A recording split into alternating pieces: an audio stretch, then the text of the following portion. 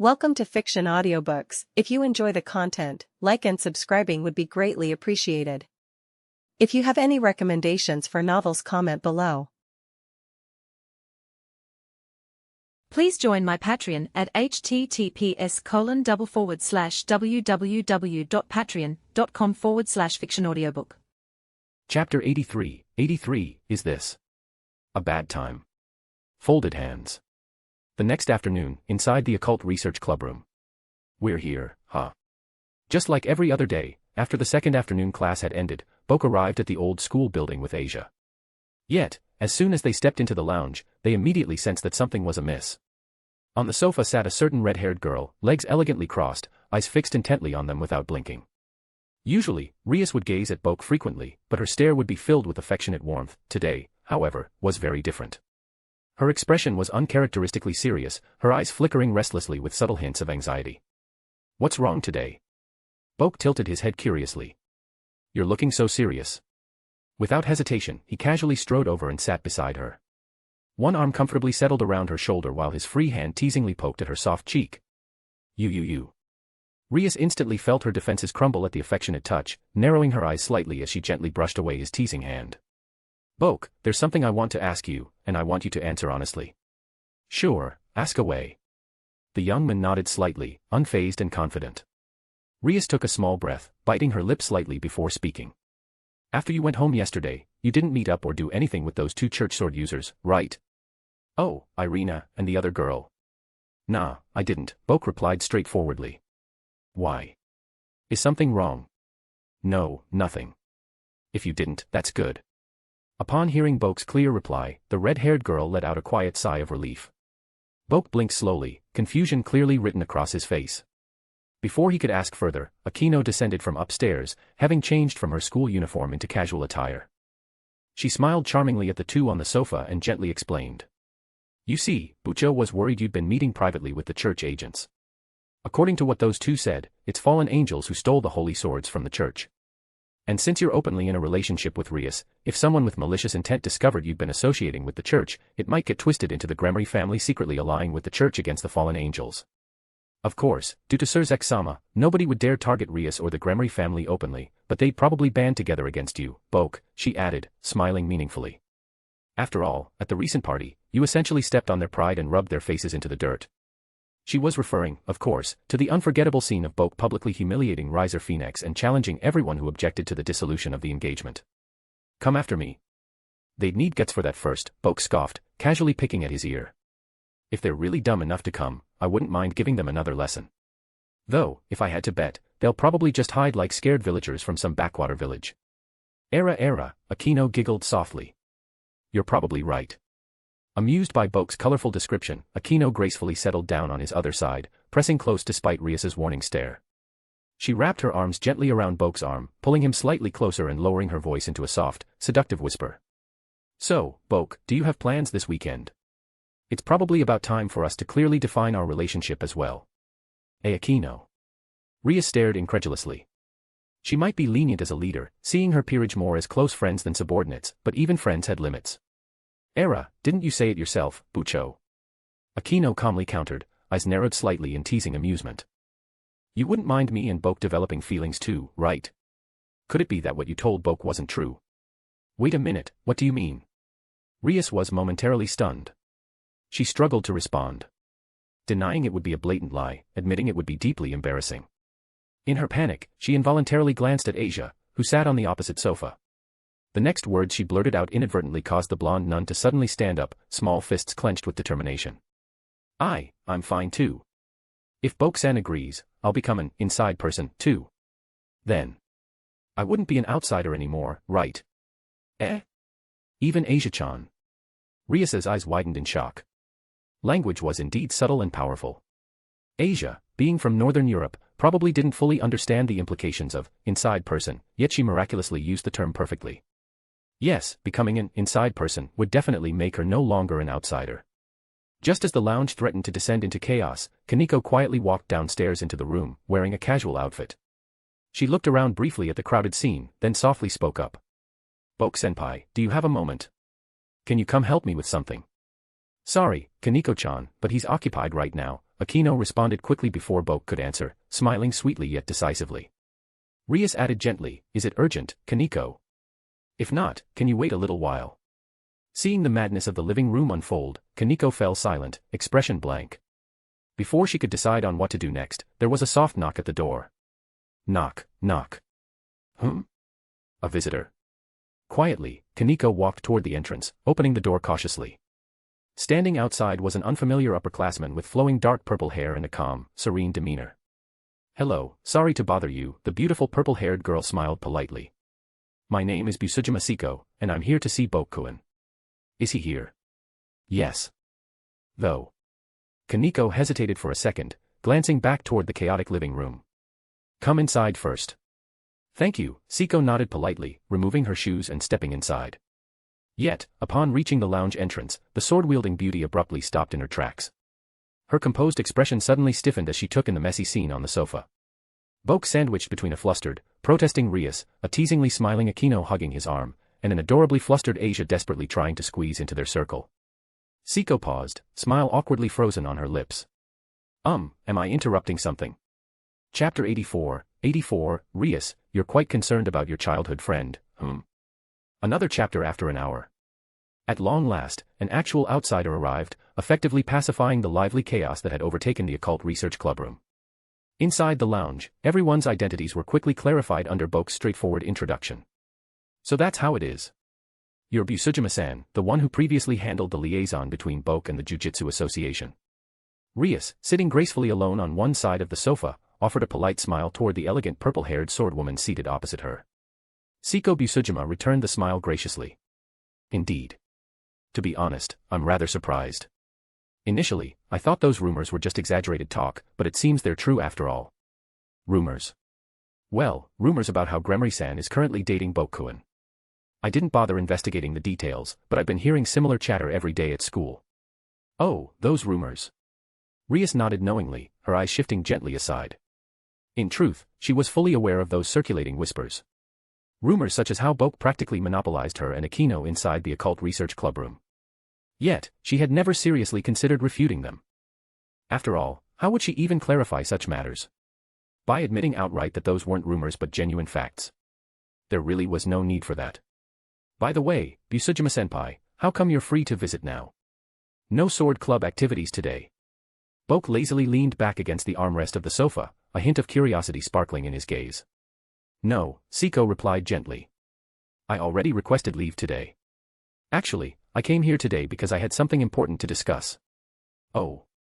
Boke raised one brow curiously. It's regarding yesterday evening. Taking about 2 minutes, Siko briefly recounted how she'd encountered the stitched-up priest on her way home, as well as how Ireina and Zenovia had intervened and driven him away.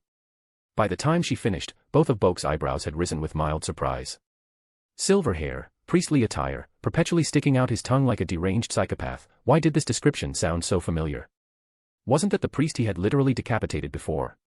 He'd even tossed away the head as far as he remembered. Did someone seriously stitch him back together like some Frankenstein's monster and equip him with a brand new weapon? Ah. I see. So that's why. Boke muttered quietly, nodding to himself as if suddenly enlightened. But his words didn't escape Rias's sharp hearing. She immediately turned to him, narrowing her eyes. What was that? So that's why. Oh, it's nothing. Tell me, Rias insisted gently, eyes narrowing even further. Unable to resist that pressing gaze, Boke sighed softly, reluctantly explaining. Yesterday, after Ireina left, I left a small mark of spiritual energy on her. It allows me to sense her location and her spiritual state at all times. That way, if she ever gets into trouble or starts fighting, I can detect it immediately. And last night, I briefly sensed her energy fluctuating. She definitely engaged in combat for a moment. But since it ended quickly, I assumed it was nothing serious and let it go. I didn't expect it was actually this serious, let alone that Busujima-senpai would get dragged into it too. Oh. Rias deliberately prolonged her tone, her smile turning sly and meaningful. And here I thought you weren't interested in meddling, but looks like you're still quite concerned about your childhood friend, aren't you? Well, it's not like I could just completely ignore her. Boke shrugged helplessly. The scene shifts as evening fell. On a small hillside not far south from Koa Academy, Ireina, dressed in her white church robes, was wandering the small forested path alone. Her cute little fangs peeked out occasionally as she muttered complaints to herself. Geez, seriously. Where the heck are they hiding? I've been looking all day long and haven't found even a shadow yet. At this rate, I'll never finish this mission. I wonder if Zenovia has had any better luck. Whoosh. Suddenly, a gust of wind blew past, making the treetops rustle unnaturally. Something didn't feel right. The sunlight filtering through the trees briefly darkened, as though a large bird had blocked out the sun for a moment. Realizing something was amiss, Ireina quickly lifted her gaze upward. Directly overhead, just 5 or 6 meters above, a figure wielding a huge sword was already plunging down toward her, once again copying its iconic lion's blade spinning slash. Gotcha now. Dream on. Both their voices overlapped.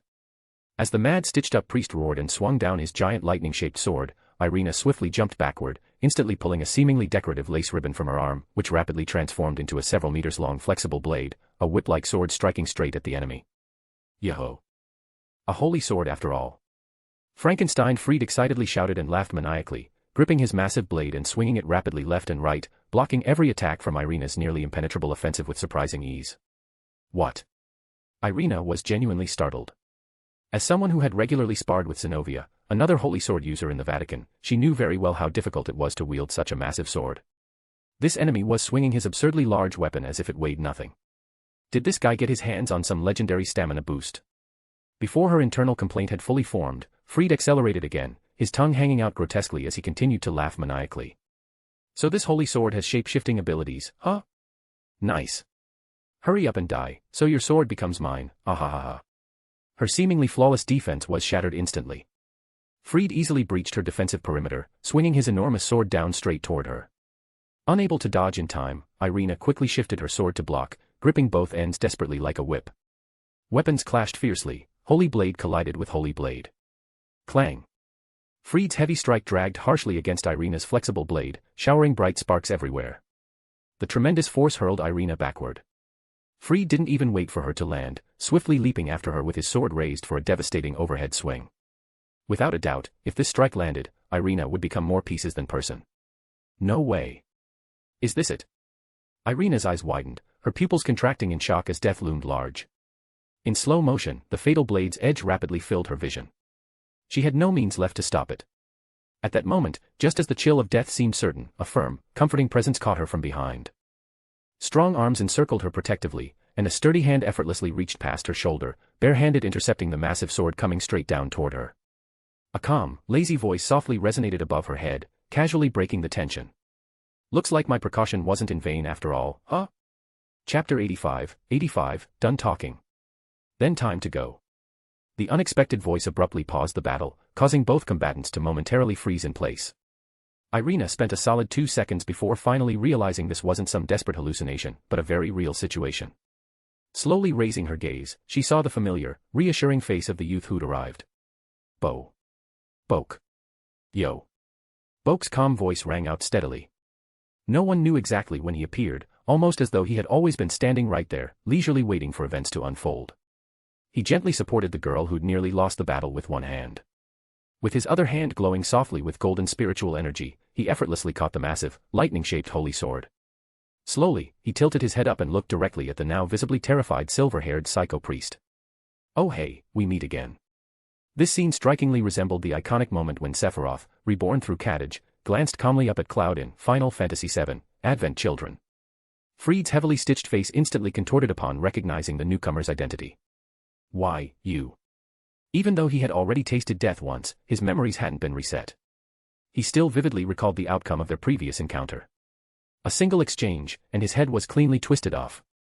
The final image seared into his consciousness before dying was the surreal sight of his own headless body still standing. Without the slightest hesitation, Fried tightened his grip and leaped backward with full force. Sure, after his resurrection and reconstruction, his abilities had improved significantly, far surpassing his former self. However, facing Boke again, he had absolutely zero confidence. A wise man avoids danger, wait, huh? Reality proved crueler than his optimistic expectations. Fried barely managed to leap half a meter back before he was abruptly jerked right back in place. Not due to some Bansho Tenin or Dio stand, the world, or anything fancy, rather, the lightning-shaped giant holy sword had never once budged an inch from Boke's grip, as if welded permanently to his hand. Bastard. Fried cursed under his breath, quickly releasing the lightning sword and stumbling backward, hastily pulling out 2 more blades concealed within his priest's coat. Ireina glimpsed them briefly and couldn't help crying out. Those are the other 2 holy swords stolen from the church. Ah, so all 3 are gathered here, huh? Boke calmly helped Ireina regain her balance, casually passing the lightning sword into her hands, before taking slow, deliberate steps toward Fried, whose panicked expression now resembled that of a trapped bird. Wait a minute. Damn it. Where the hell did you even come from? Why the heck does this keep turning into some insane plot twist? Fried frantically scanned around, desperately seeking a way out. He might have been insane, but he wasn't stupid. That brief collision had clearly demonstrated the monstrous gap in their strength. If he rashly charged again, the result would inevitably be another humiliating defeat. Most importantly, of course, was his precious life. After all, he'd already died once, no way he'd want to experience it again so soon. Trying to run again. Take a look behind you first. Boke gestured mildly toward Fried's back. Fried scoffed loudly, dismissive at first. Ha! Think I'll fall for such a lame trick, ugh. But before he finished speaking, intense magical fluctuations suddenly erupted above and behind him. Rapidly spinning around, Fried gaped at the enormous teleportation magic circle, at least 10 meters in diameter, forming right above the wooded path. Figures descended swiftly from the sky, gracefully landing. Rias, Akino, Asia, Kaneko, even Seiko Busujima and Zenovia, everyone arrived simultaneously, forming a perfect 2-sided encirclement. Fried immediately let out a shrill scream upon seeing Seiko. Hey, isn't that the gorgeous sword lady from last night? Oh no, oh no, oh no, surrounded by so many people. Damn it, this isn't fair. See, could everyone pause a second, hear me out? Say your excuses in hell. Zenovia had absolutely no intention of giving him a chance, swiftly raising her sword, Excalibur Destruction, and lunging forward to strike. Clang. A sharp, resonant clang echoed throughout the mountainside. The supposedly unstoppable Excalibur Destruction failed to deliver a killing blow. It was Boke. He appeared with his back facing Zenovia at the very instant she swung down her sword. Her full-powered strike landed squarely on his shoulder, yet it rebounded instantly, scattering sparks like it had struck a shield of absolute defense. You. Zenovia stared in disbelief and frustration, her beautiful features momentarily twisted by a complex mix of shock and irritation. Why would you defend him? You're an Onmyōji, aren't you? Don't tell me staying too long with devils has corrupted. You're mistaken, Zenovia.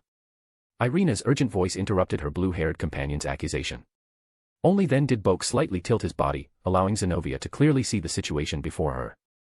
A golden, drill-like spear, resembling a Buddhist vajra, spun furiously against Boke's finger. Although small, the terrifying magical power radiating from it was undeniable. That's... Zenovia's words caught in her throat. Boke shrugged lightly. Wake up already. If I hadn't blocked it for you just now, you'd be sharing tea with St. Peter by now. Ooh. Fried, who barely survived again, noticed the vajra-like projectile and immediately shouted gleefully. That attack, leader is here. Leader. Before Rias and the others could fully grasp the situation, an overwhelming, suffocating magical aura pressed down from above. Taken completely by surprise, they nearly collapsed onto their knees. Yet, with sheer determination, they barely managed to hold on, forcing themselves to look upward. Hovering calmly above the treetops stood a towering black figure. Clad in dark robes, his pointed elf-like ears, pale twisted features, sinister dark magical energy, and the murderous crimson glint in his eyes sent chills down everyone's spines. Most notably, behind him spread 10 pitch-black wings. That's the 10-winged fallen angel commander, Ireina gasped anxiously. Kokabil. Though they'd anticipated danger, mentally preparing themselves to sacrifice everything, even their lives, facing this commander-level fallen angel still utterly overwhelmed them. The power gap wasn't simply vast, it was absurdly immense. Victory wasn't merely distant, even the thought of resisting seemed impossible. Was this truly the might of a fallen angel who had survived battles against God and the original devils? You. Kokabil, what exactly are you plotting? Rias forced herself to steady her voice and demanded firmly. As the Gremry heir and younger sister to Satan Lucifer, Surzex, no matter how hopeless the situation seemed, she must maintain composure. Kokabil sneered coldly, mockery dancing cruelly in his crimson gaze. Goal.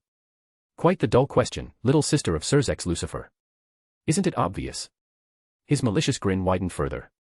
Now that the younger sister of a Satan and the Church's holy sword wielders are conveniently gathered here, my aim is simple, I'll rekindle the flames of war until it consumes everything completely. Nowadays, fallen angels and devils alike have grown weak and complacent. But if I slaughter you all right here, even Surzex, the great pacifist, won't remain passive. A shame Seraphal's little sister isn't here too, or my plan would be even more secure. Silence. Absolute, chilling silence. Everyone had initially thought his goal was merely stealing holy swords for greater weapons. No one imagined his true ambition was to provoke heaven and hell alike, plunging the world once more into devastating war. Truly, no rational mind could fathom this war maniac's twisted logic. All right then. Done with your speech. An unnaturally calm voice pulled everyone's attention back below. Kokabil, slightly bewildered, glanced downward at the youth who had effortlessly blocked his strike. With a flick of his finger, Boke casually shattered the golden spear, then stretched his shoulders leisurely. If you're done babbling, it's about time you got moving to the afterlife. Chapter 86, 86, you can start a war, but when and how it ends, that's up to me. At that very moment, beneath the setting sun within Koa Academy, two literature-inclined girls, one with short hair, one with long, were leisurely strolling across the empty sports field. Adjusting her glasses gently, Shinra Tsubaki glanced across the empty soccer field and deserted basketball court in the distance. Looks like everyone's already gone home. President, maybe we should head back as.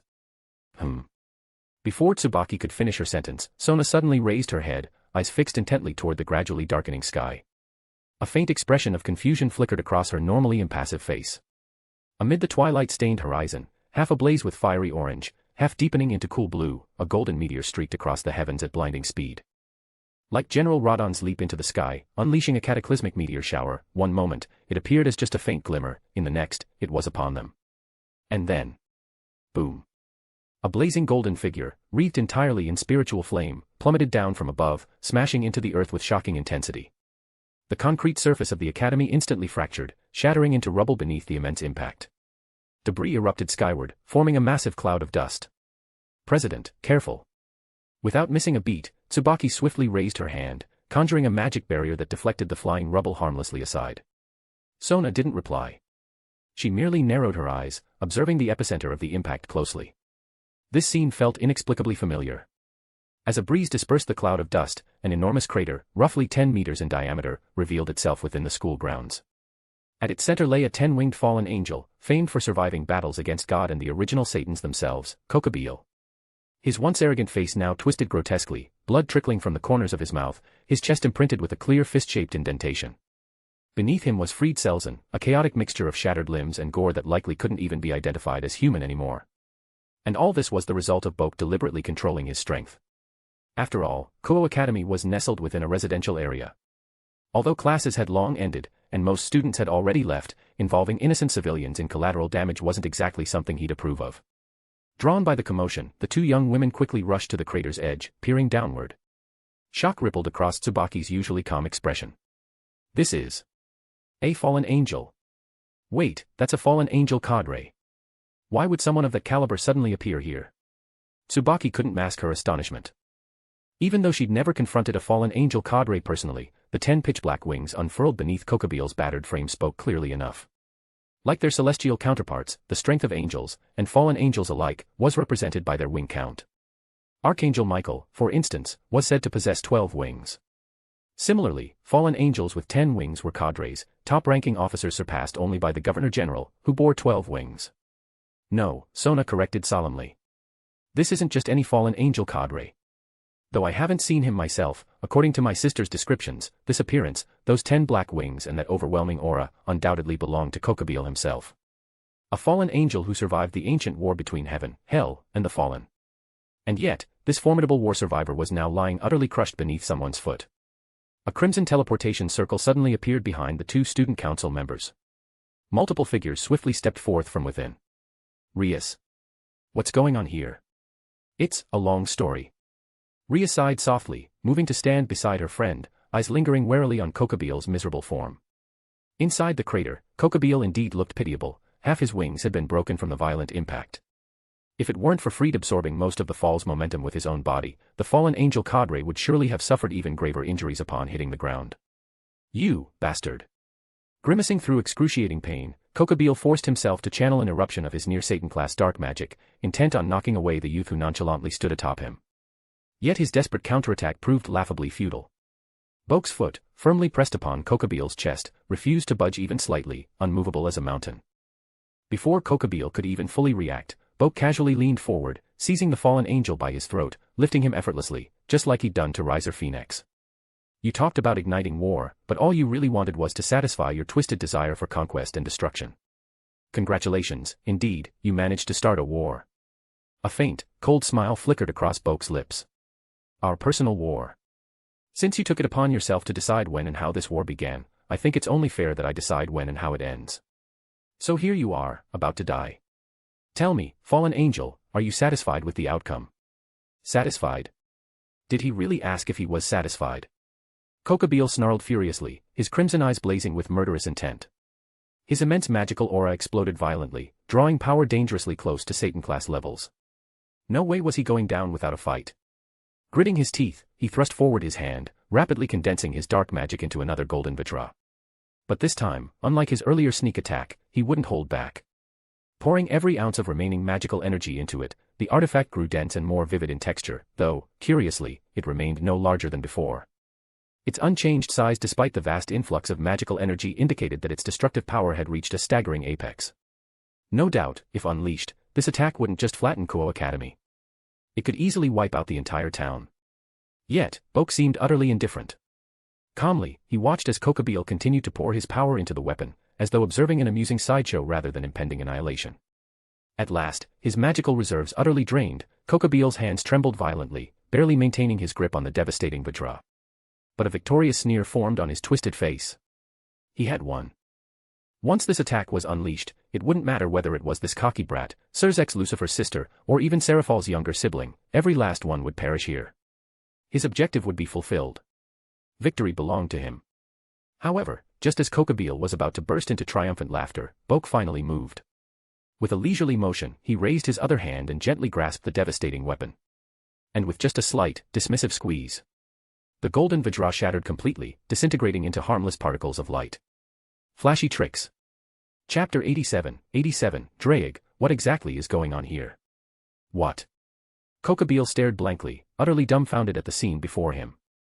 Never in his wildest dreams had he imagined his ultimate attack, condensing every last shred of his strength, could be effortlessly crushed with such casual ease. The other party's attitude from beginning to end seemed to treat him like mere roadside trash.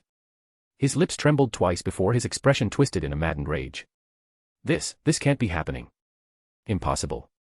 This plan. Impossible. Damn it. The sudden mental breakdown stunned everyone present. After all, this man was a cadre among fallen angels, someone who'd fought through the great war against gods and devils alike, and still survived with overwhelming power nearly matching the Mao themselves. But seeing him now, had he really just snapped like a brittle twig? Finished. Boke lazily dug his ear, clearly uninterested in hearing further barking. His thoughts had always been straightforward, perhaps similar to a certain salaryman from Morio Town who just happened to enjoy simple pleasures like beautiful hands. He didn't possess grandiose aspirations to dominate the world, nor did he desire power or status. All he truly sought was an easy, comfortable life, nothing more. Yet, there were always troublesome pests appearing out of nowhere, intent on stirring up chaos, people like Rainier previously, or a certain arrogant young phoenix. Since they'd chosen to jump out and disturb his tranquil existence, Boke had no obligation to let them off easily. If they wanted war, then war they'd get. But whether or not they could handle the consequences, well, that was another matter entirely. Damn it. Kokabil, utterly lost to madness, began screaming incoherently. Damn you, Azazel. Why the hell aren't you showing up now? As long as the war continues, victory will inevitably belong to us. The original devils are dead.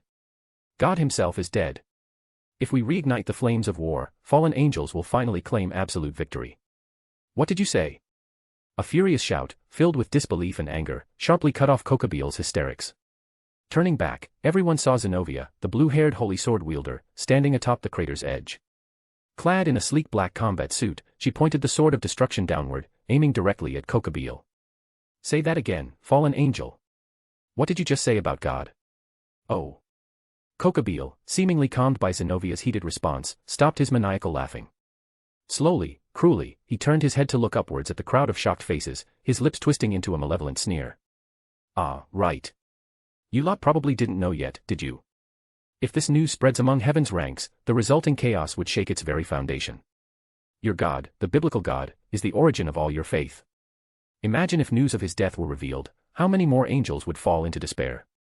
After all, devils can elect new Maos, but your biblical God, well, he's one of a kind. And as for the underworld, no need to even mention it, those who desire to restart the Great War are abundant indeed. Shut up. Zenovia harshly interrupted. She lowered her head slightly, blue bangs shielding half her face, casting a dark shadow upon her trembling form under the last crimson hues of twilight. She didn't dare turn around to see her closest friend's current expression. Her once proud grip on the holy sword of destruction now shook uncontrollably. Are you saying the truth?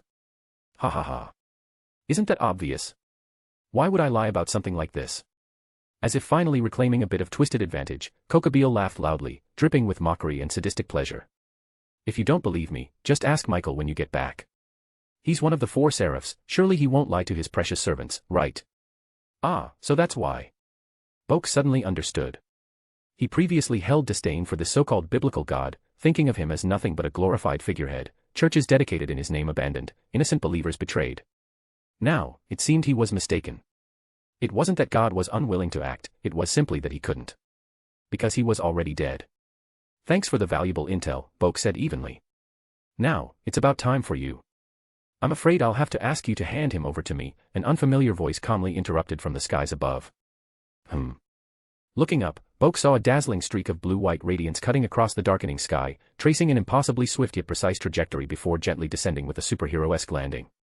Though its descent was rapid, the actual moment of landing turned out unexpectedly gentle. In fact, the newcomer's feet didn't even touch the ground. Instead, they hovered gracefully about 20 centimeters above, crystal-like wings of white and blue light spread majestically behind him, scattering fragments of stars. And who might you be? Boke asked flatly, eyeing the stranger with mild amusement. Honestly, the newcomer's appearance was somewhat eccentric. Silver-white European knight armor, mixed strangely with a futuristic Gundam-esque aesthetic, created an odd sense of dissonance, like a mecha anime protagonist suddenly dropping into the wrong genre entirely.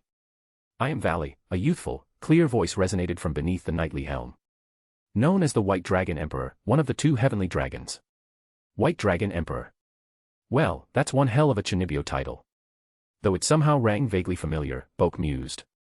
Before Boke could voice further thoughts, Valley spoke again.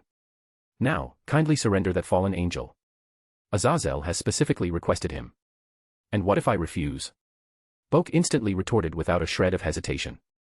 Speaking of Azazel, he continued dismissively, this guy kept mentioning him earlier too. Some coward who can't even show his face, hiding in the shadows, does he honestly think he can make demands of me? A heavy silence settled instantly. The air around them seemed frozen solid, the 2 standing motionless, eyes locked onto each other. Meanwhile, Boke's hand began radiating increasing golden spiritual pressure, gradually gnawing at Kokabil's already battered body. Suddenly, the crystalline wings behind Valley shimmered faintly, releasing a voice completely distinct from the one heard previously. Ignoring me, are you, Red One? Don't you have something to say? Red One? Valley asked, puzzled, glancing back toward his wings. Albion, are you certain it's him? Again, those luminous wings flashed slightly, resonating clearly. Ah. Yes, I'm sure it's the boy before you. I clearly sense Draig's presence within him. Though admittedly odd. Draig's aura feels strangely subdued, as if he's still, sleeping. Even the voice from the wings seemed uncertain toward the end. What? Valley sounded momentarily bewildered. White Dragon Emperor. Draig, sleeping. These scattered keywords suddenly triggered an older memory within Boke's mind. After a brief moment of confusion, he closed his eyes, sighing softly and rubbing his forehead. Ah, that's right. Nearly forgot about you. After a pause, Boke glanced casually at the back of his left hand. All right. You can speak now. Several seconds passed in silence. Suddenly, a round emerald glow slowly emerged from Boke's left hand, accompanied by a heavy yawn. Can anyone tell me what exactly is going on here? Chapter 88, Draig, do you even know how I've spent these 10 years? Things had unfolded too quickly, leaving everyone thoroughly overwhelmed. Initially, 2 holy sword wielders from the Vatican had traveled halfway across the globe to Tokyo, claiming 3 stolen holy swords had been taken by fallen angels. Then, an actual fallen angel appeared, and not just any grunt, but Kokabil, a 10-winged cadre who'd survived the legendary Great War, a bloodthirsty veteran intent on restarting the ancient conflict. And just as quickly, the warmongering veteran was mercilessly flattened. Suddenly, yet another character emerged, someone who called himself Valley, the White Dragon Emperor. And now, Boke-san's hand is talking. Asia finally snapped out of her daze, staring wide-eyed at the glowing green mark on Boke's hand. Unlike Zenovia and Ireina, Asia had already shifted her faith after the Rainair incident, so the news about God's demise hadn't rattled her quite as severely. She was far more concerned about what exactly was going on with Boke right now. Vala's crystalline wings shimmered again, the voice reverberating clearly. What's going on, Draig? Are you still half asleep? Ah, that voice. Oh, it's you, Albion. Long time no see. What happened? Draig replied from Boke's glowing hand, confusion evident in his voice. You're really out of it, aren't you? Albion remarked, sounding puzzled. Did you forget already? Our hosts were supposed to have their destined showdown. My current wielder has already completely mastered Balance Breaker, even the Juggernaut drive. But from the looks of things, your host hasn't even achieved basic awakening yet, has he? Nanny. Impossible. As soon as Albion finished speaking, the green glow on Boke's hand flickered rapidly, its voice laced heavily with shock and disbelief, like a student who'd spent years preparing for the entrance exams, only to realize he'd overslept and missed every test on exam day. Is this a conversation between sacred gears? Rias murmured, understanding dawning upon her. Sacred gears. Akino tilted her head slightly, glancing curiously at Asia beside her, equally perplexed. You mean like Asia-chan's? No, not exactly, Rias shook her head. Among sacred gears, there are rankings. Some at the very top are called Longinus class sacred gears, possessing their own distinct consciousness. Longinus class. Then Boke-san's is. Based on the opponent calling himself the White Dragon Emperor, and addressing Boke's mark as Draig, the sacred gear Boke holds should be the legendary boosted gear, one of the most powerful Longinus, the Red Dragon Emperor's gauntlet. The boosted gear, forged from the soul of the legendary heavenly dragon, Red Dragon Emperor Draig, who once rampaged through the Great War, wreaking havoc among all three factions. Although his body had long since perished, his soul remained sealed within the sacred gear, continuously reincarnating from one host to another, perpetuating his eternal rivalry with the White Dragon Emperor. Put simply, they had switched from street brawlers to Pokemon trainers, once fighting face-to-face, now forced to watch their hosts do battle in their stead, turning their grudge into a proxy war. But that begs the question, if Boke had possessed such an immensely powerful Longinus all along, why had he never used it? Even as Rias puzzled over this, Draig, clearly unable to accept what he was hearing, continued to flicker furiously. Hey, Albion. Are you serious? Your host already learned Juggernaut Drive. Albion calmly replied through his wings, glowing softly, that's exactly right. That's why I'm genuinely curious, Draig, what in the world happened with you this time? To still not even have basic awakening, this has literally never happened before. TCH, wait, just give me a second to recall clearly. Silence followed for about 20 seconds, and suddenly, a brilliant burst of green flashed from Boke's hand. Ah. Now I remember. Remember what? Albion asked curiously. I just remembered. The last time I woke up was 10 years ago, but I barely managed to say 2 sentences before getting sealed back into sleep. Ha. This time it was Albion who faltered. What did Draig mean he'd only managed 2 sentences before being resealed into sleep? Had his previous host been immediately killed upon awakening? But if that was a decade ago, Boke clearly wasn't just a 10-year-old child. Therefore, according to this scenario, Draig had indeed awakened once 10 years ago, only to be forcibly returned to slumber almost instantly, and the host hadn't changed in the meantime. In other words, the legendary heavenly dragon, the fearsome Red Dragon Emperor, had long ago awakened within this very host, but was then suppressed and forced back into dormancy. Using no angelic, devilish, nor godly power, just relying on sheer human willpower alone to suppress a Longinus consciousness. Are you kidding me? If Albion still had a corporeal body, he'd probably be scratching his head in disbelief right about now. Meanwhile, Boke yawned loudly, clearly losing interest. If your little reunion is about done, then it's about time to wrap things up. Ah, hold on, could you leave him to me?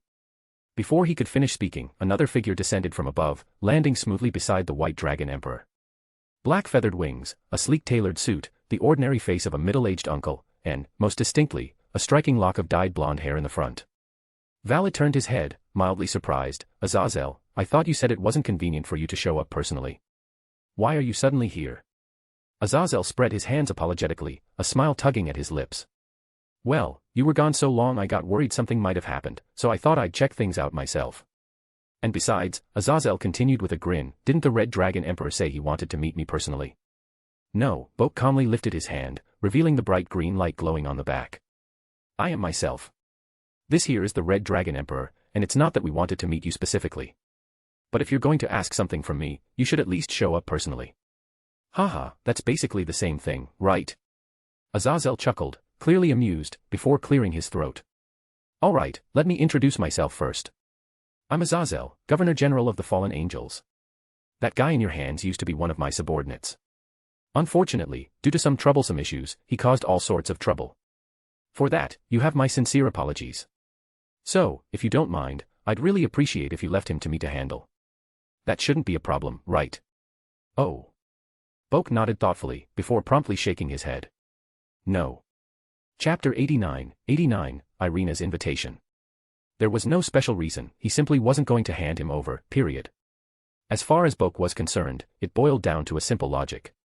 Your subordinate invaded my territory and caused trouble first. I didn't actively seek you out to create issues. You stayed silent when your subordinate stole holy swords from the Vatican. You stayed silent when he ran amok. You stayed silent even when I nearly put him 6 feet under. And now, only when he's finally about to kick the bucket for real, you show up. Just what have you been doing all this time? Come on, can't you just be a bit more flexible? Azazel scratched his head helplessly, smiling wryly at Boke's stubborn expression. I understand you're dissatisfied. But from my perspective, it's also something beyond my control. If not, your grand plan won't continue. Boke interjected flatly. Huh. The fallen angel governor stopped mid-sentence. Boke continued coldly, Kokabil appeared and was swiftly taken down by me within a very short period. Prior to this, he never openly showed himself. Yet your representative was able to arrive here almost immediately. This indicates that you've been closely monitoring your subordinate from start to finish. Given this, it's impossible you were unaware of the theft of the holy swords. Also, according to Kokabil's harsh comments about you, you're clearly a conservative among fallen angels, opposed to restarting the war. It makes no sense for you to protect an extremist like him. Taking these factors into account, I'm very curious about what exactly your plan is. What do you intend to do after you take him back? Ah. Azazel felt like he'd been stripped bare. He exchanged a glance with the silver-haired youth beside him, who had already withdrawn from his balance-breaker state, and then chuckled in resignation. Well. I didn't expect you to see through it so easily. Fine, I admit it. I've been aware of Kokabil's scheme from the very beginning. However, I also prepared a backup plan. As you correctly guessed, I've indeed been closely monitoring Kokabil's movements. My original intention was to have Valley apprehend him the moment he revealed himself after stealing the holy swords, but unexpectedly, you beat us to it. In my original plan, after Valley caught Kokabil, I intended to use him as leverage in negotiations with heaven and the underworld. Negotiations. Boke raised an eyebrow skeptically. Your subordinate stole the church's holy swords and then tried to ignite a new war by killing the younger sister of a Satan. And you still intended to negotiate with the other two factions afterward.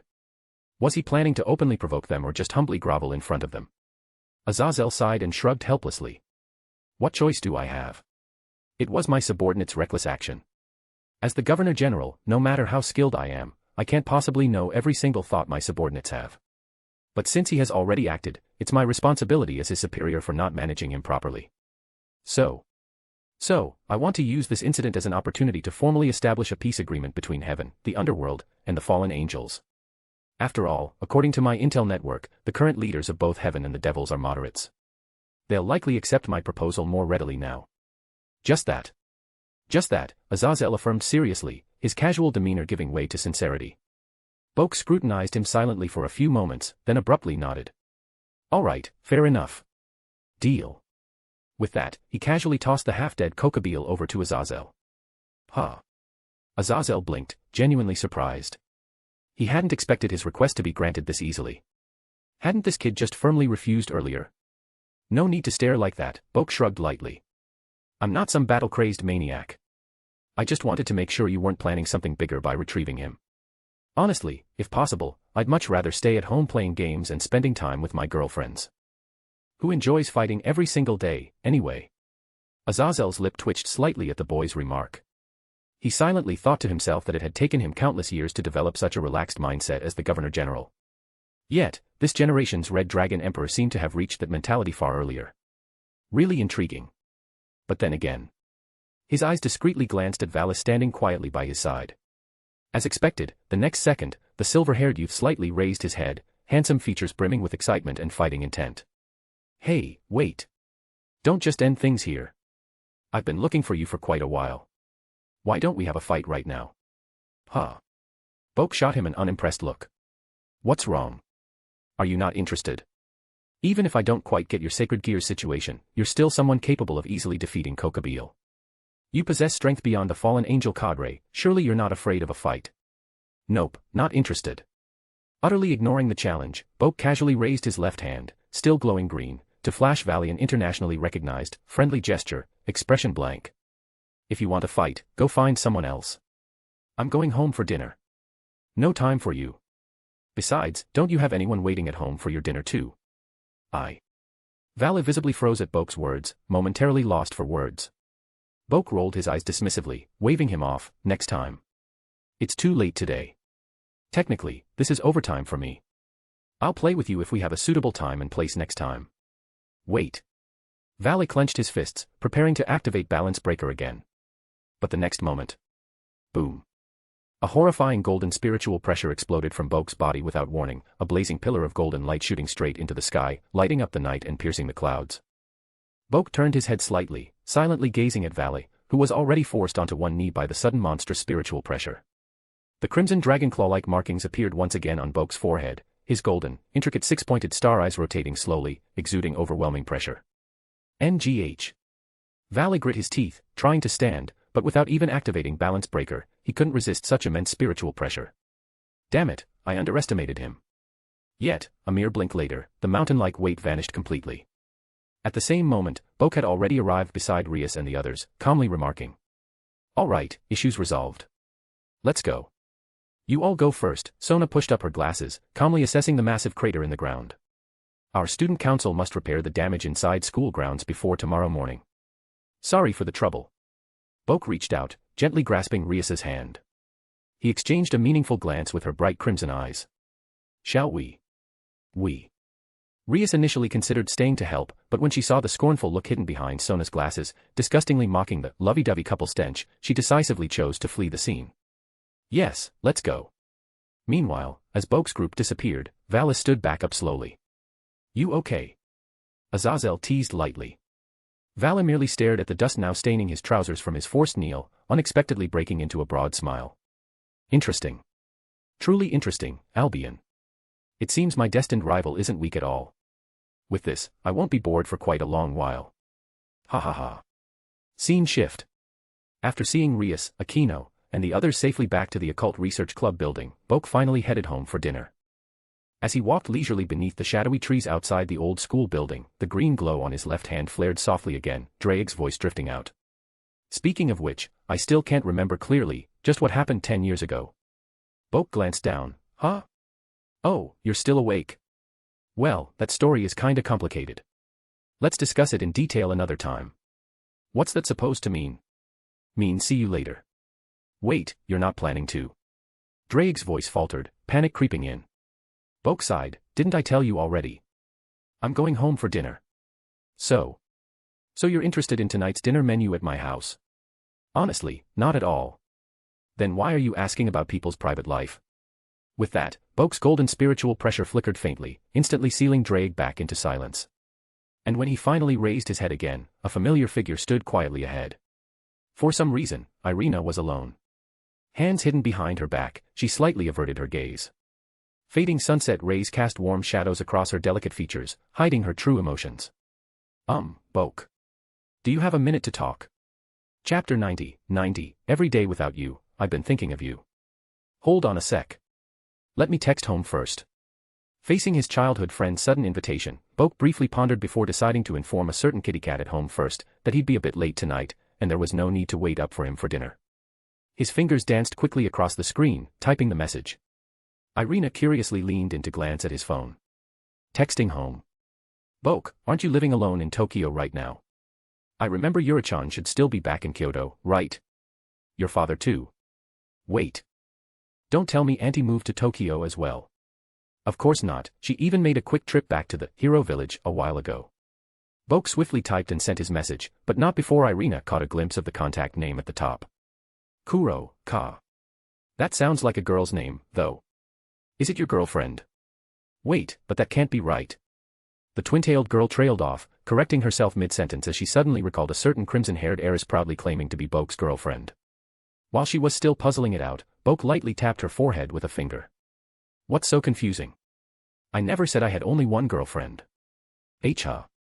As if she'd just heard something utterly inconceivable, Ireina opened her mouth wide, cute little fong peeking out. Her usually sharp tongue got tangled for once. But wouldn't that make it polygamy? Wait, but auntie, no, Yura-chan would never allow that, right? Then I just won't tell her. Boke casually tucked his phone away, walking past Ireina as he tossed back a nonchalant remark. Come on, let's grab some dinner first. I'm buying tonight, what do you feel like eating? I'm okay with anything, I guess. Ireina responded vaguely. As the saying goes, it's delightful when friends come from afar. Usually, if an old friend whom you haven't seen in years arrives, it's expected you'd treat them to something nice. But then again, the saying also goes that guests should follow the host's preference. Since Ireina put the decision in his hands, Boke naturally felt no need to be overly polite about it. Thus, 20 minutes later. At the free public park about 300 meters from Koa Academy, on a bench beneath a softly glowing street lamp, the aroma of freshly opened fast food wafted gently through the lush greenery surrounding them. Ireina stared silently at the steaming burger she held, its warmth still radiating through the packaging, suddenly unsure of what to say. Glancing at Boke, who was already cheerfully unwrapping his own burger, Ireina awkwardly lifted her burger and questioned quietly. So, this is our dinner. Boke paused mid-bite, raising an eyebrow at her. Would you prefer something more fancy? There are a few restaurants nearby, but it's dinner time now, the busiest hour. You sure you want to squeeze into a packed place? I'll pass. After a brief hesitation, Ireina chose to give up. She understood Boke hadn't chosen fast food out of stinginess or to save money, he simply preferred takeout instead of rubbing elbows with the crowd. Truth be told, after everything she'd experienced today, Ireina didn't really have the mood to immerse herself in a noisy, bustling restaurant atmosphere either. Right now, she preferred a quiet moment instead. And since it was dinner time, this free park was pretty much empty. The elders who loved strolling around after dinner hadn't yet arrived, and the thick greenery behind them muffled the noise from the road. It was as if they had temporarily reserved this whole park for themselves. This wasn't bad at all. Smiling faintly at that thought, Ireina unwrapped her burger and took a small bite.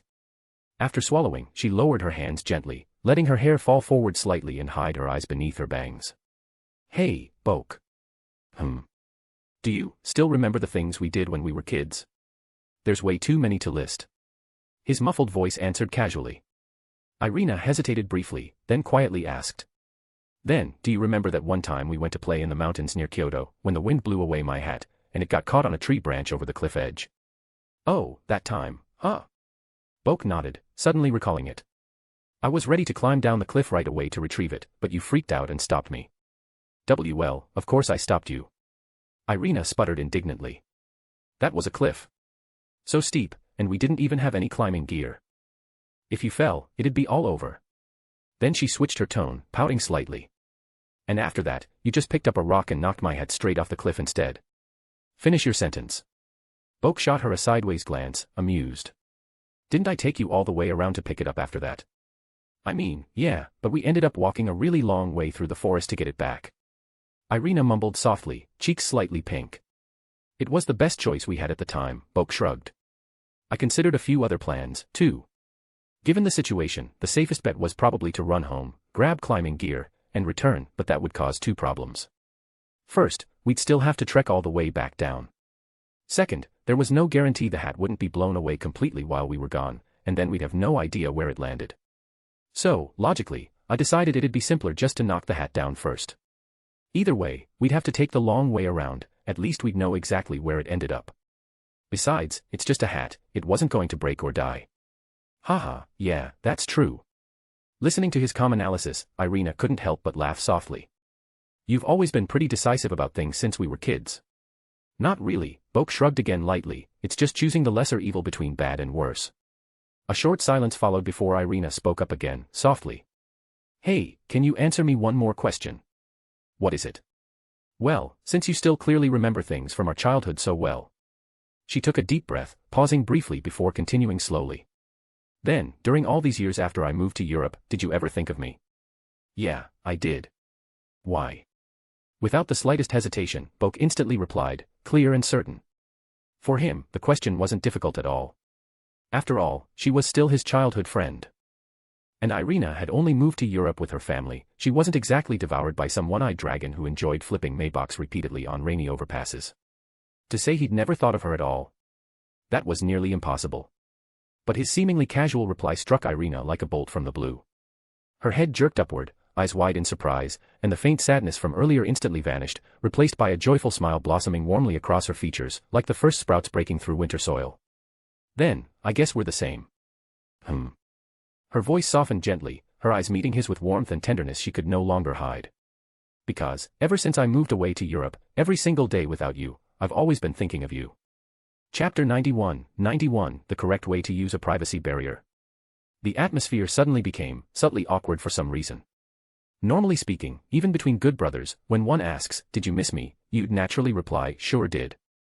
If you forcibly answered, "Didn't think about you at all," you just look like some tsundere weirdo too shy to admit it. But Northwest matter how close friends are, jumping straight to, "Every day without you, I've always been thinking of you," seemed a bit excessive. A certain acting Onmyōji from Kyoto fell deep into thought. By the way, Boke, you probably know this already, but... Before Boke could respond, the holy sword-wielding girl continued with flushed cheeks. Zenovia and I came to Japan purely because of our mission. Under normal circumstances, we wouldn't have any free time to wander around or anything. But now that all 3 stolen holy swords have been recovered. You're going back tomorrow? Boke finished for her. Yeah, Ireina nodded gently. The church has already booked tomorrow morning's return flight for us. Unless something unexpected comes up, we have to leave by then. Wow, they're really squeezing every last drop out of you guys, huh? Boke couldn't help but shake his head. Even the lowest level combat missions handled by the Keikain clan would grant a few days rest afterward. After all, not everyone could steamroll through missions effortlessly like him. Most people would need at least a short break to recover mentally. Giving personnel proper rest between assignments was crucial, otherwise, constantly piling tasks would inevitably lead to burnout. Ireina sighed softly. It can't be helped. The church has always had a shortage of capable fighters, and holy sword wielders are especially rare. She hesitated a bit before continuing, clearly unsure how to phrase her next words. Boke glanced sideways. Something else bothering you? I don't really know how to put it. Should I call it an existential crisis? Or maybe a crisis of faith? Ireina messed with her hair, becoming somewhat flustered. Since childhood, my father has been deeply involved with the church. Growing up influenced by him and later moving to Europe, I joined the church as a holy sword wielder. My faith was always rock solid, at least, that's what I thought. But today, suddenly being told that God is already dead, well, it's hard to accept. Boke prompted. Actually, not really.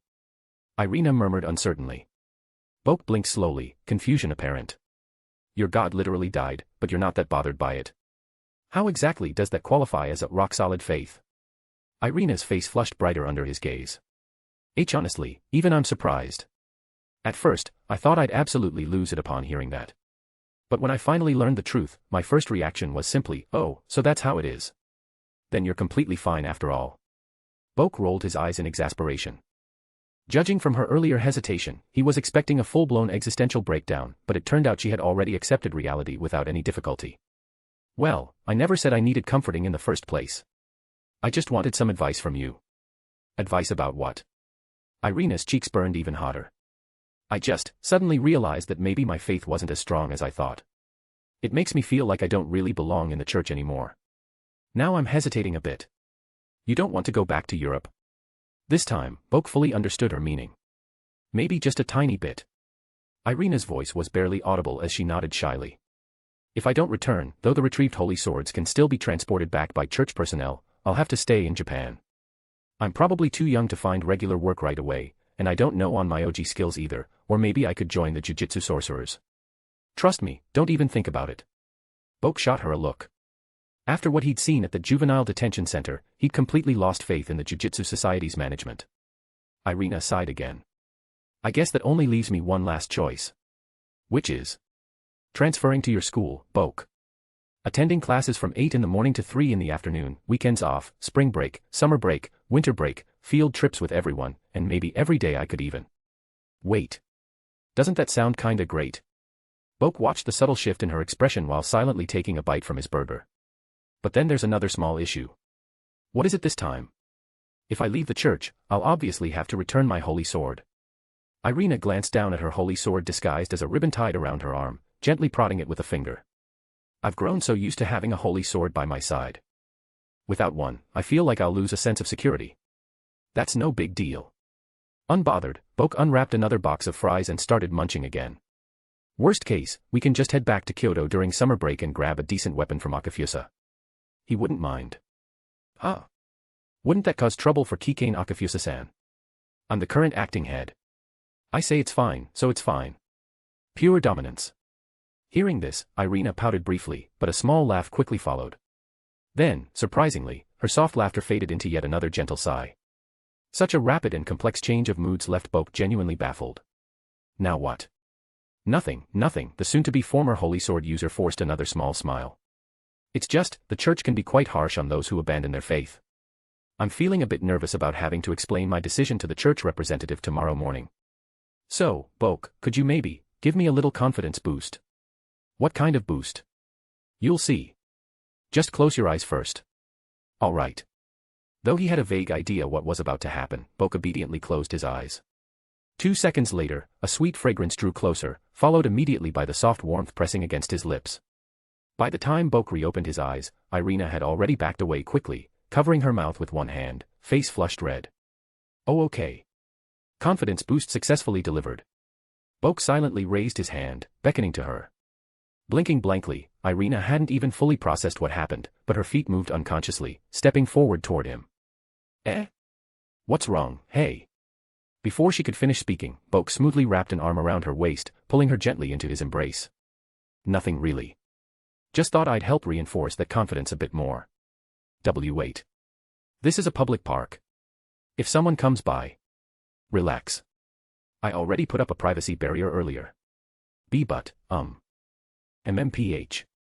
Chapter 92, Ireina can't feel her legs today. One chapter today, sorry. It wasn't until the skies completely darkened, the bright moon already high above, that the sounds echoing through the quiet park finally tapered off into silence.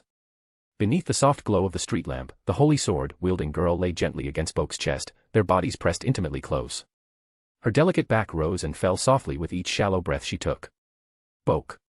After a long while, Ireina stirred slightly, her whisper drifting lightly against his ear, carrying the faintest tremble, as though she'd just finished softly crying. Boke responded by gently stroking her back with his palm. Ah. Yet even such a simple gesture caused the girl's body, which had only just barely settled, to tremble again. She straightened instinctively, pushing herself up in a half-panic. D-dummy. Stop moving around already. Ireina scolded him weakly, her cheeks flushed crimson again almost instantly. Her voice softened further, barely audible. Boke, you bully. How's it suddenly my fault? Boke raised an eyebrow skeptically.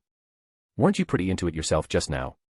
If I hadn't added an extra soundproof barrier in time, your voice would have penetrated my privacy barrier. Wait, stop, don't say any more. At the mention of what just happened, Ireina's embarrassment surged, her face immediately going a deeper shade of scarlet. Could she really be blamed for being loud? Who in their right mind would have their first experience in a public park like this? Although she'd spent her childhood in Japan and later moved to England, eventually working within the church, where even she'd heard plenty of crazy stories, including ones about couples caught by cops after public misadventures, hearing about it and actually experiencing it herself were two vastly different things. It's like those so-called dating experts who confidently advise their buddies on relationships, yet completely panic the first time they actually hold hands with a girl themselves. Not to mention, Ireina herself wasn't exactly experienced in romance either. Despite how open society had become, church culture remained relatively pure, with a clear boundary between genders. Coupled with her hectic workload, she simply never had the time to dwell on such romantic things.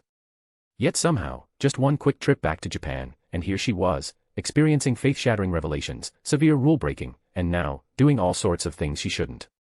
Seriously, how did things even get this far? Ireina, where are you staying right now? A hotel nearby. Boke asked gently. Yeah. Ireina responded unconsciously, pressing her hands on his chest as she pushed herself upright. We're staying at Kuo Hotel, not far from here. But at this hour, Zenovia should have already returned to the room. So if you're planning something else, then let me walk you back in a bit. Ireina froze for a second before panicking slightly. Dummy, did you even hear what I just said? Zenovia's definitely back at the hotel by now.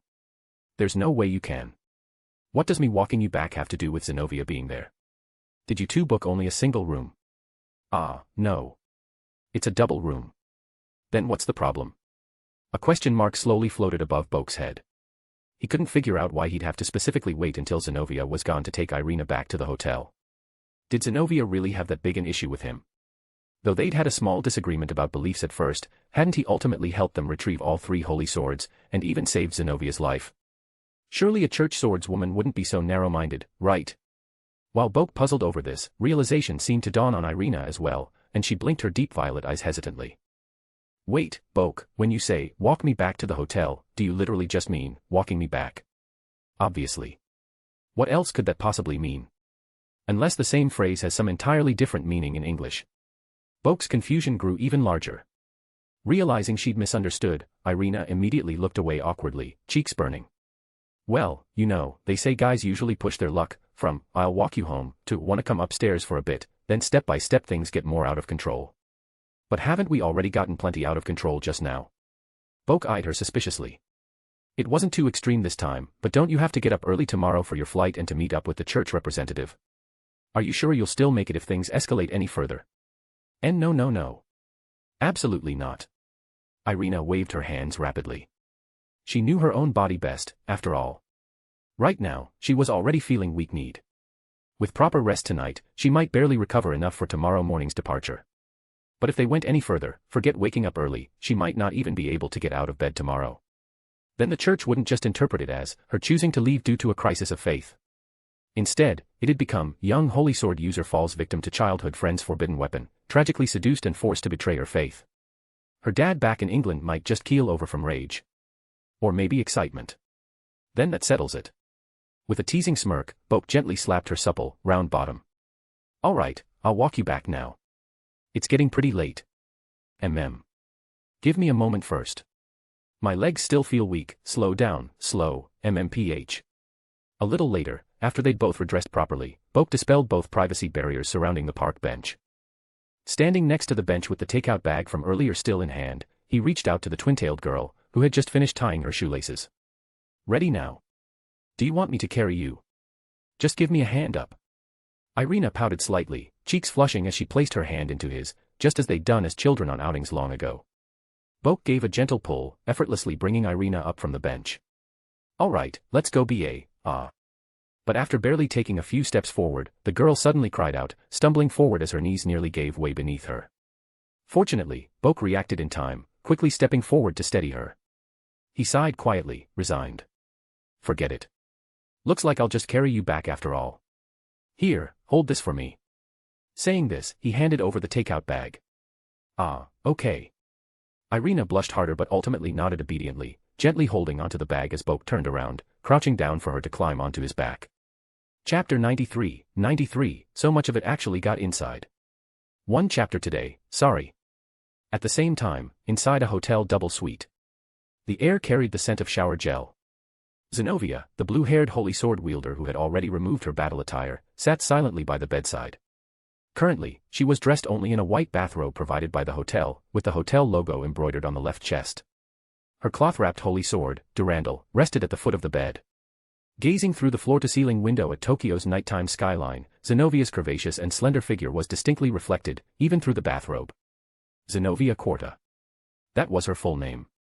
Abandoned by her birth parents as an orphan, Zenovia spent her entire childhood in an orphanage. If nothing had changed, Zenovia would have left the orphanage at 16 and lived alone, possibly working odd jobs or even begging to survive.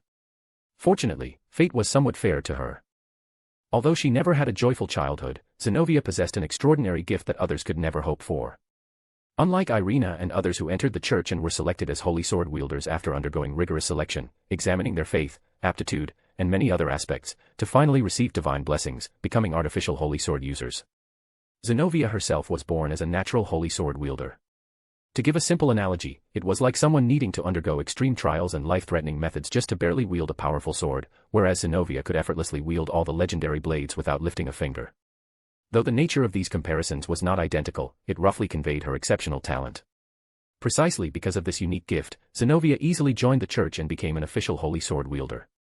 For the first time in her life, Zenovia found her own purpose and meaning. Different from others who joined the church for power or authority, Zenovia's life truly began only after entering the church and becoming a holy sword wielder. If judged solely on purity, Zenovia undoubtedly was the church's most pure holy sword wielder. She listened to no one and lived only to swing her blade in God's name. From the beginning, she had only one purpose, to fight for God. This purity also earned her the title, Slashing Princess. Empowered by such simplicity, Zenovia's fighting style became exceptionally decisive and merciless. She could even kill vampires who were once human without hesitation or emotional conflict. But now, things had changed. she learned something she never should have known. The god she believed in was already long dead. It was as if the very foundation of her faith suddenly collapsed. Zenovia instantly lost the reason to wield her sword. From orphan to holy sword wielder, everything she had was given by God. She fought for God, swung her sword for God, but now, knowing that God had died long ago, what meaning was left to her actions? While struggling with these thoughts, Zenovia suddenly remembered her partner, Ireina Shidu. Both of them being holy sword wielders from the church, she never once doubted Ireina's faith. In fact, she always believed Ireina's devotion was stronger than hers. Yet, surprisingly, when Ireina found out about God's death, she didn't show extreme despair. Instead, she'd even cheerfully mentioned earlier about meeting her childhood friend for dinner. In many ways, Ireina seemed utterly at peace. Thinking about it, perhaps this was natural. Unlike Zenovia, Ireina had family, a joyful childhood, and even a precious childhood friend. Even learning that God was no longer there, Ireina could still find reasons to move forward. Life would still go on, there would always be something beautiful in the world worth striving for. But for Zenovia, things weren't that simple. To repeat, Zenovia's entire life purpose and pride were derived solely from God. Without him, she lost her very reason to fight. But if she had to find another reason. For some reason, the scene of Bokue Keikain stepping in to shield her from Kokabil's lethal blow flashed through Zenovia's mind. Certainly, for over 10 years, her life's entire meaning and pride came from God. But right now, her life itself was preserved by Boke. There was no doubt, if Boke hadn't blocked Kokabil's sneak attack for her back then, right now she'd already be lying cold in a hospital morgue instead of staring blankly at the nighttime cityscape through her hotel room window. If that was the case. Beep. The sudden sound of the door unlocking interrupted Zenovia's thoughts, and she instinctively turned around to look. As the door opened, Ireina Shidu, having just returned from her dinner date, appeared at the entrance. The twin-tailed girl stepped through the door, which softly closed behind her. Seeing her partner sitting by the window and looking over at her, Ireina blinked rapidly, trying to appear calm. What's up, Zenovia? Nothing much. Zenovia's expression remained unchanged. Did you go shopping with your childhood friend? You're back pretty late. Why yeah, we went for a walk after dinner. Mentioning dinner with Boke, Ireina's cheeks immediately reddened. After all, they'd planned to only have dinner, but unexpectedly progressed to that step, and it even happened in an open-air park. How about you, Zenovia? Did you have dinner yet? Yeah, I ate downstairs at the hotel restaurant. Dinner was provided. Oh, that's good. After exchanging a few casual sentences, Ireina gestured toward the bathroom near the door. You've already showered, right, Zenovia? Then I'll go take a shower now. All right. Zenovia made a scrubbing gesture. Need me to scrub your back? As fellow holy sword wielders and church combatants, their daily missions involved considerable physical activity and sweat. Being partners and both girls, helping each other scrub their backs had become the norm. But unexpectedly, this time Ireina actually declined. No, it's all right.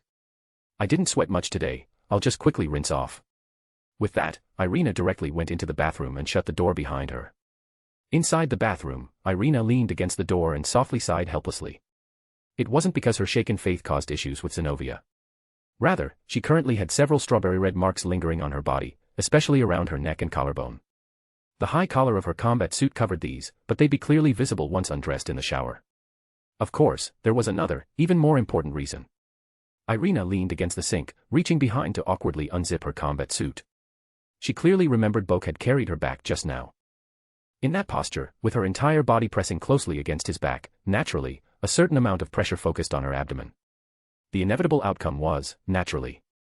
After several seconds, as she slid off the upper half of her combat suit and lowered the fabric past her thighs, the inner lining of her suit was clearly an utter mess under the bathroom's bright light. Instantly, her face flushed bright red.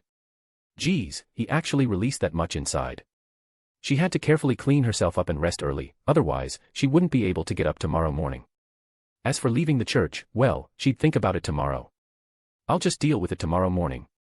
At the same moment, sitting by the window outside the bathroom, Zenovia quietly murmured the exact same words to herself. Chapter 94, both have fallen.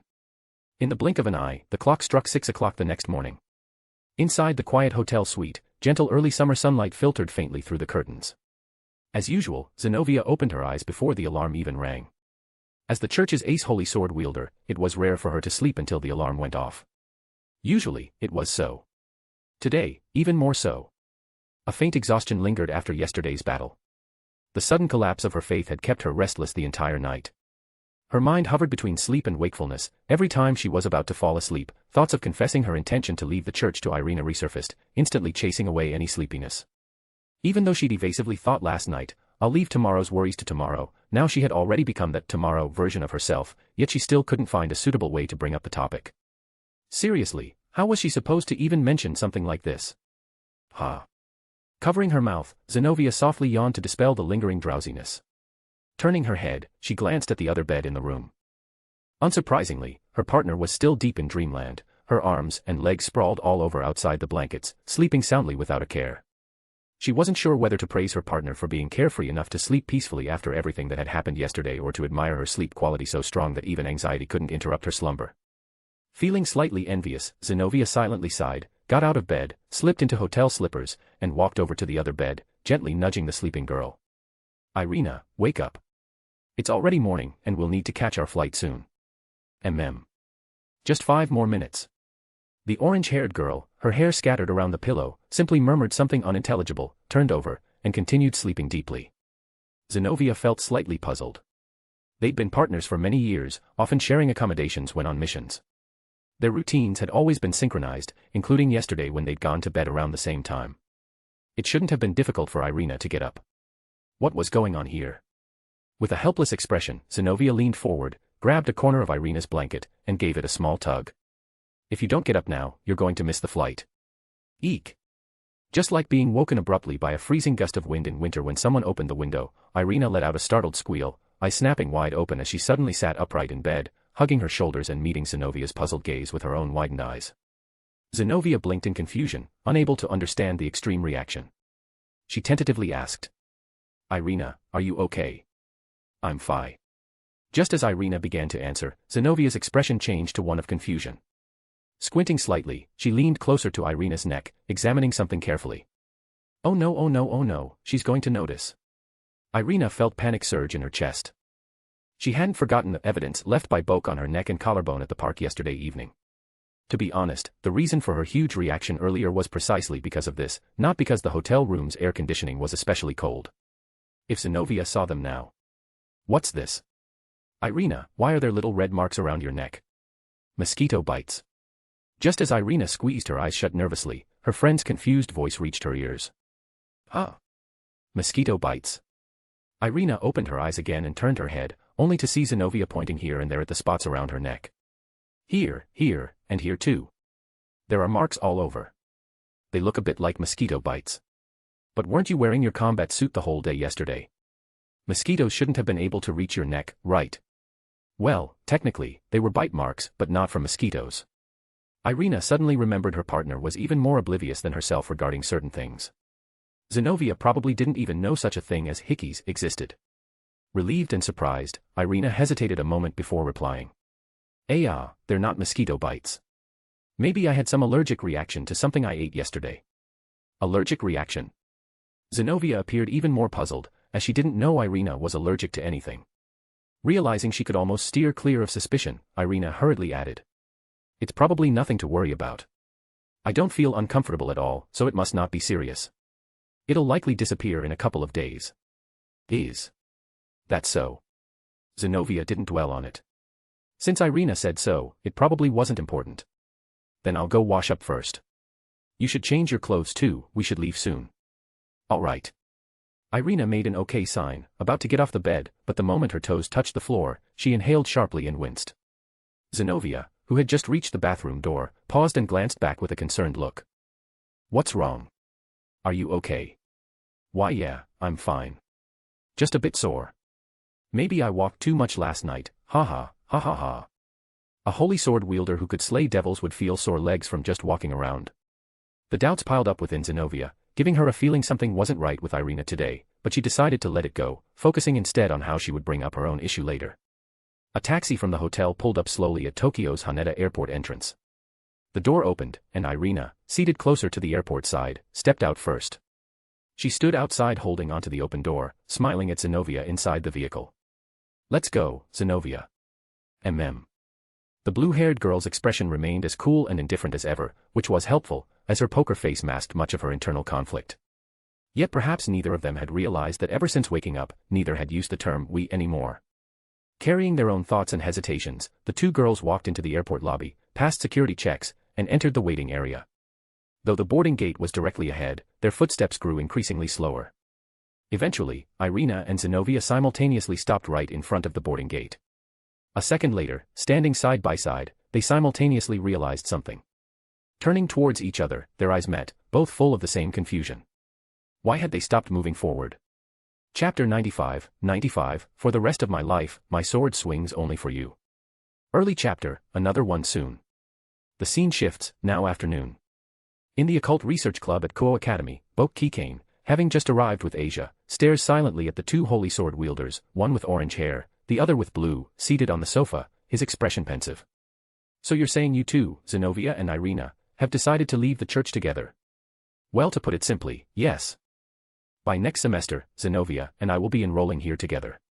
Already dressed in Kuo Academy's uniform, Ireina smiles somewhat awkwardly as she glances back at Boke. The entire situation was indeed rather complicated. Initially, her plan had been to accompany Zenovia all the way to the airport, see her board the plane, and then turn around herself.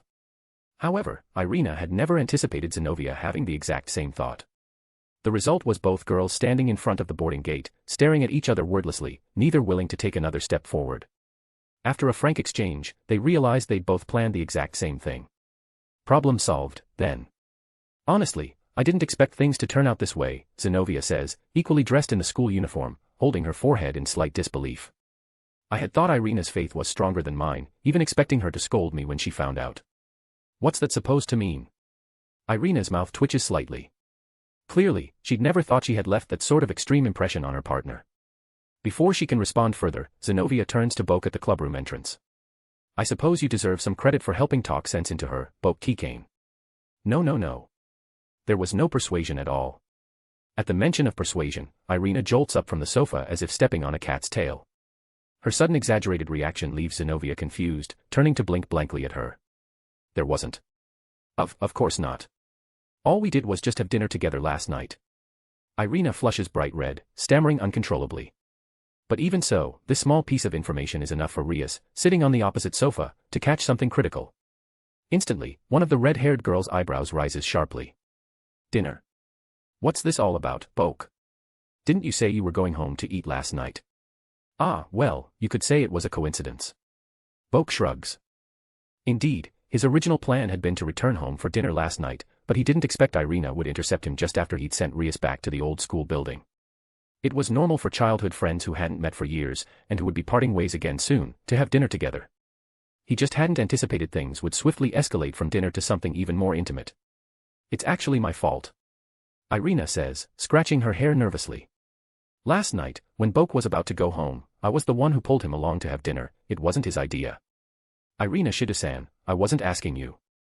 I was asking Boke, all right. Before Ireina can finish her explanation, Rias interrupts her flatly, her slightly lowered turquoise eyes clearly flashing with annoyance. Naturally, Rias knows Boke wouldn't casually brush her off about something like this. Honestly, she just wanted to tease him lightly about it. But what on earth was this childhood friend doing, actively jumping out to explain the situation? This entire attitude was practically screaming, mistress covering for a cheating husband. A brief silence lingers. After a moment, Rias presses her forehead with her hand, sighing quietly. Anyway, back to the point. Since the two of you have chosen to leave the church, you've essentially betrayed your previous faction. Now, coming here, are you planning to abandon your identities as holy sword wielders and reincarnate as devils? Eh? Ah, no, that's not it. Ireina quickly shakes her head in response. I'll still stay human.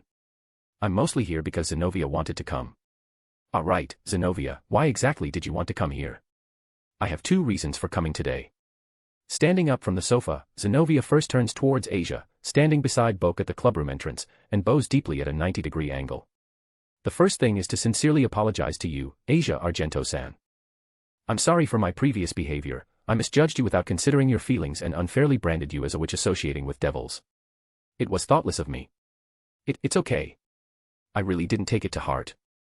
You don't have to apologize like this, Zenovia-san. Kind-hearted by nature, Asia had never before experienced such a sincere apology, immediately startled enough to wave her hands frantically in front of her, insisting everything was all right. Zenovia straightens again, turning her gaze to Boke at Asia's side. As an orphan raised entirely within the church, everything meaningful in my life was centered around God. My sword was only ever swung in service of God. But now, knowing God is no longer present, I've lost my life's purpose and reason to fight. However, you saved my life in the battle against Kokabil. To me, that means you've given me a second life. Therefore, from now on, my sword shall swing only for you. Please take care of me in the future.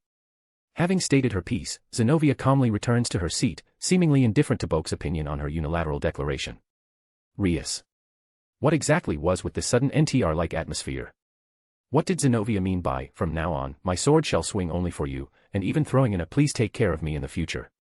Why not just outright say, please take care of me for the rest of my life, at this point, huh? Well, anyway. Ireina, Zenovia, do you have a place to stay right now? Boke shrugs his shoulders slightly, skillfully shifting away from the current topic. Indeed, it was an issue needing immediate resolution.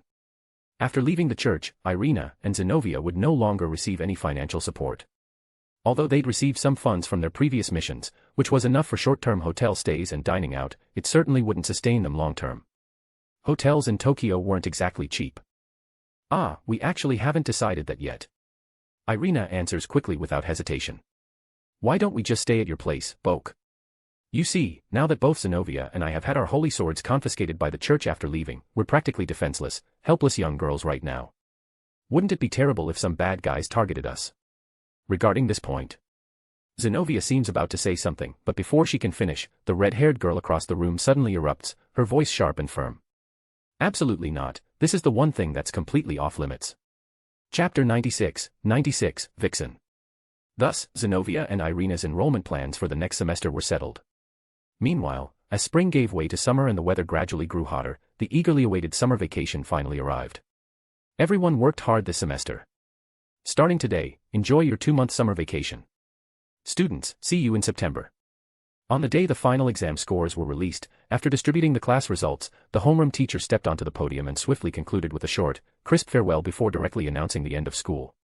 Then, grabbing her already packed bag without looking back, she strode out of the classroom swiftly.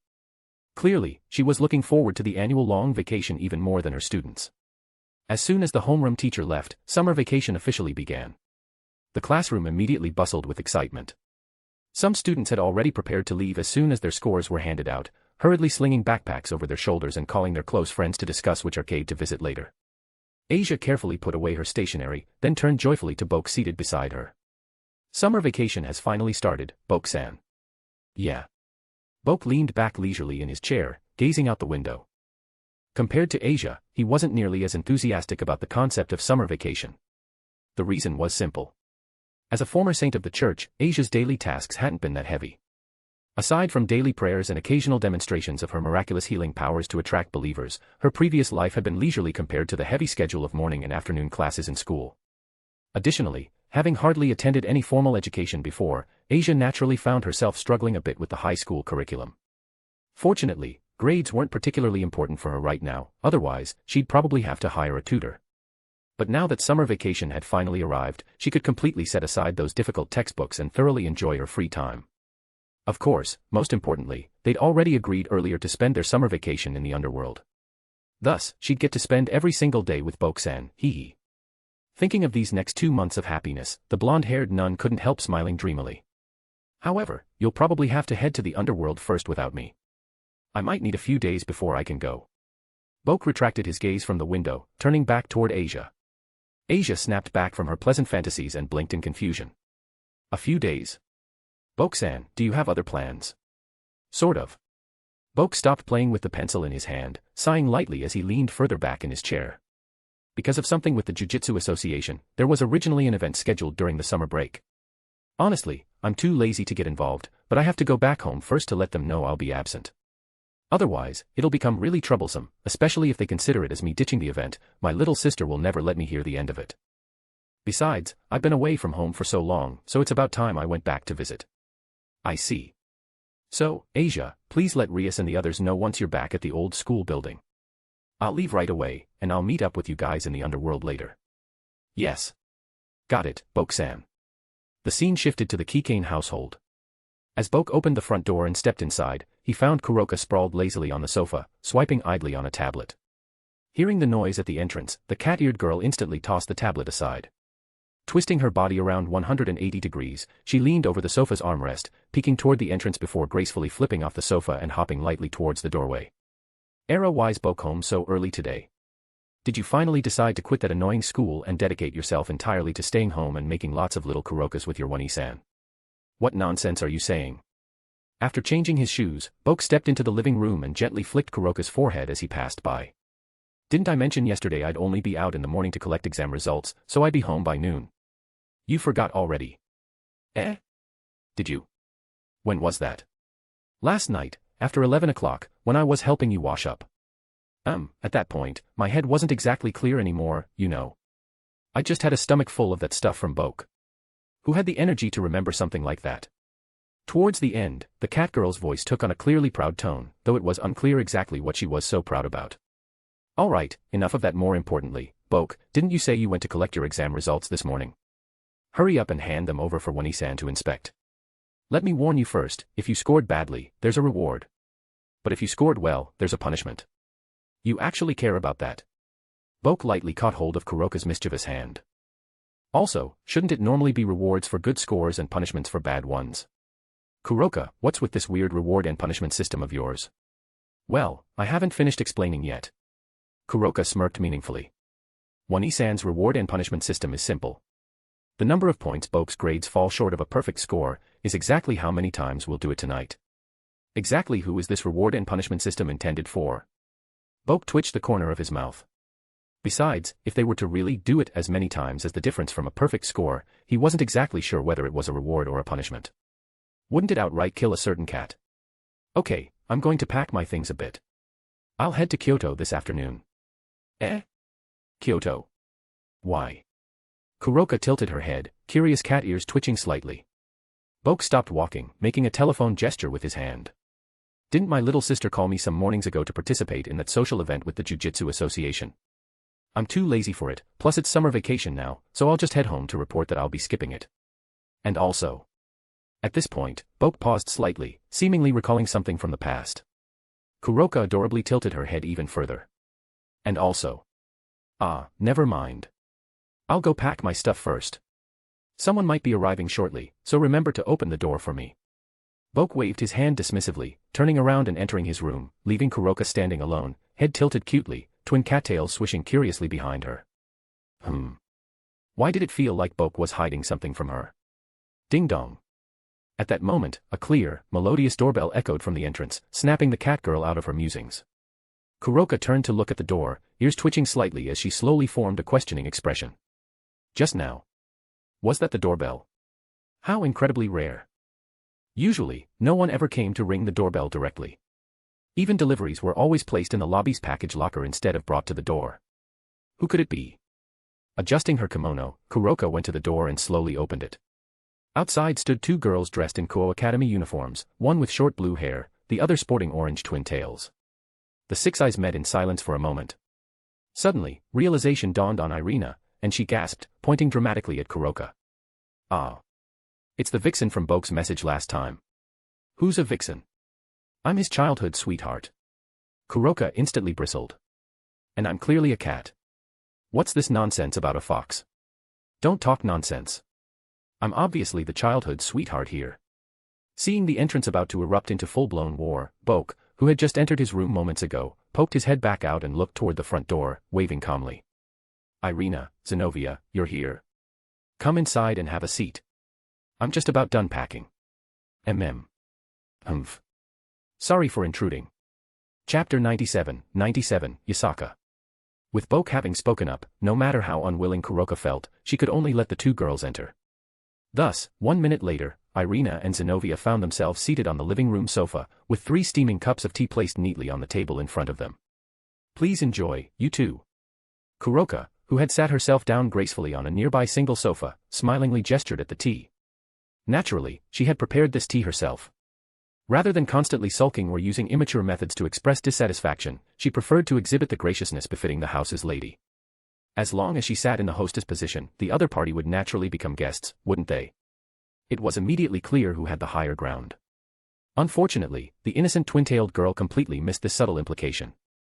Oh, thanks. Ireina picked up her cup and lightly blew on the tea before sipping carefully. Sorry again. It's just that I really didn't expect a fox girl to open the door earlier, so I was a bit startled. It's a cat. A nekomata. Kuroka felt her blood pressure rising again, emphasizing her point by pulling out two fluffy black tails from under her kimono and waving them back and forth. Oh. Right, a nekomata, sorry. Ireina hurriedly apologized. Taking another sip of tea, she lifted her head again to face Kuroka. Alright, we haven't introduced ourselves yet. I'm Shido Ireina, Boke's childhood friend. Formerly a warrior from the church, but now I've left the church. After summer break, I'll transfer into Boke's school. I'm Zenovia. I suppose you could call me Bokue Keikain's knight. Zenovia promptly followed up. Like Ireina, I used to be a warrior from the church as well, but I no longer have any ties with them. I see. Gracefully lifting her own teacup, Kuroka took a gentle sip before smiling lightly. As for me, you can just call me Kuroka. I was also once Boke's childhood friend, though we've moved beyond that into a romantic relationship quite some time ago. Romantic relationship, huh? Ireina's mouth twitched slightly. Although she had expected this for a while now, directly hearing the word romantic relationship still made her feel somewhat bitter. After all, by logic, she should have been the first.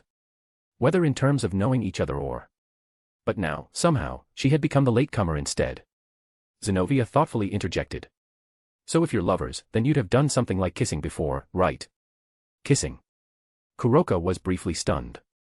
Though it seemed quite strange for a guest to suddenly ask such a question, as someone experienced like her, a mere kiss was trivial. In terms of invading personal privacy, this was about as harmless as asking someone if they'd eaten spicy food for breakfast. Well, we often kiss, yes. What's the matter? So kissing counts as lovers. Zenovia pondered earnestly for a moment, then suddenly turned toward her partner. Then if that's the case, Ireina, wouldn't you and Boke also count as lovers? Me. Why? Upon hearing this, Ireina jolted as though her tail had been stepped on, sitting upright in panic. There's a saying that a guilty conscience gives itself away, and right now, Ireina perfectly embodied this. After all, she'd yet to tell anyone about the things she and Boke did together in that open-air park that night. Zenovia, on the other hand, had been the very person who noticed the hickeys on her neck the morning after.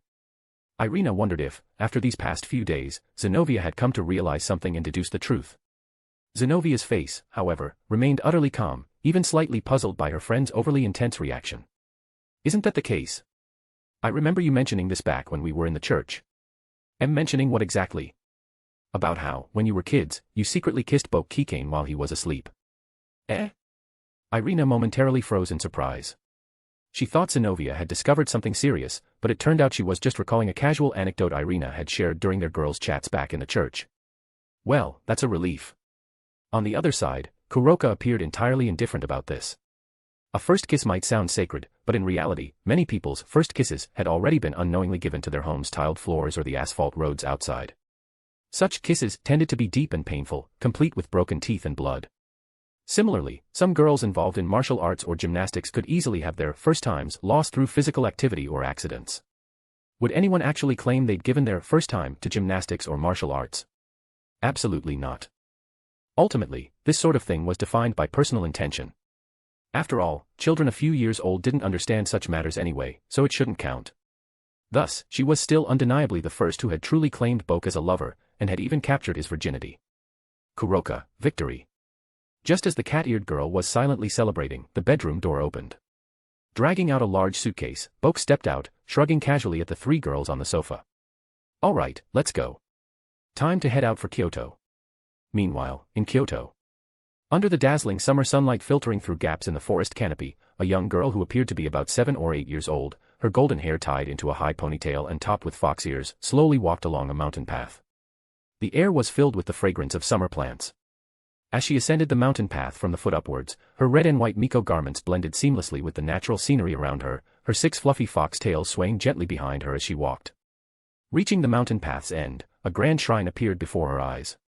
Glancing up, she saw 2 words clearly inscribed upon the shrine's torii gate, Yasaka. Standing right beneath the gate was a beautiful woman whose facial features bore a strong resemblance to the girl herself. The woman's loose kimono accentuated her mature, alluring figure, while her similarly golden hair was elegantly pinned up with classical hairpins. Behind her, 9 fluffy golden tails gracefully displayed her identity as a 9-tailed heavenly fox. Noticing her daughter climbing the final steps, the beautiful woman gently smiled and approached gracefully. You're finally back, Kuna. You must be hungry, lunch is ready, come inside and eat. I'm home, mother. Though she felt the gnawing hunger in her stomach, the girl named Kuna didn't forget her duties, tilting her head upward slightly to report. I completed my patrol, nothing unusual to report. Is that so? That's good then. The elegant woman smiled, gently taking hold of her daughter's hand and turning towards the shrine. Kuna allowed herself to be led forward, gazing upwards at the glaring summer sky. It's already summer again, isn't it, mother? Yes, it is. Will Boke Onmyōji come this summer? He probably will. If Kuna wants to see him, I'm sure your Boke Onmyōji will definitely come back. The beautiful golden-haired woman paused slightly as her free hand unconsciously moved to rest gently upon her lower abdomen. I really want to see you too, Boke. Chapter 98, my house is kinda big. Thanks to the convenience of modern technology, Boke and the others set out from Tokyo after lunch and arrived in Kyoto by 3 o'clock that afternoon. Wow, so this is Kyoto.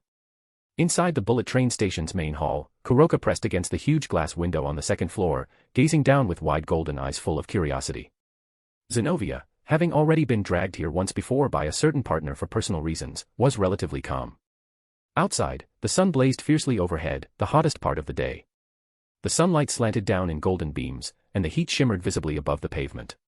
Yet even so, the streets beyond the station were bustling with people and traffic. Men and women strolled along the shopping district in traditional yukata, shaded under oil-paper parasols, perfectly blending with the old-style cityscape around them. It truly felt like time had turned back 400 years. That's Kyoto for you. Standing beside her, Ireina also gazed out the window, a nostalgic glint in her eyes. It's not as modern as Tokyo, but it preserves Japan's most traditional spirit. That's why they say Kyoto is the real hometown of the Japanese people, huh? Just as she finished speaking, she felt a light tap on her shoulder. Turning around, she found Bokue Keikain dragging his suitcase, having just come off the train. The boy reached out and poked her cheek lightly. You always say stuff like that, but if you ever run into a hardcore Tokyo native, you two are gonna end up screaming at each other for at least half an hour. Is it really that bad? Kuroka blinked her big eyes. This was her first time in Kyoto. Although she'd heard Boke mention a few things about it before, she'd never properly learned much about the place. Kyoto was indisputably Japan's top-tier city when it came to cultural preservation. If people still wanted to argue even over that, just how deep was this Tokyo-Kyoto rivalry supposed to run? Well, it's pretty close to that, yeah. Ireina averted her gaze slightly, a little awkward. Clearly, she had personal experience. Not lingering too long at the platform, the four of them quickly moved toward the nearby elevator. As the elevator descended, the girls kept chatting. Oh right, Kuroka, this is your first time in Kyoto. Yeah.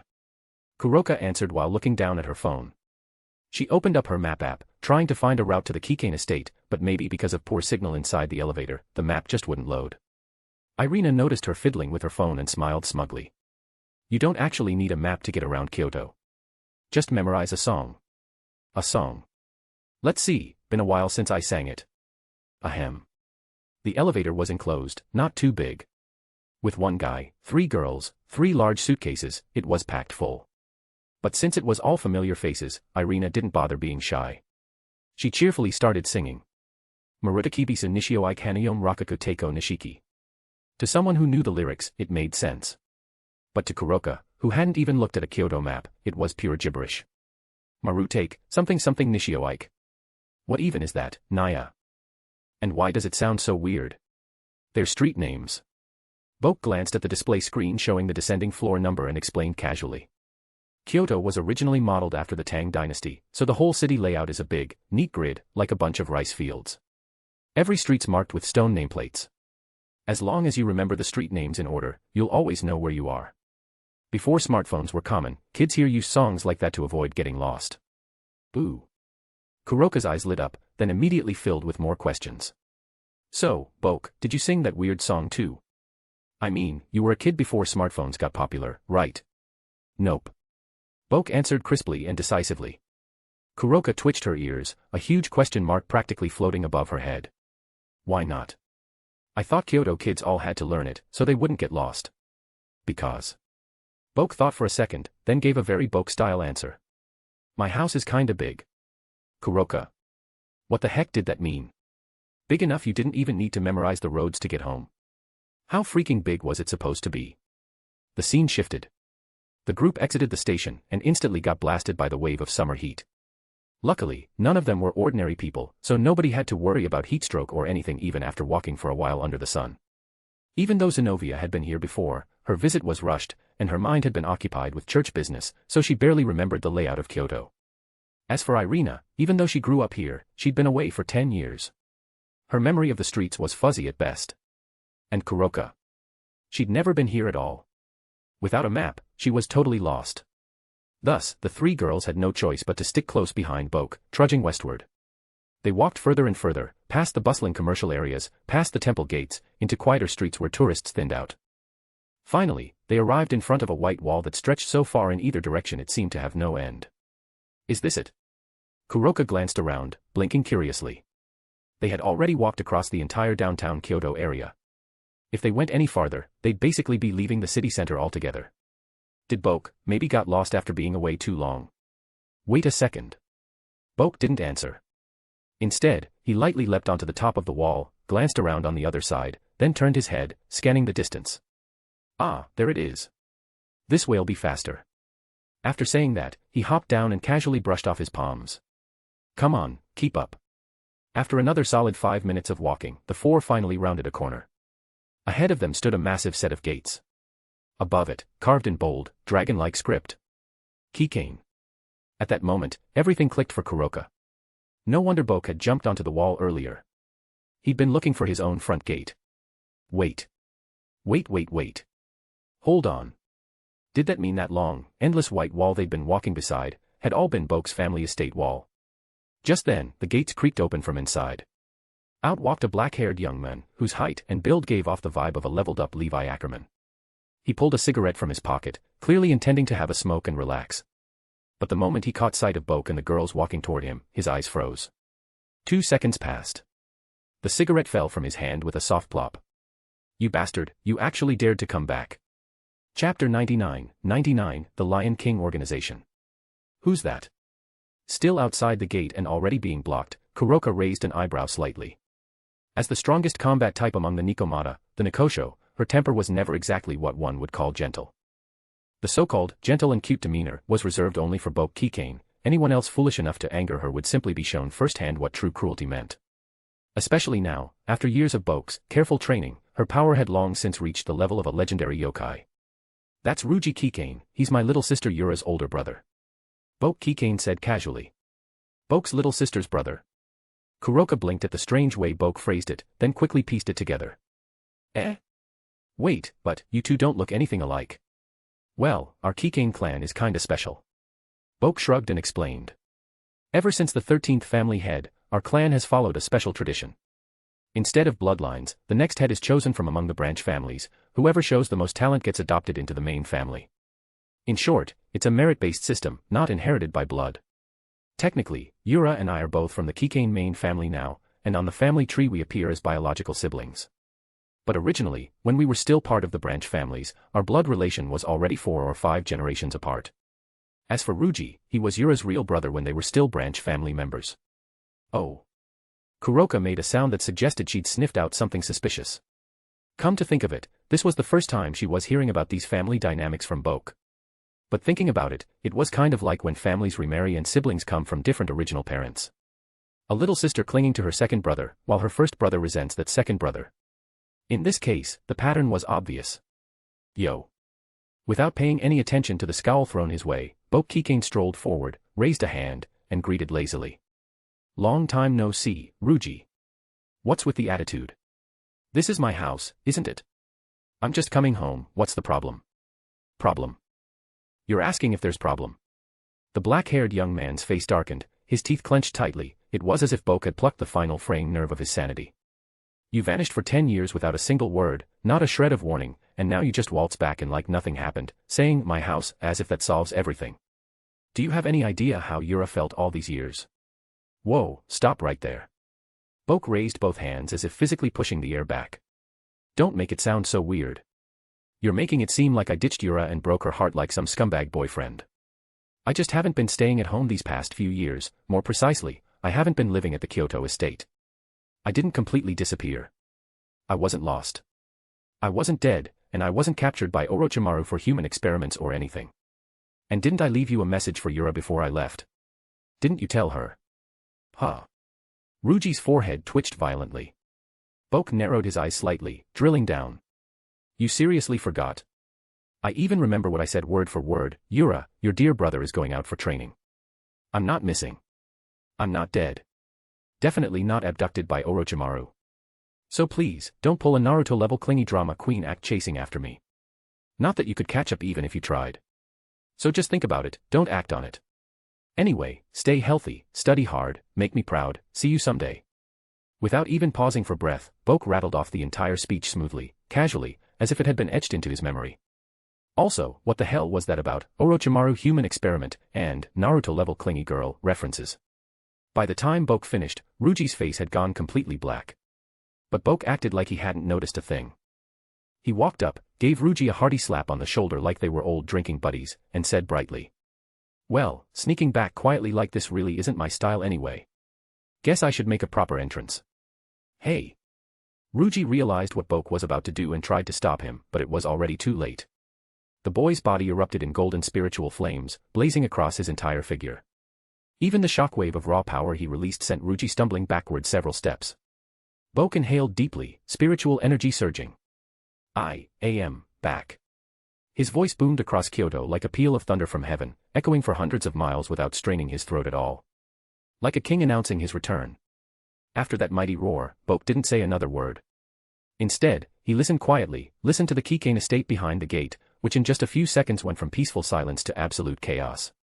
Satisfied, Boke turned back toward the girls, who had wisely plugged their ears ahead of time. Grinning, he waved them forward. Then, like it was the most natural thing in the world, he bent down, slung the unconscious Ruji over his shoulder, and strode inside. Come on, let's see how much things have changed around here. As Boke and the others passed through the main gate, they soon reached the steps before the grand main hall. There, standing neatly under the steps, was a black-haired girl in a junior high school uniform, waiting quietly. She wasn't very tall, only reaching about Boke's waist, and looked like she was still at the age where being scolded by a teacher would make her clutch her sleeves and tear up. Her features somewhat resembled Ruji's, but where Ruji was cold and sharp, this girl gave off a feeling more like morning dew in winter, chilly, but not gloomy. Boke stopped at the bottom of the steps. Without hesitation, he casually tossed the still unconscious Ruji off his shoulder and to the side. Then, smiling warmly, he stepped forward and scooped the black-haired girl up into a huge hug. Yura. Long time no see. Did you miss me? Aren't you happy to see me? MMM. The cool-faced girl was caught completely off guard by his sudden enthusiasm. A faint blush rose on her pale cheeks, and her beautiful dark eyes shyly glanced away. Not that surprised, honestly. Even if you hadn't come back today, I was going to call you later and tell you to come back tomorrow. Oh. Boke raised an eyebrow. He was just about to tease her for developing such bossy sister energy when the girl continued. Around noon, the Lion King organization contacted the Keikain clan. They said there's a classified matter they want to discuss, and they specifically requested you be present. Huh. The Lion King organization. Looking for him. Chapter 100, The Sword Shaman's Secret Mission. Bonus chapter every 200 power stones. At the same time. On the surface the compound is a private girls' boarding school attached to the High God Forest. In reality it is a front for the Lion King organization. Inside a traditional classroom of the school building, a black-haired girl, appearing to be around junior high school age, sat respectfully on the tatami floor. She faced north. Behind her, the afternoon sunlight filtered faintly through the paper doors, casting a soft glow over the room. Directly ahead, behind a bamboo screen, 3 indistinct silhouettes were visible. Yukina, you've arrived. Yes. As the figures emerged, the girl named Himragi Yukina lowered her head even further, her posture becoming even more reverent. You summoned me, honored 3 saints. What is your command? It concerns the Feast of Flames. One of the figures behind the screen spoke with a voice that sounded aged but carried no discernible emotion. Feast of Flames. Himragi Yukina lifted her head slightly, confusion flickering across her face.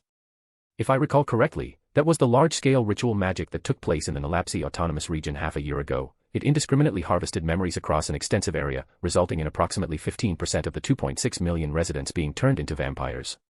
Even the aftermath of the ritual spread to the old southeastern sector of Itagami Island, causing about 28,000 more cases of vampirization. That is correct. This time, a second figure, a woman with mature, graceful presence and elven ears, her silhouette framed by flowing blonde hair, continued. However, what you described are merely the results of the Feast of Flames. You are still unaware of its true purpose. The true purpose. It was to resurrect the fourth primogenitor. The fourth primogenitor? Ragi Yukina couldn't help but exclaim aloud. To students of the High God Forest, this name was far from unfamiliar. Though publicly presented as a girls' boarding school, the shrine was, in reality, a covert special operations agency established under the Japanese government's Public Security Commission. Its true mission was handling large-scale magical disasters and conducting intelligence work. Among those aware of supernatural affairs, the word primogenitor immediately evoked images of powerful vampires. Indeed, while all primogenitors were vampires, not all vampires qualified as primogenitors. And globally, only 3 beings bore the formal title of first, second, or third primogenitor. The first primogenitor, the lost warlord of the warlord's dominion, Kyuran Barada. The second primogenitor, the fall gazer from the dynasty of destruction, Aswad Golaziz. The third primogenitor, the chaos bride of the chaos zone, Giada Kukulkan. Each one was a being capable of toppling nations alone, legendary entities even among vampires. Despite their overwhelming might, these primogenitors, after carving out territories among humanity, had long since lost their ambition for conquest. Instead, led by the first primogenitor, they proposed the Sanctuary Treaty, promoting coexistence between humans and demons, which eventually led to the creation of the current demon districts. Such stability was undoubtedly a boon for humanity. But if the Feast of Flames had truly served as a resurrection ritual for a fourth primogenitor, that would mean the fourth primogenitor had already returned to the world, somewhere, gathering strength, awaiting the right moment. In fact, we have already largely confirmed the identity of the resurrected fourth primogenitor. The blonde elf woman behind the bamboo screen spoke again. What? The revelation made Ragi Yukina snap her head up in shock. Already, confirmed. Bring it in. At that command, the sliding door behind Yukina was suddenly pulled open with a loud sound. A shrine maiden dressed in traditional garb entered, carrying a bulletproof steel case in her arms. She knelt silently beside Yukina, placed the case down before her, then stood and departed without lingering. Ah. Sensei, this is... Momentarily overwhelmed by the cascade of revelations, Yukina unconsciously reverted to her more familiar term of address rather than the formal, 3 saints. Open it. The blonde elf instructed gently. Yes. Given permission, Yukina swiftly moved to unfasten the case's locks and lifted the lid. A cold metallic gleam immediately reflected into her eyes. Inside the steel case rested a folded spear, its design sleek and futuristic, with intricate runes engraved across its surface. Above the weapon lay a photograph. Curious, Yukina picked up the photo and glanced at it. The image captured a cheerful, black-haired girl in a single ponytail, her smile radiant under the sunlight.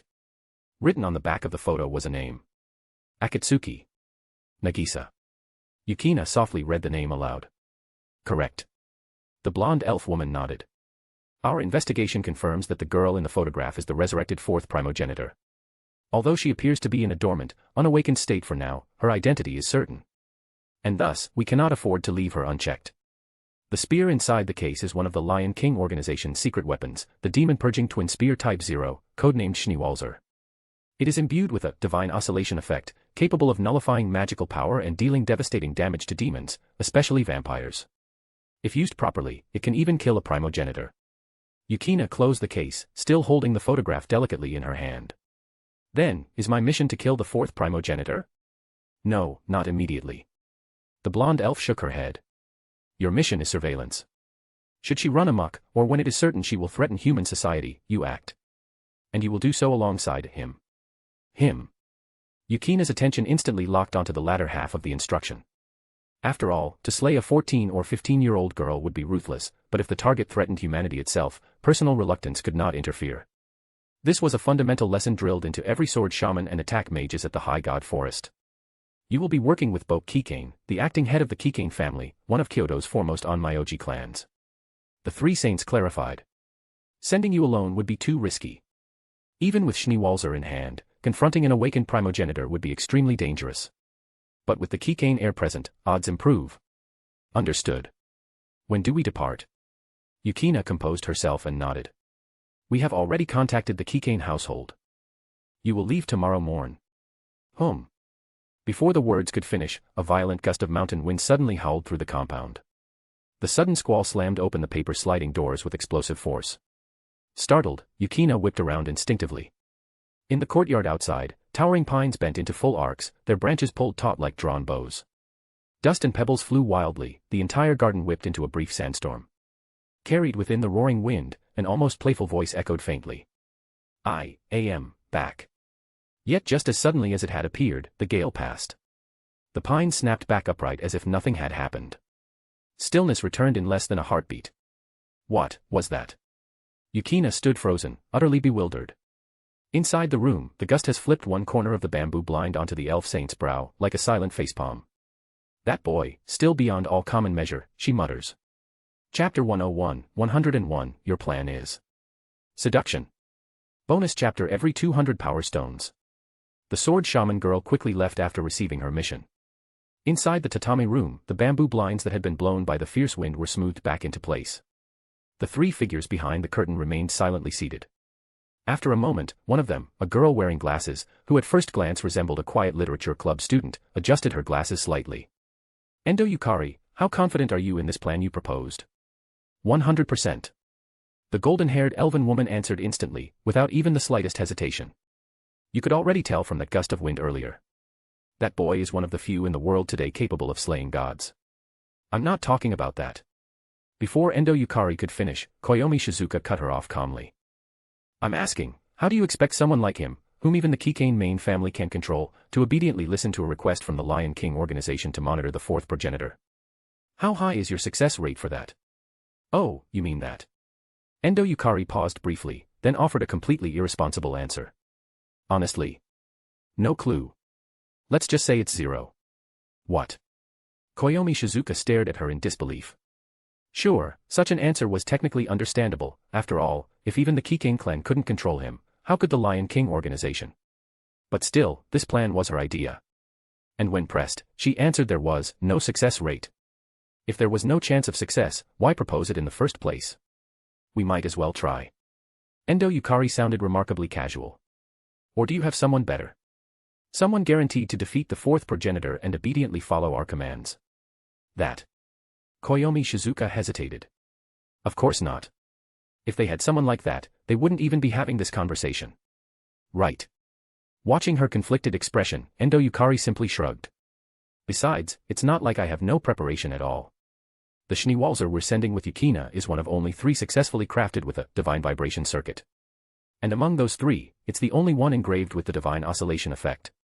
If the fourth progenitor goes berserk, as long as it doesn't spiral into the worst-case scenario immediately, Yukina should be able to contain it with her strength alone. Then she added meaningfully. Also. Shizuka, have you ever seen a photo of the Keikain clan's successor? Successor. Susan blinks. Successor and acting head are normally the same person. This generation split them into 2. The successor is younger, still middle school age. No, but I recall this generation of the Keikain clan is a bit unusual. Historically, the acting head and successor were always the same person. But this time, they're 2 separate individuals, and the successor is still in middle school. They're siblings by clan law, not blood. Endo Yukari's tone implied something more. From what I know, Boke Keikain has always been indifferent to most things within the clan. But when it comes to his adopted younger sister, he's particularly indulgent. In fact, official data shows that just last month, Boke voted, must be able to defeat me first, regarding his sister's future marriage partner on a public video site. Wait, you're not planning. Koyomi Shizuka's expression twitched as she realized what the woman intended. Exactly. We're gambling on that. Endo Yukari spread her hands casually. After all, Yukina isn't bad, is she? A bright, youthful middle schooler, cute and charming. Surely that's enough to trigger his protective instincts. Are you seriously planning this? Koyomi Shizuka wanted to rebuke her for being utterly shameless, but thinking carefully, it really might be the only viable approach. Relax, if Yukina doesn't hook him, I have backups. The literature girl blinked. That sounded reasonable, at least there would be a plan B. But then she immediately realized she'd misunderstood. Endo Yukari continued nonchalantly. If Yukina doesn't work out, we can send Sayaka next. And if that fails, we can borrow someone from the Bureau of Astrology. We have plenty of sword shamans and attack mages, one of them's bound to fit his taste. Susan's shoulders slump. So plan B, C, and D are all serial seduction. 26 letters won't cover the alphabet soup you're cooking, woman. While the Lion King organization was still busy scheming. Meanwhile, within the Keikain clan's territory in Kyoto, Boke and the others had just been led to their accommodations for the night. For Kuroka, Ireina, and Zenovia, This was simply a place to stay. For Bokue Keikain, it was home. The scene shifted. The group had passed through the main hall and now stood before a mansion located at the northernmost end of the Keikain estate. Whoa, what a huge house. That was Zenovia's immediate, heartfelt reaction. And it wasn't wrong. Although the Keikain clan's properties were separated by bamboo groves and streams, most houses they passed by were still normal-sized family homes. But the mansion before them now, this was a true aristocratic estate. A sprawling courtyard complete with bamboo forests and koi ponds, a luxurious residential area, a private dojo and outdoor training grounds beyond. There were few places in all of Japan that could rival it, except perhaps the main halls of the greatest kendo schools. Ireina steps across the threshold, breathing a nostalgic sigh. Feels exactly the same. Boke lived here when we were kids. I used to sneak over from the church dorms to play. Well, it's the main clan's residence after all. Can't have it looking shabby. Boke, however, didn't seem the least bit sentimental. He casually handed his luggage to the black-haired girl who had been guiding them. Yura, sort our rooms. I have to meet someone, back by dinner. Huh. Wait, who are you? Kuroka pivots to grill him, but the boy has already taken one light step and vanished like morning mist. The next instant, Boke's figure appeared high above Yasaka Shrine, descending leisurely with the wind. There, standing calmly before the shrine gates, was a beautiful woman dressed in a classical kimono, 9 golden fox tails swaying gently behind her. She smiled radiantly as she raised her face to meet him. Long time no see. I knew you'd come, Boke. Likewise, Yasaka-ne. He smiles. Chapter 102, 102, bonus, Mom will stall him for you. This is 200 Power Stones bonus chapter. Next, 200/400. Time rewound itself to 10 minutes earlier. Inside the shrine's traditional room, the hazy afternoon sunlight filtered softly through the paper windows. A blonde girl dressed in a shrine-maiden outfit lay curled up on the tatami mat. 6 fluffy golden foxtails wrapped snugly around her body, forming a warm, cozy nest of fur. Kuna was taking her afternoon nap. It was a daily ritual she never skipped. As the young mistress of Yasaka Shrine, Kuna's daily routine was simple. Every morning and afternoon, she patrolled the mountain once. Before her morning patrol, she would always train in Jujutsu with her mother. After returning, she'd have lunch, rest for a bit, then nap. When she woke up, she'd go on her second patrol, and by the time she returned, it would be just about time for dinner. Every day was more or less the same. Rarely did anything change. Ding-a-ling, ding-a-ling. As if triggered at a preset time, the alarm clock placed in the corner of the room suddenly rang out. Its shrill, piercing sound made the blonde girl's brows knit together. Getting jolted awake mid-nap was unpleasant, a universal truth, whether human, beast, old, or young. Still, Kuna quickly sat up, rubbing her eyes and letting out a long, sleepy yawn. She cracked her eyes open and glanced at the clock. It was already close to 3:30 p.m. Normally, Kuna didn't need an alarm to wake her. Her mother gave her plenty of time for naps, and the afternoon patrol always started at 3:30. She usually set the alarm for around 3:20, giving herself a 10-minute buffer to straighten her rumpled clothes before heading out, just enough time. From noon to 3:30, she had a full 3.5 hours to nap, more than enough by any standard. But today was a little different. For some reason, ever since midday, Kuna had felt strangely restless. Maybe it was because during her morning patrol, she had casually mentioned something about Boke and I to her mother, and ever since, she couldn't shake a feeling. The feeling that Boke and I would come today. There was no evidence. She couldn't explain where the feeling came from. But the little fox girl had an inexplicable certainty in her heart. And it was precisely that gut instinct that had her tossing and turning ever since lunch. Would he really come? It felt like he would. But thinking rationally, Boke and I had been gone from Kyoto for almost 10 years now. He hadn't returned even once in all that time. And there was nothing particularly special about this year either. Maybe, he wouldn't come after all. No, it didn't feel right, her gut told her he would come. Little Kuna agonized like that for hours, only managing to fall asleep around 3 o'clock. And just when she finally nodded off, 20 minutes later, the alarm clock went off. Now, it was time for her afternoon patrol. Ha! Another big yawn escaped her. The fox girl twisted nimbly and climbed off the floor, covering her mouth as she slid open the door and headed outside. At the entrance to the shrine, a familiar figure came into view. Her mother, beautiful and dignified as always, sat quietly on the wooden steps before the shrine. The overhanging roof shielded her from the harsh afternoon sun, and she gazed out at the courtyard bathed in golden light, lost deep in thought. Mother. Kuna called out softly without thinking. Hearing her daughter's voice, Yasaka's body gave a tiny start. She turned her head toward the sound, and a gentle, serene smile blossomed across her stunning face. What is it, Kuna? You still look a little sleepy. I'm fine. The fox girl quickly patted her cheeks with both hands, trying her best to look more awake. What about you, mother? Didn't you nap today? Yasaka lowered her gaze and answered quietly, but then smiled again. I just didn't feel like sleeping today. Kuna, if you're still tired, do you want to rest a bit longer? No need. Showing remarkable self-discipline, the little fox girl shook her head firmly. I have to go patrol the mountain. I can't change the schedule just because I'm tired. Seeing her daughter's resolve, Yasaka smiled warmly and tenderly. All right, then go ahead. Be careful on the way. Before she could finish her sentence, the elegant and composed figure, the Eastern High Commander of Japan's yokai world, suddenly stiffened. She shot to her feet, her gaze fixed toward the north. Far off on the mountainside, swathes of trees had been flattened, as if a monstrous gust of wind had torn through. That was. Yasaka narrowed her eyes slightly. In an instant, she gathered her immense yoki, the legendary power of the nine-tailed heavenly fox. But just as quickly, the gathered power dissipated. Her pink lips parted slightly, and joy flooded her golden eyes almost instantly. The fierce wind swept over the shrine, and in the roar, she heard a familiar boy's voice. That voice. Kuna froze for a second, then cried out joyfully. It's Boke is back. Yes.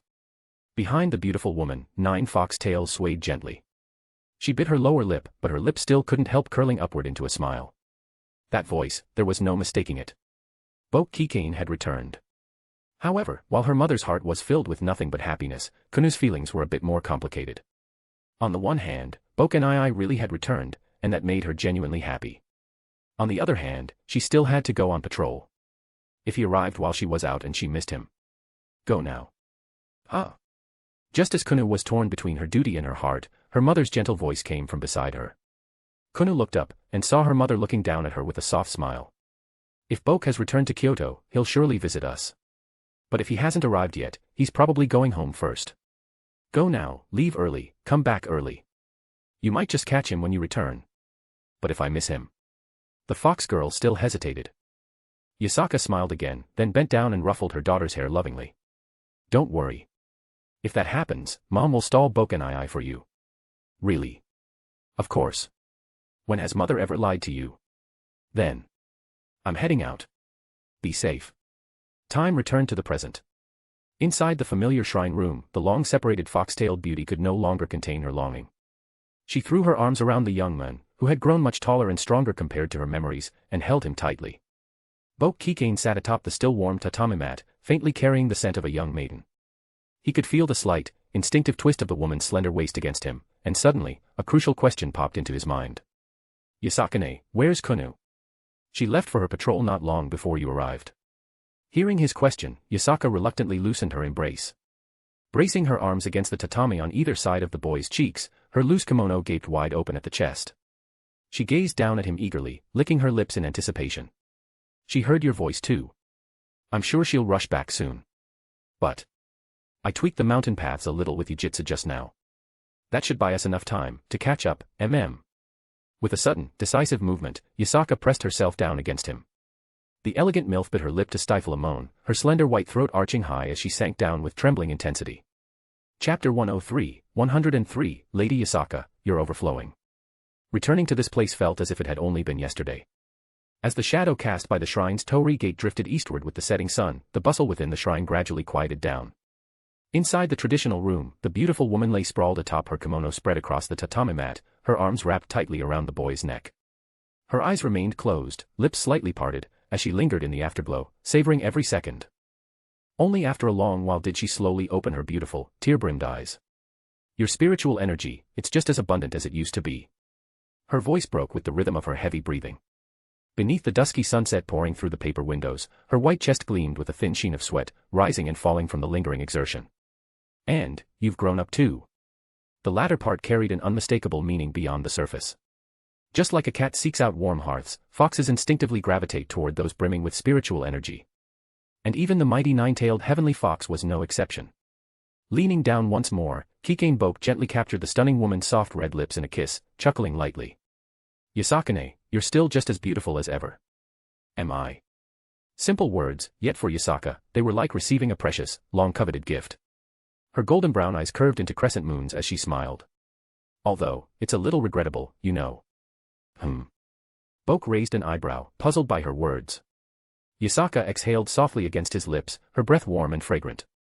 If you hadn't left Kyoto for a full 10 years, maybe I'd have grown even more beautiful by now. If her earlier comment about him growing up could be brushed off as innocent, this line was blatantly teasing, leaving no room for misinterpretation. 10 years isn't that long. With a grin, Boke slipped an arm around her slender, supple waist and shifted sideways to lie down. But before he could settle, 4 or 5 fluffy golden foxtails caught him mid-fall, while the remaining ones draped themselves over the two of them, forming a soft, portable cocoon. Yasaka's body was incredibly soft. Despite her ample curves, she maintained a flawless balance of fullness and slenderness, lush without a hint of heaviness. Holding her felt like embracing a lively bundle of warm, springy cotton, almost enough to make someone want to merge her into themselves completely. Nestled together under the canopy of foxtails, Boke pressed even closer, their chests lightly brushing, exchanging each other's scent in the warm, enclosed space. For Yasaka, 10 years probably feels like just a few months. As he spoke, a slender finger pressed against his lips. Yasaka lowered her gaze slightly, the corners of her mouth flattening into a thin line. But for a human, how many decades do they get in a lifetime? The mood suddenly shifted, the conversation veering toward the heavy topic of mortality. Let's not bring that up. We should enjoy this moment. Boke cut her off gently, tapping her lips with his finger. Besides, the sun's almost down now. Kuna. I know. Yasaka fell silent for a moment, then closed her eyes briefly.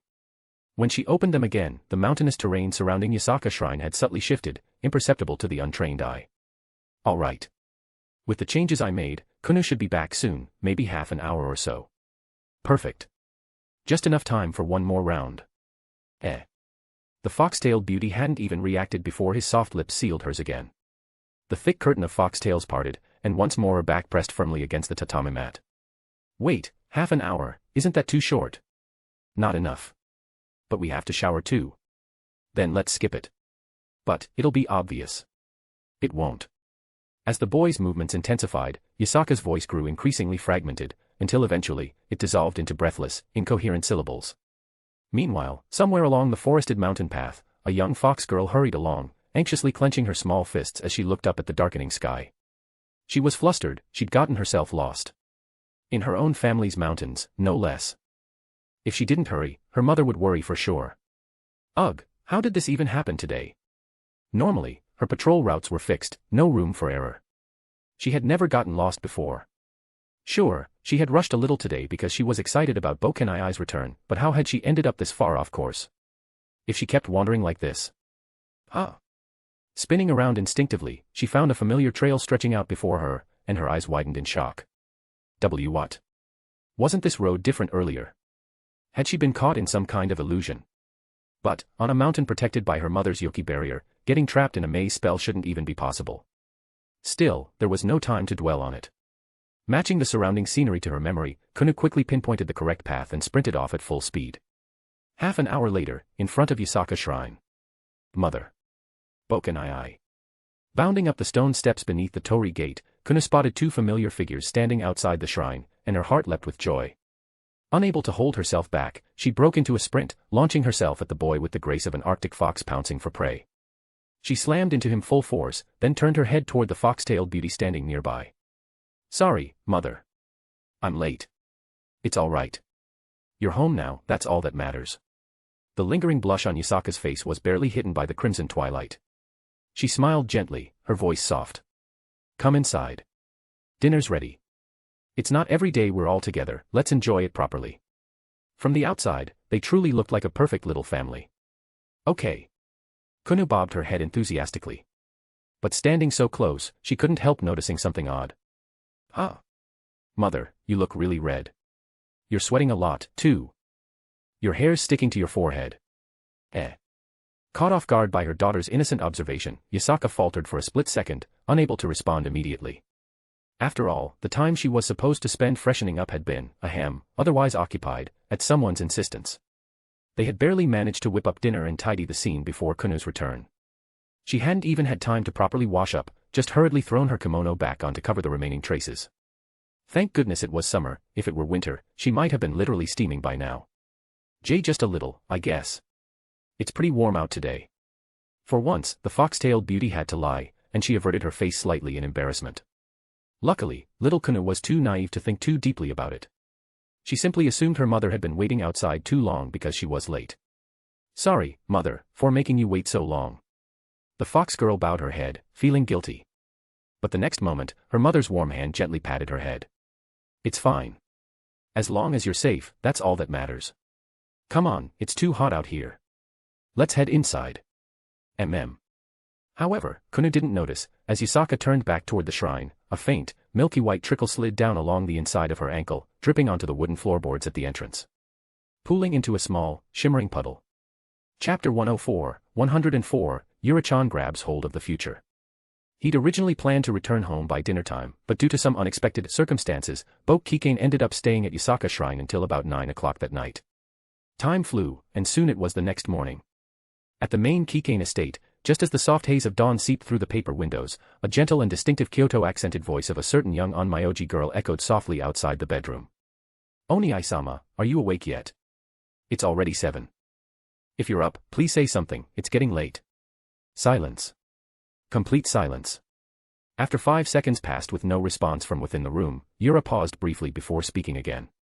Oni-sama, are you awake? I'm coming in. She reached out and slid the door open. Whoosh.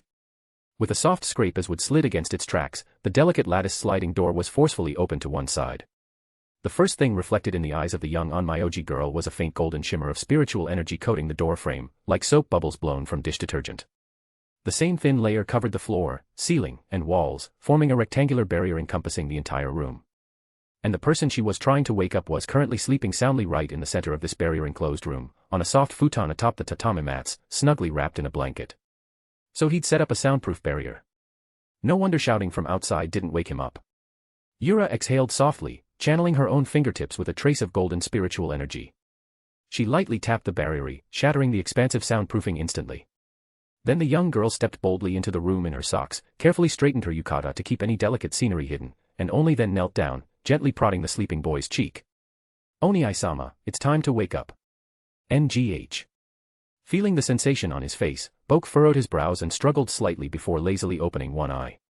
Ah, Yura. What time is it? It's late already. 7 o'clock. Getting up at 7 in summer vacation, have you lost your mind? No, it's training time, replied the young Onmyōji girl with absolute seriousness. Training? Forget it. Let me sleep a little longer. Mumbling incoherently, Boke reached out from beneath the covers and, in one swift motion, grabbed the unsuspecting girl who was kneeling beside him. Yura felt a faint jolt of surprise, but before she could react, Boke pulled her directly toward himself. The corner of the covers flipped open just enough to bring her inside, swiftly sealing closed again to perfect snugness. Ah. As naturally as breathing, the whole process took only a split second. When Yura finally processed what had happened, her point of view had shifted completely, from kneeling beside the futon trying to wake someone, to suddenly becoming the lazy cat curled up alongside him beneath the covers. The scent of the boy's pillow lingered in her nose, and through the thin fabric of her yukata, she felt the solid warmth of his chest pressed firmly against her back. Wait, was he sleeping without any clothes on? This realization caused the young Onmyōji girl's heartbeat to speed up instantly. Thankfully, she hadn't forgotten her original mission. With a blush lightly coloring her face, she turned her head slightly and whispered softly. Wait, it's already 7, we really need to start training, or else the clan elders will scold us for slacking. Let them scold all they want. They can come say it to my face if they're so brave. His voice gradually softened as Boke closed his eyes once again, tightening his embrace even more around the girl in his arms. Now, Yura truly couldn't break free and could only continue to whisper weakly. But today people from the Lion King organization are coming over. This meeting was personally arranged by the 3 saints themselves. If we oversleep. It's at 9. There's still time. But. Yura still wanted to say something, but at that very moment, she felt something odd beneath the covers. Something seemed to be pressing against her leg. Oni-sama, please don't press your leg against me. This position is really awkward. Oh. By now, Boke's voice had grown incredibly soft, as if he could drift back to sleep any second. Yet even so, hearing her words, he adjusted his posture slightly, pulling her tighter.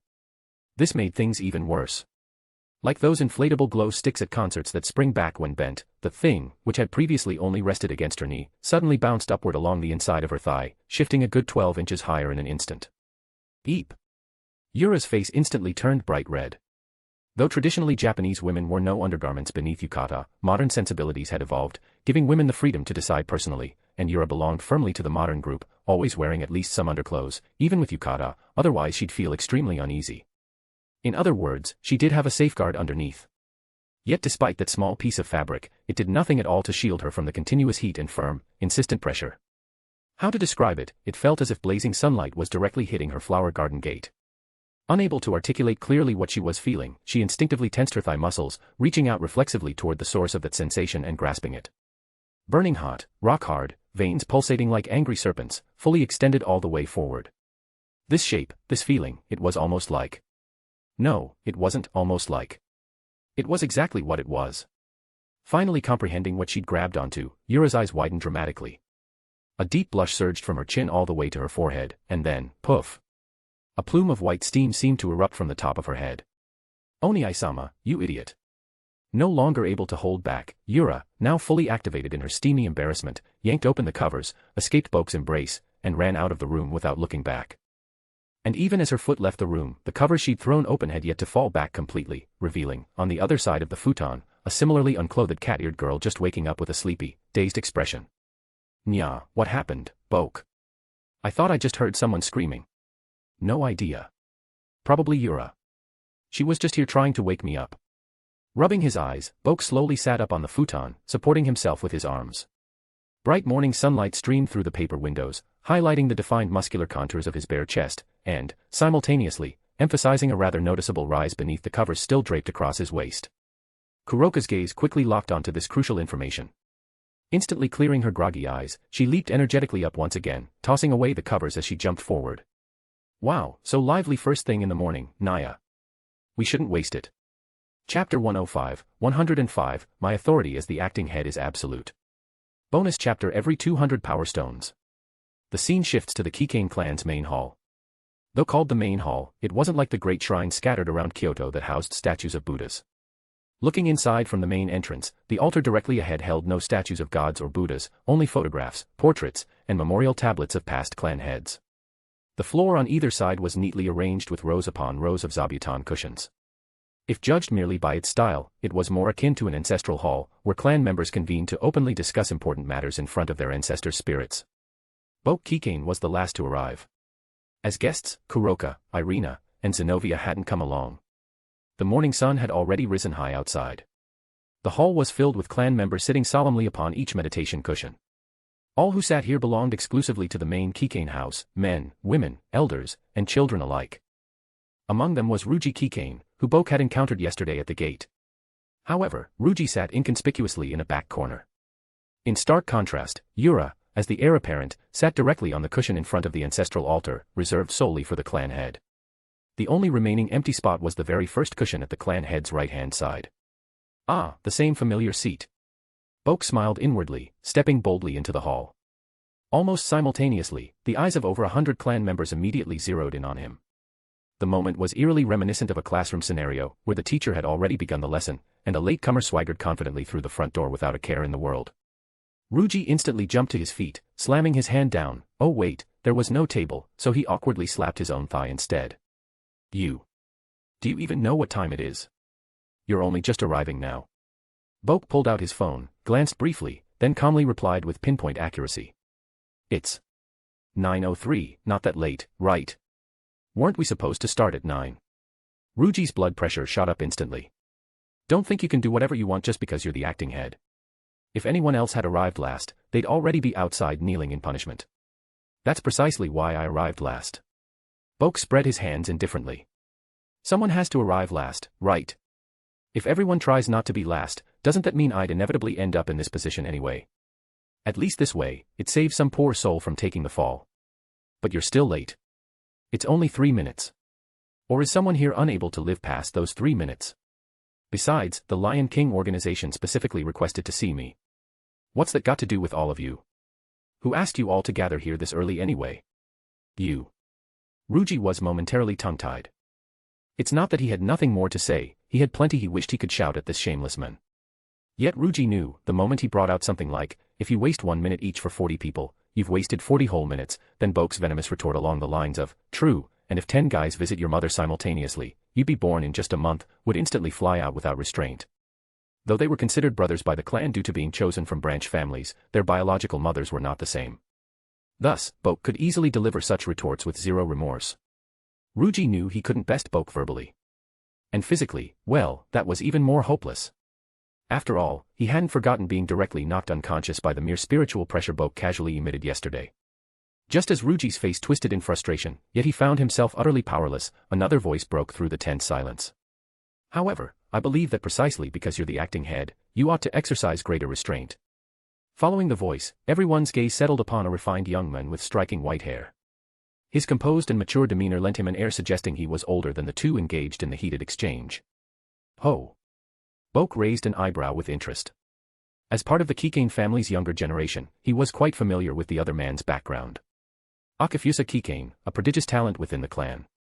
At merely 3 years old, he'd forged his very first cursed blade, displaying extraordinary innate talent in forging. Everyone had expected this genius to inherit both the acting head and heir positions. Yet, unexpectedly, these positions went instead to Boke and Yura.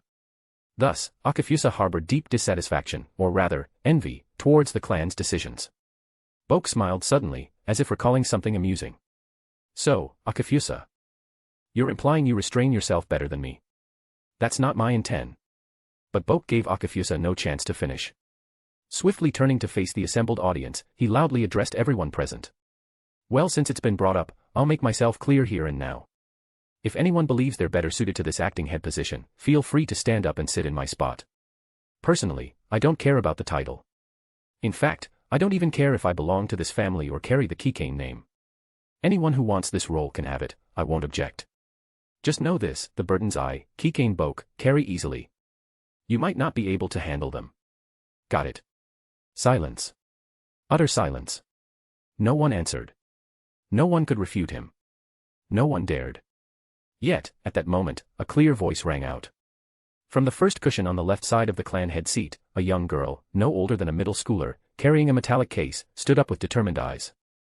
Suddenly changing the acting head, that definitely won't do. Keikain Boke glanced at her, tilting his head curiously. You don't seem like you're from the Keikain clan. No, I'm not.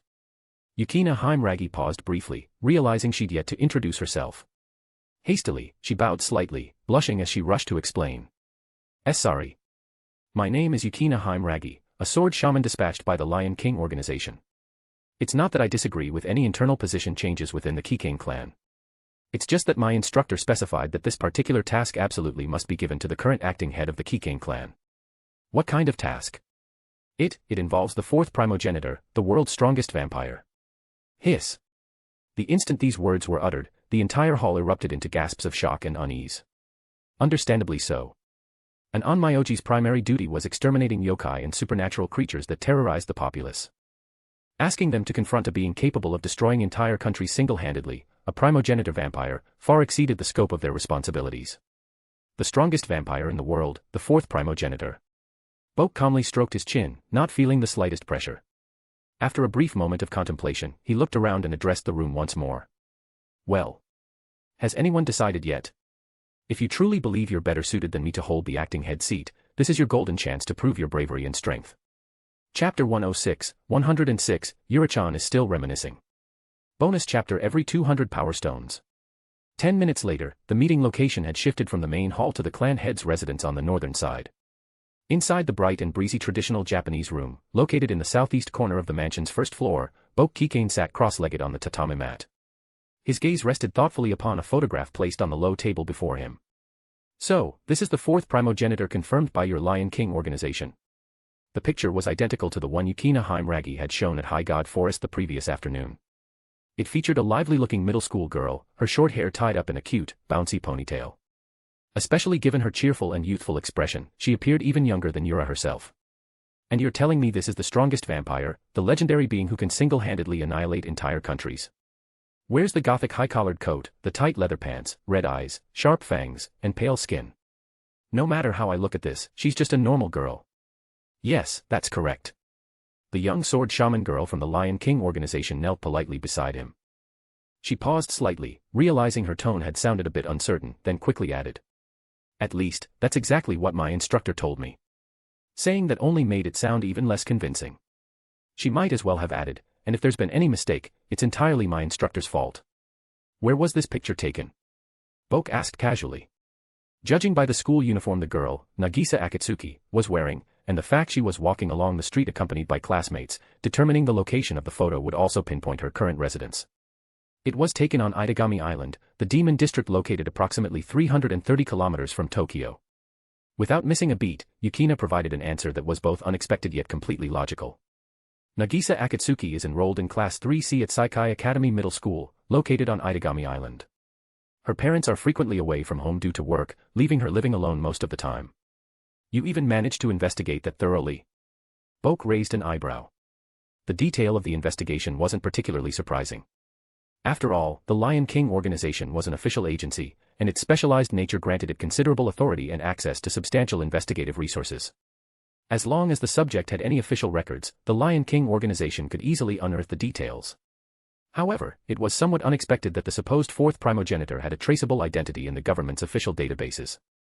Perhaps, rather than referring to a single individual, the title, fourth primogenitor, could shift from person to person, like a spirit entity capable of reincarnating into different hosts. Regarding this, we're still uncertain ourselves. The sword shaman hesitated slightly, shaking her head gently. But according to the information we've gathered, Nagisa Akatsuki has a clearly documented life extending back 14 years, complete with identified biological parents. At least, we can confirm she was born human. However, exactly how and when she became the fourth primogenitor, that's something we must uncover ourselves. At this point, Yukina subtly glanced toward the young female Onmyōji sitting silently nearby. Despite being roughly the same age and both being middle schoolers, Yukina was fully aware the girl next to her was the future clan head of the Keikain family. Even though Boke had shown clear interest from the moment he sat down, whether the Keikain clan would truly commit themselves to this mission would probably depend on the young heir's stance, maybe. Yet, this certain female Onmyōji appeared entirely detached, merely sitting formally in place. Her elegant, cold face seemed distracted, her slender hands softly clasped in front of her as if forming a loose circle. It was impossible to guess exactly what she was thinking. She isn't planning to speak up at all. Yukina wondered silently. At that moment, Boke continued the conversation. Then, what exactly is the planned approach for contacting her? Ah, yes, we do have one. Yukina responded smoothly. Currently, High God Forest has already arranged to transfer my school registration from Kyoto to Itagami Island. Even though it's summer vacation right now, utilizing my student identity should allow me to approach her naturally. Furthermore, the Lion King organization has already arranged a safe house for us right next to her residence. You've thought this through very thoroughly, Boke nodded appreciatively. When do you intend to depart? Ah, well, if possible, I'd prefer to leave immediately. The sword shaman replied straightforwardly. Now that the fourth primogenitor's identity has been confirmed, as her observer, naturally I wish to get there as quickly as possible. This early. Perhaps slightly delayed, but upon hearing Yukina's statement, Boke suddenly realized an alarming problem. Could it be that this young sword shaman was a total workaholic? She was exactly the kind who, once assigned a task, would charge ahead non-stop without rest, treating the whole thing like some kind of speedrun competition. That's troublesome. Boke had originally planned to stay home for at least a couple more days before heading out again. Then why don't you go on ahead first? Boke suggested calmly. Yukina blinked in surprise, responding instinctively. Then, what about you? For me, the distance from Kyoto to Itagami Island is nothing. Boke explained simply. As long as my spiritual power is marked on you, I can immediately teleport to your side once you've arrived. Sort of like the Flying Thunder God technique. What exactly was a Flying Thunder God technique? Yukina was completely baffled, she'd never watched Naruto. But based on his explanation, he probably meant he'd teleport straight to her side once she reached her destination, right? Well, in that case, I'll leave immediately. After a brief pause, Yukina still chose to set off immediately. Picking up the photo and the metallic case containing Schneewalzer, she prepared to leave the room. But just at that instant, Boke's phone vibrated with a soft buzzing sound. He pulled it out and saw a short text message from Rias. Boke, are you done over there? We're heading back to the underworld soon. Attached below was a group photo, showing the girls all neatly dressed and ready to go, smiling brightly in the morning sunshine. They stood lined up at the gate to the Demon District port. Even Sona Citri and Tsubaki Shinra were there. Judging from the number of people, it was likely Kaneko who had helped take the picture. Boke pondered for exactly 1 second, then decisively rose from the table, calling out to Yukina just as she was sliding open the door to leave. Hold on. Never mind. We can just go together right now. Yukina froze again, ready to ask why the sudden change of plans. However, Boke was already brushing past her, leaving only a casual statement. Yura, I'm heading out first then. I'll be back a bit later. I'll go call Kuroka and the others now. Oh. After about 2 or 3 seconds, the young Onmyōji girl who'd been quietly spaced out at the table the whole time finally replied softly, seemingly still lost in some other thoughts. After hesitating slightly, Yukina also stood up from the tatami mats and followed along the route Boke had taken moments before. Since he'd already agreed, she figured it was time for her to report back to her instructor as well.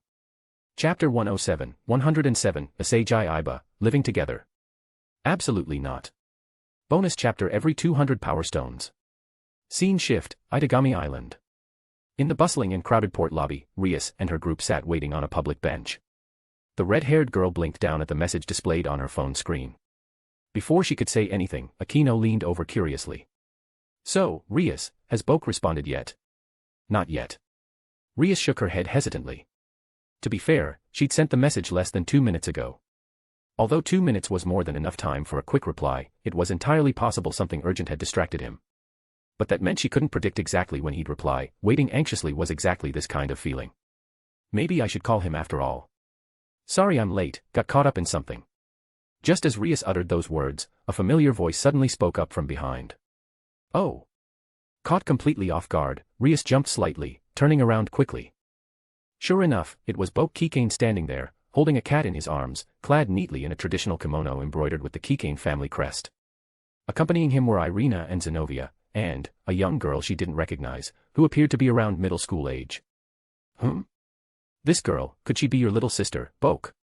Though she'd never actually met Boke's sister, Rias vaguely remembered him mentioning a middle school age sister before. Noticing their similar black hair, she'd boldly ventured this guess. Little sister? What little sister? Puzzled, Boke turned to follow her gaze and spotted Yukina Heimragi standing just behind him. Oh. But instead of explaining immediately, he mischievously moved around behind the sword shaman girl. So, what do you think? Do we look alike? If I had to say. Rias found herself momentarily stuck. Truthfully, they didn't look similar at all, obviously not actual siblings. In fact, they didn't look related in the slightest. Seeing this, Ireina couldn't hold back, stepping forward quickly to clear up the misunderstanding, but Yukina spoke up first, bowing politely. Oh no, please don't misunderstand. My name is Yukina Heimragi. I'm a sword shaman from High God Forest. Due to a mission given by the Lion King organization, I visited the Keikain clan today specifically to meet with Mr. Boke Keikain. I'm definitely not related to him as his younger sister. High God Forest. Lion King organization. I see. Rias quietly repeated the unfamiliar names, quickly understanding the situation. Then she glanced sideways at the person whose little prank had clearly failed. Then, Boke, you're here because... Exactly as she said, Boke shrugged lightly. To be honest, stopping by Itagami Island at this time was purely convenient. Due to this mission, I'll probably have to stay here for a couple days. I'll return to the underworld once the matter's settled, tomorrow at the earliest, or the day after. I see. Rias nodded gently. It was disappointing she couldn't return to the underworld with him right away, but it was clear Boke indeed had business to handle. And since the girl herself had stated her identity as a Lion King organization sword shaman, Rias wasn't about to treat every girl appearing beside her boyfriend as a rival in love. Anyway, Rias, you and the others go ahead first. I'll come join you as soon as I'm done here, Boke said reassuringly. Then, when exactly? Maybe tomorrow I could come back again. Rias started, slightly hesitant. No, there's no need. Boke waved it off casually. It's just the underworld, after all. And especially here on Itagami Island, where there's already a direct gateway connecting to the underworld. As long as I've placed a spiritual beacon on you, it's extremely convenient to come and go, as easy as it was this time. Just a quick flash, and I'm there. Oh, right, also, this. Boke stepped toward Kaneko, handing her the black cat, Kuroka, currently in cat form. Kaneko, I'll need you to help take care of Kuroka for the next couple of days. Okay. Without any hesitation, the petite white-haired girl nodded gently, carefully accepting the cat into her arms. Looking down at the docile kitty in her embrace, Kaneko's delicate pink lips gently murmured. Then. Nya. As though triggered by this quiet invitation, Kuroka also shifted gently in her little sister's arms, lifting her head slightly. Nya. Kaneko continued softly, Nya. Kuroka echoed back, "Nya."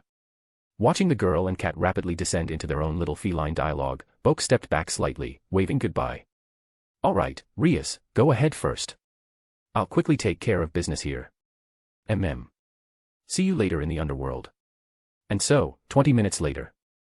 After saying farewell to Rias and the others, Boke and Yukina Heimragi arrived at an apartment complex near Saikai Academy's middle school division on Itagami Island. With the sun rising higher overhead, it was already around 10:30 a.m. Standing on the sidewalk, Boke shaded his eyes with one hand against the intense sunlight, gazing thoughtfully upward at the apartment building before him. So, this is where our Miss Fourth Primogenitor lives. But at this hour, most people are probably getting ready to eat lunch. Wouldn't it be rude if we suddenly show up now? He imagined a scenario where an ordinary household might politely invite them in for lunch. But given the other party was a vampire, he couldn't help picturing an unsettling scene. Perhaps she'd open the door, revealing a table piled with bloody human limbs, casually offering them to partake. Such a sight would definitely be a bit too macabre. Actually, that's not it. Yukina quickly checked the time on her phone. "Although I'd prefer to follow your suggestion, Mr. Keikain, right now I'm actually waiting for the moving company's truck. It should be arriving shortly." As if on cue, Boke noticed a moving truck marked, XX Moving Service, turning at a distant intersection, approaching their location. The truck stopped beside them, and two movers stepped out. "Hello, are you Miss Heimragi, the client?" "Yes, that's me. Please help me move everything upstairs." At the same moment, in a luxurious high-rise apartment near Itagami Island's bustling city center, a certain blonde girl sat before a computer desk, eyes fixed intently upon 6 glowing monitors. Her slender fingers danced swiftly over the keyboard, creating rapid clicking sounds as endless streams of data cascaded across the screens, clearly engrossed in serious work. "Young miss, would you care for some exciting news?"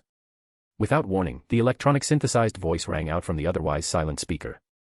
On the rightmost monitor, a small blue virtual pet resembling both a dog and a koala popped into view. Asagai Iba appeared entirely unsurprised, responding dully. "What's the matter now, Mogwai? If you have something, just spit it out already." "Oh, nothing major, just that your childhood friend seems to be back on the Demon District again. He appeared briefly at the port 20 minutes ago, and now he's near the residential area beside the school." "Oh." Asagai felt a sudden tremor in her heart but quickly forced herself to remain calm, pretending nonchalance. 10 years ago, he'd left without even saying goodbye.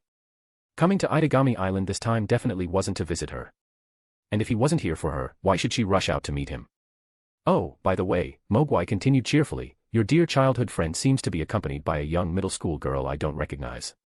Right now, they're downstairs at the apartment building, waiting for a moving company to carry furniture upstairs." Swinging its small virtual arms, Mogwai enlarged a recent security camera snapshot onto the screen. The image clearly depicted Boke Keikain and Yukina Heimragi meeting the movers right beneath the apartment building. "What?"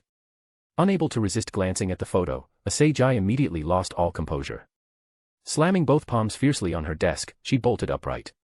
"Absolutely not, I have to stop him right now before he commits a crime." Chapter 108, 108, What do we do with only one bed? Bonus chapter every 200 power stones. With the moving company's swift efficiency, all the items were soon carried upstairs. Surprisingly, Yukina Heimragi had brought very few personal belongings. Specifically, just a single small cardboard box, about the size you often saw in TV dramas, where a fired office worker would pack their personal desk items before leaving in embarrassment. All the other items, such as washing machines, air conditioners, and other necessary furniture, were purchased and provided by the Lion King organization. Boke stood near the apartment doorway, hands in his pockets, merely observing as the movers worked diligently. Yukina's small cardboard box of personal belongings sat quietly by his feet. He had no interest in checking what was inside. It wasn't hard to guess, typical girl items, like towels, toothbrushes, cups, underwear, nothing he hadn't seen before countless times. Not particularly exciting stuff. Soon, accompanied by the sharp buzzing noise of drills installing furniture inside the bedroom, Yukina came out from the room after finalizing the placement arrangements and approached him hesitantly. She seemed to hesitate, unsure of how to phrase her thoughts. Boke raised an eyebrow calmly. "What's the matter?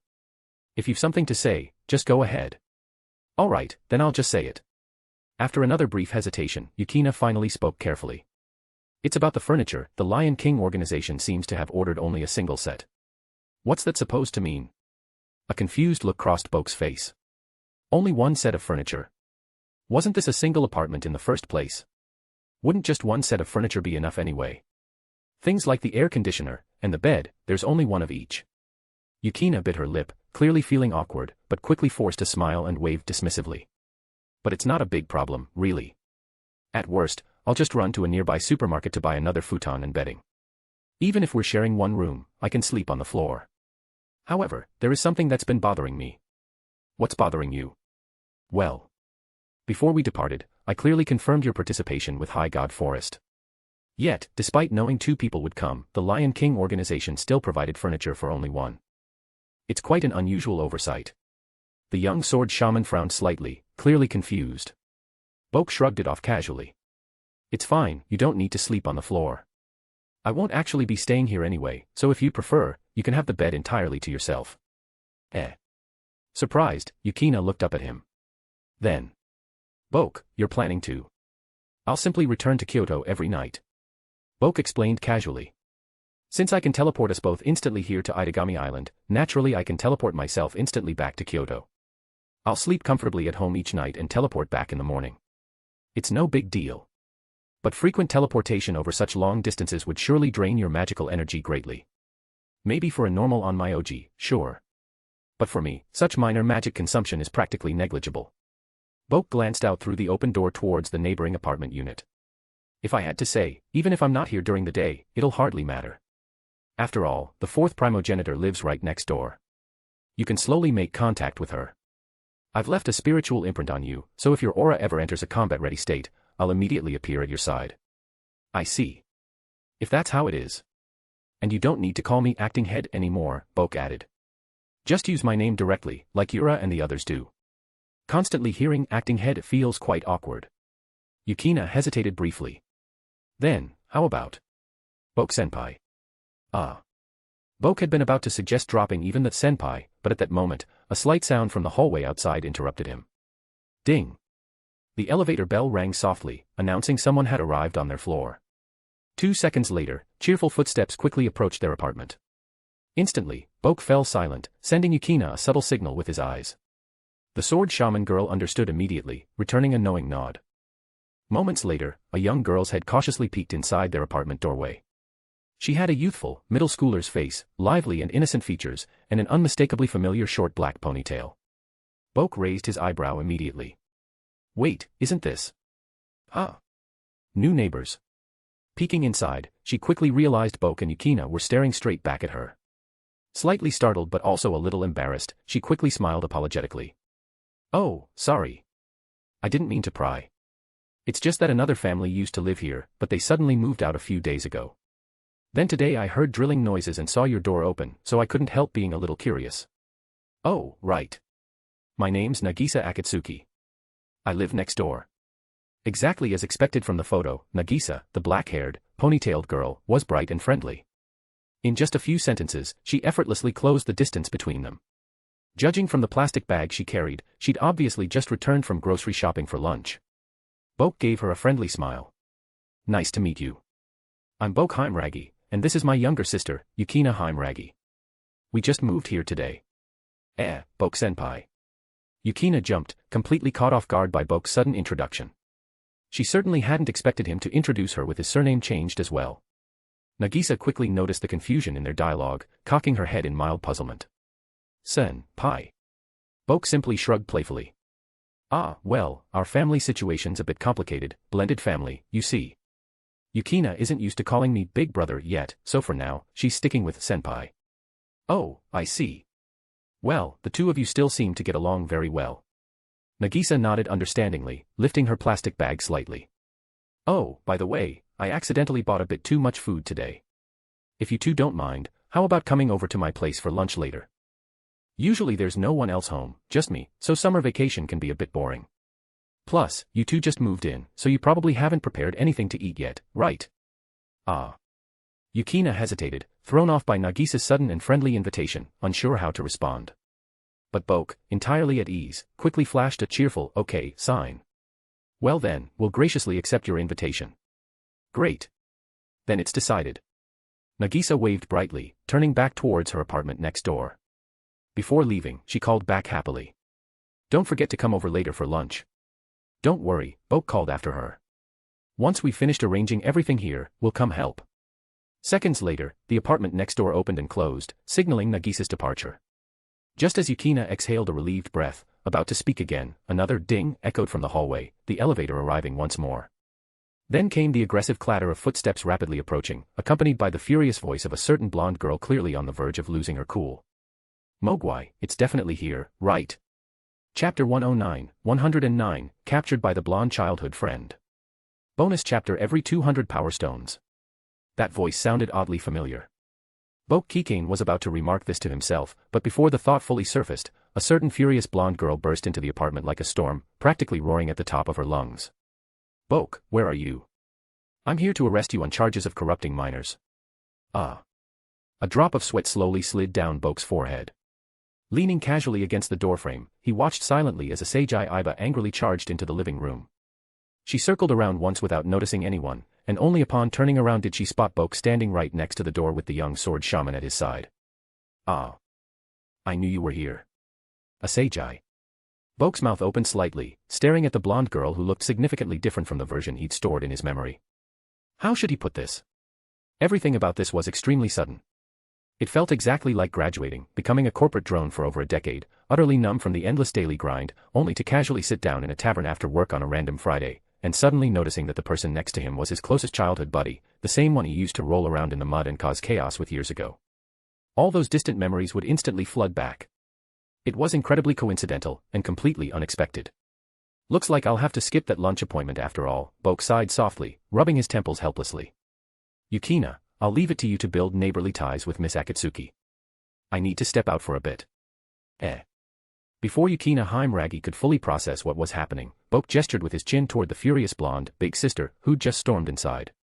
Come on, Azazel. Let's talk somewhere else. After a moment of silence, the blonde girl gave a firm nod. Thus, Boke Keikain and Azazel Arrives left the apartment together.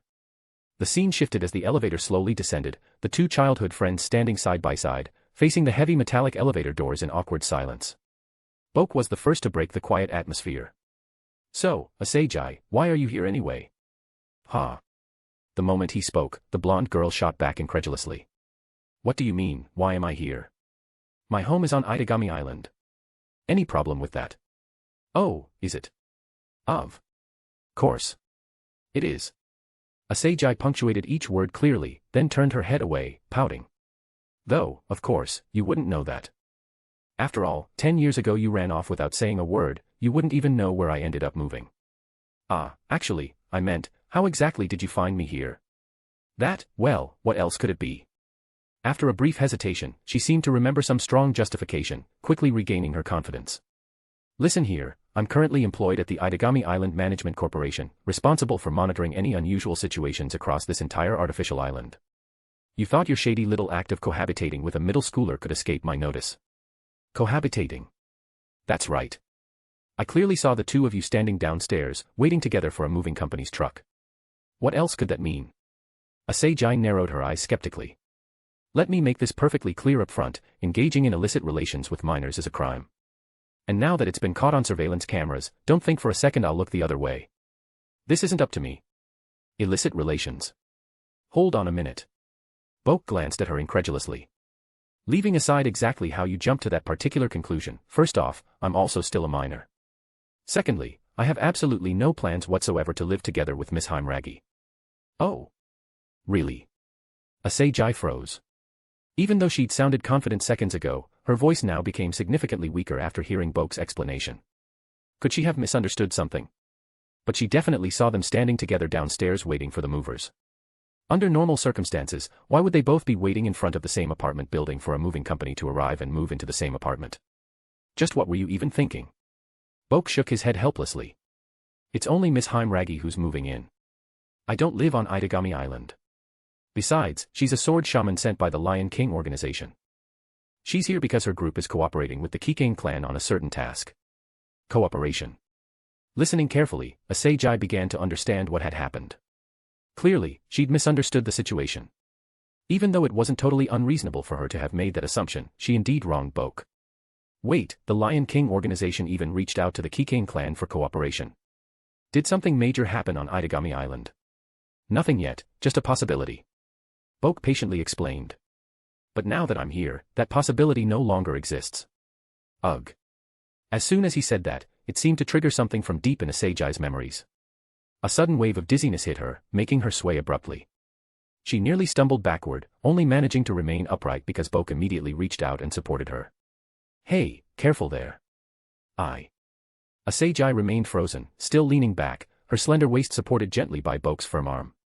Under the elevator's overhead light, memories resurfaced in her mind clearly. Please, Boke. Save my mom. We've already been to so many big hospitals, and they couldn't help her. But you'll definitely have a solution. I'm begging you, this is the biggest request of my life. I know. That's why I'm here. Don't worry, leave everything to me. Auntie will definitely be fine.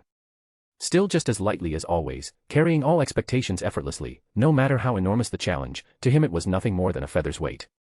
Sorry, I ran straight here without having lunch. I guess my blood sugar dropped a bit. Asagai straightened herself up awkwardly, looking away and trying to make her tone sound casual. So, where are you staying now? I've been living in Tokyo until now. Just returned to Kyoto a couple of days ago for summer vacation. This morning, I came to Itagami Island. Boke paused slightly, then added. If nothing unexpected happens, I'll probably return home to Kyoto tonight. Is that so? Asagai felt warmth spreading across her cheeks and did her best to keep her voice steady and casual. You haven't had lunch yet, right? How about coming to my place for a meal? It's been a while. Sure. By the way, how's Auntie doing lately? Oh, she's doing great, Asagai replied quickly. She went out shopping with some friends this morning. Probably won't be back until the evening. Chapter 110, Girls Have Their Pride. Bonus chapter every 200 Power Stones. Although Itagami Island was an artificial island, it was still one of the few designated demon districts worldwide with direct access points to the underworld. Naturally, it boasted an excellent public transportation system. About 15 minutes later, the two left Yukina's apartment building and arrived at another apartment complex near the bustling city center on the western side of Itagami Island. My place is right here. Asagai Iba skipped cheerfully ahead, clearly happy to reunite with her childhood friend. It felt as if she'd returned to those carefree childhood days once again. Without hesitation, she reached back, impatiently grabbing Boke's sleeve to pull him toward the apartment entrance. Come on, hurry up. It's scorching outside. Bokue Keikain remained silent. Indeed, today was exceptionally hot, easily reaching 35 degrees Celsius beneath the blazing sun, a rather intense temperature for an island city like Itagami. Compared to the building where Yukina Heimragi had just moved in, the apartment complex Asagai lived in was visibly more upscale. Apart from being taller and boasting a modern architectural style, the fact that one needed a keycard just to enter the building emphasized its exclusivity. Asagai's apartment was located on the very top floor. Interestingly, Japan's preferences regarding apartments differed somewhat from other countries. While in some places, top floors or corner units were less desirable due to concerns about leakage or structural issues, Japanese real estate was the exact opposite. Corner units were highly favored for better natural lighting, while top-floor apartments symbolized prestige and status. Moreover, exclusive outdoor parking spaces near mechanical garages at the ground level were typically reserved solely for top-floor residents. In short, in Japan, the penthouse floor represented the most luxurious, coveted position. Ding! After a brief ascent, a gentle elevator chime sounded. The heavy elevator door slid smoothly open, unveiling an impressively luxurious duplex penthouse, reminiscent of those lavish penthouses atop Eclipse Towers in Los Santos, complete with an enormous open-plan area combining the spacious living room, dining room, and modern kitchen. Directly opposite, a massive floor-to-ceiling glass window presented a breathtaking panoramic view of central Itagami, stretching all the way to the distant coastline. Wow, not bad at all. Boke let out a small, genuine exclamation of admiration. Not because he'd never seen luxury before, but simply because he distinctly remembered Asagai's childhood home being nowhere near this lavish. Had they gotten wealthy? Well, it's all right, I suppose. Asagai shrugged casually. Yet despite her best attempt to seem indifferent, the slight, irrepressible upward curve at the corner of her lips betrayed the blonde girl's hidden pride. All right, come on in. Let's see, slippers, Boke, you can just wear mine. I'll borrow my mom's slippers instead. She's out until evening anyway, so when she comes back she can just use Dad's. Then, what about your dad when he returns? Boke cautiously pointed out this rather important flaw in her logic. But, completely unfazed, Asagai didn't even glance back. Oh, my dad. Don't worry about him. Knowing his schedule, he'll probably come home late at night. Huh. Pausing momentarily at the entrance to remove his shoes, Boke was taken aback. Coming home late at night. What kind of exhausting work schedule was that? However, Azazel had already turned around, heading into the open kitchen area on the left side of the spacious living room. Out of sight behind a dividing wall at the entryway, her distant voice drifted back. My dad is currently serving on Itagami City's council.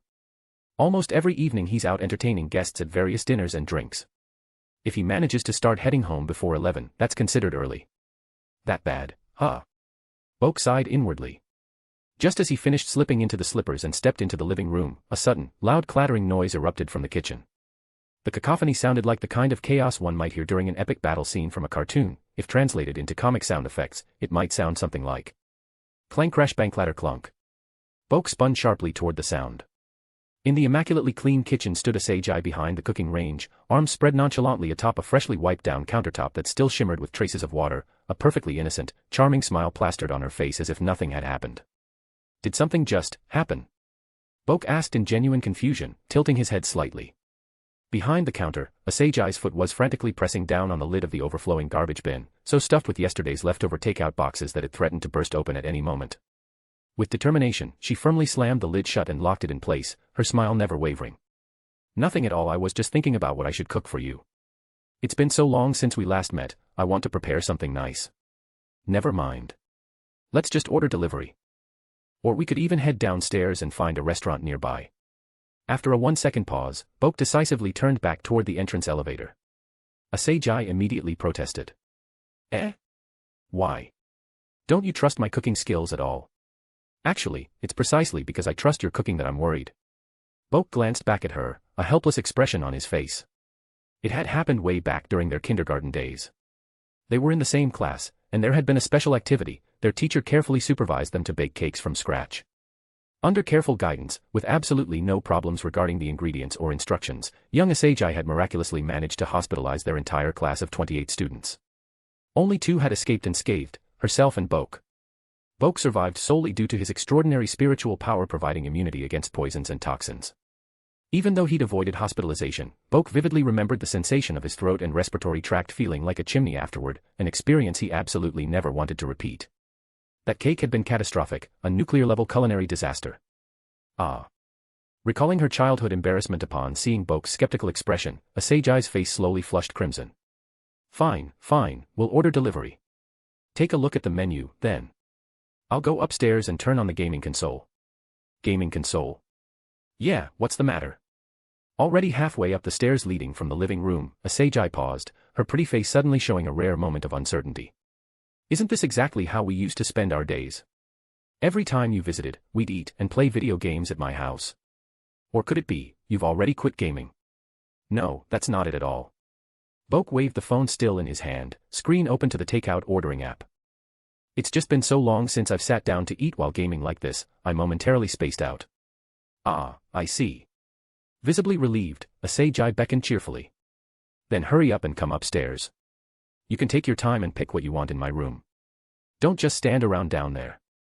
Food delivery on Itagami Island is notoriously slow. Seriously. Your apartment is literally right next to the city center. Even so, it's slow. Chapter 111, she went boldly on the offensive. Bonus chapter every 200 power stones. It turned out food delivery on Itagami Island really was as slow as Azazel said. Boke had placed the order just after 11, but by the time it arrived, it was already past 12:30. The 2 spent their lunch leisurely playing games while eating, and by the time they'd finished, it was already after 2 in the afternoon. I'm exhausted. Let's take a break, I'm done playing. In her room, utterly defeated by her childhood friend with an overwhelming final score of 29-4, Azazel tossed the game controller carelessly onto the pillow behind her. With a dramatic sigh, she flopped backward onto her soft bed. It was exactly like when they were kids, no matter how many times she tried, victory was beyond her reach. Azazel was genuinely a top-tier hacker, an undisputed genius with C language. Even the top-level security protocols governing the island's core networks were mere child's play if she put her mind to breaching them. She'd even attempted desperate measures when she was young, going as far as unpacking the game's files they played together, meticulously studying and mastering every technique and hidden trick possible. And yet, she'd ended up losing even more tragically. It wasn't a matter of knowledge or strategy, just pure reaction speed and innate ability. Logically, after so many years, she should have gotten much better. And perhaps she had. But the brutal reality was that those 4 victories today were clearly just Boke intentionally going easy on her, probably to spare her feelings. But somehow, this only made Asagi feel even more frustrated. She glanced absently toward the window, where the sky had suddenly darkened ominously, hinting that a fierce storm could erupt at any moment.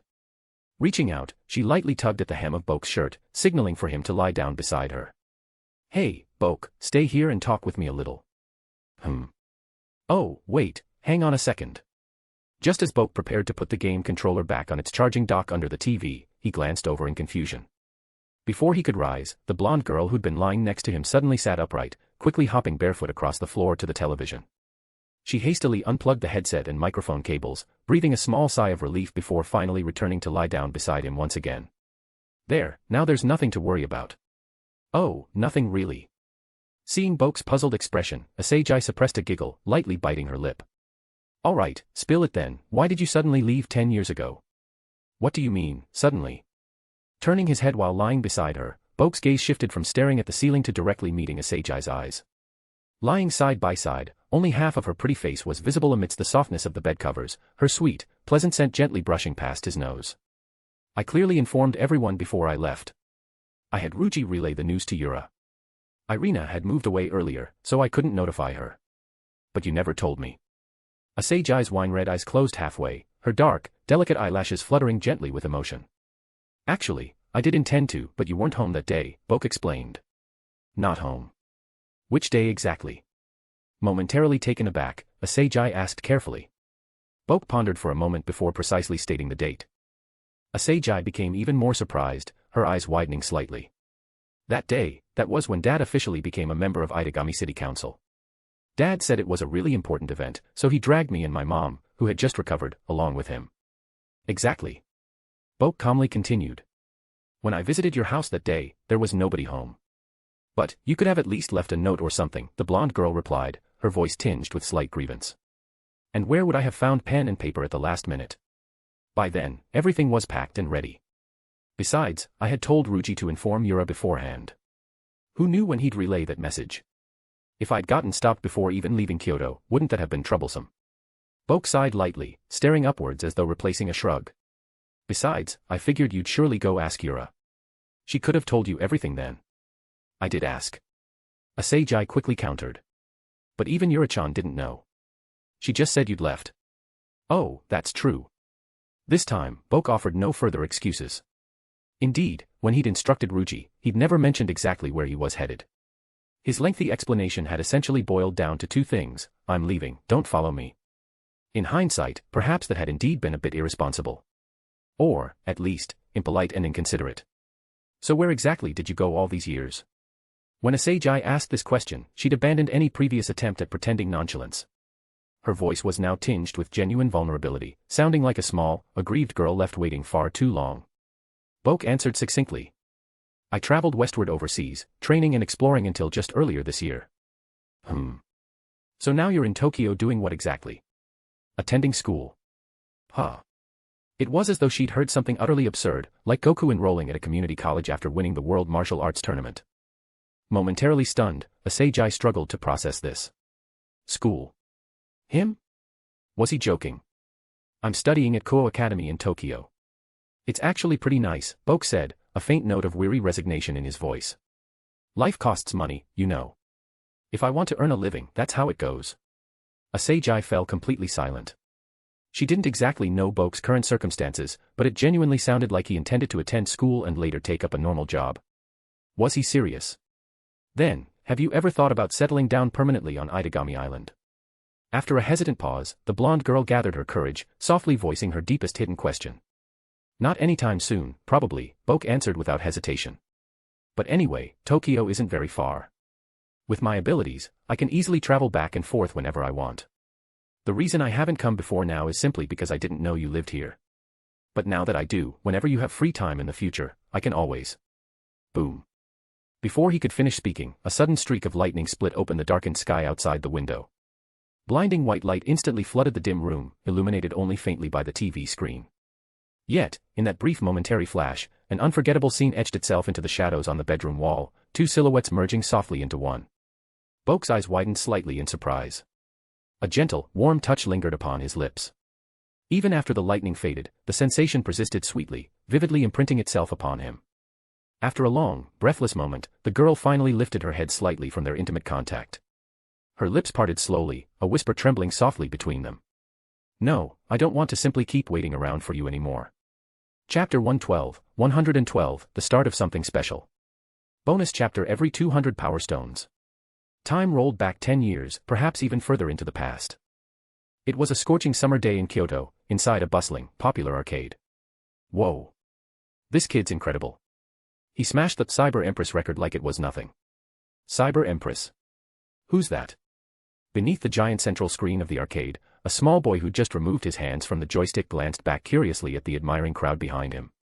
His young face bore an unusually calm, indifferent expression for his age. She's, The unexpected question momentarily flustered the gathered crowd. Ah, I get it. You're new here, right? First time at this arcade, huh? You see that scoreboard up there? The top scorer, that's, well, now it's second place, actually. Oh. Young Boke Keikain looked up at the screen. Above the bright flashing letters spelling winner was a separate electronic scoreboard, clearly listing the IDs of the top 5 players. His own ID was now at the top, meanwhile, the second place ID was a string of Japanese katakana. Aiba. Asagai. That's her. You see, she's known as the Cyber Empress, she. Noticing that the small boy, who just claimed the top spot, seemed intrigued, a helpful bystander enthusiastically began to explain. But before he could say anything more, another voice cheerfully piped up from further back in the crowd, seemingly eager for drama. Oh hey, speak of the devil. Haven't seen you around for days, little Empress. Bad news, someone just broke your record. Eh? Seriously? Who? Replying was a cute blonde girl with bright red eyes and 2 adorable twin tails.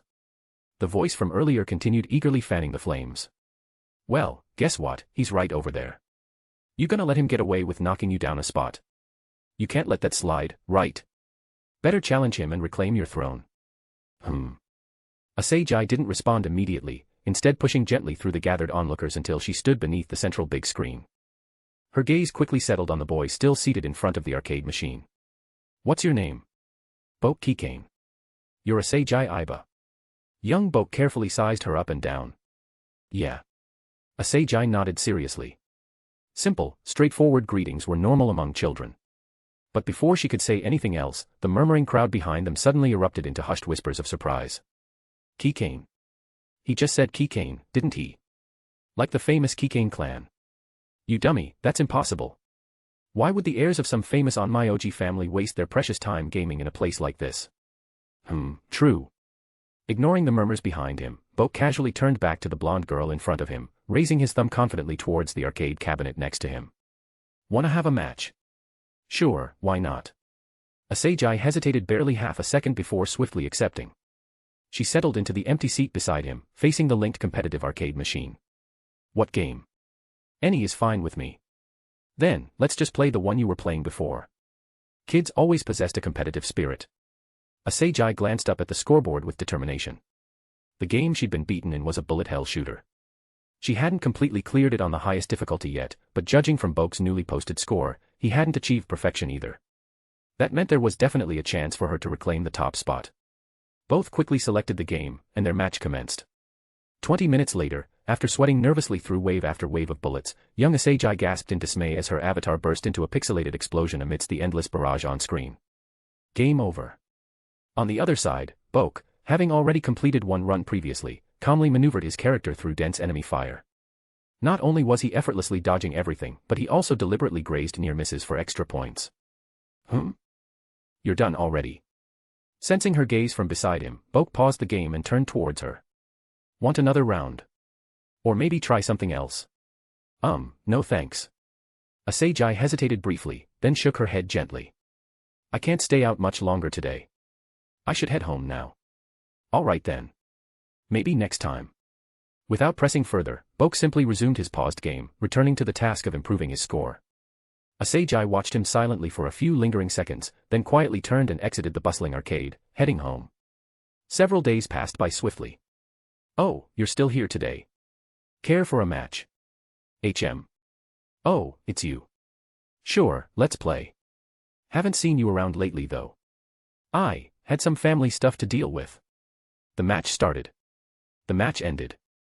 Once again, Azazel lost. You said you couldn't come, but you seem even better now. Were you secretly practicing somewhere else? What do you mean, secretly practicing? I've just been playing at home. Isn't playing at home still playing, same as here?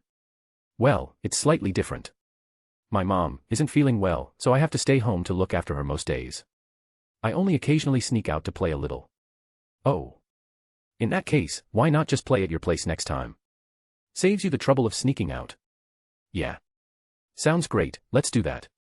2 carefree summer months passed by in the blink of an eye, autumn approaching quietly. Man, summer's almost over already. We'll be starting kindergarten soon, so we can't play freely like this every day anymore, huh? Eh? You're going to kindergarten too, Boke. What else would I be doing? We're the same age, you know. Oh no, I just meant, aren't you from the Keikain clan? Do Onmyōji really need to attend school too? Even if we're Onmyōji, we can't exactly dodge mandatory education completely, right? True. I just hope we end up in the same kindergarten class. Oh, by the way, why weren't you around these last couple days? Ah, Ireina dropped by and invited me hiking. I considered asking you along, but then thought you'd probably be busy at home, so I decided against it. Ireina, huh? For the first time in her young life, Azazel felt an unfamiliar sour pang inside her chest. 3 more fleeting years rushed past. After their kindergarten graduation ceremony concluded, the 2 kids who'd shared a class for 3 entire years finally faced their last summer vacation before starting elementary school. Finally, summer break. Mom's health has improved so much lately. She even said we can all go somewhere fun together this summer. You'll have time to come, right, Boke? Also, when we start elementary school after vacation, do you think we'll still be in the same class? Hard to say. But this summer, I'm afraid I probably won't be able to hang out much. Eh? Why not? The Keikain clan and the Hero Village have organized some joint training program. It's like the Avengers, I guess. Anyway, all the younger generation must participate. You know how it is, I'm the Keikain clan's current acting head, so while I usually skip regular training, I can't dodge this one. Ah. I see. Thus began a summer that felt unusually tedious and empty. That year, summer felt particularly endless and dull. At last, after 2 painfully slow months, the evening of the first day of elementary school arrived at the Keikain residence. Hey, Yura-chan. Where's your brother? Boke didn't show up at school today, is he at home? My brother, he's not here. He went away. Nobody knows where he is. Eh. Chapter 113, Hold Me, Right Now. Bonus chapter every 200 power stones. Back to the present. As memories flashed vividly through her mind, the blonde-haired girl, who had kept her composure since their reunion, took a deep, trembling breath. I don't want to do this anymore. I don't want to just wait helplessly for you to find me. It was like this 10 years ago, and it's still the same now. If I hadn't spotted you on surveillance when you arrived on Aidagami Island and rushed over in time, you'd probably vanish again, just like last time. Last time? Boke's brows furrowed slightly in confusion. Azazel gave a soft hum, her voice faintly nasal. About 2 months ago, I saw you appear at the port on the surveillance feed, and I hurried there immediately. But by the time I arrived, you'd already disappeared. Ah. So she meant the time he went to the underworld to resolve Rias's engagement. Realization dawned on Boke. Azazel pressed on. That's why I've finally realized just waiting passively won't do me any good. I need some way to actively find you myself. That's not too hard. Traveling from Aidagami Island to Tokyo isn't complicated anyway. If you take the oceanic bullet train, it's just about 2 hours, Boke considered thoughtfully, lying next to her. As for my home address, that's not what I want. Azazel interrupted him firmly. What use is knowing your address? Everyone knows exactly where the Keikain family home is in Kyoto, and yet, has it ever helped? I don't care where your house is, I want to know exactly where you are. Leaving Boke no chance to breathe or evade, Azazel leaned forward aggressively, her suppressed emotions, held back for 10 full years, bursting forth. Forgetting about personal space or embarrassment, she practically pressed her entire body onto his, their chests intimately meeting through the thin fabric. Hey, Boke, you Onmyōji should have something like a tracking spell, right? Boke hesitated slightly. At this point, Azazel's intention was perfectly clear, she basically wanted his personal location at all times. Certainly, location tracking spells existed. However, the main issue was that Azazel was essentially an ordinary person. Even if he provided her a tracking charm, she couldn't activate or use it, unless He paused, momentarily lost in thought. Indeed, aside from rare exceptions, most people in the world naturally possessed at least some minor amount of spiritual energy.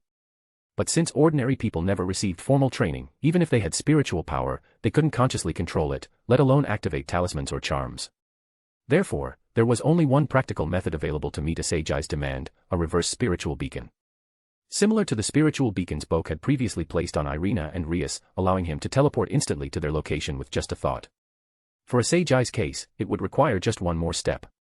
The beacon placed upon her would actively detect when she wished to see him, after which Boke could trigger the teleportation spell remotely, instantly bringing her straight to him. However, this meant directly imprinting the spiritual formation onto her body. While it wouldn't hurt or be visible like a tattoo, once spiritual power entered her body. Hey, stop playing dead already. Answer me, is there such a technique or not? Yeah, there is, but... Then hurry up and do it. Asagai's voice had a faintly threatening edge now.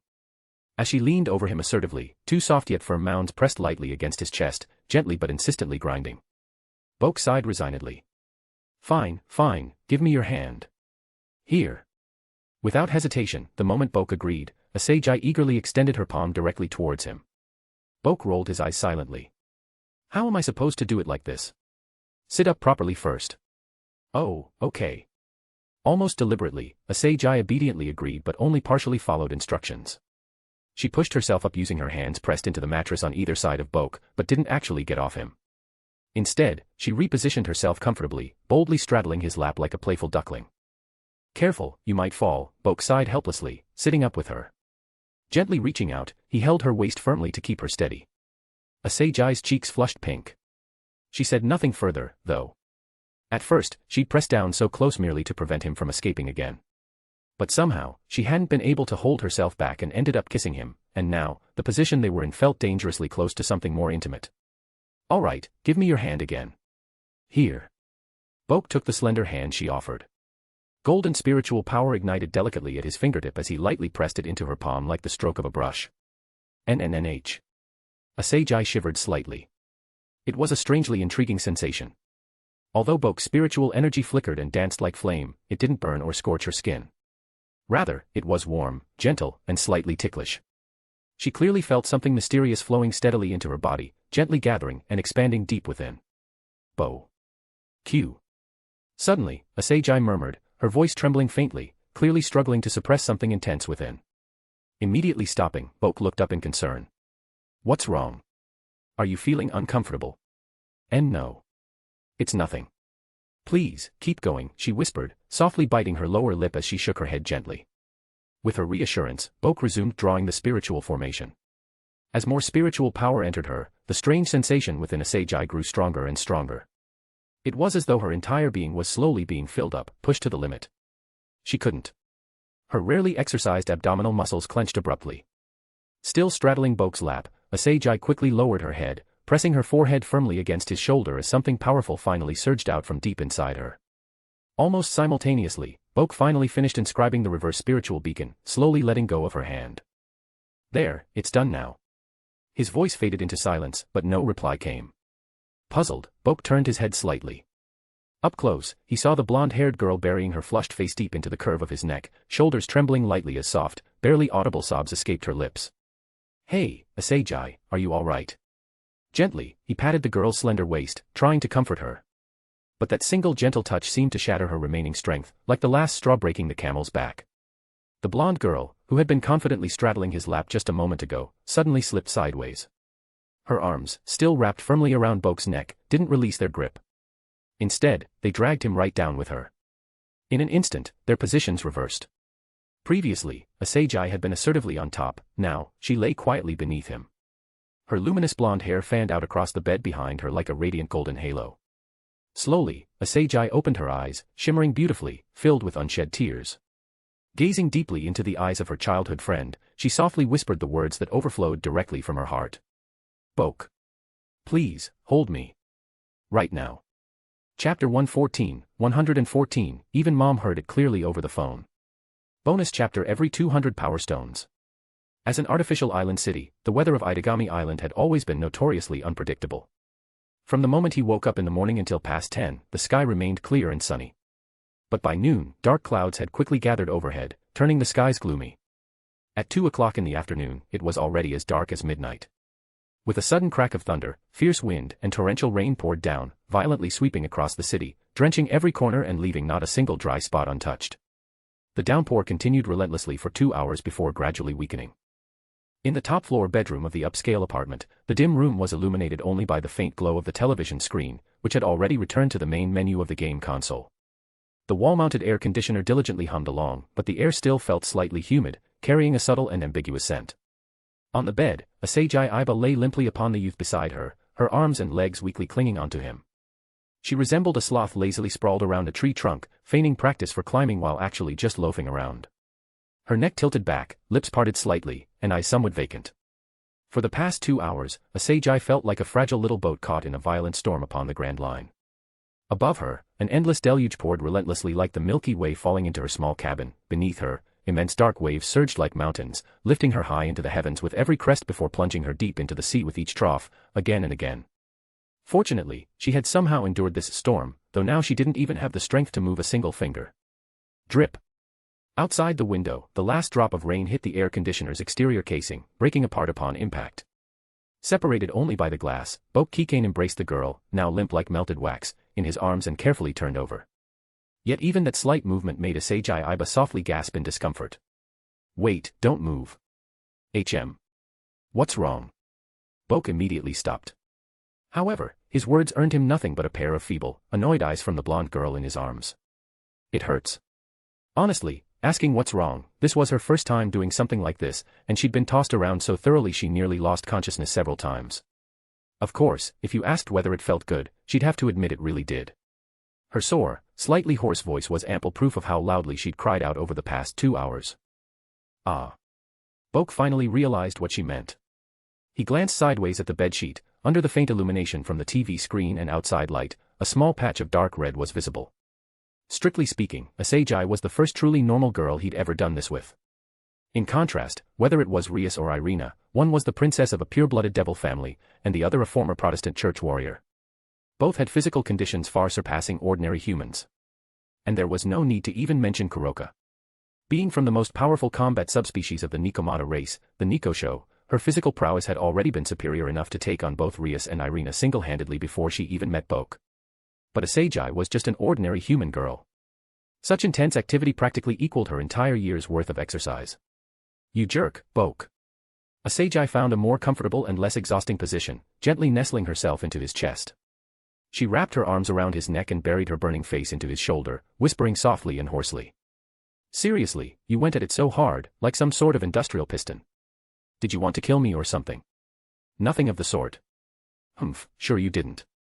Blushing, Azazel pouted slightly, but she soon breathed a sigh of relief, lightly patting the youth's back. "Anyway, go turn on the lights. Let me check your back to see if you need some ointment. I probably scratched you pretty hard." "Not really." Boke gently moved his hands to support her. "Then I'll put you down first, be careful." Slowly, ah. With a gentle gasp from her, a soft popping sound echoed, almost like a bottle uncorking. The rain outside, seemingly stopped, made a brief, small return. Boke approached the bedside and flicked on the wall switch, illuminating the entire room with bright, warm light. Turning back, he saw that Azazel, who had recovered a little bit of her strength, was sitting up, hugging her knees tightly, curling into a small ball. Her crimson-flushed face hid shyly behind the barrier formed by her knees, her delicate feet crossed carefully to block anything important from view. What are you looking at?" Seeing the boy staring straight at her, Azazel shrank her head down even lower, peering at him with watery, wine-red eyes. "Nothing, just thinking you're pretty cute right now." Boke casually walked back to the bedside. "Wah. Why would you just turn around like that?" Before Boke even finished approaching, the blonde girl let out another shriek. Her reasoning was straightforward, neither of them had showered or put their clothes back on yet after everything they did. When Boke went to turn on the lights earlier, he had his back turned, but now, returning to the bed, he naturally had to turn around. What's there to be shy about now? Haven't we already done everything? Boke sat back down nonchalantly and pulled the curled-up Azazel gently back onto his lap. "Ah." She trembled slightly as a burning sensation spread up her spine. Even though this wasn't intentional on her part, the sudden contact instantly reminded her of the image she'd glimpsed right after the lights were turned on. So, guys, we're really that scary down there. After all that, she actually endured for 2 full hours straight. She couldn't help but marvel at her own strength. Do you want to shower now? Boke's voice came from above, almost against the top of her head. Why yeah, I probably should. I'm so sweaty and sticky, it's uncomfortable. Azazel unconsciously responded but quickly realized something felt off. She whipped her head around sharply. Wait. Boke, you're not suggesting we shower together. Otherwise. Boke raised his eyebrow, delivering his familiar rhetorical question with an unperturbed expression. You make it sound as if you're in any condition right now to shower by yourself. Ugh. She really couldn't refute that point. But just then, out of the corner of her eye, Azazel spotted a series of water droplets on the floor, leading in a dotted line from the bed to the doorway, as if someone had walked out, wandered around, then returned. Boke, what's that? Oh, that's probably. Following her gaze, Boke understood instantly. When we were halfway through earlier, you suddenly said you were thirsty, so I carried you downstairs to get a drink. Wait, what time is it now? About 4:30. Doesn't that mean Mom's almost home? Wait, stop. Hold off on the shower, hurry and clean up all the traces here first. It'll be terrible if Mom sees this. Oh, that's not gonna happen. Boke shrugged calmly. Your mom called earlier. She said she'll be back around 8 after having dinner. Called. When? Azazel's smile froze instantly. Boke thought briefly. Around 3:30. Your phone rang on the bedside table. You were so into it you didn't even notice, so I answered for you. I wanted to cover your mouth, but you were just too loud. I think she probably heard everything pretty clearly. So when he said, that's not gonna happen, he didn't mean her mother wouldn't find out, he meant she already had. Realizing this, Azazel felt her vision darkening rapidly, her consciousness fading away. Chapter 115, we should definitely do this more often, right? Bonus chapter every 200 power stones. The scene shifted, now, the two were already downstairs in the first-floor bathroom. Because it was a residential bathroom, the space naturally felt somewhat cramped compared to the spacious upstairs bedroom.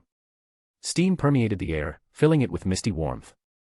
In the bathtub filled with comfortably warm water, Azazel and Bokue Keikain sat snugly, positioned just like before upstairs on the bed. Boke held a dampened towel, gently wiping the body of a certain blonde girl who today was practically reduced to a completely spent kitten.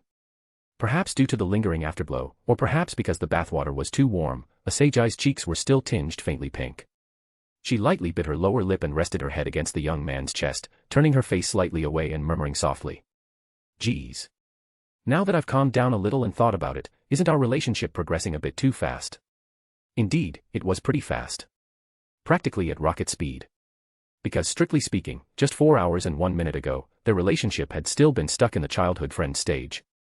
In other words, these two, whose memories had been frozen in their innocent childhood friend days, needed only 4 hours and 1 minute to instantly leap forward into the married couple stage.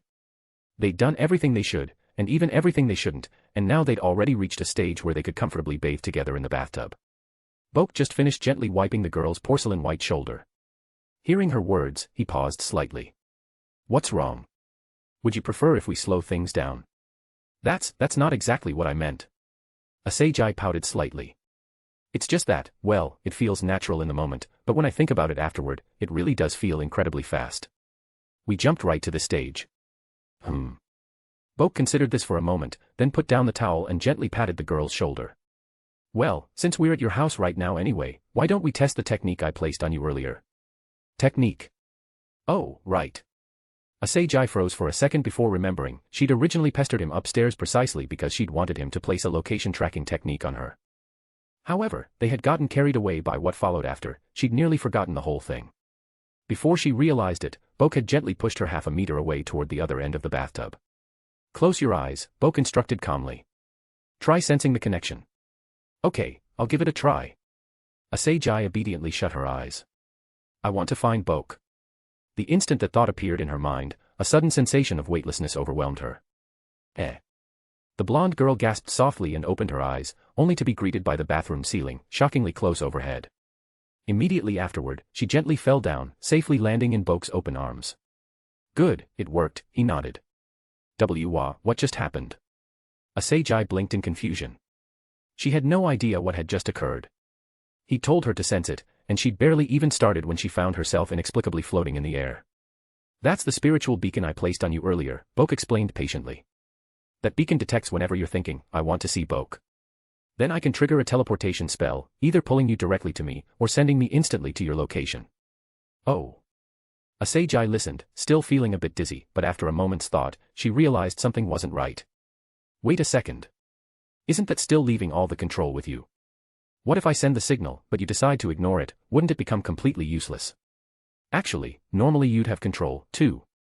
If you became proficient at it, you could even summon me directly to your side, Boke shrugged innocently. Unfortunately, though, you don't know Onmyōjutsu. So. Then just teach me Onmyōjutsu. Asagi blurted out, but her voice lacked confidence. Realistically, her relationship with Boke, while drastically advanced, hadn't even been officially clarified yet. Marrying into the illustrious Keikain family was an even more far-fetched notion. Moreover, practically everyone familiar with the supernatural world knew the Kyoto-based Keikain clan never taught outsiders.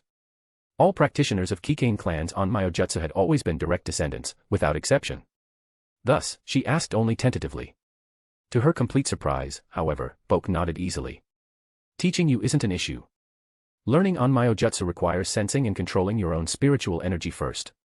The first step toward controlling spiritual energy is strengthening it, and the simplest way to do that is, Boke abruptly stopped, momentarily at a loss for words. His sudden pause made the girl tilt her head curiously. Simplest way is. You know what? Let's talk about it next time, Boke quickly amended. Eh? Why? Asagi protested indignantly. Boke mentally sighed in resignation. Because initially I'll have to guide and support you personally. But today you've already exhausted yourself completely. There's really no point trying it now. Anyway, I'll still be around Itagami Island the next couple of days. Then, tomorrow? The blonde girl seemed eager to continue. Boke briefly considered it mentally before replying. Well, as long as nothing unexpected pops up, tomorrow should be fine. Of course, he'd need to see how well Asagi's body recovered by tomorrow first. Internally, Boke added a silent disclaimer. Just as Kuroka had analyzed previously back home, the quickest and safest way to rapidly strengthen spiritual energy was still through intimacy. Granted, this method fundamentally relied upon Boke himself having the world's most extraordinary and enormous spiritual power, but their experiences had clearly confirmed its effectiveness. A prime example was Kuroka herself. As a nekomata, even though she was from the elite combat subspecies called Nekosho, her original potential would never have reached legendary yokai levels. At best, even with intense training, she'd merely become a regular high-level yokai. Yet, from the moment she'd met him, Kuroka had practically abandoned all serious training.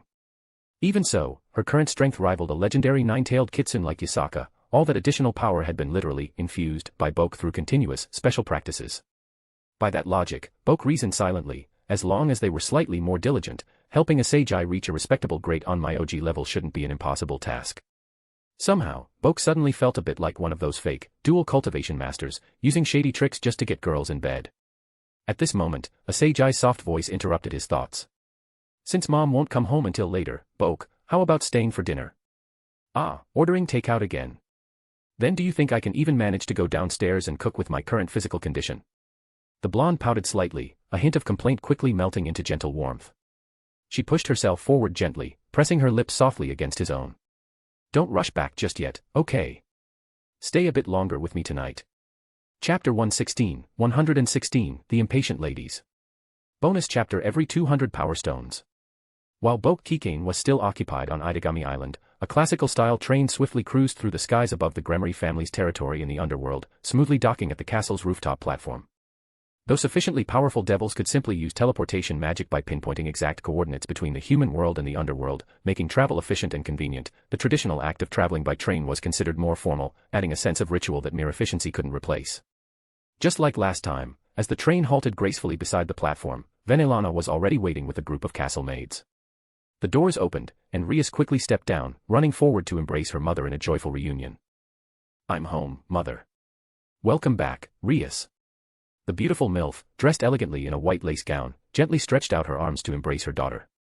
However, for reasons unknown, despite the mother-daughter pair sharing no ill feelings or conflicts, Ireina subtly tilted her face aside as Rias hugged her. Sniff. Sniff. There's a nice scent. As if detecting something unusual, Rias, resting her chin on her mother's shoulder, gently sniffed the air. She stepped back slightly, eyes widening as she stared at her mother's familiar face curiously. Mother, did you put on makeup? Oh, indeed. Ireina maintained her gentle smile, elegantly raising her hand, adorned with a white lace glove, to lightly brush against her cheek. Compared to her usual appearance, today Venelana's skin seemed even fairer, her cheeks rosier, and her eyes subtly accented. Admittedly, with Venelana's unparalleled beauty, rarely matched even throughout the entire underworld, any further makeup was usually just icing on the cake. For this exact reason, Venelana rarely applied makeup anymore. As the saying went, a woman beautifies herself for the one she loves. With the Gremory family now having fewer members, Venelana often found herself alone in the vast castle. Even if she meticulously applied makeup, the only thing she could do afterward was admire herself in the mirror. Yet today, Mother unexpectedly wore makeup. And such a complicated dress as well. While Rias was quietly pondering, Venelana's voice broke her thoughts, gently asking as she peered behind her daughter. Era. Speaking of which, where is Bokue? Didn't he come back with you? Oh, about that. Before Rias could properly reply, Venelana continued. Are you two having a quarrel? Huh. The red-haired girl paused in surprise before quickly shaking her head, responding hastily. No, no. Nothing like that. Boke just returned to Kyoto these past 2 days. Apparently, he was assigned some important tasks and mentioned that he'd stay a couple more days in the Demon Special Zone before joining us here. Oh, I see. Venelana nodded in understanding, but soon sighed softly, placing a hand lightly on her cheek. Sometimes, having capable young men can be quite troublesome. It reminds me of your older brother. Mother spent years raising you both, but after becoming the Mao, I barely get to see his face a few times a year. Ah. Seeing her mother starting to lament once again, Rias could only silently sweat drop. Fortunately, at that moment, the silver-haired maid behind Venelana stepped forward, bowing slightly. Welcome back, Lady Rias. And welcome as well, Lady Sona. Graia, you're here as well. Only upon hearing that voice did Rias realize, peering over her mother's shoulder to see Graia Lucifuge, her brother Serzex Lucifer's famous strongest queen, standing neatly amongst the maids, dressed as impeccably as always in her signature maid attire. Yes. Graia straightened gracefully, replying calmly. Due to certain circumstances, Lord Lucifer instructed me to temporarily remain on standby at the Gremory family's domain. I see. Venelana clapped softly, diverting their attention back smoothly. All right then, since you've all arrived safely, let's not stand around outside. Come in now. Oh, and Rias dear, would you mind contacting Bokue and confirming exactly when he'll be here? Ah, that's not really possible. Why not? Because the underworld and human world don't exactly share the same network. Oh, that's right, that is troublesome indeed. Meanwhile, in the human world, at Yasaka Shrine in Kyoto. With the setting sun gradually slipping beneath the horizon, the golden twilight cast a soft glow over the shrine. A small kitsune girl wearing traditional Miko attire sat quietly on the stone steps in front of the shrine's entrance. She watched the sun steadily set, the 6 fluffy golden fox tails behind her completely motionless, as if frozen in anticipation. Quiet footsteps approached from behind. Yasaka, dressed elegantly in traditional attire, her shimmering golden hair neatly tied back with ornate hairpins, stepped softly behind her daughter. Kuna, didn't you take an afternoon nap today? No. Kuna lowered her head slightly. I wanted to wait for Bokue-chan today. But it seems he won't be coming. Mother, do you think Bokue-chan left again? I don't think so. Yasaka gently considered her answer. After all, Boke had only returned to Kyoto yesterday, particularly since it was the summer break. It stood to reason he'd stay a few more days after coming home to visit. Moreover, even if Boke really needed to leave urgently today, he would certainly inform her first, just as he had 10 years ago. Of course, back then he didn't merely inform her, he also. Recalling past memories, Yasaka's 9 graceful golden fox tails subconsciously drew closer together. Kuna looked up somewhat disheartened. Then why didn't Bokue-chan come at all today? Perhaps. Boke has his own matters to attend to. After all, he is the acting head of the Keikain clan. Yasaka affectionately stroked her daughter's head. All right, let's go inside and have dinner first, shall we? Boke wouldn't abandon little Kuna, right? I understand. Though still slightly disappointed, Kuna didn't cause any further fuss, quietly nodding before rising from the steps and turning to walk back into the shrine. The instant her daughter turned away, Yasaka flicked her fingers subtly, swiftly deploying a barrier that silently enveloped the entirety of Kansai. This was her power and right as the leader overseeing the supernatural faction of West Japan. Not just Kyoto, but the entirety of the Kansai region was under her protection. After carefully sensing within the barrier for Boke's familiar presence, Yasaka opened her eyes again, somewhat puzzled. Even after such meticulous checking, Boke's aura was still nowhere to be found in Kansai. Where had he gone now? Chapter 117, Lady Yasaka's Night Visit. Bonus chapter every 200 power stones.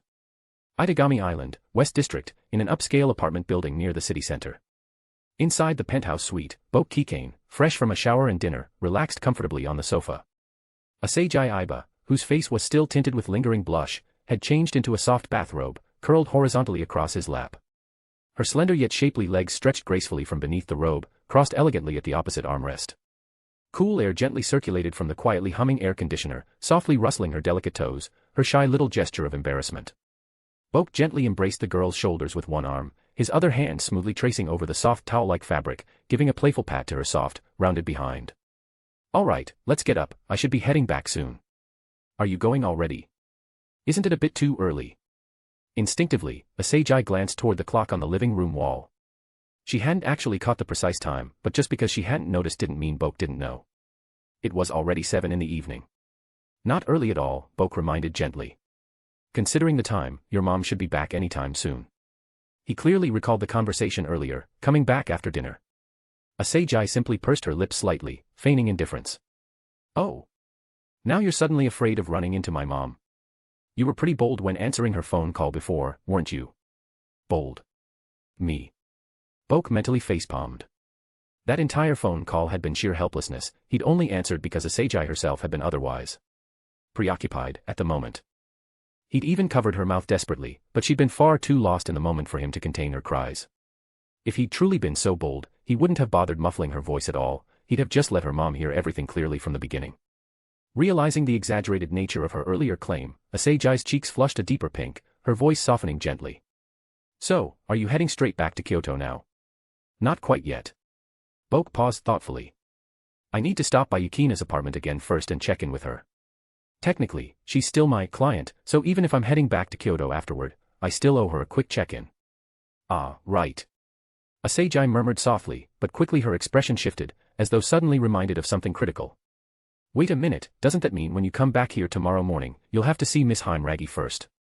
Well, yes. What's the problem? Absolutely not. The blonde girl immediately vetoed this idea. Definitely out of the question. Why? Boke stared blankly. This felt like someone asking if your first task at the office each morning was clocking in. Naturally, you said yes. Then suddenly your partner objected and said no. If clocking in wasn't your first task, then what? Punching your boss? Not entirely impossible, but still. You don't understand. Asagai rolled her eyes playfully. Miss Heimragi is a girl. Girls have tons of little morning routines, washing up, makeup, changing outfits. No girl wants to be caught looking plain-faced in the morning, much less in the middle of changing clothes. She actually had a point. Boke's eyebrow rose slightly. So what else? You should come here first. Asagai sighed dramatically, a brave, sacrificial air in her voice. Anyway, it's far too late for me, every embarrassing thing has already been seen by you. And as for me without makeup, you've seen it your whole life, there's no point pretending now. Huh. Boke's raised eyebrow slowly relaxed. He raised an eyebrow when intrigued, and lowered it once everything clicked. The blonde girl, hearing his neutral tone, grew slightly flustered again. What? I'm only telling the truth. Besides, she's a sword shaman from the Lion King organization, if you accidentally saw anything inappropriate, she'd probably gouge your eyes out. All right, Boke chuckled lightly, patting her gently once more. Tomorrow morning, I'll come straight to you first. Good. Now, he urged gently, let's get up. It's really time I left. Wait, just a moment. Sitting up slightly, Asagai tilted her flushed face upward, cupping his cheek softly, wine-red eyes fluttering closed. One last kiss. Mua. He'd said he was leaving, yet in the end, Boke lingered another 15 minutes before finally departing Asagai's home. 15 minutes later. In the apartment provided by the Lion King organization as their temporary base, a figure suddenly materialized out of thin air, as abruptly as if he'd been painted directly onto reality.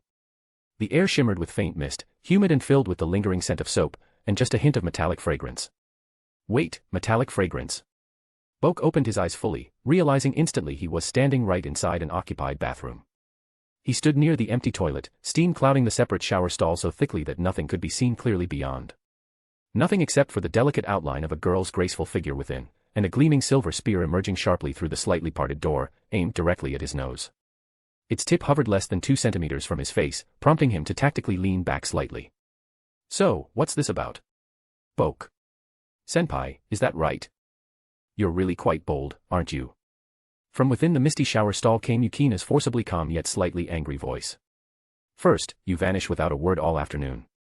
And now you immediately resort to blatant peeping the moment you return. Peeping? Hardly. I just happened to teleport back here at an unfortunately awkward moment. Boke casually shrugged. Oh, by the way, I highly suggest pulling that spear back inside. If you don't close the door soon, the steam on the glass will fade completely. Ah. Immediately, the spear vanished, and the stall door slammed shut. Boke stared at the steamed-up ceiling, speaking evenly through the closed stall door. I only came back for two things. Firstly, to tell you I'm heading back to Kyoto for now. Secondly, to check if you've noticed anything unusual about our little vampire neighbor this afternoon. Eh? And no, not really. Behind the misty door, Yukina hurriedly snatched a towel from the rack, swiftly wrapping herself. I spent the entire afternoon with Nagisa. We planned on heading to the nearby shopping center to buy groceries for the next few days. But with the sudden heavy rainstorm, we ended up not going. Anyway, there's nothing unusual to report. Good to hear. I'll head back then, call me if anything happens. I'll return tomorrow morning. Waving lazily, Boke's figure slowly dissolved back into the air, leaving one last casual remark behind. And for the record, I really wasn't planning on peeping at your, rather modest figure anyway. Modest. Inside the stall, Yukina froze mid-action, repeating quietly under her breath. So, he thinks I'm modest, and never intended to peek. Oh, so that's how it is. Meanwhile, in Kyoto, the Keikain household's master residence. When Boke reappeared once more, he stood back in his familiar room. The room lights were off, pitch dark and silent, illuminated only by the gentle glow of moonlight filtering through the window. Upon the soft tatami mats, a graceful blonde woman, who had clearly been waiting for him, slowly turned to face him, smiling serenely. Behind her, 9 beautiful foxtails swayed gently, conveying a subtle, inviting message. You finally returned. Chapter 118, Lady Yasaka's Late Night Visit PT. Bonus chapter every 200 power stones. Yasakane. Under the gentle glow of moonlight, Boke felt a brief moment of surprise, but not enough to let it show on his face. Instead, he calmly walked over, quietly seating himself cross-legged beside the beautiful fox-tailed woman on the soft tatami mats. Barely had he settled himself when Yasaka leaned forward eagerly, unable to hold back any longer. Her delicate nose brushed close, inhaling softly. Returning so late. Just where have you been all day, HM? Kuna waited for you eagerly at the shrine the entire day, and this scent. You've clearly bathed elsewhere before returning. And there's even a faint trace of another girl's scent lingering on you. Well, that was perfectly understandable. After all, Boke had teleported straight from Itegami Island without a moment spent traveling on the Shinkansen, meaning there was no chance to shed any extra aromas. Prior to returning, he'd briefly chatted with Yukina, unfortunately timing his teleportation exactly when she'd been showering, but the majority of the day had been spent with the Seijai. They'd been stuck together so tightly that if they weren't cuddling, they were headed straight toward more cuddling, and even their brief transitions between locations had involved their bodies intertwined. Like making their way from the second-floor bedroom down to the first-floor bathroom in a rather acrobatic fashion. Even their final moments before parting had been spent affectionately lounging together on the sofa. In short, if Boke hadn't stopped briefly at Yukina's steamy bathroom afterward, the scent on him wouldn't just be faint, it would be unmistakably intense. I'm feeling rather hurt, you know. Noticing Boke's silence, Yasaka inched even closer. All 9 of her fluffy golden foxtails curled gracefully to one side, becoming like a luxurious sofa cushion that gently wrapped around his back. She tugged him close, until their bodies were intimately pressed together. The elegant fox-tailed beauty lowered her head slightly, slender, artistically painted fingertips softly caressing Boke's cheek. Her voice was soft, sweetly inviting as she whispered gently. You finally came back for summer break, so why are you still running off elsewhere? Are you truly so busy? Indeed, busy, in every possible sense of the word. A golden foxtail brushed past his cheek, tickling Boke's nose slightly. Unbothered, he smoothly scooped Yasaka up, boldly placing her onto his lap and gently wrapping an arm around her slender, well-proportioned waist beneath the delicate kimono. Not only did what I expected come to pass, but something completely unexpected occurred too. Today, I originally traveled to Itegami Island strictly for business, but ended up bumping into a Seijai. A Seijai? Ah, the little girl who used to love playing games with you when you were younger. Instant realization dawned on Yasaka's lovely face, quickly followed by curiosity. If memory serves, that particular girl didn't get along too well with Ireina, right? They didn't end up arguing, did they? I made sure they didn't run into each other, Boke calmly explained. Ireina and Zenovia went ahead to the underworld through the port with Rias and the others earlier today. I only met Asagi afterward. Ah, I see. Yasaka nodded gently, thoughtfully wrapping both arms around his neck. Still, there was another girl I recall you being quite close with back then, a short-haired, tomboyish brunette who often played together with you and Ireina. Yuma Tokoyogi. Boke thought carefully for a moment. Yuma. I'm honestly not too sure. Since returning, I haven't seen her even once. Then again, I never really knew exactly where she lived, so I guess we weren't all that close. I understand. So, what about your business? Ah, right, about that. It was only now that Boke realized he'd strayed off topic for quite a while. The fourth primogenitor. Have you heard of her, Yasaka? Fourth primogenitor. Yasaka blinked her golden eyes slowly, clearly bewildered, exactly the same reaction Boke had when he first heard the name. At the end of the day, yokai and vampires were fundamentally different beings. Most yokai originated as animals that trained until gaining humanoid forms or becoming supernatural creatures. They were beings native to the human realm. Vampires, conversely, were much closer to devils, entities associated more with the underworld. Hence, the two races rarely interacted closely. I was informed by someone from the Lion King organization early this morning, Boke explained, tightening his embrace slightly around Yasaka's waist. Apparently, the fourth primogenitor has been revived. Given she's the world's strongest vampire, if she ever goes berserk, the potential damage would be catastrophic. Someone needs to keep an eye on her, or something like that. Honestly, the details aren't totally clear to me either. And you went there yourself? Yasaka blinked those captivating eyes again. Boke tilted his head up slightly, taking in the intoxicating fragrance at her graceful neck as he responded dryly. What else was I supposed to do? Someone has to handle this, especially since she appeared precisely at Itagami Island. Among all of Japan's strongest exorcists, Onmyōji, and Jujutsu Sorcerers, who else but me could confidently keep a true primogenitor under control? He paused thoughtfully, then continued. Though, if I'm being completely honest, the main reason I bothered was because she appeared on Itagami Island specifically. Had she shown up somewhere in Africa or Europe, I doubt I'd have gotten involved. But if something happened causing Itagami Island to sink, Tokyo would be wiped out too. Given that Itagami Island was an enormous artificial island just a few hundred kilometers from Tokyo, built entirely from carbon fiber, resins, metal, and magic-enhanced structures, if something happened to cause it to sink, even disregarding whether the elders sitting comfortably within the imperial palace would tolerate such destruction, the resulting tsunami would drown Tokyo itself. I suppose that's true, Yasaka acknowledged gently, her breathing becoming noticeably heated. Clearly, her patience was quickly wearing thin. Boke adjusted her position slightly, turning her around to face him directly, their bodies intimately close. As Yasaka's soft lips slowly descended towards him, Boke murmured softly against her warmth. But based on my initial observation today, we might still need to wait and observe further. Honestly, after meeting her in person, it's hard to imagine such a cute young girl truly being the fourth primogenitor. Young girl. Suddenly, Yasaka paused slightly, as if triggered by a certain key phrase. Her voice carried an unexpected note of alertness. Something like that. I met her today, she's still in middle school, actually, Boke replied casually, not giving it much thought. But it was indeed peculiar. She hardly gave off any vampire aura.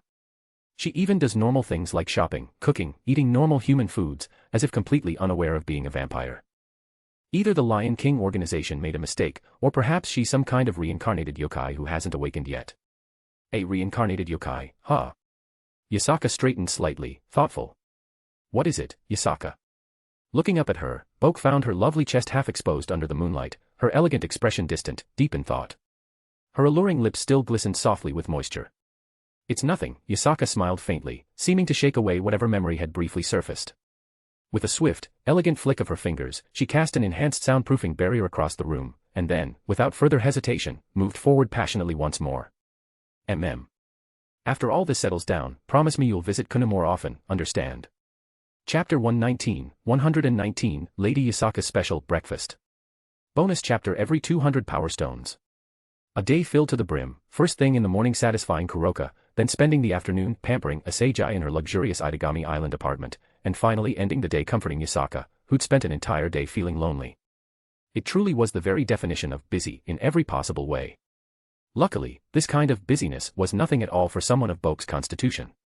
Even if the workload increased 100-fold, he could handle it effortlessly. And thus, dawn swiftly arrived once again. Much like the day before, at the very break of dawn, a delicate pair of feet in white socks stopped softly just outside the bedroom door. Inside, the bedroom still held faint lingering scents. Boke lay with eyes gently closed, sleeping soundly while embracing the fox-tailed beauty by his side, who had long since shed her lavish kimono. Whoosh! Without any warning, the sliding door was suddenly yanked open. Peering in from outside, the futon on the floor appeared to have only one occupant, Boke, sleeping peacefully by himself. Ah, so he did come home last night. Yura exhaled softly in relief. The young Onmyōji girl, having just woken up herself, tiptoed carefully into the room, silently making her way toward her brother's futon. However, Boke remained deep asleep, undisturbed by the subtle sounds. Yura knelt carefully beside the futon, gazing quietly at her brother's tranquil sleeping face. So, what now? She suddenly found herself at a loss. To be perfectly honest, she wasn't even sure why she had come here in the first place. Perhaps it had merely been to confirm whether a brother had returned home last night or not. Now that she had indeed confirmed it, logically speaking, her mission should have ended there. Yet somehow, as if compelled by some unseen force, she had stepped into his room anyway. It was difficult for Yura herself to pinpoint exactly what impulse had driven her to do so. She couldn't fully understand it herself.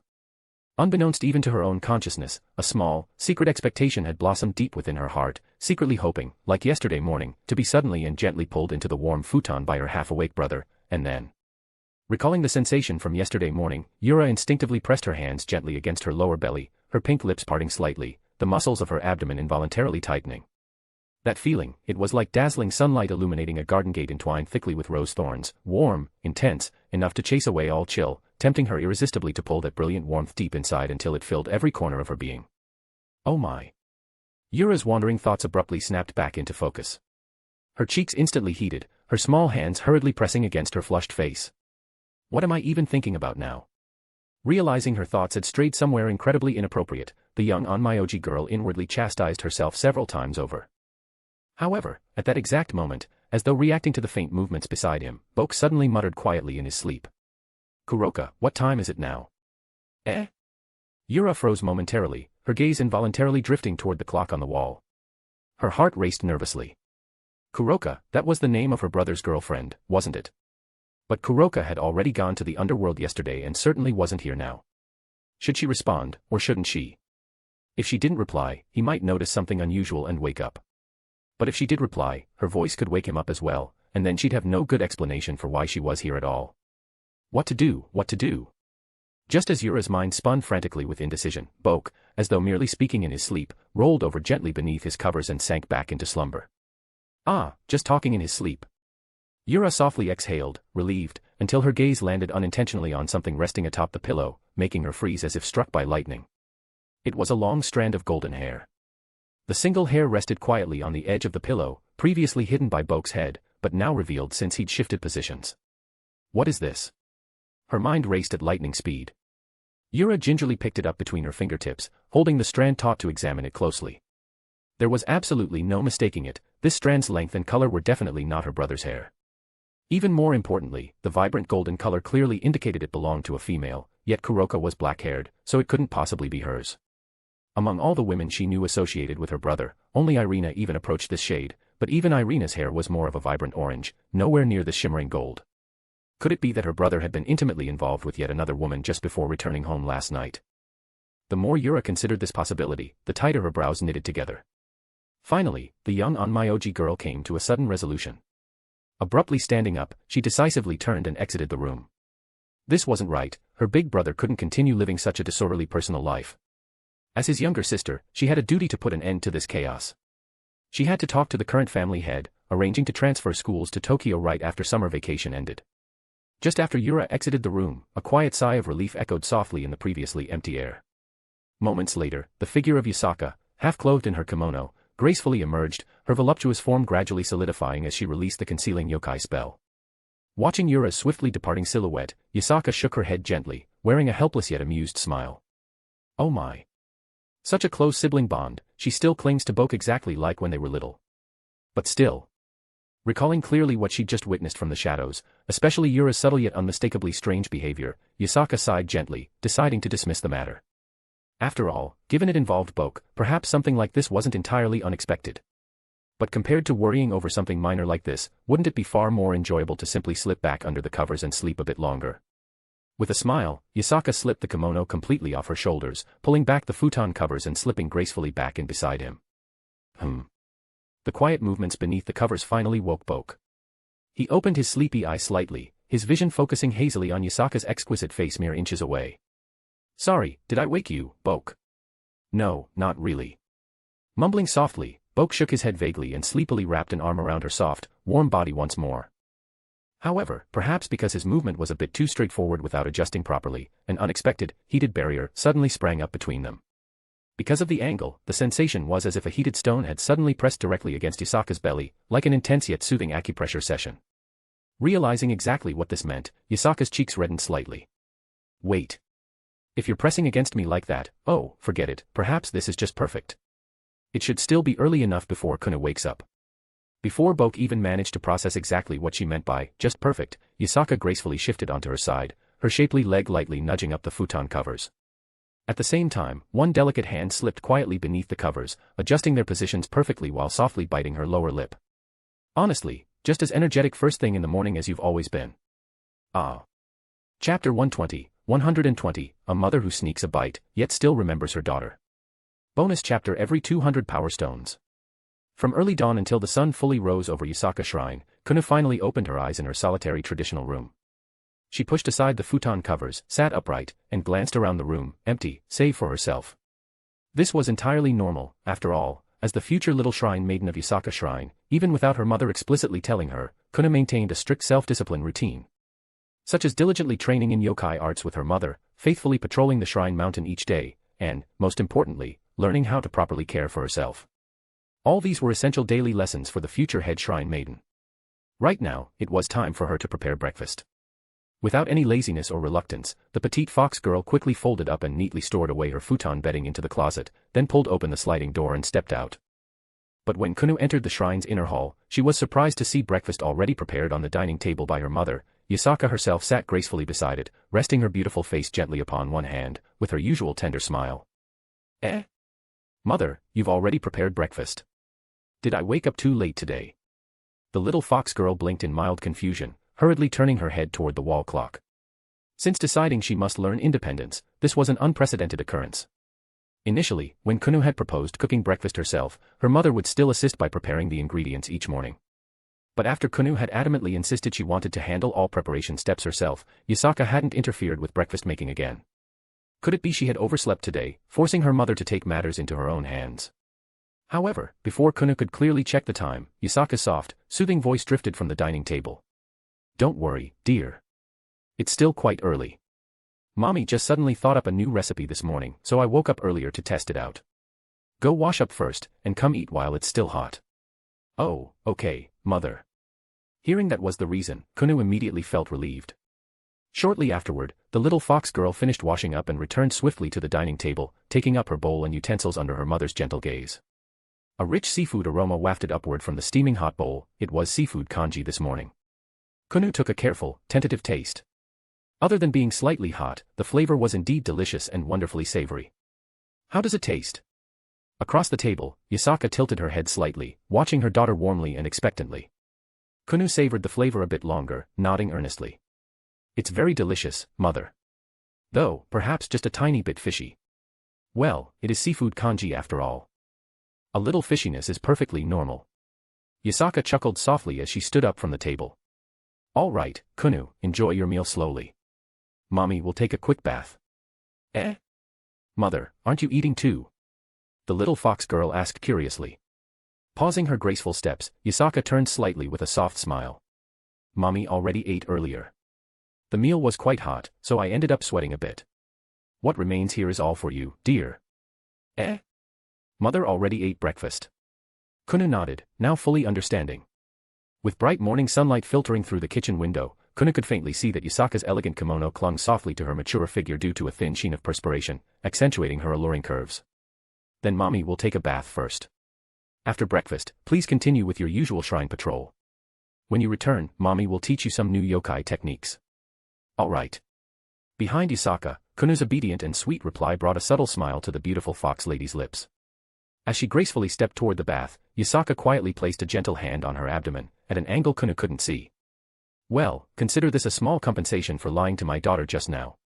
At the same time, within the Keikain clan estate. Having woken up at the crack of dawn, completed her morning training routine, washed up, finished breakfast, and even received approval from the current clan head to transfer to a Tokyo school after the summer break, Yura was currently walking back toward her own residence. Requesting approval had gone surprisingly smoothly, so much so that she still felt slightly incredulous. Initially, Yura had anticipated strong resistance upon declaring her intent to move away from Kyoto to attend school in Tokyo. Not only because a future head of the Keikain clan leaving home for education was an inherently risky proposition, but also because the objections from various elders in the clan would undoubtedly make things difficult. She had fully expected objections along the lines of, how can the esteemed heir of Keikain go seek education in Tokyo? What's Tokyo got that's better than Kyoto? And, do you even consider yourself a true Kyoto native? For this, she had even meticulously prepared grand, high-sounding justifications such as spreading the Onmyōji culture to Tokyo, training and tempering my own strength, and allowing Kanto to witness the Keikain clan's true power firsthand.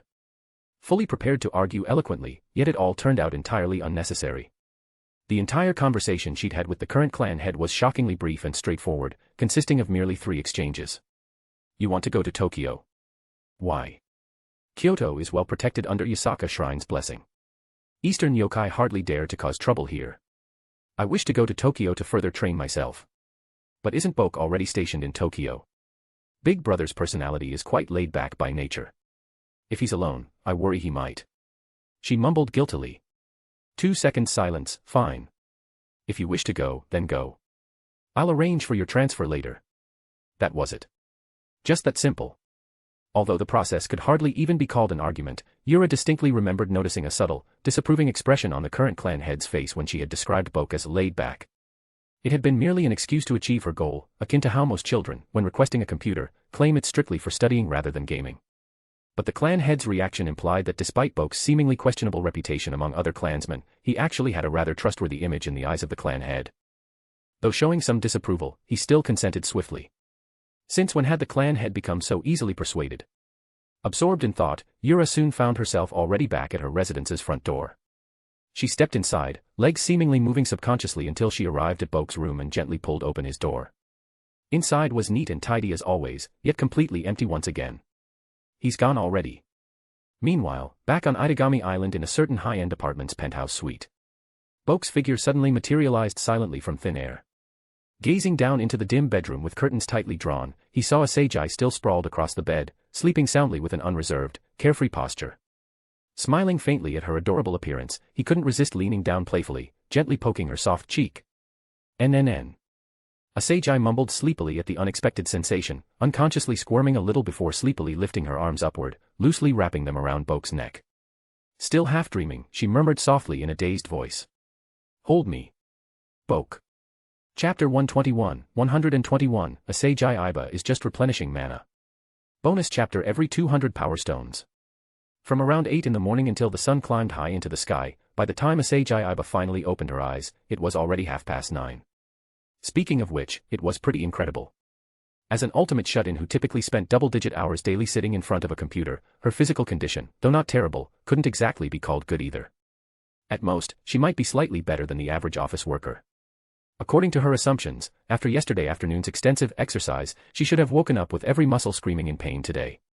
In the worst-case scenario, she wouldn't even have had to wait until the next day, just sleeping through the night could have been torture enough to wake her with pain. But reality was surprisingly different.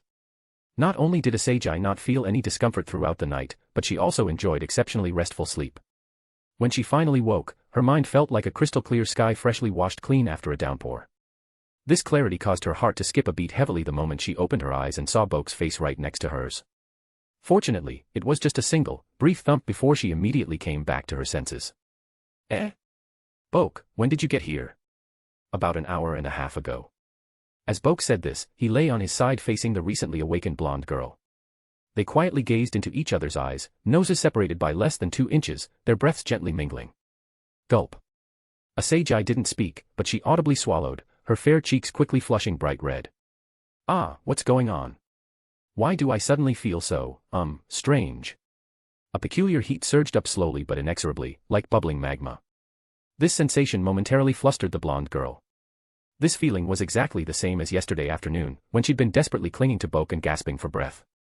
At the time, she hadn't yet completely lost herself, so she vividly remembered the sensations her body instinctively memorized. But, why now? Even though yesterday it was understandable since they'd been alone and Boke had intimately traced symbols onto her palm, this time they'd only been awake and looking at each other for less than a minute, right? How could just a short moment of eye contact spark this feeling again? Could it be that she'd already become that kind of lewd girl? Her cheeks turned redder still as her legs shifted nervously beneath the covers. Boke inwardly sighed, feeling mildly guilty. This was completely his fault. As Kuroka had previously explained, any woman who received his spiritual energy was automatically imprinted with an instinct to replenish mana. It was akin to a shrine maiden who, after receiving a god's blessing once, would always instinctively feel comfortable and warmed when enveloped in divine power again. Essentially, their bodies became primed and ready to receive further blessings. Boke's power functioned on precisely the same principle. Yesterday, he'd directly drawn spells on Asagi's palm, integrating them into her energy circuit, and had even poured in a huge amount of blessings, effectively completing both opening and reshaping in one go. Simply put, Asagi was now thoroughly reshaped by him. Forget it, come here. Boke gently grasped her slender waist, intending to pull her over onto himself.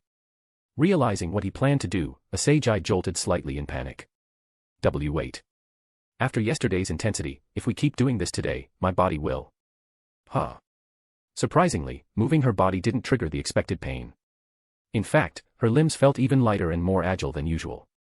Holding her firmly, Boke sat up with Asagi straddling his lap, then reached up and affectionately pinched her cheek. Of course it doesn't hurt. Before leaving yesterday, I specifically used spiritual energy to repair your strained muscles, precisely so you wouldn't wake up in pain today. Repair? You mean something like healing magic? Asagi blinked cluelessly. Not exactly. There's some difference. Boke explained vaguely. Healing magic essentially stimulated cell activity, using mana as a replacement for bodily nutrients, accelerating cellular regeneration and promoting rapid recovery, like running your body at several times its normal speed. It allowed wounds to heal before blood loss became fatal. His method, however, leaned more toward a Jujutsu Sorcerer's reverse curse technique, directly converting cursed energy into new flesh, essentially, cell reconstruction. Given Boke's overwhelmingly vast mana reserve, he could perform this at will, as much as he liked. As for why he'd never used it on Kuroka, it was because if she knew about such an amazing trick, their daily 3-hour kitten-making session would instantly turn into a 24-hour unlimited kitten-making festival. Oh, right. Also, Asagi, didn't you say you wanted to quickly learn to control spiritual power? Huh. Her pajama top lifted, Asagi, her face already burning red, tightly hugged Boke's neck. She paused for 3 or 4 seconds, her mind lagging, before she finally reacted when the last button was unfastened. Wait, are you saying doing this sort of thing actually helps spiritual power growth? That's exactly right. Would you believe me if I told you so? Boke deliberately stopped his hands. Asagi hesitated for a moment without immediately answering. Her cheeks burned hotter than ever, her lovely wine-red eyes filled with embarrassment as she shyly glanced aside. Well, I don't mind anymore anyway. After all, I've already given everything to you. If you're tricking me, then fine, I'm already yours. Besides, yesterday evening Mom and I had a talk, and she seems pretty supportive of us being together, so. Under the overwhelming influence of bashfulness, the blonde girl's voice gradually grew quieter, yet softer and more tender, until it finally ended in a barely audible whisper next to his ear. Anyway, my whole life is yours now. At the same moment, around 8.9 kilometers away from the Iba residence, at Himuragi's apartment. Having already washed, eaten breakfast, and neatly dressed, Yukina Himuragi stood ready at the entrance hall, only needing to put on her shoes before leaving. Checking her phone's clock, she anxiously tapped her foot on the floor. Honestly, he promised we'd go shopping together today. It's already past 8, and he's still not here. Never mind, I'll just leave first. Thinking this, Yukina put away her phone, put on her shoes, and stepped out, turning right from the door. A few seconds later, the neighboring apartment's door swung open, and the familiar voice of a certain true ancestor girl drifted out. Oh. Yukina, are we leaving already? Where's Boke Nii-san? He hasn't come back yet. Let's go ahead, he can find us later. I'm done waiting. Okay then, just let me quickly grab my things. Hold on one sec, Yukina-chan. Chapter 122, Asagi's mom, young people really have too much energy, already at it again so early. Bonus chapter every 200 power stones. On. MMH, In the bedroom, accompanied by a suppressed moan quickly escalating into a full, high-pitched release, a certain blonde girl finally completed this morning's workout session. Like she had just finished running an exhilarating full-length marathon, Asagi Iba collapsed back onto the bed, completely drained and exhausted, landing but first with a gentle bounce. Why did she land but first? Because every other part of her body had already collapsed onto the mattress long before, unable to support even the slightest movement. It was only her waist, held securely by Boke, that had retained any upward mobility. The moment he stopped supporting her, she immediately slumped fully onto the bed like a salted fish that had lost all hope in life. Ha, ha. The golden-haired girl panted heavily, breathless. With tremendous effort, she weakly lifted her left hand, brushing away the sweat-soaked bangs clinging to her forehead. Although pulling back her bangs revealed a rather disheveled look, Azazel didn't care much about her image at this point. After all, she'd already reached this embarrassing state, there was hardly any dignity left to salvage. Moreover, this was her own bedroom. Apart from herself, the only other living person here had already seen every possible side of her, passionate, lost in pleasure, completely unguarded. In short, she no longer had to worry about maintaining her image in front of Boke. That had long since disappeared. Hey, Boke. Once her breathing had slightly calmed down, Azazel turned her head with some difficulty toward the doorway, where the young man had just returned from downstairs with a glass of water. But upon seeing him clearly, her eyes widened abruptly, and her words halted mid-sentence. Now that she thought about it, it was rather strange. Despite this being only Boke's second visit to her apartment since she'd moved to Itagami Island, he already seemed remarkably familiar with the layout and where everything was placed. Fetching a glass of water or some milk posed absolutely no challenge for him. He moved around with complete ease, as if he were right at home. Then again, that wasn't too surprising. Last time he came over, she'd already guided him around extensively. For example, Boke, I'm so thirsty. Boke, I'm so hot, my whole body's covered in sweat. Boke, let me use the bathroom first, I really can't hold it anymore. It's all your fault, Boke. The floor's a mess. Go get a mop, quickly. She'd even realized that since it was his first visit, merely telling him the locations of things wouldn't help. Thus, she'd willingly become his personal guide, indicating clearly where everything was as they moved around the apartment. As for exactly how she'd shown him around, well, let's leave that unspoken. Those who know, know. In any case, after all of that, he'd naturally become completely familiar with her place. But still, no matter how familiar he might have become, surely he wouldn't. Boke, you. Did you really go downstairs completely naked just to get some water? Watching Boke casually strolling into the bedroom holding a glass of water, calmly showing off his flawlessly proportioned physique, Azazel couldn't help but twitch her lips awkwardly. Granted, at this time her father, already buried in work, had surely left for his office hours ago. But her dear mom was still home. If Boke were caught walking around stark naked. Your mom seems to be in the bath. When I went out the bedroom door, I could hear running water downstairs, Boke calmly explained, unruffled. And since I wasn't sure exactly when she might come out, I figured it was quicker just to hurry downstairs, grab the water, and come back up immediately. In other words, rather than risk the awkwardness of running into her mom fully clothed, he decided that making sure no one saw him at all was actually the safest choice. Ah. The blonde girl's lips twitched again helplessly. She couldn't find any logical flaws in his reasoning, so after several futile attempts to refute him, she managed only a weak admonishment. Anyway, next time you go downstairs, no, next time you even leave this bedroom, put your clothes on properly. Ah, understood. So as long as I'm inside this bedroom, clothes are optional, huh? Interesting preference, Azazel. Boke teased her, deadpan. Instantly, Azazel's small face burned even hotter. She opened her mouth to protest, but before she could speak, Boke sat on the edge of the bed beside her, tenderly lifting her into his embrace. The glass of warm water was already gently pressed against her lips. Gulp. All of Azazel's intended protests were quickly washed away and swallowed down with the warm water. Forget it. Whatever. No clothes it is, then. After all, he'd already seen everything there was to see, and tasted everything he shouldn't have. After feeding most of the water to the blonde girl, Boke drank the last mouthful himself and placed the empty glass onto the bedside table. Then he smoothly climbed back onto the bed, scooping up Azazel once more and repositioning her comfortably on his lap. This sudden movement startled her instantly. Hey, wait, surely you don't intend to continue again right now. She genuinely couldn't handle any more at this point. True, Boke's spiritual power could repair her strained muscles, and even if she was exhausted, she could lazily let Boke take control and guide their movements. But there was a limit to her capacity, all right. She was already completely full, any more and she'd probably burst. Literally overflowing. Of course not. What are you even thinking? Boke spun her around to face him, interlacing their fingers together and igniting a gentle golden glow of spiritual energy. Azazel, didn't you want to learn Onmyōji? I previously mentioned you needed to start by sensing spiritual energy. Now's the perfect time, while you're still in your post-clarity state, to take the first step. It's like exercising, even though you need proper nutrition to grow, you still need to train. If you just consume without training. He paused suddenly, reconsidering his analogy. After all, considering Kuroka's precedent, maybe one really could just consume without training. As long as she consumed enough, it might just work out. Anyway, can you feel it now?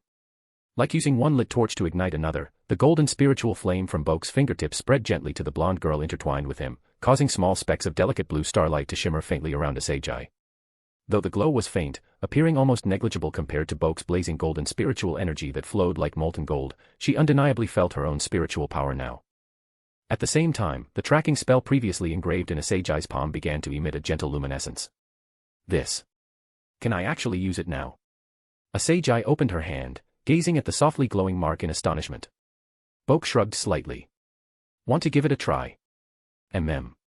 Recalling yesterday's sudden teleportation that had dropped her right into the bath, Azazel cautiously aimed her palm at the soft mattress behind her. While Boke had caught her easily, she doubted her own ability to catch him. Had their positions been reversed yesterday, she'd probably have gone from Azazel Iba to Azazel sauce on the spot. Alright, perhaps that was an exaggeration, but at the very least, injuries would be unavoidable. Azazel made a series of straining noises, like someone desperately constipated. But no matter how hard she concentrated, the teleportation spell refused to activate. Her small face flushed bright red, and she finally slumped forward, gasping in exhaustion. Why? I clearly put all my spiritual energy into it, so why didn't it work? It just means you still don't have enough, Boke explained casually. The larger the object you teleport, or the greater the distance, the more energy you need. Plus, spiritual power is essentially a combination of physical and mental energy. You're currently drained, so it's natural you can't perform at your best. Then what do I do? Eat more. Practice more. She rolled her eyes, cheeks flushed again. He'd returned to that damned analogy again.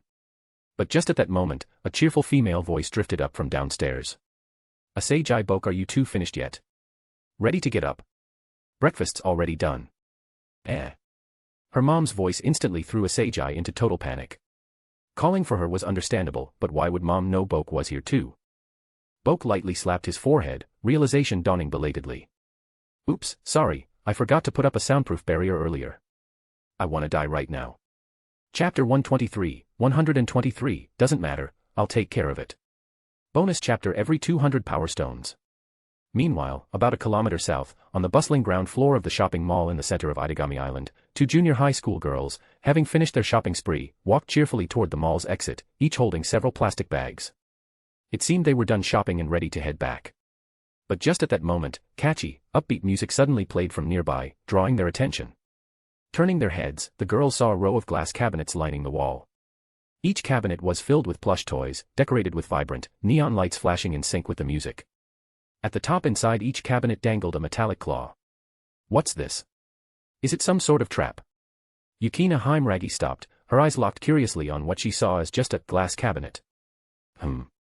Hearing this, Nagisa Akatsuki paused as well, following Yukina's gaze before nodding knowingly. Ah, that's a claw crane machine. Basically, you put in a coin and you get a chance to try grabbing one of those plush toys with the claw. But whether you actually manage to get one depends on skill and luck. So, I guess calling it a trap isn't exactly wrong. It was indeed a devious contraption, capable of silently emptying anyone's pockets before they even realized it. 50 yen per try, maybe I'll give it a quick go. Ignoring the second half of Nagisa's explanation entirely, Yukina stepped forward, her eyes enchanted by the cute cat plush in the machine. Without further hesitation, she pulled out a coin from her pocket and inserted it into the slot. Beep. As the coin dropped in, the mechanical claw above sprang to life. Naturally intuitive, Yukina took hold of the joystick, carefully moving the claw into position above her desired target. Once aligned, she pressed the red button decisively. Whir. The claw descended and perfectly landed on the plush cat. She got it. But just as Yukina's face lit up with triumph, the claw that appeared perfectly positioned abruptly lost all strength. It merely grazed the plush, barely giving it a gentle stroke before retracting empty-handed. The harsh reality struck Yukina's innocent heart speechless. It shouldn't have been this way, she had clearly aimed and aligned perfectly, and even saw it gripping the plush tightly, yet it still slipped away. Nagisa lightly placed a hand on Yukina's shoulder, giving her friend a sympathetic smile. See, this is exactly why I called it a trap. The machines are usually rigged, like guaranteeing a win every 50 or 100 attempts. Any tries before hitting that quota are intentionally weak, exactly like what just happened. If you really insist on winning one through persistence, you end up spending way more money than the toy is actually worth. Oh, is that how it works? Yukina's mouth fell slightly open, genuinely learning something new. Nagisa shrugged helplessly. There are special tricks to it too, but unfortunately, I don't know any of them either. Then maybe we should just. Just as Yukina was about to give up, two unfamiliar male voices called out suddenly from behind them.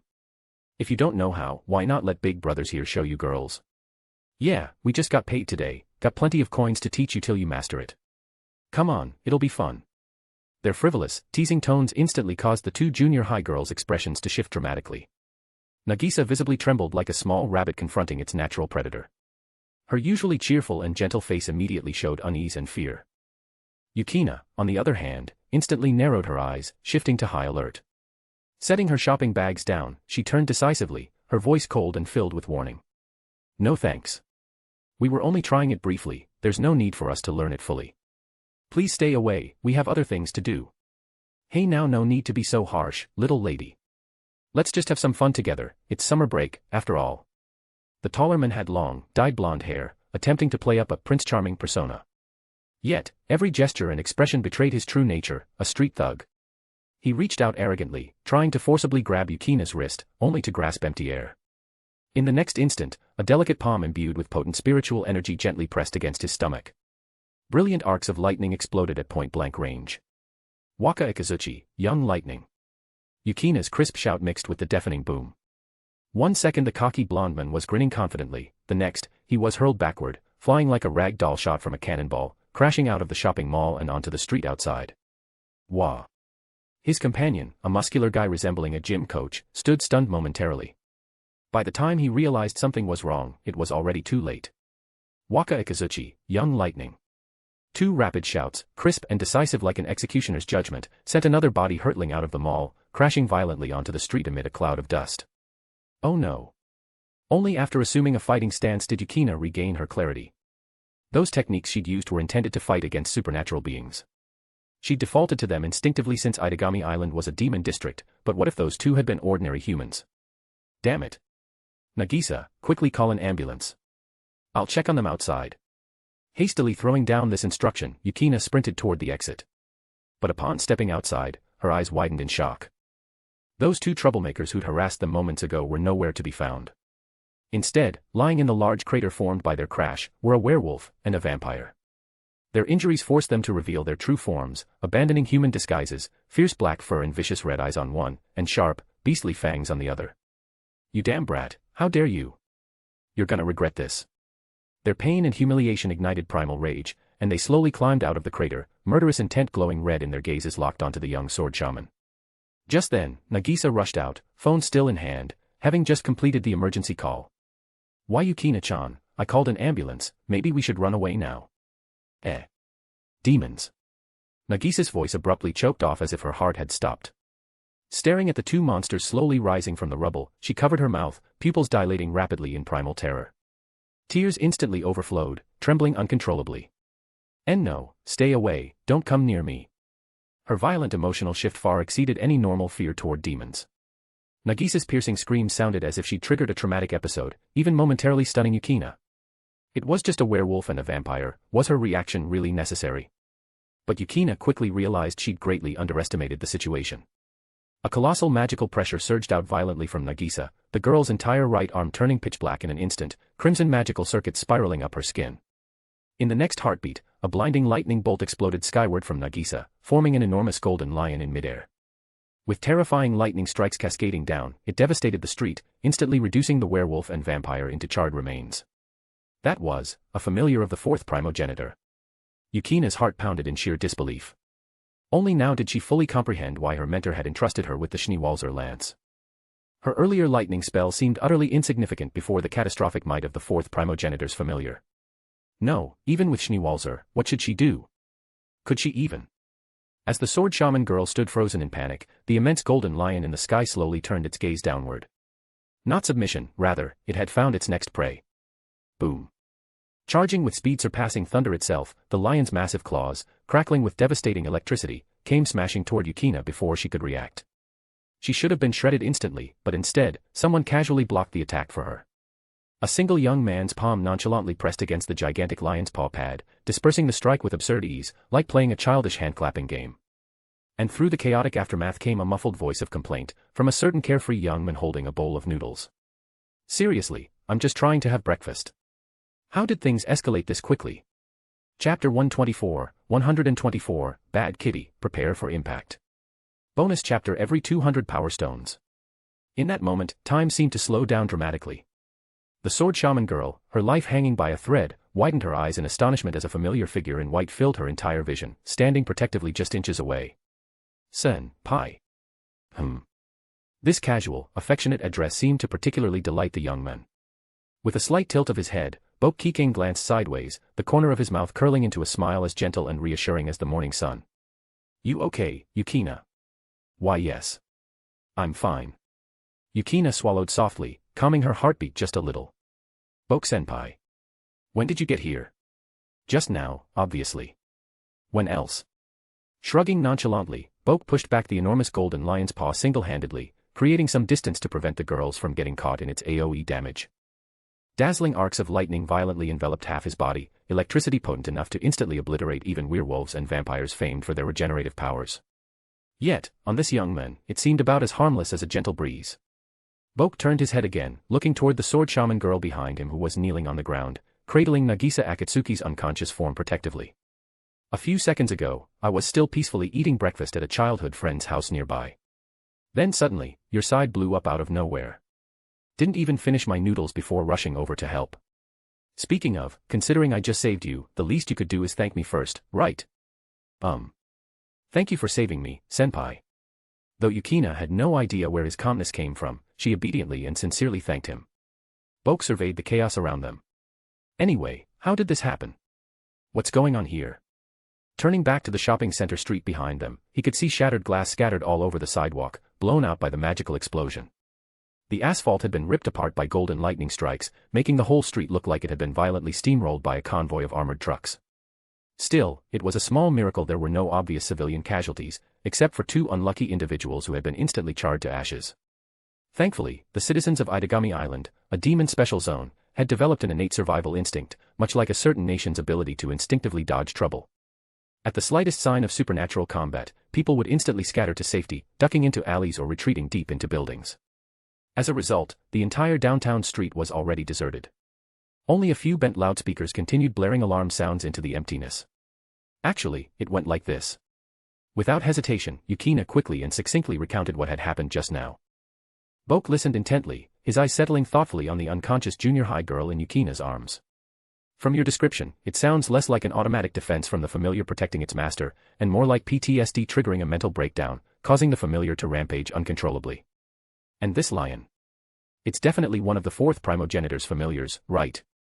Yukina nodded cautiously. Yes. Judging from its appearance and abilities, this should be the fourth primogenitor's fifth familiar, Regulus Aurum, the Lion of Gold. Got it. Boke turned his gaze back toward the enormous golden cat, or lion, that hovered before them. Their eyes met briefly amid the fierce crackling of electric sparks in the air. Roar. Sensing impending danger, the golden lion suddenly roared, leaping backward and landing firmly atop the rooftop across the street. Its claws gouged deep, defensive furrows into the concrete, wary eyes fixed steadily on Boke, who still casually maintained his raised hand posture below. By the way, Yukina, can you do me a favor? Huh? What favor? Hold this for me. Before the sword shaman girl could respond, Boke turned around and handed over his half-finished bowl of chicken noodle soup, not forgetting to add.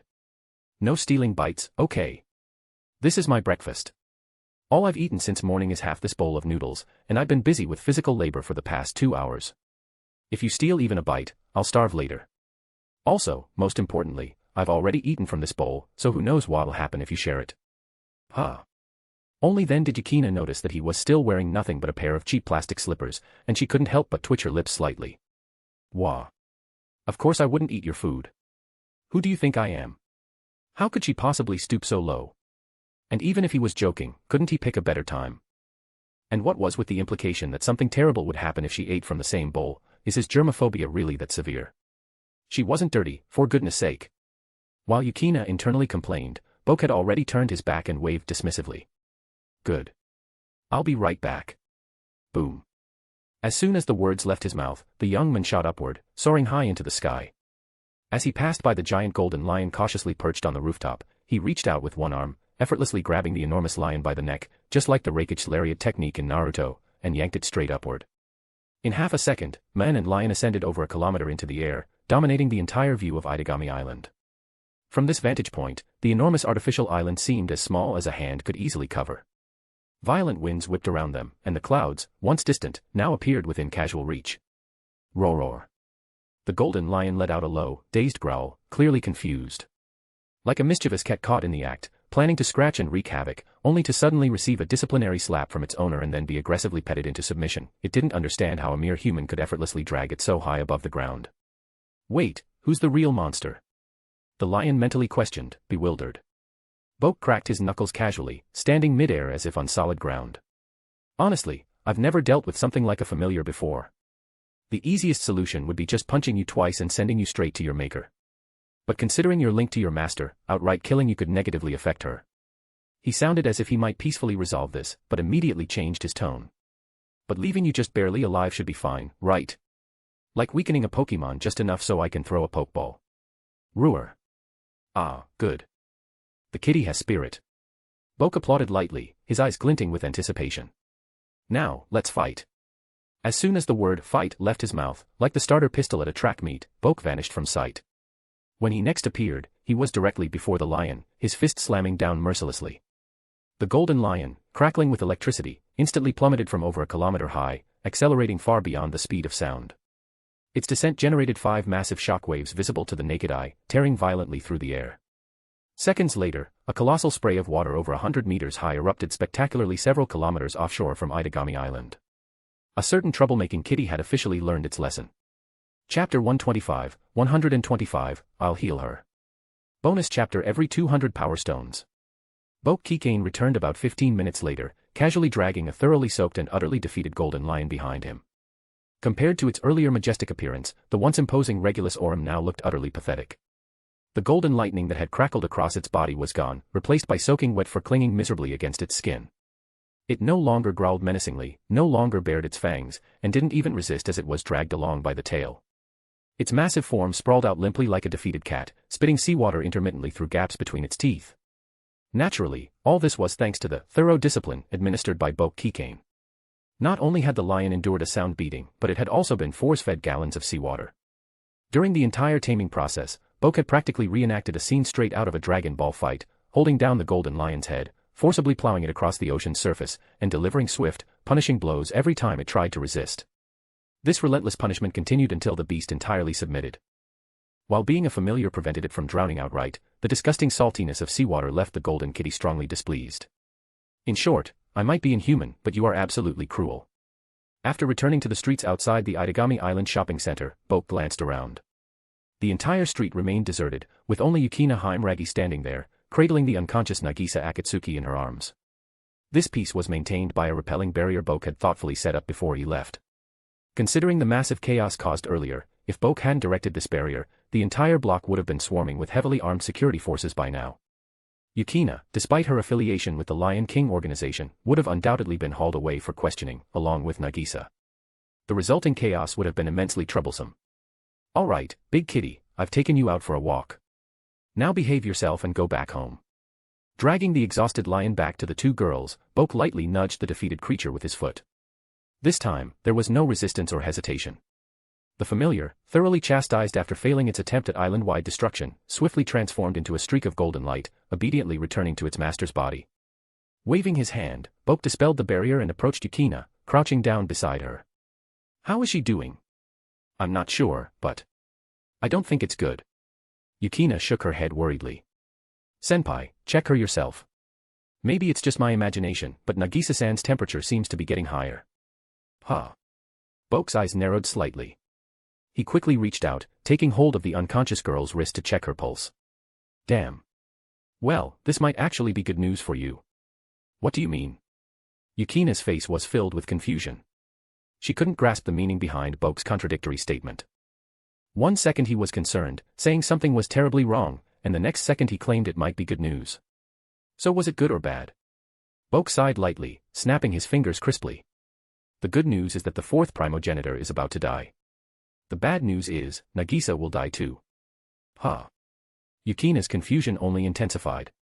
Boke shook his head, clearly deciding he didn't have time to explain here. It's complicated. Let's talk somewhere else first. The moment he finished speaking, the three vanished into thin air. A few seconds later, the distant wail of sirens echoed through the empty street. A scene shift, a moment later, inside Yukina's small apartment. Three figures abruptly materialized without warning in the center of her living room. Boke glanced around briefly, nodding toward the bedroom. Go put her on the bed. I'll explain everything carefully. But senpai, didn't you say? Yukina glanced down anxiously at her unconscious friend, biting her lip with hesitation. Initially, her mission had involved making contact with Nagisa precisely because the Lion King organization identified her as the legendary fourth primogenitor, the strongest vampire in existence. But after spending just a short time together, Yukina had begun to question that initial intelligence. In daily life, Nagisa Akatsuki had appeared as nothing more than a perfectly ordinary, friendly schoolgirl. Honestly, before today's incident at the shopping center, Yukina had started to wonder if the Lion King organization had simply gotten their intel wrong. But now, being told her friend might soon die, how could Yukina not panic? I said she's going to die soon, not immediately. Boke gently pinched the bridge of his nose, indicating she didn't need to panic quite so much. Go put her down comfortably. I'll explain it slowly after. All right. Left with no choice, Yukina quickly followed his instructions. A minute later, Yukina closed the bedroom door behind her, hurriedly returning to the living room and sitting down anxiously on the sofa. Now please tell me clearly, senpai. What's happening? To put it simply. Boke paused briefly, carefully choosing his words. As I suspected, the fourth primogenitor's power wasn't something she was born with, nor something she gained naturally through training. It was forcefully bestowed on her, or perhaps more accurately, shoved into her. Shoved. Think of it this way, imagine someone taking a cheap, basic computer and forcefully swapping out everything inside, graphics card, power supply, CPU, with top-end components. Then they crank everything up to the absolute maximum, running stress tests at full power non-stop. Guess what happens next? I'm not very familiar with computers. Yukina admitted sheepishly, slightly embarrassed. She'd grown up within the Lion King organization, trained from childhood as a sword shaman. She excelled in combat skills, but lacked a good deal of everyday common sense. Like earlier today, she'd mistaken a golf club for a weapon because it seemed perfect for swinging, earning a polite but very confused smile from Nagisa. Boke sighed softly, looking up at the ceiling briefly. All right, another example. Imagine Uchiha Sasuke, at the beginning of Naruto's storyline, imagine him awakening Mangekyo Sharingan early and immediately activating Susanoo continuously for 24 hours straight. Sorry, I don't understand that either. Yukina only grew more confused. Seriously? You don't know computers, and now not even Naruto. Your childhood sounds tragic. Boke sighed again dramatically, taking back his half-eaten bowl of now cold chicken noodle soup from Yukina's hands. Tilting his head back, he finished the noodles and broth in one gulp, setting the bowl down and letting out a satisfied breath. Let's make it simple, she's indeed inherited the massive magical power of the fourth primogenitor, the world's strongest vampire. But inherited is the key word. Nagisa's body is fundamentally human, incapable of safely wielding that immense power. Her emotional trauma triggered a sudden, violent outburst, similar to extreme muscle spasms, burning through her body's internal pathways. While a vampire would easily recover from this with enough blood and rest, these injuries are absolutely fatal to a human. Now Yukina finally understood clearly, without Boke's convoluted metaphors. If left untreated, Nagisa would certainly die soon, along with the fourth primogenitor's powers. This would undoubtedly be beneficial from the perspective of both Itagami Island and the Lion King organization. But Yukina couldn't accept this. Growing up isolated within the Lion King organization, she had rarely interacted with peers her age. Nagisa was one of the very few friends she'd ever made. Even if it was selfish or improper, Yukina couldn't bear watching her friend die. Yet, if Boke, a Kyoto-based Onmyōji with clear affiliations and tremendous power, intended to follow the Lion King organization's goals. Frankly speaking, it doesn't matter to me either way. Boke's calm voice broke her worried thoughts. Yukina immediately looked up. Standing up easily from the couch, Boke waved his hand casually, heading toward the bedroom without looking back. I'm going to heal her. If you need to report this to those old geezers, you can do it right now, it's your job, so I understand. But pass along a message for me, if there's trouble resulting from my decisions, I'll handle it myself. They don't need to worry about it. Chapter 126, 126, A New Wife Appears. Bonus chapter every 200 power stones. Scene shift to the bedroom. Yukina Heimragi nervously dragged a chair beside the bed, her expression tense as she watched Bokue Keikain gently lift Nagisa Akatsuki's shirt, revealing her smooth, snow-white stomach. Senpai, do we really have to do it this way? Which way exactly? Boke glanced back at her, puzzled. You know, lifting her clothes and all. The sword shaman girl stumbled over her words, flushing slightly as she spoke. Nagisa-san is still a girl, after all. Isn't lifting her shirt like this a bit too inappropriate? So when you're seriously injured and wheeled into surgery, do you insist on wearing a full business suit? Boke rolled his eyes in mock exasperation. Yukina promptly shut her mouth. Well, that's not what I meant. Then what's the problem? If it was my own body, I wouldn't need to go through this much trouble. But I'm not familiar with Nagisa's internal condition. What if I accidentally fix her wrong? Wouldn't that be a disaster? Boke's tone carried no blame. As he spoke, golden spiritual energy danced on his fingertips, gently flickering like candle flames. Carefully, he pressed them around the energy center area on Nagisa's exposed abdomen, just as one would apply a 4-symbol seal. Then. Cellular reconstitution. NNN. A soft, discomfort groan escaped the sleeping girl's lips, her delicate eyebrows furrowing momentarily from the sudden surge of pain, similar to how Giorno Giovanna's stand healed Mista, the rapid cell restructuring causing brief agony even in unconsciousness. Yet, it lasted only an instant. The very next moment, Nagisa's expression relaxed once more into tranquil calmness. Boke retracted his fingers, dissipating the lingering golden glow of spiritual energy. Is it done? Yukina hesitantly asked from the side, unsure. She couldn't quite tell if the treatment was really over. All she'd seen was Boke pressing his hand against Nagisa's stomach for no more than 3 seconds before pulling back again. Could that have just been a preliminary check? The physical recovery itself is complete, yes. Boke's eyes softened as he gazed upon the peaceful face of the girl lying on the bed. Then, he swiftly nicked his thumb with his nail, squeezing a drop of rich, vivid crimson blood and gently placing it onto Nagisa's lips. Beneath the soft lighting, that single drop glistened vibrantly, like a ripe, shimmering pomegranate jewel filled with unimaginable power. Wait.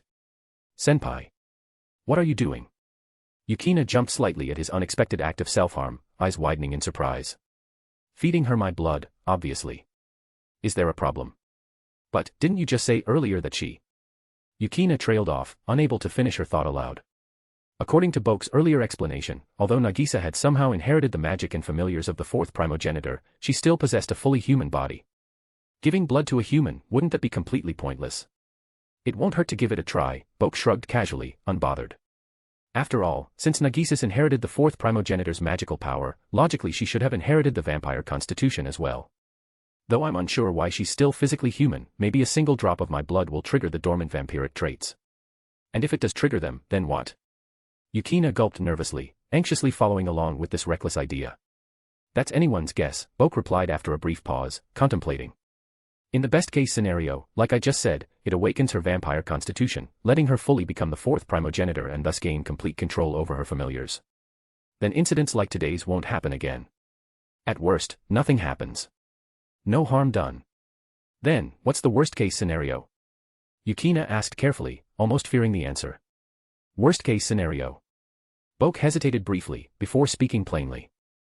It successfully awakens the vampire constitution, turning Nagisa into the fourth primogenitor, but simultaneously, her consciousness gets overwritten by the primogenitor's own persona. Basically, possession. What? Yukina's pupils contracted sharply at this chilling possibility. Boke continued, his voice calm yet earnest. Still, regardless of the outcome, it's preferable to doing nothing. Because, you can't exactly hide today's incident from the Lion King organization, can you? His words struck her heart directly. Yukina subconsciously shrank back slightly. Without question, before she was Nagisa's friend, Yukina was first and foremost a watcher tasked with monitoring the fourth primogenitor. Deliberately slacking in her duties for selfish reasons, risking further uncontrollable consequences, was unthinkable. Nagisa's rampage had happened right in front of a crowded shopping center at the heart of Itagami Island. Concealing something like this was absolutely impossible. Yet, once the Lion King organization learned of this uncontrolled power outburst, the most likely order would be execution. To keep Nagisa alive, their only option was exactly what Boke suggested, awaken and stabilize her latent primogenitor powers. Only then could Yukina report that Nagisa had become fully controllable following her outburst.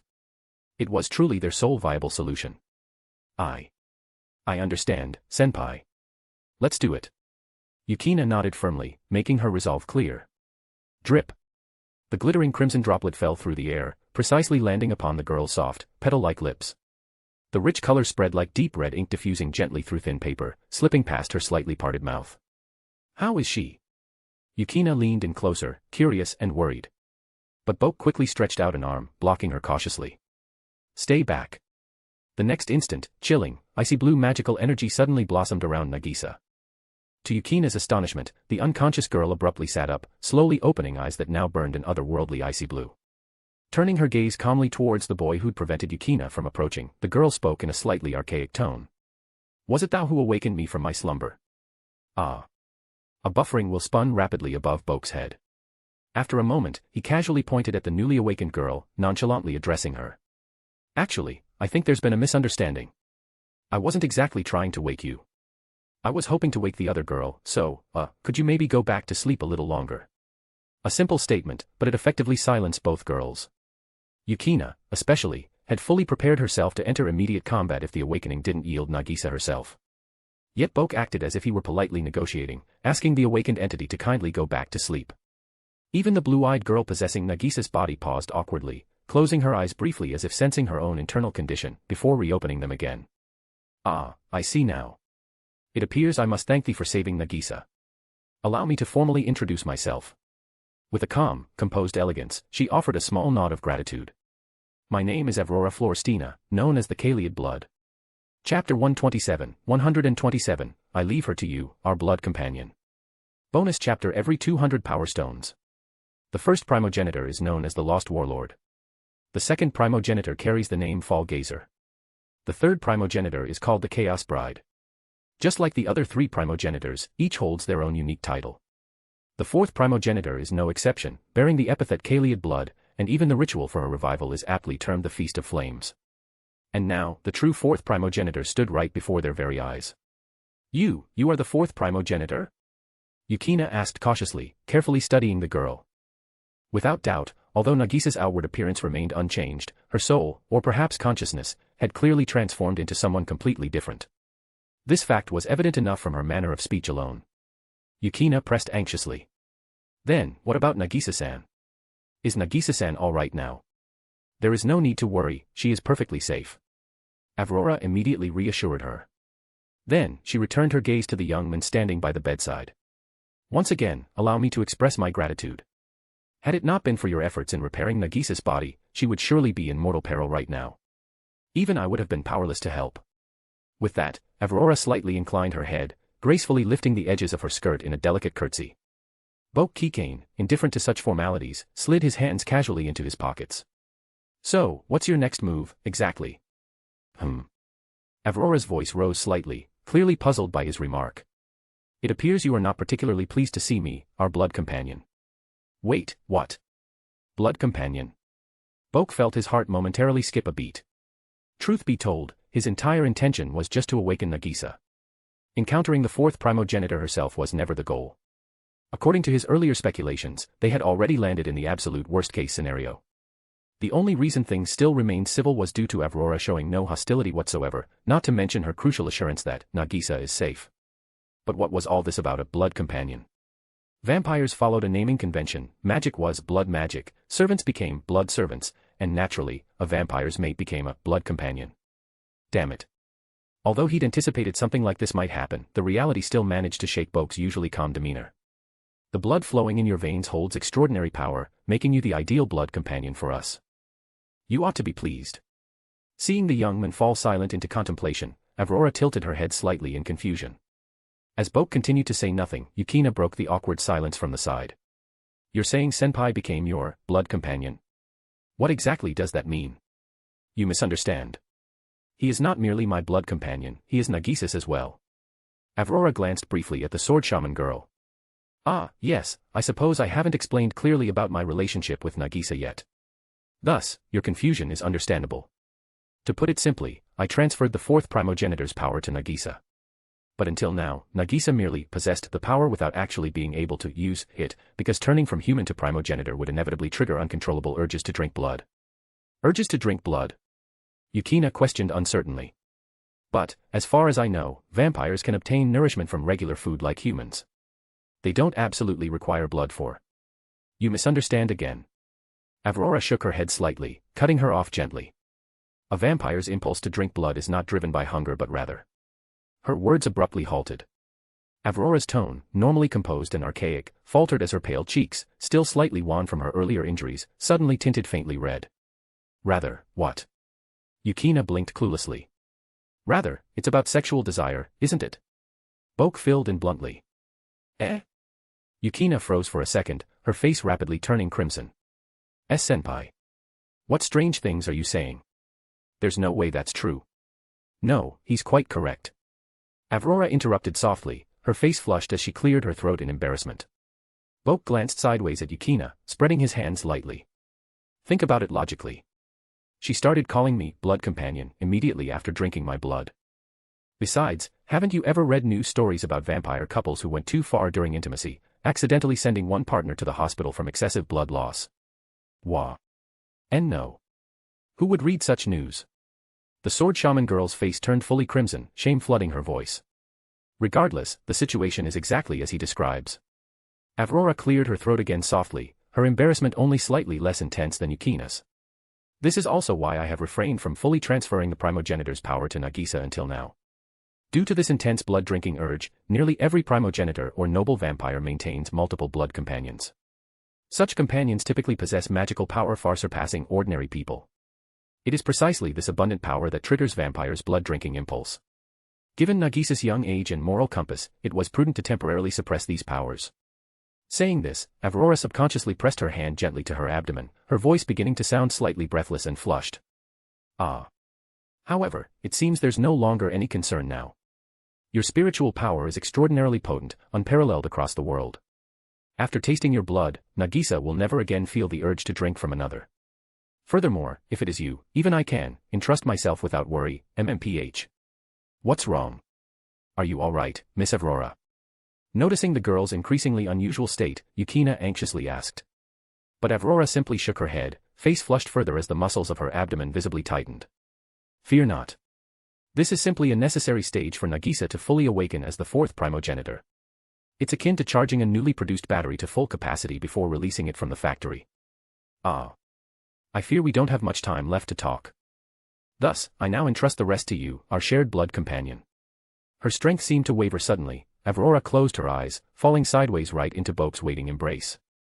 When her eyes opened again, the once icy blue irises had transformed into a vivid, vampiric red.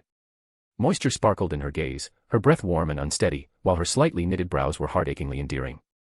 Onii-chan. Nagisa feels hot, something strange is happening. Before Boke could even react, a sharp, warning stare from Yukina pierced his back like needles.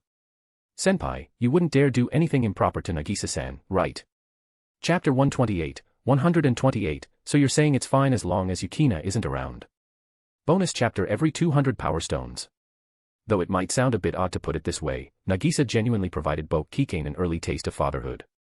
Mainly because the whole mana replenishing process felt suspiciously similar to, well, breastfeeding. After all, Yukina was standing by the side, armed with Schneewalzer, closely observing every move. Any action that crossed the line was strictly forbidden. In the quiet bedroom. 5 minutes later, as the tingling sensation in his neck gradually subsided, the petite vampire girl, who had buried herself in his neck moments ago, finally lifted her head. She exhaled softly, her breath warm and slightly metallic. Nagisa's cheeks still held an alluring flush, her bright crimson eyes shimmering with an increased hazy moisture following her blood-drinking impulse. She timidly tilted her head up, eyebrows knitting together in concern as she anxiously glanced at the young man whom she had just bitten. I am sorry, big brother, did it hurt? This felt strangely surreal to Boke. Normally, he was the one asking questions like, did it hurt? Yet today, their roles had reversed completely. Typically, he was the one doing the stabbing, today, he was the one who got pricked. Well, pricked might be the more precise term. Nagisa's small fangs felt like two slender needles puncturing the skin before gently sipping. Though she seemed to have suckled for a long time, the actual amount drawn was minimal. After all, she truly couldn't afford to drink more. Just one drop of his blood had awakened the sleeping fourth primogenitor, drinking too much at once might cause unpredictable consequences. Not really. Barely felt it. Boke touched the spot on his shoulder where he'd just been bitten. The puncture marks healed instantly beneath his fingertips, leaving the skin as smooth as if never injured. As for the minor blood loss, it was completely insignificant to him. After all, the ability of cellular reconstruction could instantly restore most of his body, even internal organs. Replenishing a little lost blood was just a trivial side effect. How about you, Nagisa? How are you feeling? I'm fine, too. Having never been this close to a man before, Nagisa, who was now slowly recovering from her bloodlust-driven trance, nervously pinched the edge of Boke's shirt with her fingertips. I only remember running into those two demons in front of the shopping mall with Yukina earlier today. At the time, I was really scared, and after that everything's kind of a blur. But since waking up just now, I've started remembering more details about Aurora-chan. Oh. Upon hearing Aurora's name again, Boke raised his eyebrows slightly. But he wasn't too surprised. Based on Aurora's earlier conversation, the original fourth primogenitor dwelling within Nagisa didn't seem to have a competitive relationship with her. Rather than fighting for dominance over the body, Aurora acted more like a temporary tenant. Although admittedly, this rent was extremely costly. It was about 4 years ago. Nagisa's expression turned nostalgic as she began recounting softly. At the time, my father and I went to the Italian island of Gozo for archaeological research. There, we were attacked by some vampires from the Lost Warlords faction. I was shot and nearly died. But because of that, I accidentally met Aurora-chan. Aurora-chan woke from her slumber to save me. Unfortunately, this caused the power of the root, originally sealed within Aurora-chan, to transfer into me. The root. The sudden new term caused Boke to raise a slight questioning eyebrow. What exactly was this root? That's right, Nagisa continued softly, her crimson eyes shimmering faintly. The root was the original and true fourth primogenitor. Aurora-chan served as its guardian. To prevent the root from possessing me, Aurora-chan abandoned her original body, entering mine to seal it away. I had forgotten all this until now, but now everything has come back. Then, what about the Feast of Flames? Remembering something, Boke hissed thoughtfully. He recalled Yukina mentioning before that the Feast of Flames had been the resurrection ritual for the fourth primogenitor, and it had occurred over half a year ago. But Nagisa had just turned into a vampire primogenitor today. So who or what exactly did that Feast of Flames resurrect? That's a different matter entirely, Nagisa shook her head softly. Anyway, after that, the root was destroyed, leaving only me and Aurora-chan, who had fallen into a deep sleep inside my body. After the root died, Aurora-chan entrusted me with all the fourth primogenitor's magic and familiars, but at the same time sealed away my memory since the vampire attack on Gozo, only releasing them today. I see. Although Nagisa's account was a bit vague, Boke quickly grasped the gist. In short, Aurora, the original guardian of the fourth primogenitor, had teamed up with Nagisa to eliminate the original primogenitor, then passed down all the primogenitor's legacy to Nagisa, effectively making Nagisa the new fourth primogenitor. Honestly, that sounded like a pretty good deal, pure profit, really. It also explained why, according to Yukina's earlier descriptions, Nagisa reacted so strongly upon seeing demons, and why she had been unable to use the primogenitor's immense magic power earlier. Still, what were Nagisa's parents even thinking? They knew their daughter had PTSD from a demon attack, yet still allowed her to live in the demon sanctuary. Seriously, were her parents complete idiots? So, just as the two were still holding each other closely at the bedside, the sword shaman girl, who had quietly vanished into the background for quite a while, finally spoke up in a voice laced with barely contained dissatisfaction. Senpai, aren't you done yet? Isn't it about time you let go of Nagisa-san? In Yukina's eyes, the two of them had seriously gone too far. It had been one thing during the necessary blood-drinking phase, since Aurora had specifically instructed them. But now that the drinking was over, why were they still embracing each other? It felt like if they continued this way, pink bubbles would start floating around them any second now. Was there no end to this? I am sorry for causing trouble, big brother. Sensing her friend's sudden irritation, though she didn't understand why, Nagisa wisely apologized immediately. Then she carefully slid off Boke's lap, setting her feet firmly on the ground. Boke, of course, didn't mind at all. He casually smoothed out the wrinkles on his pants as he stood up. Never mind that. Nagisa, how about trying to summon your familiar now? He sent a meaningful glance at Yukina as he spoke. Yukina caught the hint immediately, momentarily startled, then quickly understood. Indeed, even though Nagisa had now successfully inherited the primogenitor's power, that didn't necessarily mean she could reliably control the familiars yet. To assure the Lion King organization of Nagisa's stable condition in the upcoming mission report, Nagisa would have to prove that she could handle it. My familiar. Nagisa hesitated for a moment, then extended her hand outward towards the window, fingers spread wide. Come forth, Lion of Gold. Boom. In an instant, the colossal magic power befitting the fourth primogenitor surged forth, shaking the air and sweeping through the bedroom. A massive golden thunderbolt crashed down from the sky, morphing into an enormous golden lion that obediently hovered just outside the apartment building. Boke and the lion of gold briefly locked eyes through the window. The lion silently backed up half a step. Good. It looked like things had finally stabilized. With that taken care of, there wasn't much left to worry about on Itagami Island. However, before heading off to the underworld, well, he'd have to stop by and inform a Sage first. Then, visit Yasaka Shrine to check in on Yasaka and Kuna. And as for back home, oh well, things back there could take care of themselves for now. Chapter 129, a surprise for Vanillana. Bonus chapter every 200 power stones. Meanwhile, in the underworld, at the luxurious castle of the Gremory family. Inside a lavishly decorated dining room, the faint aroma of lunch still lingered gently in the air. Vanillana, Rias, and a group of young ladies sat around a long dining table, each holding a cup of black tea, chatting pleasantly and enjoying the peaceful afternoon. Graphia Lucifuge, the silver-haired queen of annihilation, dressed impeccably as ever in her maid uniform, stood against the wall with her hands folded neatly in front, eyes softly closed. Oh, by the way, Ireina-san, Zenovia-san, have you two been adjusting well to your stay here these past couple days? Vanillana sipped lightly at her tea before casually turning her attention to the two former church holy sword wielders sitting near the far end of the table. Eh? While not exactly an unexpected gesture of kindness, this sudden concern still caught Ireina and Zenovia momentarily off guard. Especially Ireina, who seemed visibly startled by the question. Compared to Zenovia's naturally blunt and straightforward character, someone who usually spoke little, believing words literally without pondering any hidden implications, Ireina's more outgoing and cheerful personality caused her to overthink things at times. At first, when they arrived early in the underworld, Ireina hadn't thought much of it, assuming it was simply arriving a bit ahead of schedule. It wasn't until reaching the Gremory estate that she started to realize something wasn't right. Come to think of it, wasn't she originally one of the church's holy sword wielders? A holy sword wielder venturing into the underworld was essentially equivalent to a devil barging into heaven. And now, she was nothing but a defenseless young woman. Of course, reality quickly proved that her worries were unnecessary.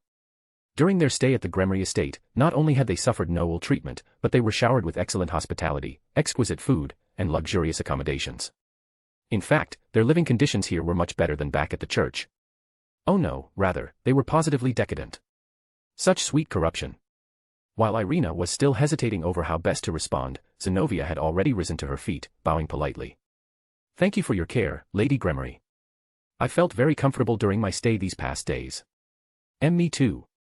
Ireina quickly stood up, echoing Zenovia's sentiments in a slightly flustered manner. Is that so? Well, I'm glad to hear it. Vanillana's gentle smile brightened her beautiful face.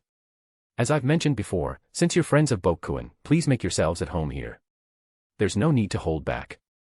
Saying this, Vanillana paused briefly, turning her gaze toward her daughter who sat beside her at the table's corner. Rias, I'll leave things here to you. Mother will take a short rest. If any of you feel tired, I recommend taking an afternoon nap as well. Proper rest is essential for keeping a young lady's complexion beautiful. Yes, mother. Watching her mother gracefully rise from the table and leave the dining hall, Rias blinked softly, looking slightly perplexed. Was it just her imagination, or had her mother started mentioning topics like skincare far more frequently recently? She couldn't recall her mother ever being this attentive about beauty before. Maybe it really was just her imagination. Shaking off these extraneous thoughts, Rias sighed softly. Honestly, I wonder if Boke is done dealing with his business yet. Yes. As her words faded into the air, all the girls seated in the dining room shared the exact same sentiment deep in their hearts. Meanwhile, Vanillana, having left the dining hall first, now arrived at the spacious private bath located on the castle's third floor. Though called a bath, it was essentially her own luxurious private bathing chamber, the sheer size roughly 20 times that of an ordinary bathroom, making it feel more like a lavish public bathhouse. The massive bathtub, occupying nearly a quarter of a football field, brimmed invitingly with clear, steaming water. Delicate rose petals infused with fragrant essential oils floated gracefully upon its surface, sending clouds of aromatic vapor gently wafting through the air. Taking a luxurious bath. This was Vanillana's daily ritual, especially after meals. Scientifically, baths had numerous benefits, chiefly enhancing circulation and accelerating metabolism, helping the skin stay fresh and radiant. Slowly approaching the bath from outside, Vanillana's clothing fell away piece by piece. From outerwear to inner layers, cloak, gown, blouse, bra, until finally the small, delicate piece of fabric beneath slipped silently to the floor. Standing fully unveiled at the edge of the steps, Venelana gently lowered herself into the warm, welcoming waters. Rose petals gathered around her immediately, caressing her smooth skin with tender warmth, coaxing out an involuntary, comfortable sigh. She lowered her gaze slightly, watching her own mature yet toned reflection ripple softly across the steaming water's surface. Would Boke come visit her today?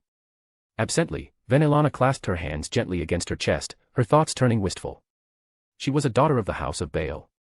For the children of the Baal family, two fates awaited them. Sons were always expected to marry daughters from other noble families, while daughters married noblemen outside the Baal lineage.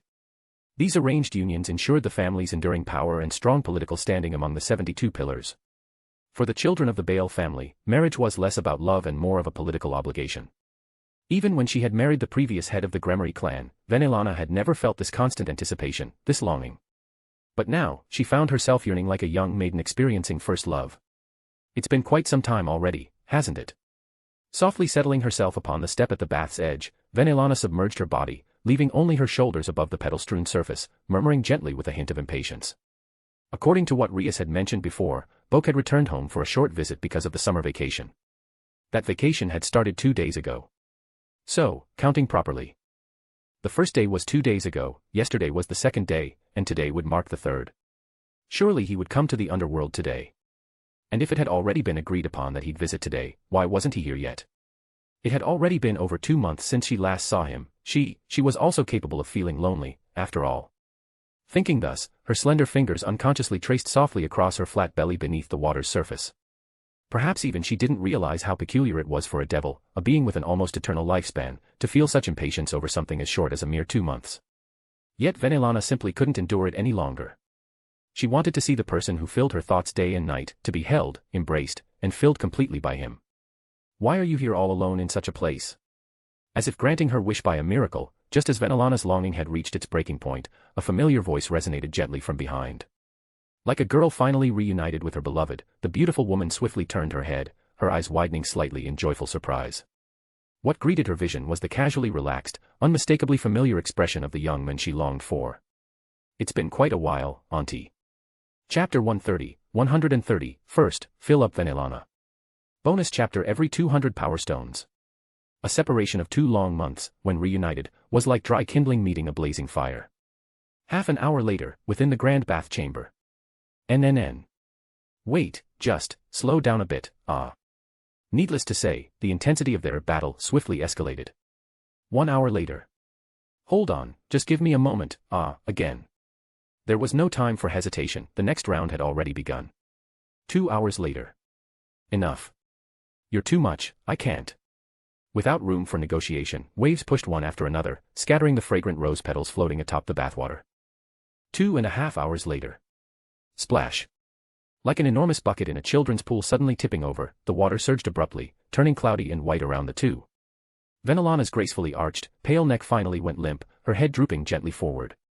She loosely draped her arms around Boke's shoulders, her exquisite chin resting softly against his collarbone, panting lightly into his neck.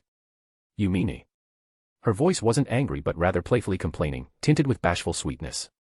After taking a few moments to catch her breath, Venelana managed to lift her head with some effort, whispering softly near Boke's ear. Of course, Boke wasn't inclined to spoil her entirely. With a slight relaxation of the grip supporting her thighs, he elicited a small, panicked gasp from her lips. Not that it was dangerous, after all, they'd been exercising vigorously in the bath for quite some time, and at this point, Venelana was at her most exhausted. Falling into the water wouldn't actually endanger her life, though choking on some water was certainly a risk.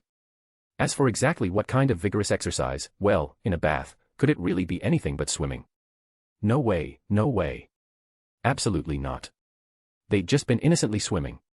Totally convincing. Now that their exercise was over, Boke finally took a break. Holding Venelana firmly, he moved to a cleaner area near the edge of the bath, carefully sitting down upon the submerged steps. Facing each other, their bodies remained intimately connected, perfectly fitting together. Venelana adjusted herself slightly. In this position, her knees rested securely on the bath steps. With enough firm support, she became a bit bolder, straightening her body carefully and reaching out with delicate, slightly flushed fingers to gently pinch Boke's earlobe. You're so cruel, you know. Doing such a thing to me immediately upon returning. Say, have you already gone to see Rias and the others? Initially, she'd wanted to ask if he had come straight to her first, but quickly realized that her original phrasing might sound far too jealous. Instead, she cleverly shifted the conversation, expressing a motherly concern for her daughter instead. Not yet. Hearing this, Venelana's lips curved upward by at least 15 degrees. Boke continued. I came directly from the human world, teleporting through the dimensional barrier around Itagami Island. It wasn't perfectly precise, I could only guarantee I'd arrive somewhere in the castle, not exactly where. Fortunately, by sheer coincidence, I landed right next to you, Venelana. Sheer coincidence. Something in that phrase struck a nerve. One elegant strand of hair on Venelana's forehead twitched slightly. The smile she'd just been wearing took on a subtle hint of danger. In other words, Boke, you didn't originally plan to see me first, did you? What do you think? After a brief pause, Boke tilted his head slightly, responding casually with his own question. Venelana found herself momentarily speechless. Of course, she had only been playfully teasing him. After everything he'd done today, doubting his sincerity would be utterly ridiculous. Clearly, he'd missed her immensely. After all, no one who didn't want to see her would behave this way. All right, I was just teasing. Venelana laughed softly, leaning forward and lightly brushing her lips against his, silently apologizing with a lingering kiss. After some time, she straightened up again, slightly leaning back and securely interlocking her fingers behind Boke's neck. So, that important family business you mentioned, it's all settled now, right? Ria said your family had given you some critical task. Now that you're here, does that mean everything went smoothly? Not entirely. Boke thought for a moment before answering honestly. Things are temporarily stable, but I'll still need to keep an eye on the situation for a while longer. Temporarily stable? What exactly happened? Venelana appeared curious. After all, she knew nothing of the specifics of his task. To put it simply. Boke paused briefly, organizing his thoughts, then succinctly explained the cause and effect of recent events. I see. A vampire progenitor, is it? Venelana contemplated briefly, swiftly grasping the situation with a nod of understanding. Unlike humans, vampires weren't unusual in the underworld. Here, even a vampire true ancestor, though incredibly powerful, wasn't necessarily unmatched. Against creatures like dragons, progenitors at best had an even chance, usually slightly disadvantaged due to their physical limitations. In short, powerful though a true ancestor might be, it was still within manageable range. Although, admittedly, it'd certainly terrify humans, from Japan's imperial household to the cabinet, the Lion King organization, and even renowned Onmyōji families, they'd all be sweating bullets. Well.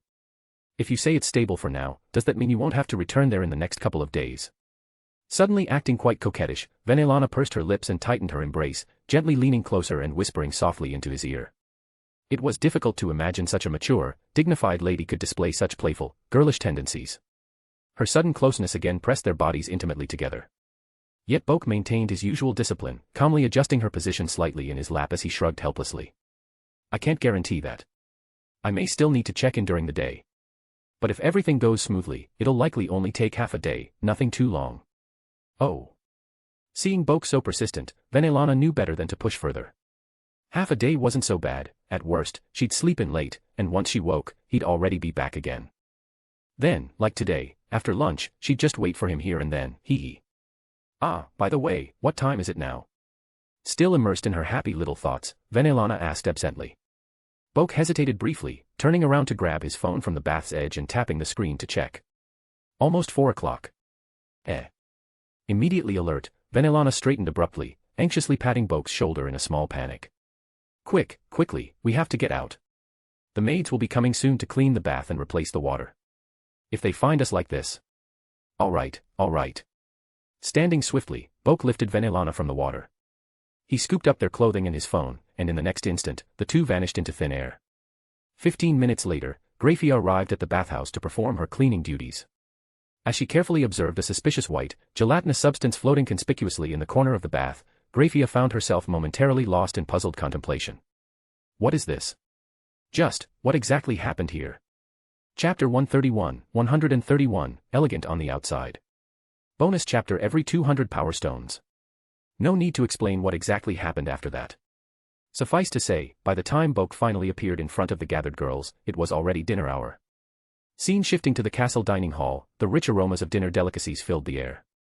Seated at the elegant dining table, Rias and the others had already taken their seats.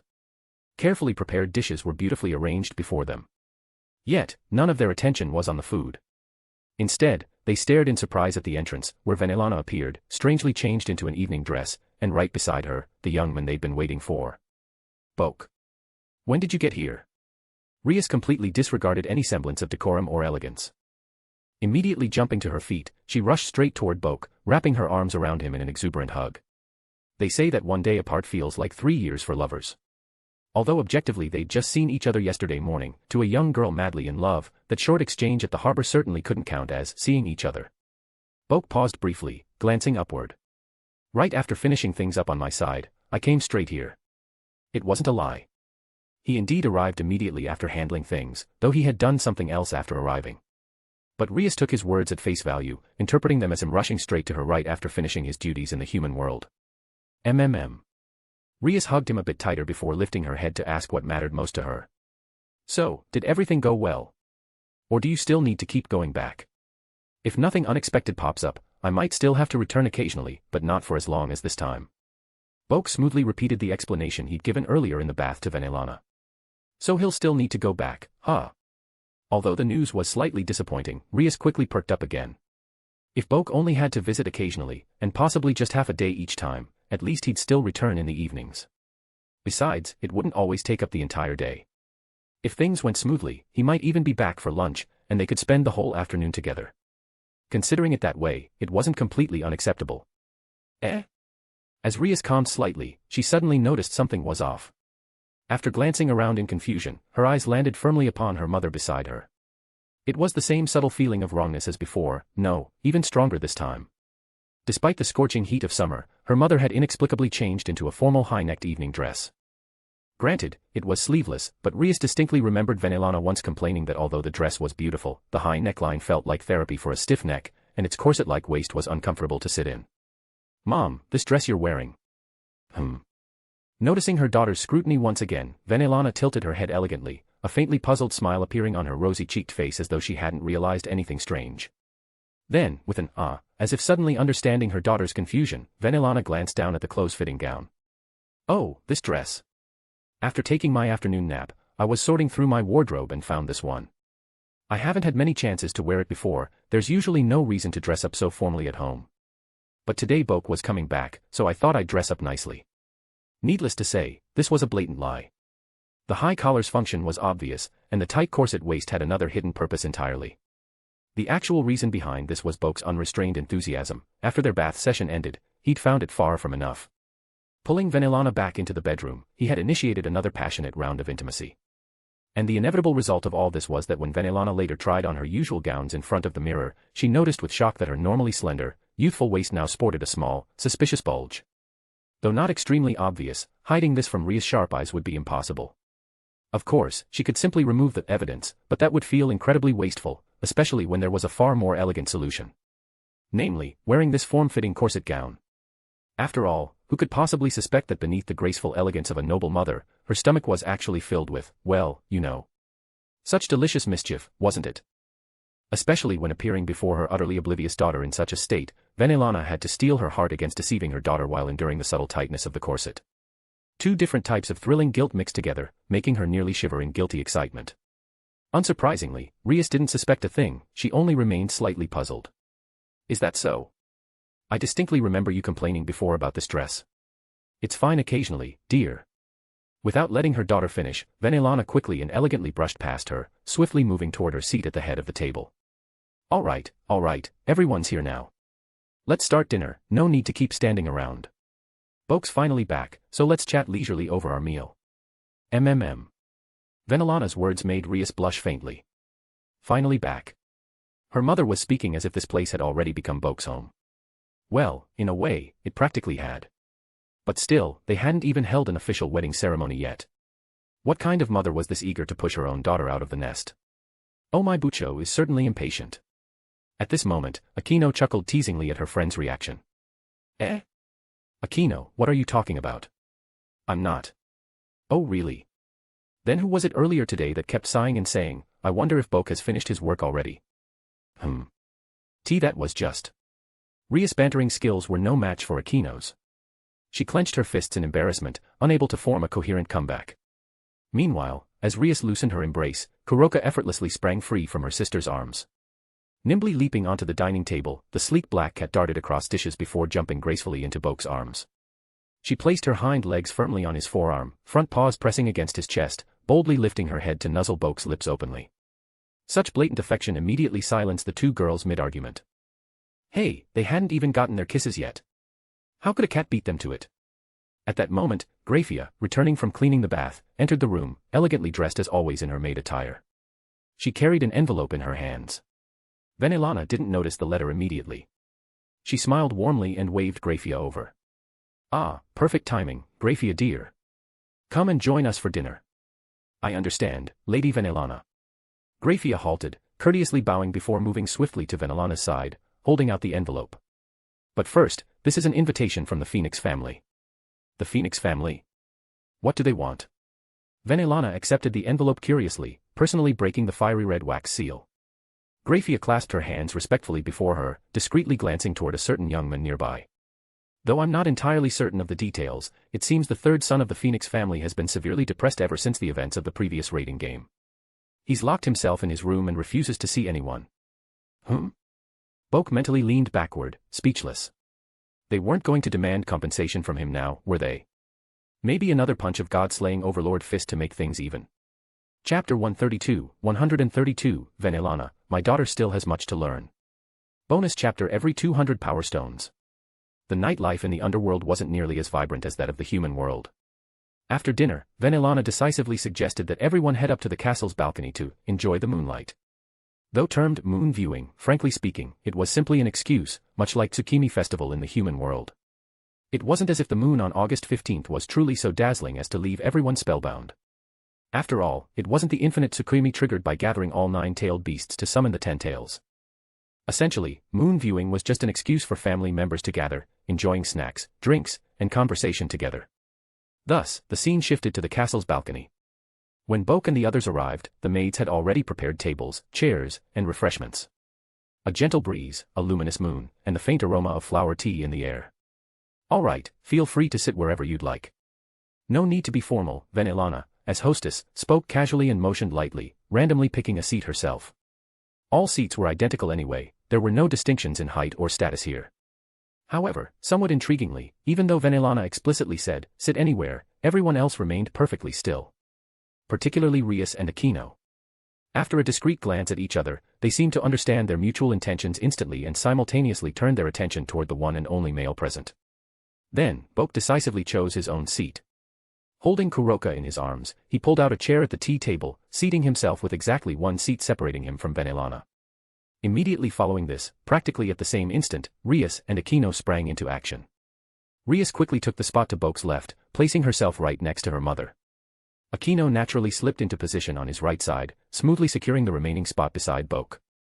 The speed of their movements resembled professional racewalkers after the starting pistol fired, so swift that Ireina could only gape dumbfoundedly from the side, completely outmaneuvered before she even realized the competition had begun. Ah. Ireina, the twin-tailed former church swordswoman with adorable fangs, opened her mouth slightly, silently withdrawing her mental outstretched hand.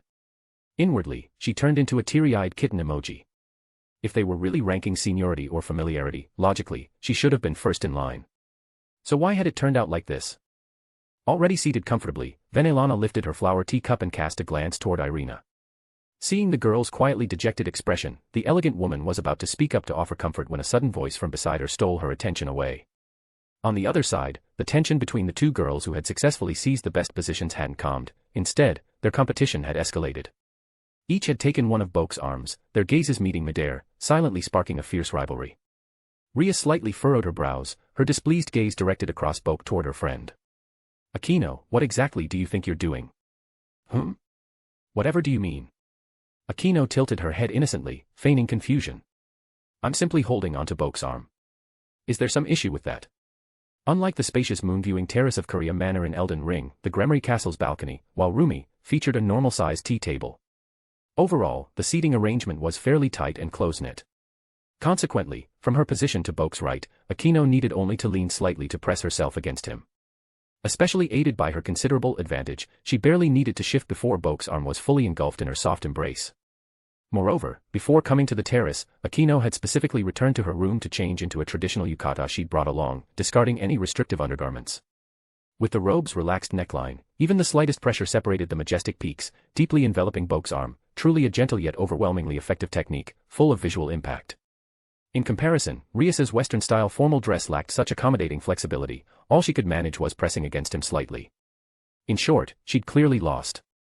This isn't a question of simply holding his arm. Rias was about to emphasize her official girlfriend status again, but recalling Akino's earlier teasing in the dining hall, she was momentarily forced to pause and rethink her wording. If you keep clinging to him like that, how is Boke supposed to drink his tea? Oh.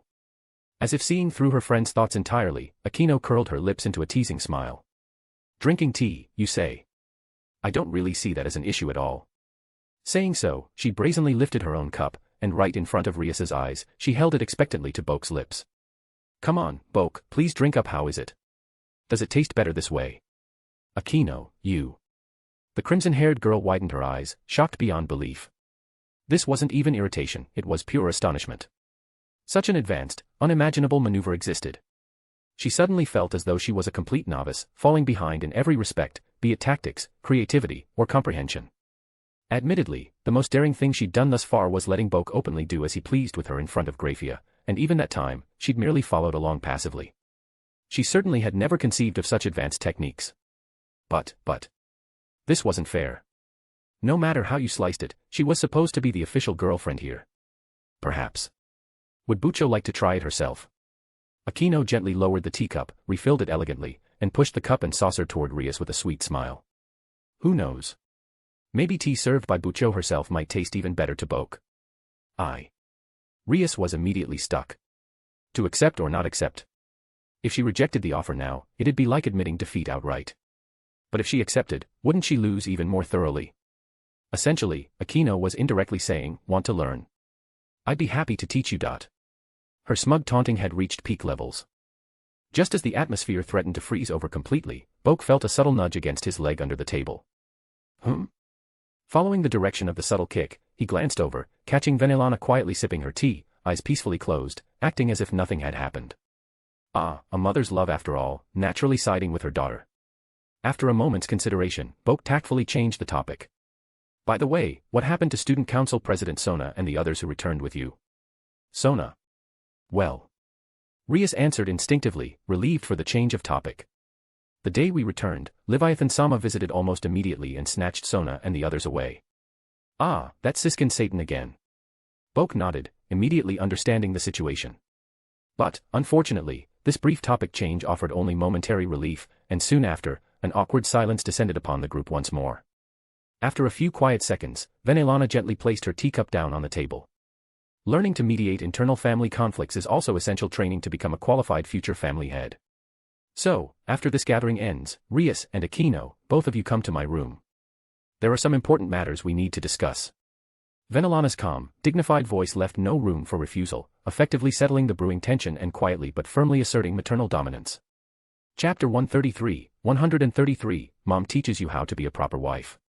Bonus chapter every 200 power stones. After the initial small spat, the overall mood of the moon-viewing tea party was rather pleasant. From 8 in the evening until around 9:30, only when the cool summer night breeze started to carry a slight chill to the rooftop terrace did everyone finally disperse, each heading back to their own rooms. Meanwhile, as Boke had just returned to his room and closed the door behind him, Kuroka, who had remained nestled comfortably in his embrace ever since dinner, suddenly stirred. She elegantly sprang from her exclusive VIP seat, transforming back into human form midair and gently landing, draped in her black kimono. Nyaha. She stood gracefully, spinning lightly in place, her kimono fanning out perfectly around her before completing a smooth 180-degree turn to face Boke, who still stood by the door. She pursed her lips, smiling triumphantly. See? I'm still your favorite after all, Naya. What exactly are you talking about? Caught off guard by her sudden burst of confidence, Boke felt momentarily bewildered, unsure of what she meant. Could she be referring to Rias and Akino's intense rivalry during the moon-viewing session? But, recalling clearly, Kuroka herself was quite the jealous type. Every time she smelled the scent of another woman on him, she'd immediately explode like an enraged cat. And if she meant size, both Rias and Akino actually surpassed Kuroka by a bit. Seeing his expression hesitating and uncertain, Kuroka immediately grew displeased. Hands on her hips, she stood straighter, puffing out her chest defiantly. What are you thinking about? I'm obviously referring to that girl you spent the last 2 days with on Itagami Island, something about monitoring that fourth primogenitor. I think her name was Yukina Heimragi. Yes, that's her. What's the issue? Boke raised a questioning brow. It's nothing, just something that crossed my mind. You've been with that little brat these past 2 days. She's so underdeveloped, short, flat-chested, and her hips are totally lacking. She can't even begin to compare with me, Naya. Boke had no idea where her sudden competitiveness came from. After pondering briefly, he ventured a cautious guess. Jealous, are we? Of course not. Just like a cat whose tail had been accidentally stepped on, Kuroka instinctively snapped back at denial without even thinking. Boke stared silently. Really? Not jealous at all? In the quiet room, their eyes locked for a few seconds. Feeling somewhat guilty, Kuroka shifted her gaze away awkwardly. So, Boke, you didn't actually do anything with that girl, right? Of course not. What are you even thinking? Boke rolled his eyes exasperatedly.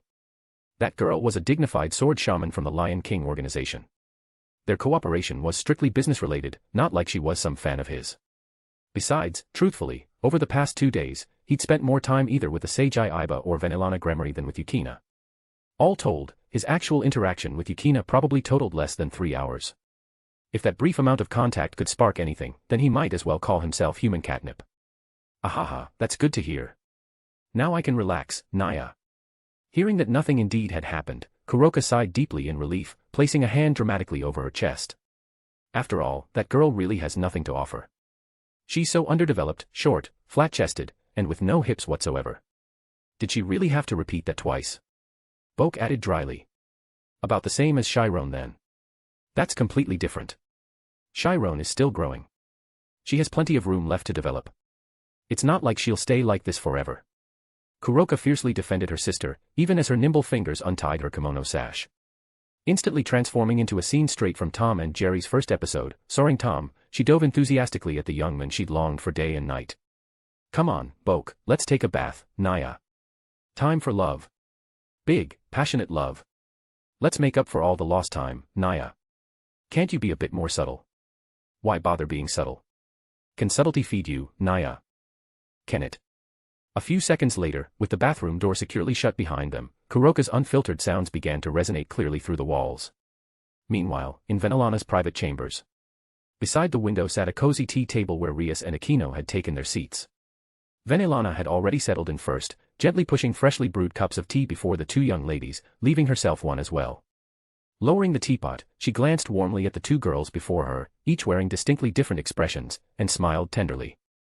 I suppose drinking tea right before bedtime isn't ideal, but going to bed thirsty isn't comfortable either. A small sip should be fine. Since her mother had said so, Rias couldn't argue. She lifted her cup, blew softly, and took a small sip before speaking up hesitantly. So, mother, what's the matter at this late hour? Oh, nothing overly serious, just checking up on my dear daughter's recent activities, Vanillana smiled thoughtfully, touching her lips briefly in contemplation. By the way, how long can you usually last with Boke these days, Rias? Puffed. Rias, completely unprepared for such a bold question from her mother, nearly spat out the tea she'd just sipped. Mother. What kind of question is that? Cough, cough. What on earth are you asking me?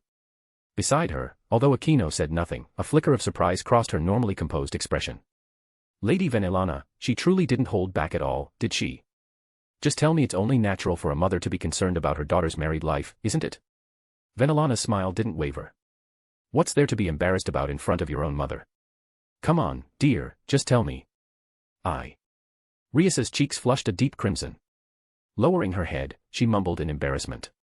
It's all right, I guess, maybe 2 or 3 hours, something like that. Ah, so about 2 hours, then. Knowing her daughter as she did, Vanillana saw right through Rias's exaggerated estimate. After all, even she herself could only manage about 2.5 hours. For her daughter to outperform her mother would be quite unbelievable. And is Boke satisfied with that? Yet another blunt question. Rias dipped her head even lower, shyly avoiding eye contact. How would I know? It seems every single time he's like an inexhaustible robot who doesn't even know the meaning of tiredness. That does sound tough for my poor daughter. Although Vanillana was asking about things she had already personally experienced and knew the answers to, she pretended it was the first time she'd heard them, thoughtfully nodding. Then, she smiled gently once again. Then perhaps you should listen to mother's advice. You know, from the perspective of someone who's been through it all before. Vanillana subtly emphasized the phrase, been through it, her eyes twinkling knowingly. At the same time, several rooms away, in another bedroom. Already changed into her pajamas, the petite, silver-haired girl stood hesitantly before the overly spacious bed dominating her room. Head slightly lowered, she uncertainly hugged her slender arms to herself. The past 2 nights she'd slept hugging a soft, warm kitty, now, suddenly, being left alone felt strangely unsettling. Perhaps she should go and ask Boke-senpai if she could borrow the kitty again tonight. Chapter 134, as a big sister, gotta push little sis at the right moment, Naya. Bonus chapter every 200 power stones. Within the confined space, crisp, rhythmic sounds of flowing water continued to echo, reminiscent of a grand orchestral symphony.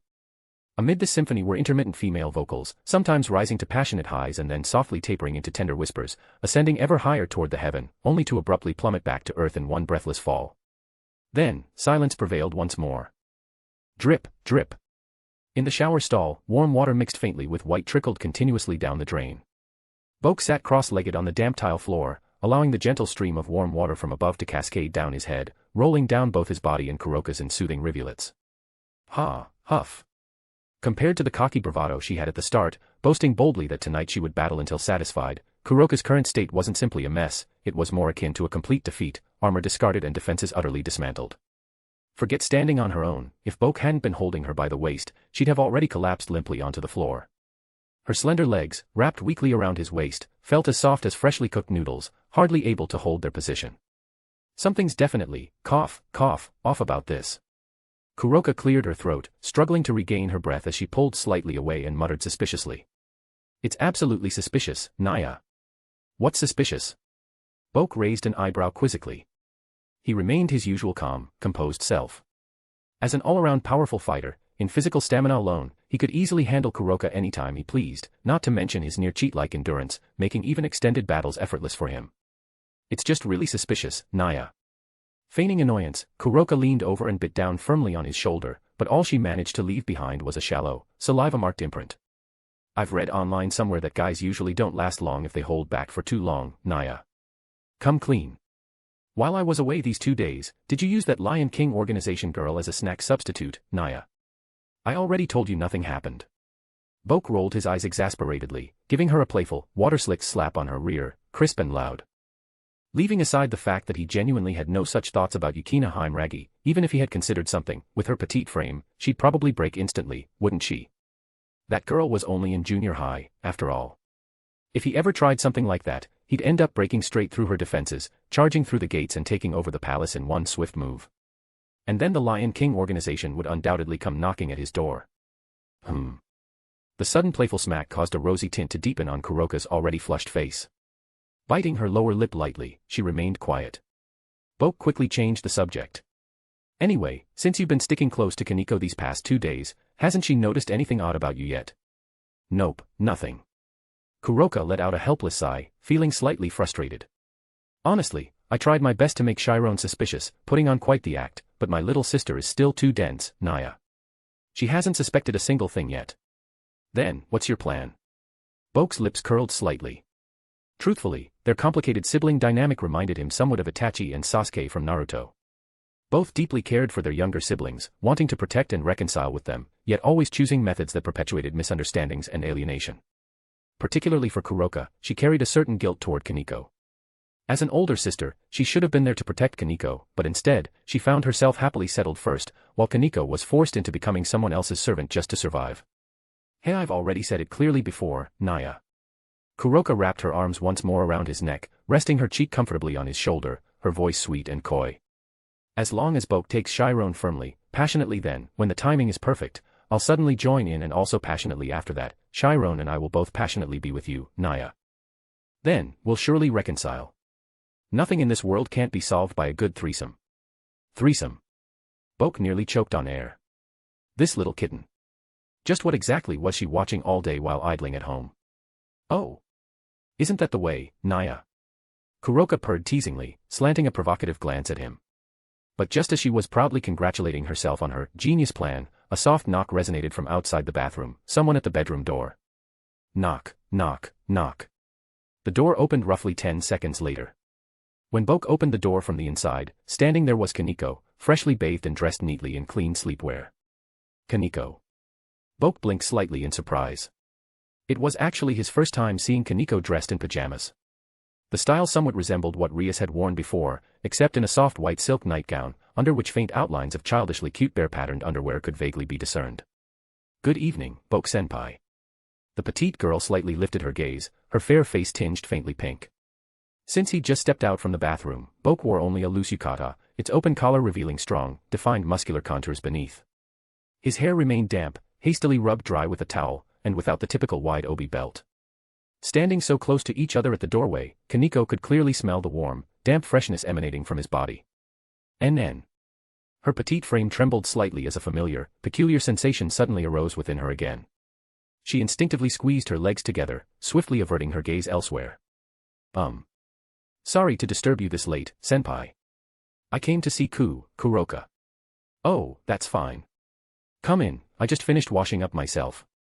Responding far more casually than she'd anticipated, Boke waved easily and turned around, heading into the room and seating himself comfortably on a sofa against the wall. In her cat form, Kuroka rested atop the sofa's armrest, her sleek black fur still slightly damp. Boke gently picked up Kuroka, stroking her for a few times, then generously handed her toward Kaneko, who had just entered. I just gave her a bath, so her fur's still a bit wet. Thank you, it's no problem. Earnestly thanking him, Kaneko hesitantly reached for Kuroka while initiating their usual cat language communication. Meow.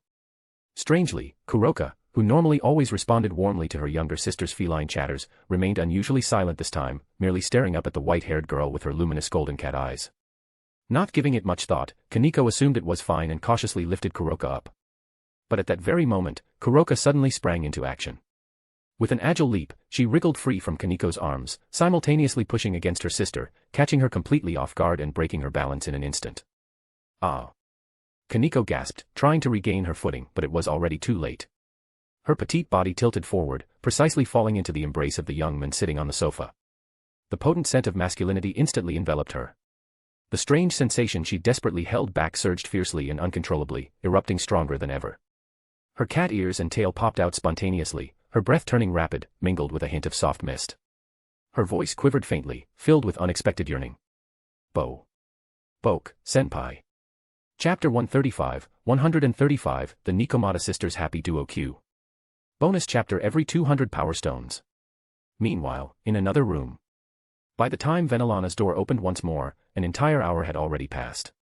As the door closed softly behind them, both Rias and Akino stood silently in the corridor, each of their faces tinged with varying shades of pink. After all, the things Venelana had discussed with them in the past hour had been too outrageous, far too scandalous, in fact.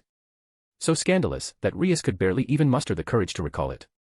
Just a rough memory was enough to heat her cheeks beyond control.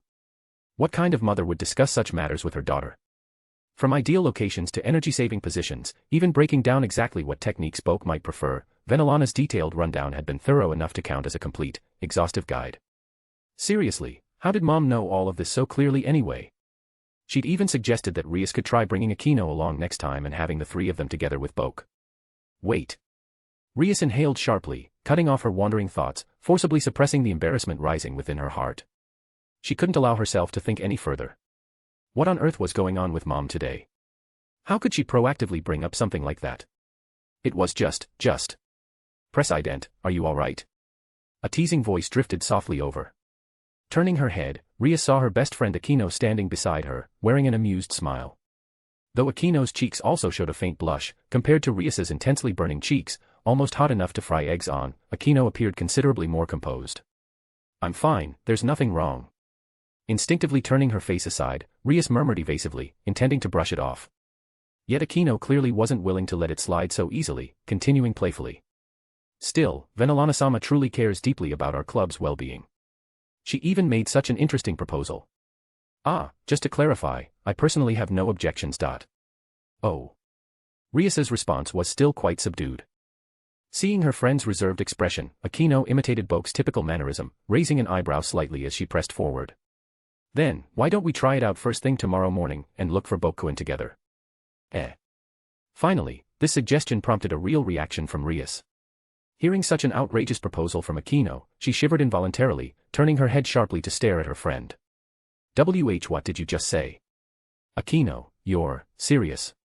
Of course, why wouldn't I be?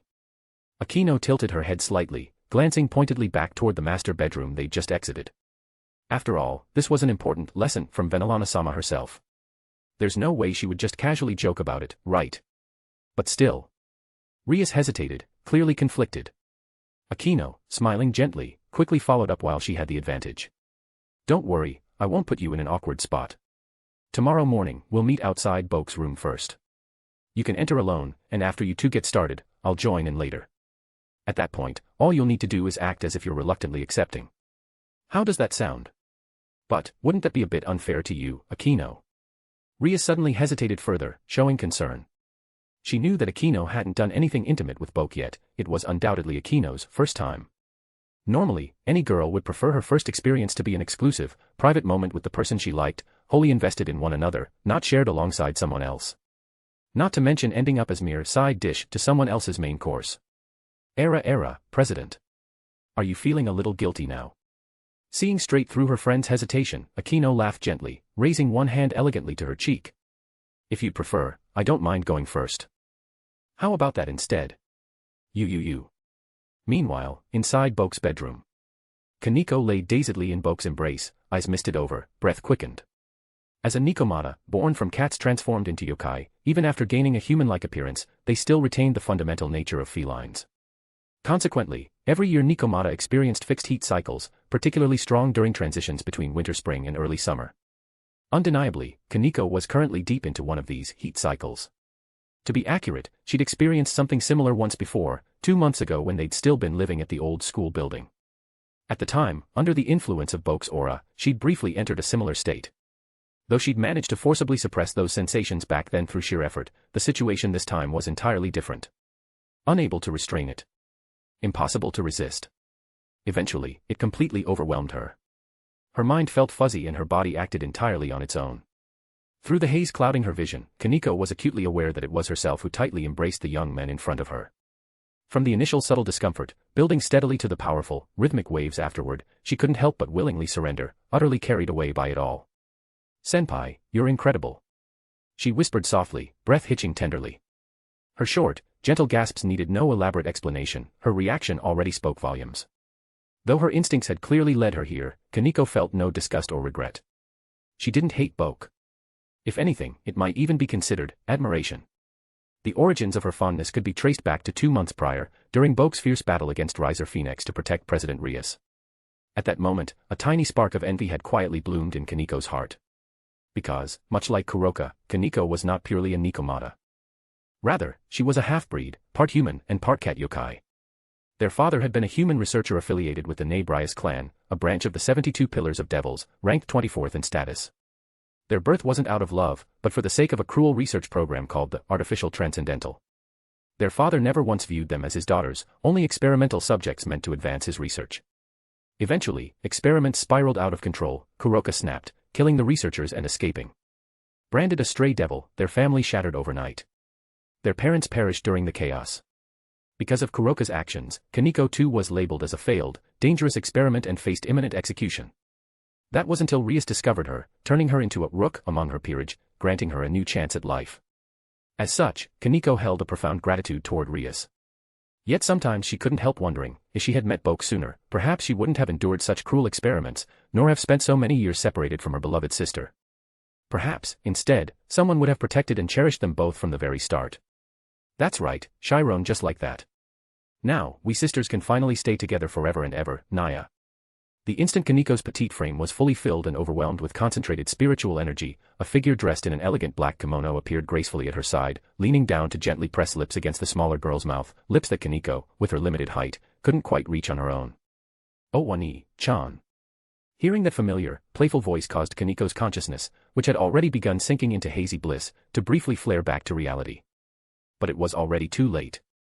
Chapter 136, The Sister's Unspoken Truth.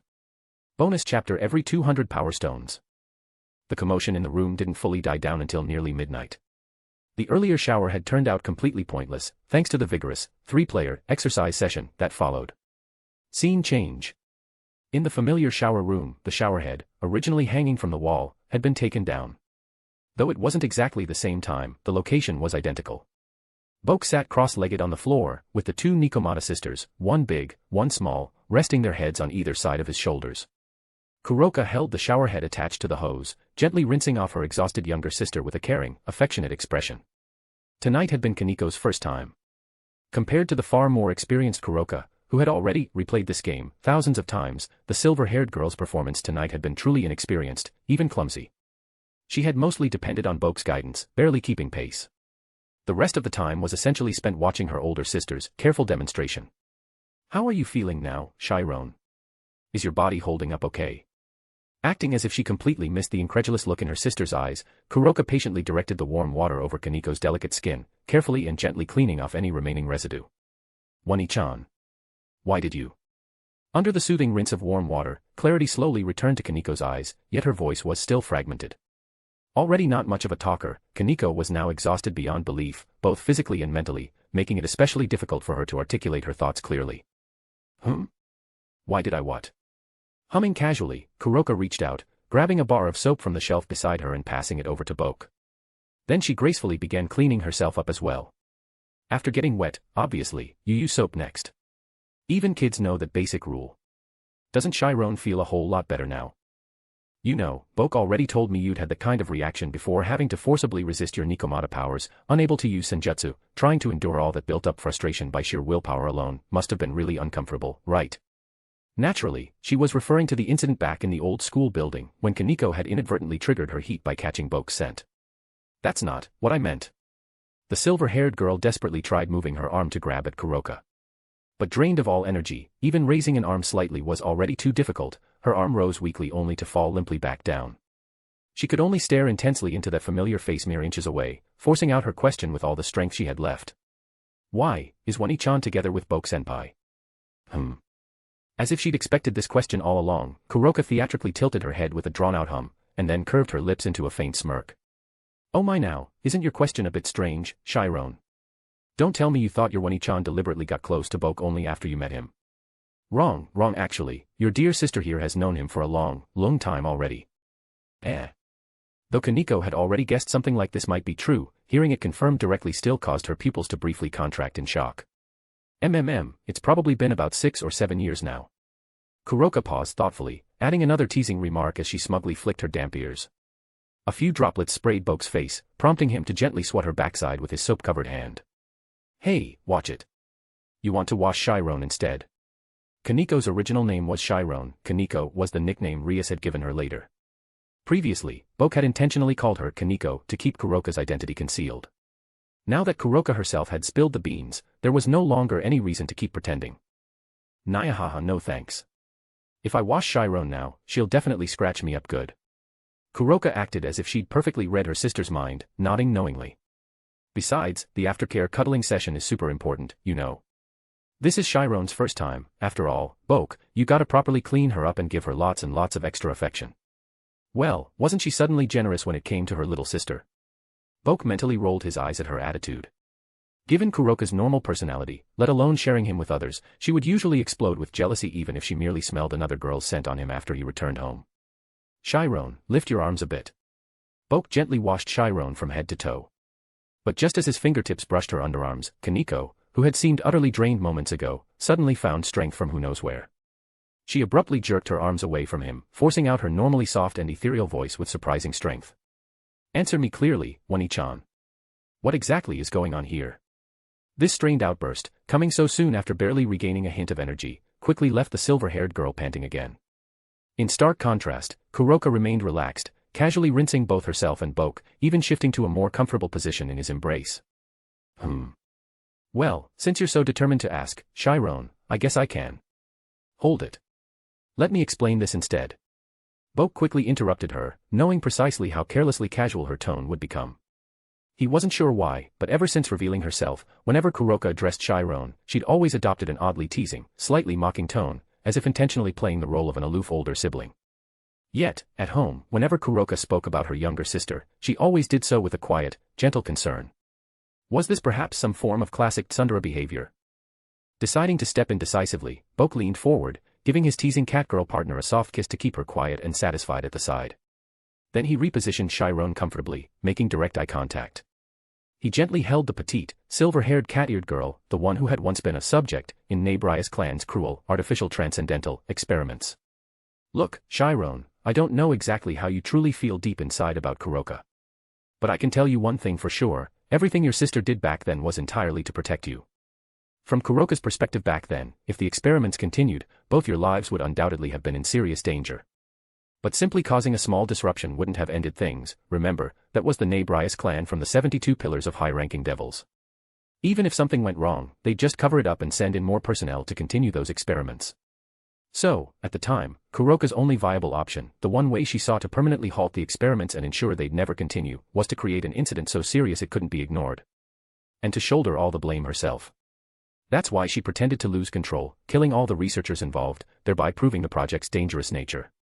She then fled the scene, becoming a stray devil to draw all the Nabrias clan's attention away from you. She purposely left you behind, disguising you as an unused experimental material, a subject of minimal involvement. This way, all the hostility and punishment would focus solely on her, sparing you from any follow-up retaliation. It sounds incredibly harsh, I know. But at that time, this was the only plan Kuroka could think of to ensure your survival. Boke finished softly, the gentle running of the shower water filling the silence that followed. There was no immediate response. After a long pause, the silver-haired girl quietly lowered her head, remaining silent. At last, the truth between sisters was finally out. Chapter 137, Kuroka is such a naughty kitty. Bonus chapter every 200 power stones. Years of misunderstanding weren't something that could just vanish after a brief conversation. After the shower, Kaneko, who had regained a tiny bit of her strength and was thoroughly filled up, leaned against the wall and carefully returned to her room step by step. Boke had intended to walk her back, but Kaneko had gently yet firmly refused his offer. Thus, when the scene shifted again, it was already on the bed. Kuroka, her hair dried, lay quietly against Boke's chest. Her lustrous, midnight black hair cascaded down her fair, smooth back like silky wings. A large, soft duvet gently covered them up to their shoulders. Boke slid his arm under the blanket, gently wrapping it around the girl's slender waist, and glanced toward the closed bedroom door thoughtfully. You're really sure it's okay to let Chiron go back like that? Kuroka tilted her head slightly. What else did you have in mind, Naya? She sounded amused. Personally, I think Chiron already worked really hard tonight. It's her first time, after all. She's done very well already, don't you think? Plus, my little Chiron is still young, she can't handle being tossed around casually by you yet, you know. Boke. He honestly hadn't expected such a reasonable statement from Kuroka. However, this surprise barely lasted a second, because immediately afterward, Kuroka's mischievous voice continued without missing a beat. But if you still haven't had enough, well, your Wani-chan here might just have a tiny bit of leftover energy left. How about we go again right now? Worst case scenario, we'll just have another shower later, Naya. Before she even finished speaking, Boke felt her slender hand impatiently traveling downward beneath the duvet. He swiftly caught her wrist, stopping her in her tracks. Hey now. I wasn't talking about that, obviously.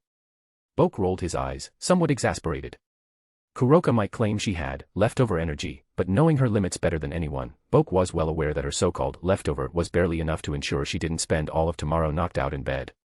If they actually went at it again, she'd probably be immobilized tomorrow. I meant Chiron's side of things. He gently shifted Kuroka's thigh off his body to avoid any accidental developments. We explained so much to her during the shower, but it seems she still isn't fully convinced. Kuroka blinked, sneaking her thigh back over his legs casually while pretending to adjust her position. Really? I think our little talk actually worked wonders, Naya. Didn't you notice Chiron's reaction earlier? Kuroka paused, carefully considering how to phrase it. She looked exactly like, how should I put it, like someone who'd been arguing passionately but suddenly realized halfway through they were actually wrong all along, you know. Boke was momentarily startled by this analogy. But now that she mentioned it, it did kind of fit. Kaneko had been harboring resentment and doubts about her sister all these years, convinced that Kuroka had succumbed to power, committed atrocities, and then heartlessly abandoned her. Yet, just as she started voicing these long-held accusations tonight, she'd abruptly realized things weren't as black and white as she'd always believed. Not only that, but it dawned on her that she might have deeply misunderstood her sister all this time. Seeing Boke's thoughtful silence, Kuroka gave a warm, gentle smile unlike her usual teasing expression. Don't worry, Naya. Chiron just needs some time to process it all. She'll come to terms with it on her own. As her Wani-chan, that much I can definitely promise you. All right then. Boke looked at Kuroka curiously, somewhat surprised by this sudden change in her demeanor. But almost immediately afterward, that familiar mischievous glint returned to the cat-eared girl's golden eyes. Of course, there's always a faster method. Kuroka's voice turned suggestive again. Since Chiron's all confused and vulnerable right now, we could just sneak into her room right this moment. I'll pin her down, and you just keep going at her until Chiron's so overwhelmed she can't even think straight, Naya. Even if she begs with hearts flying from her mouth, you absolutely cannot stop. Boke. Didn't she just finish saying her sister was young and couldn't handle too much? What happened to that consideration just now? After a moment, perhaps realizing how outrageous her statement had sounded, Kuroka softly cleared her throat. Well, maybe never mind for tonight. She hesitated briefly. We can save that plan for next time. Boke. Ah, so tonight was no good, but next time was perfectly fine, huh? Speechless, Boke reached over and decisively clicked off the bedside lamp. Enough fooling around. Let's get some sleep, it's already late. Kuroka obediently murmured in agreement. Yet, just a few seconds later, her soft, tentative voice whispered quietly through the darkness. Oh right, Boke, we haven't seen each other for 2 whole days. Can you sleep with it inside tonight, Naya? Boke. That was it. Utterly losing patience, Boke decided his actions would speak louder than words. Well, if Kuroka couldn't walk properly tomorrow, she'd have only herself to blame. The sweet night slipped by quietly. Time swiftly arrived at early morning. More accurately, it was still just dawn. The sky above the underworld had barely begun to lighten when 2 sets of dainty, barefooted footsteps simultaneously reached Boke's bedroom door. They were Rias and Akino, exactly as they'd agreed the night before. Strictly speaking, their agreed-upon time was actually 1 hour later at 6 o'clock. Yet, here they were at 5, standing face-to-face in front of Boke's door, having arrived practically simultaneously. In the dimly lit hallway outside Boke's room, Akino, also clad in soft sleepwear, smiled warmly at her red-haired best friend. My Bucho, you're up surprisingly early. Yeah. Rias struggled mightily to suppress the impulse to roll her eyes. In truth, she'd only gotten up this early because she couldn't sleep at all last night, eventually giving up and arriving early to mentally prepare herself. Yet, upon arrival, she'd found Akino already standing there, looking utterly well-rested without even a hint of fatigue. Which raised an interesting question, just why had Akino woken up this early, exactly? Oh, please. It was obvious she'd wanted to sneak ahead and cheat. Oh well, I guess arriving early has its perks. Since we're both here already, shall we go in together? Akino's gentle smile remained unchanged as she made an inviting gesture toward the door. Rias hesitated, then took a discreet, deep breath, pushed down the door handle carefully, and tiptoed into the room. The bedroom was quiet. A faint, lingering scent of soap from last night's shower gently permeated the air. So, he was probably still sleeping, right? That meant the next step was. Rias mentally reviewed the scenario she had rehearsed countless times throughout her restless night. According to certain informational articles she'd secretly read, guys tended to get quite hard first thing in the morning. So, she only had to stealthily slip under the covers, find the right spot, and by the time Boke woke up, everything would already be in progress. Holding her breath, the crimson-haired girl reached the bedside, cautiously lifting the edge of the duvet. Then, beneath the blanket, she was greeted by the unexpected sight of another girl's slender, snow-white legs. Those legs were intimately wrapped around her boyfriend's waist. Chapter 138, Kuroka, your Wani-chan is the real wife here. Bonus chapter every 200 power stones. Aside from the curtains that had caught fire from the waves of destruction magic leaking unintentionally from a certain agitated crimson-haired girl, the fractured flooring, and the obliterated window, the entire catching them in the act, discovering there was another girl in bed incident proceeded relatively peacefully. Exactly 30 seconds after an explosion loud enough to shake the entire Gremory castle echoed, everyone on the same floor woke immediately and hurried over. From Ireina to Zenovia, and Asia to Kaneko, they all rushed into the room together. As they stepped inside, what greeted their eyes was Rias, standing by the bedside in her sleepwear, her fists tightly clenched, destruction magic emanating like waves of crimson ripples behind her. She was locked in a chilling stare-down with Kuroka, who lay sprawled possessively atop the chest of the boy in the bed, clearly taking a protective and provocative stance. Akino, wearing a loosely tied yukata, stood silently nearby, one hand covering her mouth. She appeared completely stunned, but if one looked closely, they'd notice her eyes had remained fixed on a certain point of intimate connection between the pair on the bed. Occasionally, she would bite her lower lip softly, her throat moving ever so subtly. And Boke, who should have been in the center of the storm, simply seemed as though he had just woken up. He looked around in sleepy confusion, assessing the situation in the room. Noting the aggressive stance of Rias, the awkward silence of Akino, and finally Kuroka clinging to him on the bed, he let out a helpless sigh. Kuroka, seriously? You forgot to transform back. Eh? Hearing the phrase, transform back, Rias, who had been mid-rage, paused slightly, her mind suddenly connecting dots. At the same time, Kuroka turned back from her stare-down with Rias, gently pinching Boke's cheek with one hand, a mischievous smile spreading across her lips. Baka, did you forget we agreed I'd stay in this form all night? If I transformed back, I wouldn't be able to handle your full power like that, you know. Kuroka paused deliberately here, then glanced towards the petite, silver-haired girl who had arrived at the door alongside the clueless blonde nun, Asia. She raised one hand, cheerfully greeting. Good morning, Chiron. You sure worked hard with Boke last night. Is your body feeling okay today, Naya? Wah. Before Kaneko could even respond, Rias turned sharply, staring incredulously at the girl behind her. What the heck was worked hard with Boke last night supposed to mean? The Boke part was obviously clear, but worked hard, did this mean that even Kaneko had? Wait. Now was not the time to dwell on that. Rapidly shaking her head, Rias banished the lower priority questions momentarily, refocusing her fierce gaze on the thieving cat girl lounging on Boke's chest. So, who exactly are you? And why are you in Boke's bed? She's actually... Ireina, who had been watching from the sidelines, tried to helpfully step in with an explanation, but Kuroka beat her to the punch. Tilting her head playfully, the cat girl gave a proud smirk. To put it in simple terms that even a red-haired little girl like you can understand, I'm Chiron's real sister, the one and only true older sister. I'm also Boke's true childhood friend, the companion who journeyed west alongside him and returned to Japan at his side. In other words, I'm his real girlfriend, Naya. Nanny. In mere minutes, Rias had already endured countless shocking revelations, but now, hearing the woman in front of her claim she was Kaneko's older sister, the red-haired girl couldn't help but turn back yet again to glance at the smaller silver-haired girl near the doorway. But Kaneko's expression was enough proof in itself, especially the subtle blush on her cheeks as her small hand gently pressed against her belly. On the bed, Boke had already sat upright. Due to this vertical movement, the bed covers had slid down, just barely covering up to their waists. To avoid accidentally exposing herself, Kuroka tightly wrapped her arms around Boke's neck, pressing her ample chest against him intimately. From behind, only her flawless, porcelain-white back was visible, along with their scandalously close posture that was enough to make everyone present feel utterly jealous. Naturally, this intimate pose was exactly what Kuroka intended.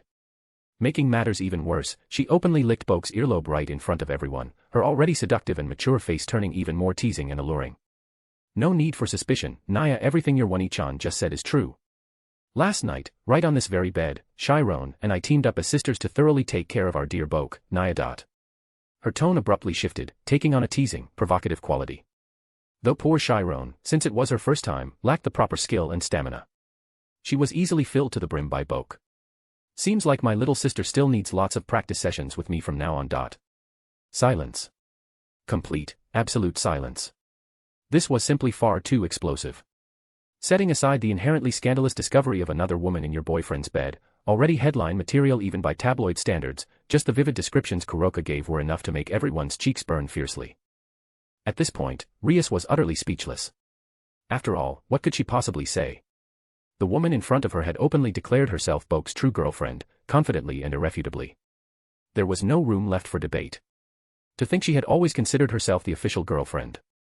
Whether to her own mother, or to Akino and everyone else, she had always been confidently claiming that role. She'd even used her status as Boke's legitimate girlfriend repeatedly to restrain Akino's behavior from going too far. But now, even that role had been stripped from her, then she herself, what exactly did that make her? Just as Rias felt her lips trembling, her eyes starting to lose their light, a slightly sleepy voice belonging to a certain elegant woman drifted in from the doorway. What happened, Boke? I heard a really loud noise just now. Eh? Why are you all here so early? And this is... The elegant voice halted abruptly. Clearly awake now, Venelana rubbed her eyes, instantly taking in the scene inside the room. Any traces of sleep vanished immediately, replaced by intrigue. Oh my, could this possibly be a live catch them in the act scenario? Good morning, Venelana-san. Wait, you might not recognize me in this form. Let me transform back into something more familiar. With that, Kuroka gracefully rose up from her sitting position, hands pressed against Boke's shoulders as she knelt upright. A soft pop echoed, accompanied by a flash of magical energy as her figure rapidly shrank, smoothly transforming back into her recognizable small black cat form. Eh? Venelana's eyes widened suddenly. Wait, she did recognize this form. During her very first night with Boke, she vaguely recalled seeing a small black cat sitting calmly at the bedside, silently watching their entire passionate encounter. Just as Kuroka successfully rendered Venelana speechless as well, Zenovia, who'd quietly observed everything without comment so far, finally noticed that the petite blonde nun beside her seemed a bit off. Summarizing Asia's current condition was easy: bright red cheeks, vacant expression, and literal steam seemingly rising from the top of her head. It was as if her brain had completely short-circuited. "Hey, Asia Argento. You alright?" "You." Before Zenovia could finish her question, her finger barely touching Asia's shoulder, the overwhelmed blonde nun promptly fell backward stiffly. "Wah, hey, Hey." And with that, chaos continued to unfold yet again. Chapter 139, Venelana, this is my husband. Any problems? Bonus chapter every 200 power stones. The morning's little drama came to a close without further incident, much like the sisters' heart-to-heart from the previous night, there was no immediate follow-up. Thus, time passed quickly, bringing them swiftly to mid-morning. According to the visitation letter Graia received the previous evening, the Phoenix family would be sending someone today. This was why Boke hadn't immediately rushed back to the human world right after breakfast. Moreover, none of the spiritual markers he placed upon Asagi Iba, Yukina Haimragi, and Nagisa Akatsuki on Itagami Island had shown any abnormalities. The entire area seemed peaceful enough. That made sense, Itagami Island was simply a demon special zone, after all, not some war-torn battlefield where trouble brewed daily. If it constantly fell into crisis like a certain artistic starfish, there'd be no residents left, anyone capable would have run away long ago. As the sun steadily climbed higher, a luxurious carriage bearing the Phoenix family crest finally arrived at the Gremory estate's main gates. The Gremory household, having anticipated this visit, had already gathered at the entrance. The carriage stopped gently, and its ornate door swung open. A pair of slender, porcelain-white legs emerged, stepping gracefully down. Wearing delicate leather-heeled boots, the young woman descended along the carriage's polished steps, revealing familiar indigo eyes, dazzling Phoenix family golden hair, and a pair of iconic drill-styled twin tails. Ravel. Rias's brows knitted subtly. If last night she had only about 60% certainty upon hearing Graia's report concerning Riser's condition, then seeing this golden-haired young woman now elevated that certainty to 100%. This youngest daughter of the Phoenix household had undoubtedly come here due to her brother's circumstances. Everyone within the underworld's 72 noble families knew well how incredibly doting the Phoenix family's third son was towards his little sister.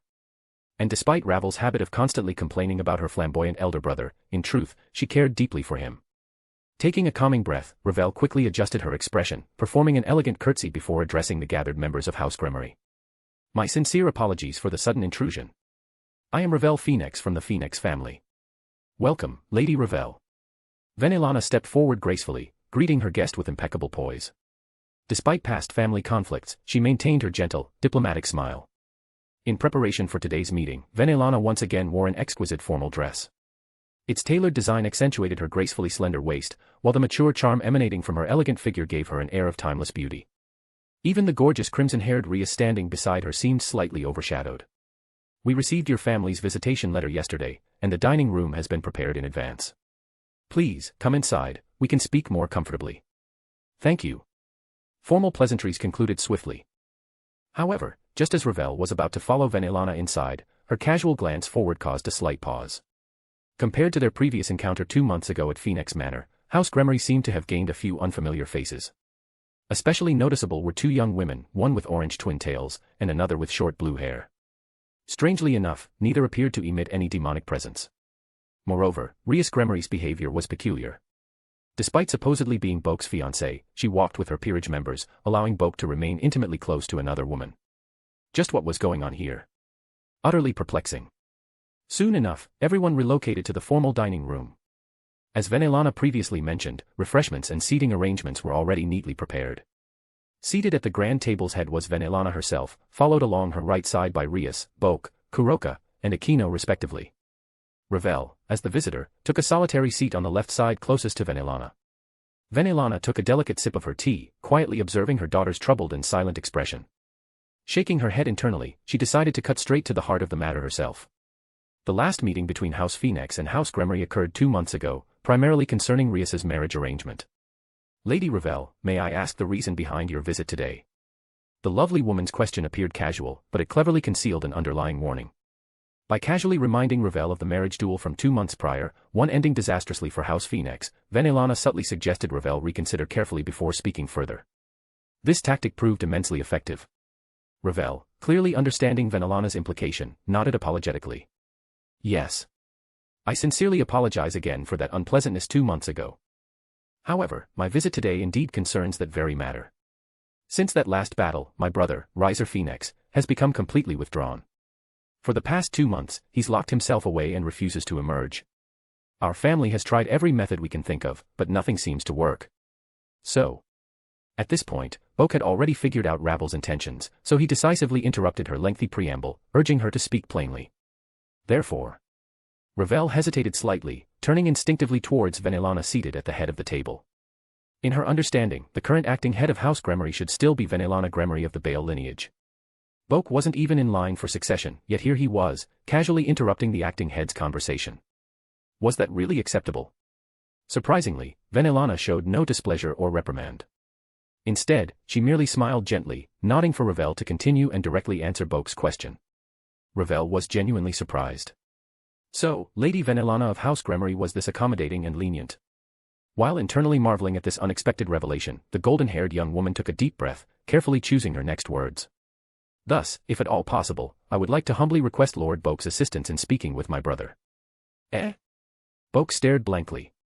Did this Firebird girl seriously just suggest that he go and counsel Riser? If Riser had truly confined himself for 2 months due to having his ego thoroughly shattered by Boke, wouldn't Boke showing up at his door only further traumatize him? Wouldn't that just drive him straight into insanity the moment they locked eyes? But before Boke could voice his incredulity, Ravel bowed deeply, pressing her forehead respectfully against the tabletop. If Lord Boke would graciously agree to help, I, Ravel Phoenix, pledge 3 vials of Phoenix Tears from my personal collection as compensation. An intense silence immediately filled the room. The renowned Phoenix Tears, known to all supernatural beings as a supremely precious, near-miraculous healing remedy. Such treasures could even regenerate limbs, erase fatal wounds, and effectively resurrect the dying, making them among the most coveted substances in the underworld. To offer 3 such precious treasures as a personal reward clearly demonstrated the seriousness and desperation behind Ravel's request. Everyone in the room instantly understood the gravity of this offer. Boke's expression shifted subtly as he considered the situation carefully. He then met Ravel's pleading gaze directly, his voice calm and measured. Are you truly sure about this? 3 Phoenix Tears is not a trivial offer. Ravel kept her head respectfully bowed, determination filling her voice. Yes, I fully understand their value. But to save my brother from his current despair, no price is too great. Boke was momentarily silent. Finally, he gave a slight sigh, leaning back in his chair. This wasn't part of his original plans for the day, yet turning her down so callously felt wrong somehow. He finally nodded. Fine. I'll speak with Riser once. However, whether he recovers is ultimately up to him. Ravel raised her head immediately, relief and gratitude evident in her sparkling eyes. Thank you, Lord Boke. Thank you so very much. Watching from the head seat, Venelana wore a quiet, satisfied smile. Her gaze shifted subtly toward her daughter, whose troubled expression had grown even more complicated. Gently, she placed one hand atop Rias's shoulder, whispering softly so only her daughter could hear. Keep your wits about you, my dear. Otherwise, you'll lose far more than your engagement status. Rias's eyes widened slightly as Venelana's cryptic words echoed in her ears. She instinctively glanced toward Boke, who was calmly sipping tea, seemingly oblivious to their whispered exchange. Yet deep inside, Rias suddenly felt an inexplicable sense of unease. Her mother's gentle warning felt strangely prophetic, lingering ominously in the back of her mind. A vague sense of anxiety quietly tightened within her chest, an instinctual awareness that her position in Boke's heart might not be as stable as she had always assumed. Chapter 140, looks like you need a refresher course. Bonus chapter every 200 power stones. The Phoenix Tears, the ultimate treasure of the Phoenix family. Rumored to be capable of bringing the dead back to life and healing even the most grievous wounds with just a single drop. But due to their exceedingly strict conditions of creation, only pure-blooded Phoenix family members could produce them, and they had to shed tears within an intricately designed magic circle, into a special chalice filled with specially prepared water, and only when their heart was completely empty of emotion, production was incredibly scarce. Any tears shed with even a hint of self-pity, regret, or sentiment simply wouldn't count. Thus, the actual output was extremely limited, making these tears exceptionally rare and astronomically expensive. Even among the noble families of the underworld, a powerhouse like the Bale clan, led by Sarorg as heir apparent, would usually have just 1 or 2 Phoenix Tears as their absolute trump card. Therefore, for Ravel to readily promise 3 vials as a personal reward showed she'd placed considerable stakes on this matter. True enough, to Boke, who already possessed a mastery of cellular reconstruction, these tears weren't necessarily indispensable. But even if he himself didn't need them, he could always hand them off to Rias or the others in case of emergency. Thus, this reward was certainly nothing to scoff at. In short, he accepted. And so the scene transitioned swiftly to the Phoenix family estate.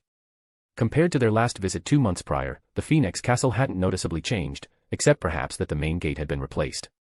Clearly, Riser's previous defeat hadn't caused any substantial damage to his family's foundations.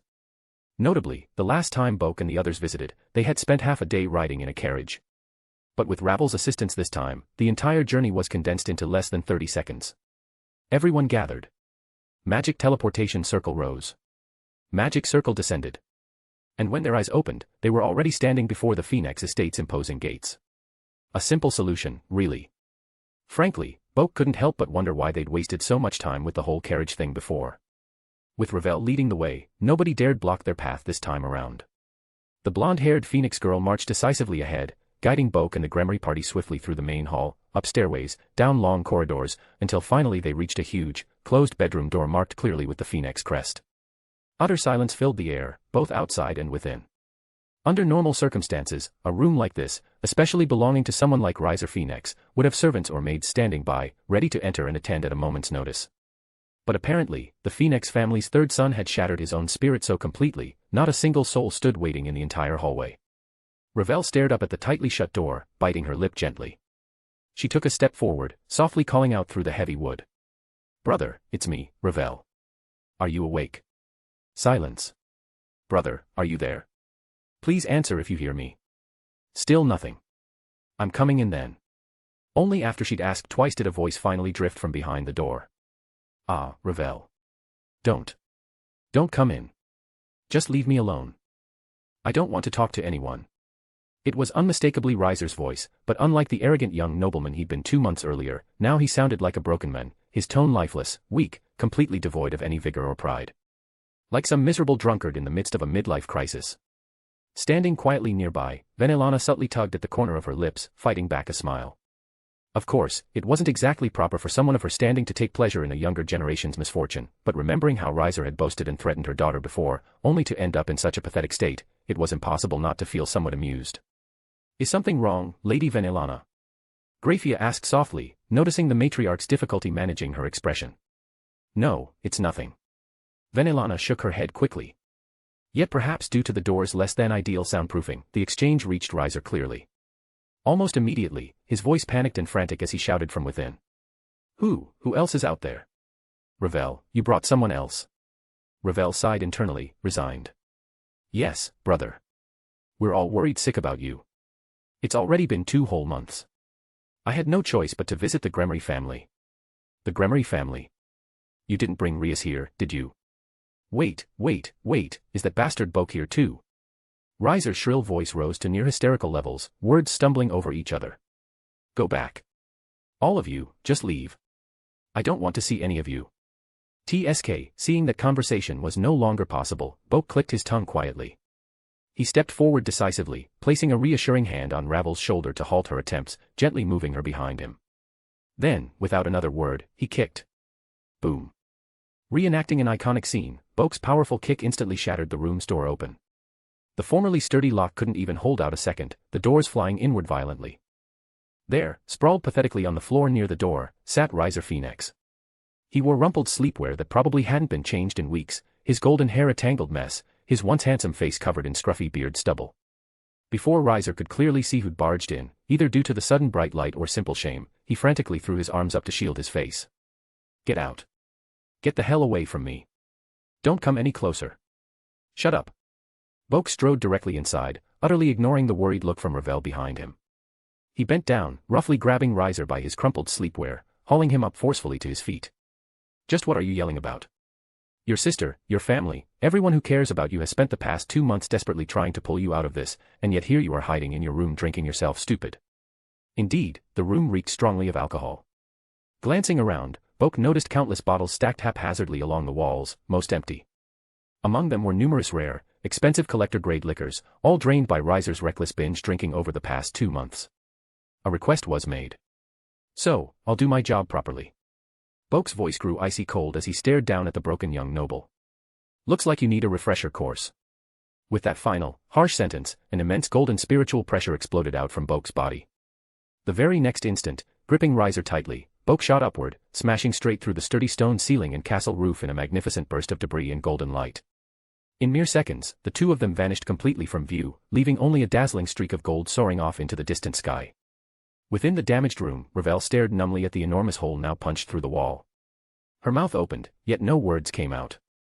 Then, after a brief silence, Kuroka, who'd remained silent until now, clapped her hands lightly, a matching golden aura flaring gently from her own body as she grinned brightly. Alrighty. Let's hurry and see just what our darling Boke plans on doing, Naya. Chapter 141, 141, I am the strongest. Bonus chapter every 200 power stones. Boke's flying speed was even faster than teleportation magic.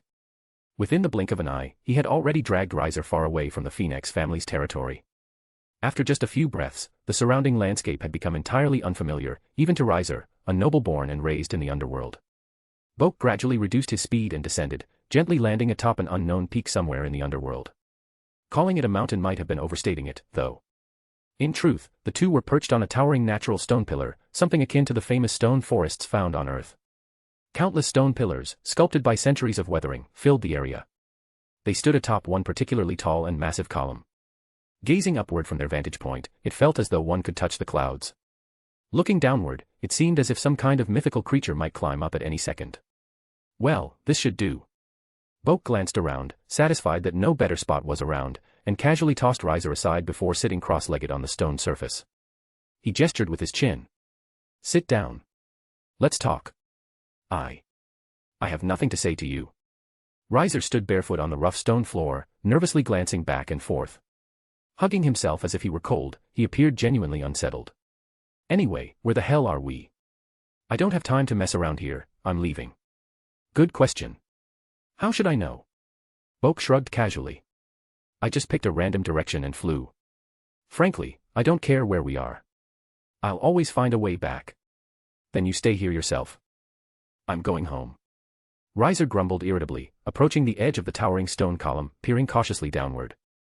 As previously stated, the two stood on an extremely tall, vertical stone pillar. Thus, the landscape provided no midway points, only the dizzying heights above and the faraway ground below. In short, if Riser wanted to descend, he had only two options: create wings of flame to glide downward, or simply jump and rely on his Phoenix bloodline's regeneration. Realistically, forming fire wings wasn't particularly difficult given his lineage. But still, he hesitated. What's the matter? Is your heart so broken that you can't even muster your fire wings anymore? Watching Riser anxiously gauge the steep drop below, Boke magically produced a bottle of sake from nowhere. He popped the cork, took a hearty swig, and mockingly raised the bottle towards Riser. You know, if I were you, I'd just jump off here directly. Are you insane? This high up, you try jumping off first and show me. Riser snapped defensively. Boke rolled his eyes in response. But that's exactly why you'd jump, only a height like this guarantees instant death. Imagine surviving because of your absurd regeneration, what a hassle, huh? Just what the hell are you trying to say? Repeatedly mocked, Riser finally turned away from the cliff edge, glaring furiously back at the younger man lounging carelessly against a large ancient tree growing stubbornly from the rock. Even the meekest man had his pride. Sure, Riser was beaten and depressed, but his temper hadn't completely disappeared. But Boke clearly had no intention of pampering him. Do I really have to spell it out for you? Weren't you always bragging about how much you loved your little sister? Yet look at yourself, you lose a single match and immediately become a pathetic wreck. Your sister is worried sick about you, she's tried every possible way to pull you out of this mess. And yet, after 2 whole months, you've barely changed. To the point that your own sister has to go to me, someone who should technically be your rival, and beg desperately for help. Is this what you meant by loving your little sister? In the end, what's so terrible about losing once? If you're weak, you just train harder and try to win next time.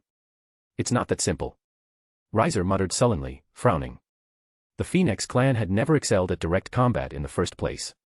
Even possessing their incredibly powerful regenerative ability, the Phoenix family only ranked around mid-level among the 72 pillars, a clear testament to their inherent combat weaknesses. Bullshit. Boke suddenly snapped. Riser was taken aback, shocked by this sudden, crude rebuttal thrown his way. Boke rolled his eyes again, completely unimpressed. If even you don't believe you can do it, how could your powers ever respond? Riser remained silent. Belief. Since when was it that easy? Was this some kind of cheesy motivational speech, believe and you shall achieve? What kind of nonsense was this guy spewing? Seeing his silence, Boke continued. Let me share an interesting story. Just like how you devils have your Satans, we humans have a hero clan as well. My mother is from a village full of heroes, while my father is from a branch family of the Keikain clan. Because of their marriage, there was once a joint program between the hero clan and the Onmyōji families when I was a kid, something like those Avengers Assemble scenarios. A big alliance supposedly meant to overcome differences, promote friendship among the younger generation, and all that crap. They even organized something similar to a joint training camp. But truthfully, it was just an excuse. Both sides were trying to sneakily learn the other's skills. Throughout the entire camp, heroes and Onmyōji never really mingled. Each side thought themselves superior and looked down on the other. The Onmyōji side saw the heroes as nothing but a bunch of muscle-brained apes, while the hero clan viewed the Onmyōji as frail little monkeys with weak bodies. Of course, I was different. I knew they were all equally trash. Among my peers, not one hero matched me physically, and among all the Keikain clan's members, my spiritual power was unquestionably the greatest. Riser inwardly scoffed. Easy for this guy to say, this natural-born winner, who had crushed everyone from the start, now bragging about his successes in front of a complete loser like himself. Boke continued absent-mindedly playing with his sake bottle. But because my name was Bokue Keikain, the hero clan soon panicked. They made up excuses, trying to convince the Keikain branch heads to team up and seal me away. Claimed my power was too dangerous, and that I had to be controlled. Ridiculous. Riser snorted involuntarily. Seriously. Both sides had never gotten along, and now one side suddenly panicked and wanted their enemy to willingly seal away their strongest combatant. How delusional did one have to be? That's like convincing someone else to scrap their own nuclear arsenal voluntarily. Yeah, I thought it was pretty hilarious too. Boke shrugged, faintly smiling. Aside from my father, the other Keikain branch heads immediately agreed. Huh. Riser froze, utterly stunned. Had he heard that right? They actually agreed. Well, I guess I sort of understand their thought process. Boke smirked lightly, eyes narrowing. After all, at the time, I'd already been chosen as the future head of the Keikain clan. Naturally, if I was removed, their precious sons might get a shot at the position. So, then what happened? Riser found himself blurting out, suddenly as captivated as an eager reader desperate for the next chapter. They made their move, so I made mine. Boke's voice grew colder, sharper. I stood right in front of them and punched an entire mountain apart, letting them know clearly that if they tried anything, I could easily kill every last one of them. They thought their words could break me, that they'd make me despair. But they forgot one thing. I decide who lives and who dies. In the end, as long as you're true to yourself, who cares what trash around you says? Let fools talk, their words mean nothing. Finishing his sake in one go, Boke stood, setting aside the empty bottle. Since then, I've completely broken ties with the hero clan and left the Keikain household, heading westward. Before leaving, I made a vow. Standing boldly on the cliff edge, Boke spread his arms wide, as though declaring to the entire world. Wherever Boke Keikain stands, there stands the very pinnacle of strength. From the very first moment I threw a punch, I knew it clearly. I, Boke Keikain, was destined to be unrivaled, the strongest under heaven. Chapter 142, even Graia is a little tempted. Bonus chapter every 200 power stones. Riser raised his head, staring dumbly at the youth standing atop the cliffside, arms spread wide as if embracing the boundless earth. He hadn't even noticed when he'd slumped down onto the ground. This was not a suppression born merely from strength or combat ability, it was pure charisma, an overwhelming aura that surged forth like a titan whose very existence compelled reverence. The apex of strength. The strongest under heaven. Each of these terms alone was something beyond mortals' reach, ambition so vast that even those born with extraordinary talent or exceptional bloodlines would only cautiously dream of competing for them. Yet Boke had stated them so casually, so matter-of-factly, not as reckless boasting, but as a plain, unadorned statement of fact. It was an unshakable certainty that echoed clearly from his very soul, a belief he'd internalized and fully embodied through actions perfectly aligned with conviction. The path of strength had no shortcuts. This truth was absolute. Even Riser, who had relied solely upon his natural regenerative abilities thus far, knew all too well that the fruits one enjoyed were directly proportional to the labor invested. He didn't know how many trials and hardships the young man standing before him, barely 2 years older than his sister, had experienced to reach this point. But he did understand one thing: Boke undoubtedly possessed something he himself had never had. When this young man clenched his fist, it could split open the sky. When he commanded flames, they could incinerate oceans of stars. Riser himself had never even dared to imagine such feats. So, this is his secret to strength. The Phoenix heir wondered in stunned silence. But neither of them noticed that just a dozen or so meters behind them, within a cluster of bushes atop the cliff, space itself was subtly twisting. That was the illusory camouflage barrier conjured by Kuroka using her senjutsu techniques. From the outside, it looked perfectly normal, at most, just a slight distortion in the swaying branches and leaves now and then. But from inside, one would see the entire group of girls, who had previously been waiting back at the Phoenix Castle, crowded into a tight, cramped circle, hidden behind this flimsy shrubbery. After all, the space atop these stone columns wasn't exactly spacious. Sparse bushes sprouted from rocky cracks, providing minimal concealment. If they didn't crowd closely together, they'd surely be spotted instantly. Right at the center of this cramped concealment stood Kuroka, excitedly flailing her arms and exclaiming loudly in whispers. "Way to go, darling. That's exactly why I chose you. You're amazing. The world's strongest, right here, right now, Naya." In stark contrast, Kaneko, who stood right in front of her, diligently serving as a makeshift pillow to support her older sister's ample chest, was much quieter. Her small mouth was slightly agape, eyes sparkling faintly with admiration. Is this the true nature of Boke-senpai? Hey. Stop flailing around. If you keep this up, you'll push us straight out into the open. Ireina, who had nearly been elbowed thanks to a certain excited nekomata's enthusiasm, couldn't help but quietly complain from the side. Meanwhile, Venelana, who stood gracefully at the back, safely distanced from the chaos unfolding in front, elegantly rested her cheek upon her palm and chuckled gently. Era, he's certainly worthy of being our dear Ria's boyfriend, isn't he? Saying something so charming even has me feeling a bit tempted. What should I do? Mother. Rias pouted bashfully upon hearing her mother's playful teasing. Just kidding, sweetie. Venelana laughed softly, waving away her daughter's embarrassment, then turned her mischievous gaze towards the composed silver-haired maid beside her. How about you, Graia dear? Aren't you also just a bit tempted now? Perhaps due to being slightly caught off guard, Graia hesitated half a beat before realizing she was the one being addressed. She glanced at her mistress, who was staring at her with expectation, then quickly looked toward Rias, who was also watching curiously. Slightly flustered, Graia managed an awkward yet polite smile, giving a gentle bow. Please, Venelana-sama, don't joke like that. Boke-sama is already promised to Rias Ojusama. How could I entertain such inappropriate thoughts? Hee, is that really the case? Venelana replied playfully. Just as their conversation grew louder, Kuroka abruptly turned her head back, raising one finger to her lips in a silencing gesture. Shush, quiet down, everyone. If you keep talking this loudly, my darling will notice we're hiding here, Naya. Oh dear, sorry about that. Venelana offered an easygoing apology, smiling gently. Rias, however, could only roll her eyes silently. Seriously? Who had been yelling the loudest just now if not you, Miss Kuroka? At this moment, Ravel Phoenix, who had been quietly observing with wide-eyed astonishment, jaw slightly slackened and stars practically glittering in her eyes, finally closed her mouth, swallowing nervously and cautiously whispering. So, does this mean that Boke-sama successfully convinced my brother? Who knows, Naya? Kuroka hummed thoughtfully, shrugging. My darling has already said everything he could. If that still isn't enough to make your brother pull himself together, then there's nothing we can do about it. We've done our part, after all. Shoo. Seeing that her older sister, who had just warned everyone else to keep their voices down, was now talking non-stop herself, Kaneko quickly raised a finger, whispering urgently. Ne-sama, stop talking now. Boke-senpai is looking this way.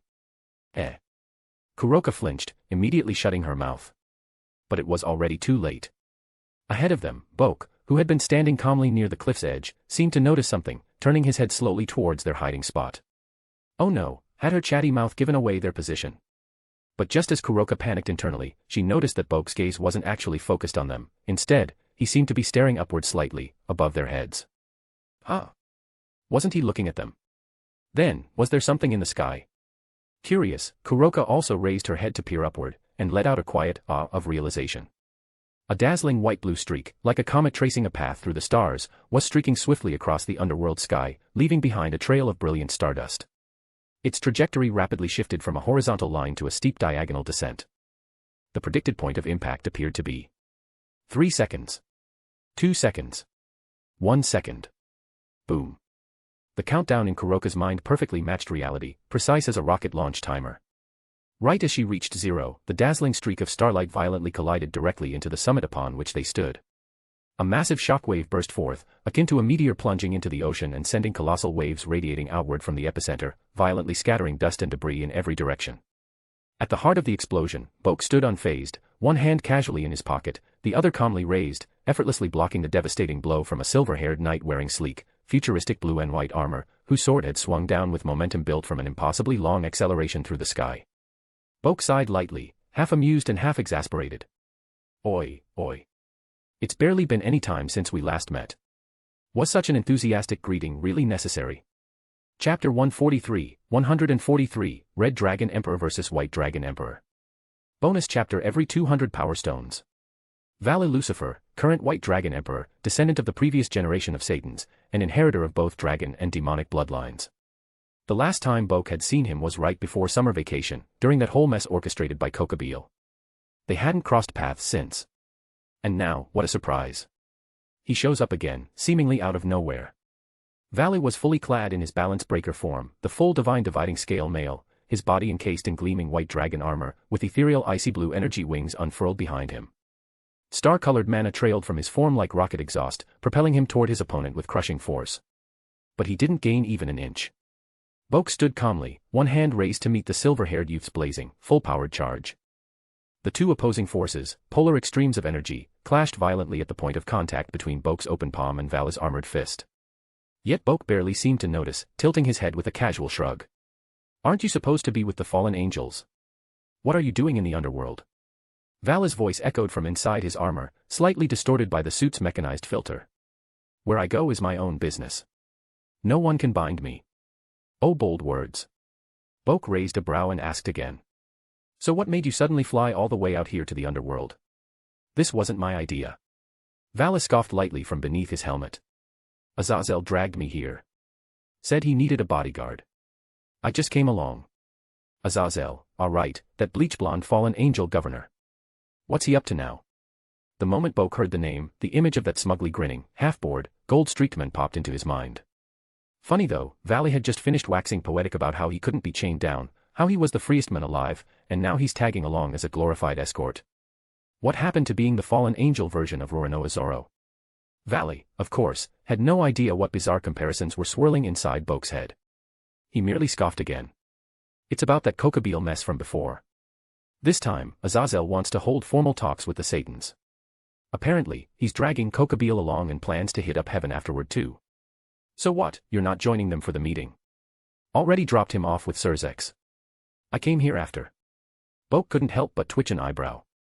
Well, no wonder Azazel brought backup. Even if heaven, the underworld, and the Grigori were all in a current ceasefire phase, they still treated each other as latent threats. A guy like Azazel walking around the underworld. That's an open invitation for a rainstorm of rotten tomatoes. Let alone dragging along a warmonger like Kokabil. Still, Surzex is known to be a pacifist. If that info's legit, I'd bet they'll come to some kind of agreement. Fair. Boke had to agree. Surzex had always seemed like an almost freakishly tolerant guy. Hell, during the arranged marriage debacle 2 months ago, if it had been Boke in his shoes, and someone had tried to pressure his little sister like that, he'd have personally wiped out a couple noble families just to send a message. Sure, the title of Lucifer could rotate families. It wasn't like the Phoenix family couldn't take their turn wearing the crown, if they survived long enough to enjoy it. But his sister? There was only one of her. Anyone trying to lay hands on her had better ask his fists for permission first. Anyway, now that we've caught up a bit, time to fulfill our little agreement, don't you think? Valley's tone shifted. Magic flared violently around him as he ramped up his output. The blast of power knocked poor Riser clean off his feet, flipping him backward where he cracked the back of his head against the same tree Boke had been resting on earlier. A quiet yelp came from the concealed barrier where Ravel sat watching, but no one heard her. "Huh? What agreement?" Boke blinked innocently. Valley's voice grew colder. "You really gonna play dumb now? You said it yourself last time. Let's save our fight for another day." "Oh, that does ring a bell." Boke dragged out the syllables, feigning deep thought. "Yeah, maybe, sort of. Probably." It sounded like something he might have said. A casual, next time, kind of thing. But come on, everyone knows that next time promises don't count. They're polite ways to brush people off. Just like, let's have lunch sometime, or I'll totally come to your open mic night. Everyone knows it's not a real commitment. What's wrong? Getting cold feet? Valley's voice was laced with mocking intent now. Didn't you just finish talking all big about becoming the strongest? And now you're backing out already. Boke sighed. He thought for a moment, then tilted his chin toward the sky, pointing with his thumb. Fine. Let's take this higher. No point wrecking the scenery. Works for me. No further words were needed. Valley shot skyward in a streak of gleaming white blue, a sonic boom trailing behind him like a ribbon of light. Boke turned one last time to glance toward the nearby bushes and muttered softly. "I'll be right back." And with that, Golden light burst from his body as he rocketed into the sky, effortlessly closing the distance between him and his silver-haired rival. Only when the two of them were completely gone from sight did the spatial distortion near the bushes fade away. From within, Kuroka emerged, stretching lazily. "So Boke noticed us the whole time, Naya. You guys." Riser, who had just staggered back to his feet, froze like a broken marionette the moment he saw the entire group of girls stepping casually out of the now-dissolved barrier. The fragile sliver of self-respect Boke had painstakingly rekindled in him moments earlier. Yeah, it cracked like a dropped teacup. Because let's be honest, he looked awful. His clothes were filthy, shoes gone, hair a tangled mess, stubble everywhere. The only thing left of his noble image was that stubbornly radiant golden hair. Phoenix's third son, huh? More like third-string mess. Not that the girls noticed, or cared. Rias, face tinged with pink, was too busy berating her mother. Ugh. This is all your fault, Mom. You just had to go and say something weird again. What if Boke misunderstood? It's fine. Venelana waved her hand with her usual maternal indulgence, laughing softly. The only one who rushed forward to offer any actual support to Riser was his younger sister, Ravel. Brother, are you okay? Did you get hurt anywhere? I'm fine. Riser looked at her, heart welling with emotion. Only his little sister still cared about him. But just as he was about to get all choked up, the sky above them shook. Like, really shook. A split second later, something massive plummeted from the clouds, crashing down like a meteor, its trajectory skimming the very edge of their mountaintop before vanishing into the vast earth below. A few seconds passed, then came the impact. Boom. It hit like a divine hammer, shaking the entire mountain range as dust and stone exploded outward in all directions. And high above it all, flames of golden energy still roared undiminished. There stood a shirtless young man, muscles carved like marble, his training gi tied tightly at the waist, the long cloth flapping behind him like a battle standard. He looked down at the crater below, extended one finger wreathed in golden flames, and casually curled it in a beckoning motion. Come on. Again. Chapter 144, The Testament of the New Devil is on the way. Bonus chapter every 200 power stones. 1 hour earlier, within the Satan's palace. At a large round table, the two current Satans, Lucifer and Leviathan, sat opposite one another. Seraphal Leviathan, still dressed in her magical girl attire, calmly sipped flower tea from her delicate porcelain cup, her eyes carefully skimming over the stack of reports on the table. Seems like those folks up in the northern territories are getting restless again. What do you plan to do, Surzex-chan? Surzex frowned slightly as he leafed through his own documents, seemingly lost in thought. The Northern Territories were exactly as the name implied, the northernmost continent of the underworld. In stark contrast to the prosperous, temperate lands occupied by the 72 Pillars, the Northern Territories were harsh, unforgiving, and barren, filled with severe weather and massive rocky landscapes.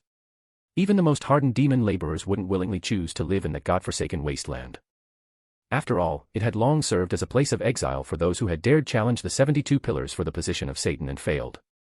There, no grand cities thrived, no majestic castles rose, at best, their civilization was on par with fate's ancient Babylonia under Gilgamesh's rule. Probably even worse. The defeated rebels had spent centuries in the northern territories, gradually forming their own loose power base under the previous northern demon lord, Wilbert. Eventually, they even mockingly mimicked the 72 Pillars, forming their own makeshift assembly. However, just in the last decade or so, Wilbert, this previous northern demon lord, mysteriously vanished without a trace. With their charismatic leader gone, the already chaotic and violent northern territories swiftly fractured into two opposing factions, the new demon lord faction, led by Leahart, and the more moderate faction, led by Wilbert's younger brother, Ramusas. Both factions had begun making troubling movements, eager for revenge and desperate to reverse their humiliating defeat from centuries ago. In truth, the current demon lords weren't overly concerned. Given the present might of the 72 Pillars, even if the entire North mobilized for war, they could crush them in no time. Especially with Wilbert vanished and Leahart still inexperienced, Seraphal alone could probably stamp them out single-handedly. And that wasn't even factoring in Surzex himself. But the sole complication was... Surzex let out a weary sigh, staring at the photograph within his reports, specifically, at Ramusas, leader of the moderate faction, who had a mane of red hair remarkably similar to his own. The Gremory family hadn't always been as sparse and quiet as it was today. Centuries back, the family had flourished, producing numerous talented heirs, all fiercely competing to become family head. The victor inherited the glory and power, the defeated fled into obscurity and exile. But if these issues could be brushed aside as merely old grievances between their elders, there was another more immediate concern bothering Surzex. Wilbert once had a daughter, a girl who, just like Rias, inherited both the Gremory family's trademark crimson hair and the Bale family's power of destruction. Judging by her age, this girl would be slightly younger than Rias, probably just entering high school. According to these recent reports, both the new Demon Lord faction and the Moderate faction were desperately hunting Wilbert's daughter, intending to extract her inherited power of destruction and use it as a weapon in their coming rebellion against the 72 Pillars. Oh, actually, I've got an idea. Seeing Surzek's troubled expression, Seraphal put down her teacup excitedly and quickly flipped through her reports. According to this, Wilbert's daughter might be hiding in the human world, right? Why don't we ask your sweet little sister Rias and little Bokchan to keep an eye out once they head back after summer vacation ends? It's not that simple. Surzek thought silently. Finding someone in the underworld was straightforward enough, the realm wasn't overly large, and most regions had clearly defined territorial borders. Plus, every major family had their own distinct magical signatures, making pinpointing someone relatively easy. But Wilbert's daughter was a completely different matter. They didn't know what she looked like, for starters. And the human world was unimaginably vast, filled with billions of people. How could they possibly find her? Especially considering she'd know full well that she was being hunted, meaning she'd probably hide her magic signature completely. They couldn't exactly just run around looking for every random red-haired girl, could they? What were the odds, anyway? Yet just as Surzek was about to set this headache aside for the moment, a subordinate hurriedly entered the room, immediately dropping to one knee before the two Satans. I deeply apologize for the interruption, Lord Lucifer, Lady Leviathan. The Governor-General of the Fallen Angels requests an audience with you both. Huh? What? A brief stunned silence filled the room as the two young Satans exchanged bewildered glances, equally confused by this bizarre development. Again, although they were currently in a state of uneasy ceasefire, tension was still high between the three major factions. Even the smallest border crossing could ignite another devastating war. Yet here came Azazel himself, casually waltzing into the very heart of devil territory. Seriously? Before they could voice their thoughts, reality swiftly confirmed their doubts. Sorry, my bodyguard was in a hurry to take care of something, so I figured I'd just stroll right in.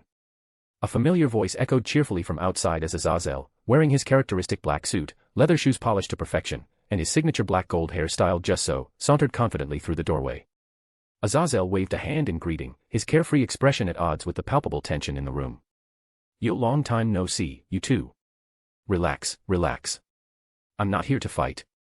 It's just me.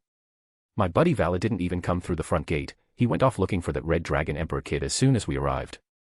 His casual, easygoing attitude helped the two Satans ease their immediate wariness. After a slight cough to gather attention, Azazel got right to the point. Actually, I'm here to apologize personally. It's about the mess my subordinate Kokabil stirred up in the human world a while back. Finishing his sentence, he snapped his fingers dramatically. Instantly, a massive chunk of ice, easily twice the size of an adult man, appeared in the middle of the room, dominating their attention. Frozen solid within, his features contorted grotesquely, wings twisted and shattered, was none other than the fallen angel cadre himself, Kokabil. Chapter 145, Juggernaut Drive. Bonus chapter every 200 Power Stones. The timeline returns to the present. Amid the endless expanse of towering stone peaks, a blue-white figure shot upward at tremendous speed, hurtling skyward like a rocket. In less than 2 seconds, he surpassed the highest mountaintop, soaring straight back up to the heavens. Vala Lucifer, he had not been defeated by the previous strike, nor had he suffered severe injury. The White Dragon Emperor's armor covering his entire body remained pristine and shining. Behind him, crystalline wings of icy blue overflowed with abundant magical power. Wow! Boke clapped slowly in mock admiration. And here I thought a fall from this height would at least break a leg or two. You really are the king of crash dummies. Crash dummy. Valley raised an eyebrow beneath his helmet. Although he didn't fully grasp the humorous reference, he certainly caught the thinly veiled mockery behind the nickname. Before he could retort, however, the glowing wings of his armor flashed urgently, and Albion's voice emerged. Be careful, Valley. The previous strike forced me to expend 20% of my total energy reserve at once. If we continue prolonged combat, you'll need to watch our energy consumption carefully. What? Energy reserve? Boke overheard the conversation clearly, his brow rising slightly in curiosity. You know, normally I'd remind you guys to switch to team chat, but from what I gather, your sacred gear converts any damage you take into stored energy. That's not exactly how it works, but close enough, Valley shrugged nonchalantly. This is my sacred gear, the Divine Dividing. Every 10 seconds, once I make contact, it halves my opponent's power and transfers it to myself. And that's not all, its halving ability can be applied elsewhere too, like reducing the impact of a heavy fall or weakening your attacks. Is that right? Boke flexed his body, sensing no significant loss of strength. Perhaps the gear had only diminished the falling damage and hadn't truly halved his actual strength yet. Vale continued in explanation. Oh, and by the way, your boosted gear has a corresponding power to mine. Every 10 seconds, your gear should double your strength. But since you aren't even using it, well, that's on you. Doesn't sound very fair to me, Boke counted idly on his fingers. Let's say, purely hypothetically, both of us start with a strength rating of 1. After 10 seconds, my gear doubles my strength to 2.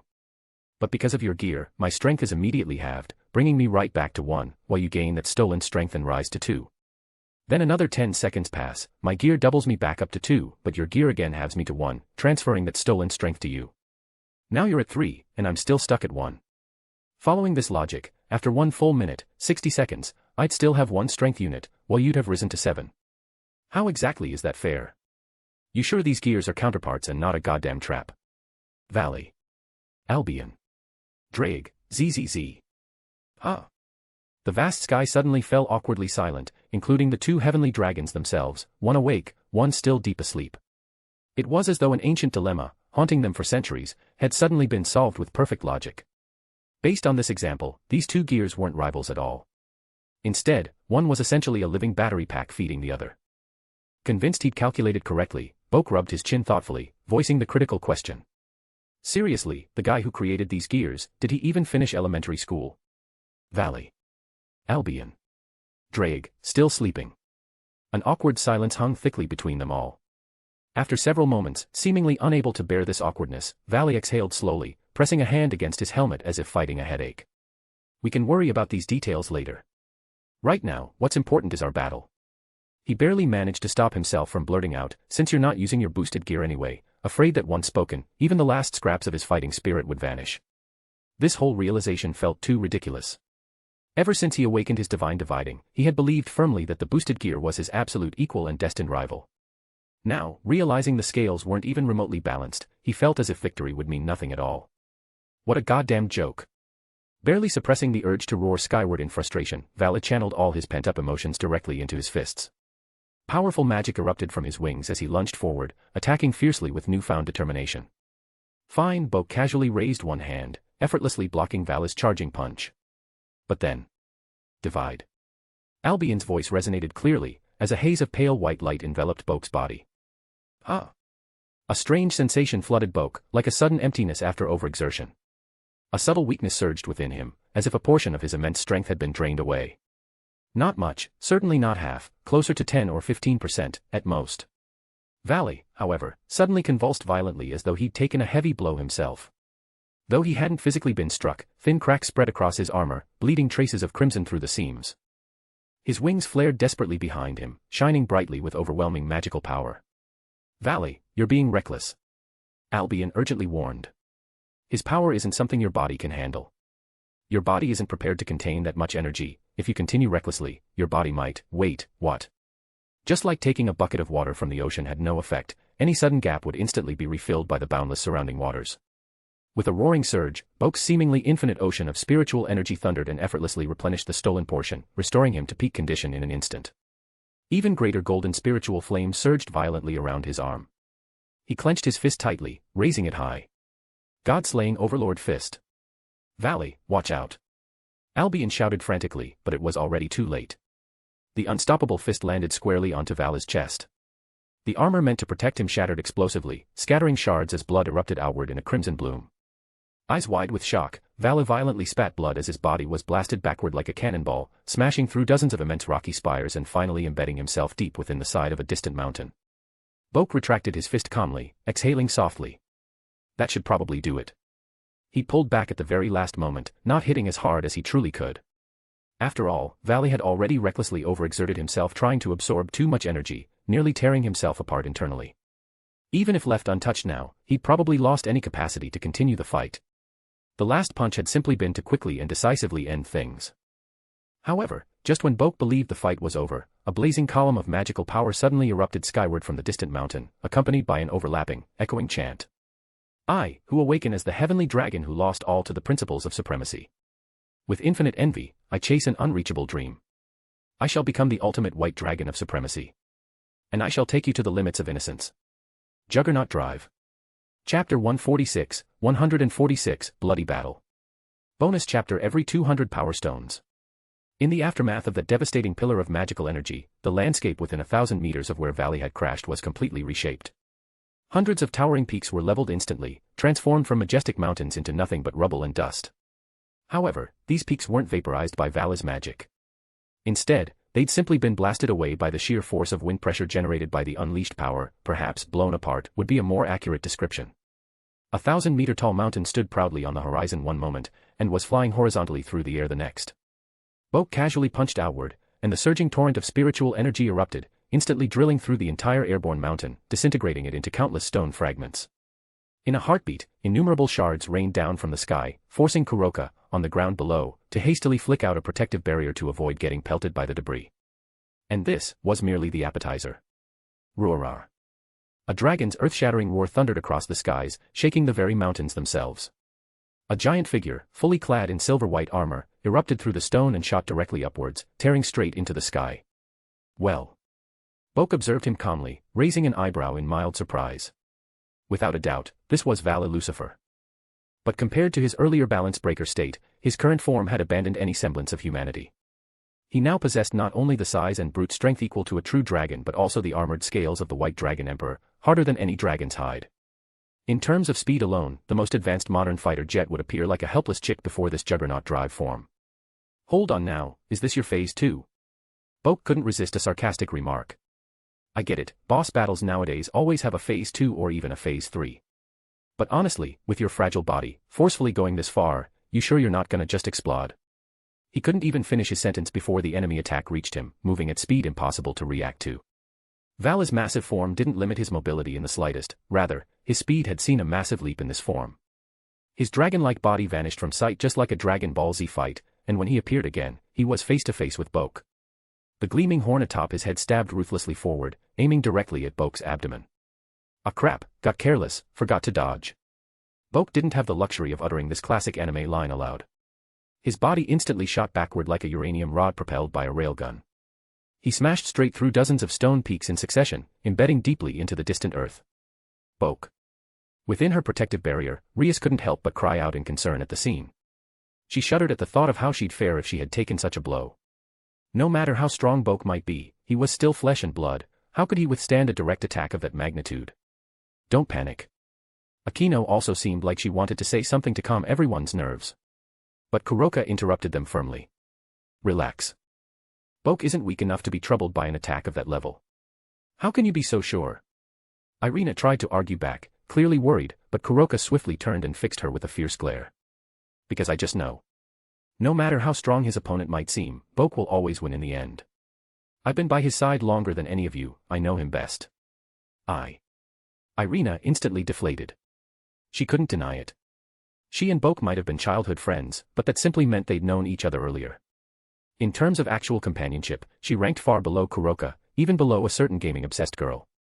All these years, Kuroka had constantly accompanied Boke, stood by him through countless trials on their journey west. If it came down to defining who truly knew him best, Ireina was barely on the scoreboard, relying purely on childhood nostalgia. Feeling defeated, Ireina looked away. But as her eyes fell inadvertently upon Kuroka's hand, she paused slightly. The cat girl, who'd just confidently declared there was no reason to worry, was secretly clenching her fists so tightly under the sleeves of her kimono that her knuckles turned white, her arms trembling almost imperceptibly. She wasn't entirely calm herself either. At this moment, Venelana suddenly noticed something unusual, letting out a quiet sound of surprise. The dust hanging in the air abruptly trembled. High above, a figure enveloped in blazing golden flames had appeared without warning. Crimson, dragon-claw-shaped markings glowed fiercely on his forehead. Standing with his back to the blazing midday sun, he cast no shadow upon the earth below. His golden flames burned brighter and hotter than the sun itself, as if a second sun had arisen in the sky. In his juggernaut drive form, Vala seemed to sense imminent danger and raised his massive dragon head defensively, ready to strike back. But there was no chance. God-slaying Overlord Fist. With absolutely no mercy, no restraint whatsoever, Boke threw his full strength behind this ultimate blow. DV. Boom. Vala didn't even finish activating Divide. The overwhelming fist crashed down, the unstoppable impact snapping his dragon head violently sideways. His massive form spun a full 180 degrees before hurtling downward, buried deep into the earth with another thunderous quake and cloud of dust. Phew. Having pushed back his enemy with that devastating punch, Boke relaxed slightly, checking his own injuries carefully. The sneak attack from Valley earlier hadn't been entirely ineffective. He'd taken some actual damage from it. 2 deep wounds on his torso, just below his ribs, revealing glimpses of bone, served as stark proof. He touched them gently. Though he could easily heal these wounds instantly with his cellular reconstruction, Boke chose not to. Instead, he glanced downward, meeting the worried gazes of the girls below, especially Kuroka's intense stare, and simply gave a confident thumbs up. Then, he plunged downward once more. Half a second later. With another earth-shaking collision, the enormous dragon body shot straight upward from underground, launched by Boke's powerful kick.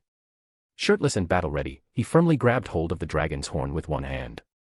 His other fist hammered down again and again onto Vala's dragon head with relentless, heavy strikes of God-slaying Overlord Fist.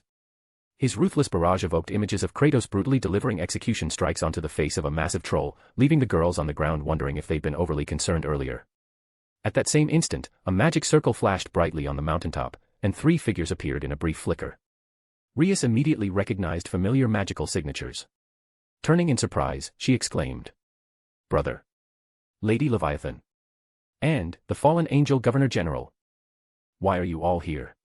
Without doubt, it was Surzex, Seraphal, and the sudden visitor Azazel, who had just been discussing the northern territories. "Ah, well, it's a bit complicated, I'll explain later." Azazel scratched his head carelessly, shrugging casually. More importantly, has Vala finished his battle? His voice cracked in shock, his usual laid-back demeanor completely shattered as he stared wide-eyed at the 2 figures violently clashing in midair. "Seriously, what the hell did you guys do to him? He's even gone Juggernaut Drive. He can't control that form yet." Chapter 147, Limitless Tremor Zen, Shattering the Juggernaut Drive. Bonus chapter every 200 Power Stones. Exactly as Azazel had warned, Vala was already teetering on the edge of losing control. Juggernaut Drive, a power even more forbidden than Balance Breaker. If Balance Breaker represented the miraculous blessing bestowed when the wielder's feelings and wishes reached their utmost limit, then Juggernaut Drive was an infernal gift summoned at the cost of one's very life, triggered when emotions peaked beyond the breaking point. It consumed the wielder's life force as fuel, shattering the seal binding the ancient draconic soul imprisoned within the sacred gear, granting power capable of rivaling gods, albeit only temporarily. In other words, Valley, now entering Juggernaut Drive, essentially possessed the full might of Albion at his prime. Moreover, as this extreme state was typically born from rage and hatred, the wielder inevitably plunged into a pit of madness, relentlessly fighting until life itself burned away. As matters stood, Vala's eyes no longer held even a shred of reason. Roar. Another earth-shattering roar pierced the sky. After exchanging tens of thousands of devastating blows at close range, Keikain Boke finally delivered a full-powered strike, blasting Vala back several thousand meters, opening some distance. The young man furrowed his brow slightly. Even amidst fierce combat, the wounds on his chest had already ceased bleeding, beginning to regenerate on their own without needing the assistance of cellular reconstruction. Yet, compared to earlier, several fresh wounds had emerged during his brutal exchange with Vala's Juggernaut Drive form. Though none were severe enough to be genuinely concerning, something else drew Boke's attention. Simply put, compared to the previous Balance Breaker state, Vala's Juggernaut Drive had clearly become far more resilient. Not only had the frequency of divide drastically increased, removing the earlier 10-second cooldown, but even the gear's upper limit for storing absorbed power had surged dramatically. Previously, Valley had only used divide once before his sacred gear overloaded at 80% capacity. Now, having entered Juggernaut Drive, he'd unleashed divide more than 10 times without showing signs of slowing. In fact, he was growing stronger as the fight dragged on. What was going on? Just as Boke struggled to grasp the situation, a small magic circle appeared near his ear. The gentle voice of the young crimson-haired mouse sounded clearly. "Good afternoon. Can you hear me, Boke-kun?" "Surzex." Boke quickly grasped the situation. "What's going on? I'm not exactly free for a casual chat right now." "I know. It's about the White Dragon Emperor's current state. I'll let Azazel-san explain." Briefly leaving it at that, Surzex appeared to transfer the communication to someone else. 2 seconds later, the familiar, easygoing voice of the Governor General of Fallen Angels rang out. "Hey, it's me. I see Vala's already duking it out with you. Listen, I've got 2 really crucial things I need to tell you about this troublesome situation. Then make it quick." Boke punched away Vala once again as he spoke, ascending even higher to buy himself a brief respite. Azazel cleared his throat and got straight to the point. First up is Vala's current state. As you can see, Juggernaut Drive removes the cooldown, drastically boosts speed and strength, but at the steep cost of rapidly burning through the user's lifespan. But thanks to Valley inheriting the bloodline of the previous Mao Lucifer, his innate magical power is enormous. He can substitute magic energy in place of life force, delaying the fatal toll of Juggernaut Drive. Still, even with this, he can't keep it up indefinitely. Ah. Boke paused for a brief moment. He wasn't skeptical of Azazel's words. Rather, given that Valley had already sustained Juggernaut Drive for quite a while, unless... Ah, he understood now. After brief consideration, Boke suddenly realized why Valley's Juggernaut Drive form had become so tough all of a sudden. To put it bluntly, Valley was channeling all the power stolen from Boke into maintaining his Juggernaut Drive, rapidly consuming Boke's stolen spiritual energy as fuel, achieving a precarious equilibrium between rapid absorption and massive expenditure. Azazel continued. Secondly, since Valley hasn't fully mastered this form yet, entering Juggernaut Drive invariably leads to severe berserking. The longer he's left unchecked, the more frenzied he'll become, fighting recklessly until his life burns out completely. I see.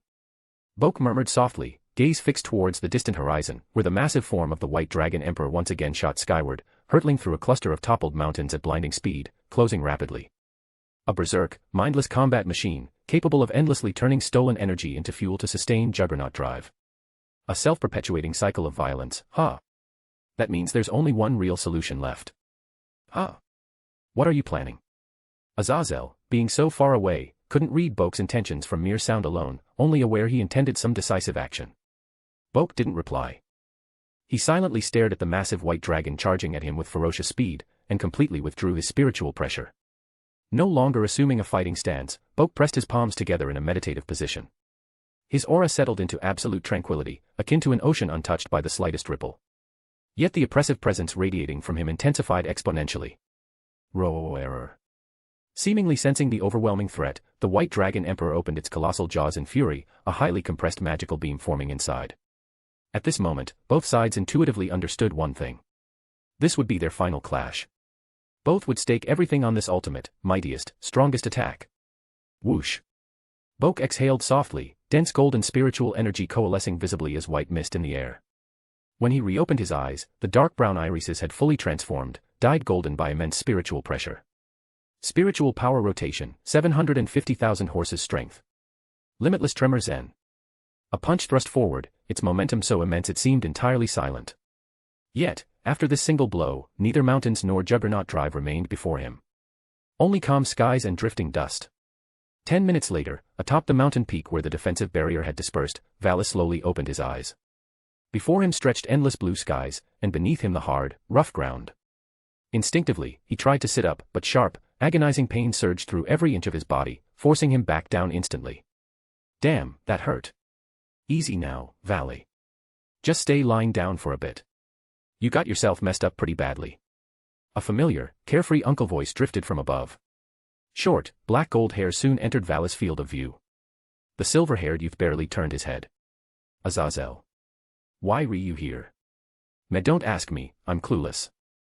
It was Bokue who dragged you back here. The fallen angel governor shrugged irresponsibly. Boke. The Red Dragon Emperor. Valley jolted slightly, memories flooding back at Azazel's words. He turned painfully to his side. Though lying on the ground limited his view, he easily spotted the guy who'd nearly pummeled him half to death.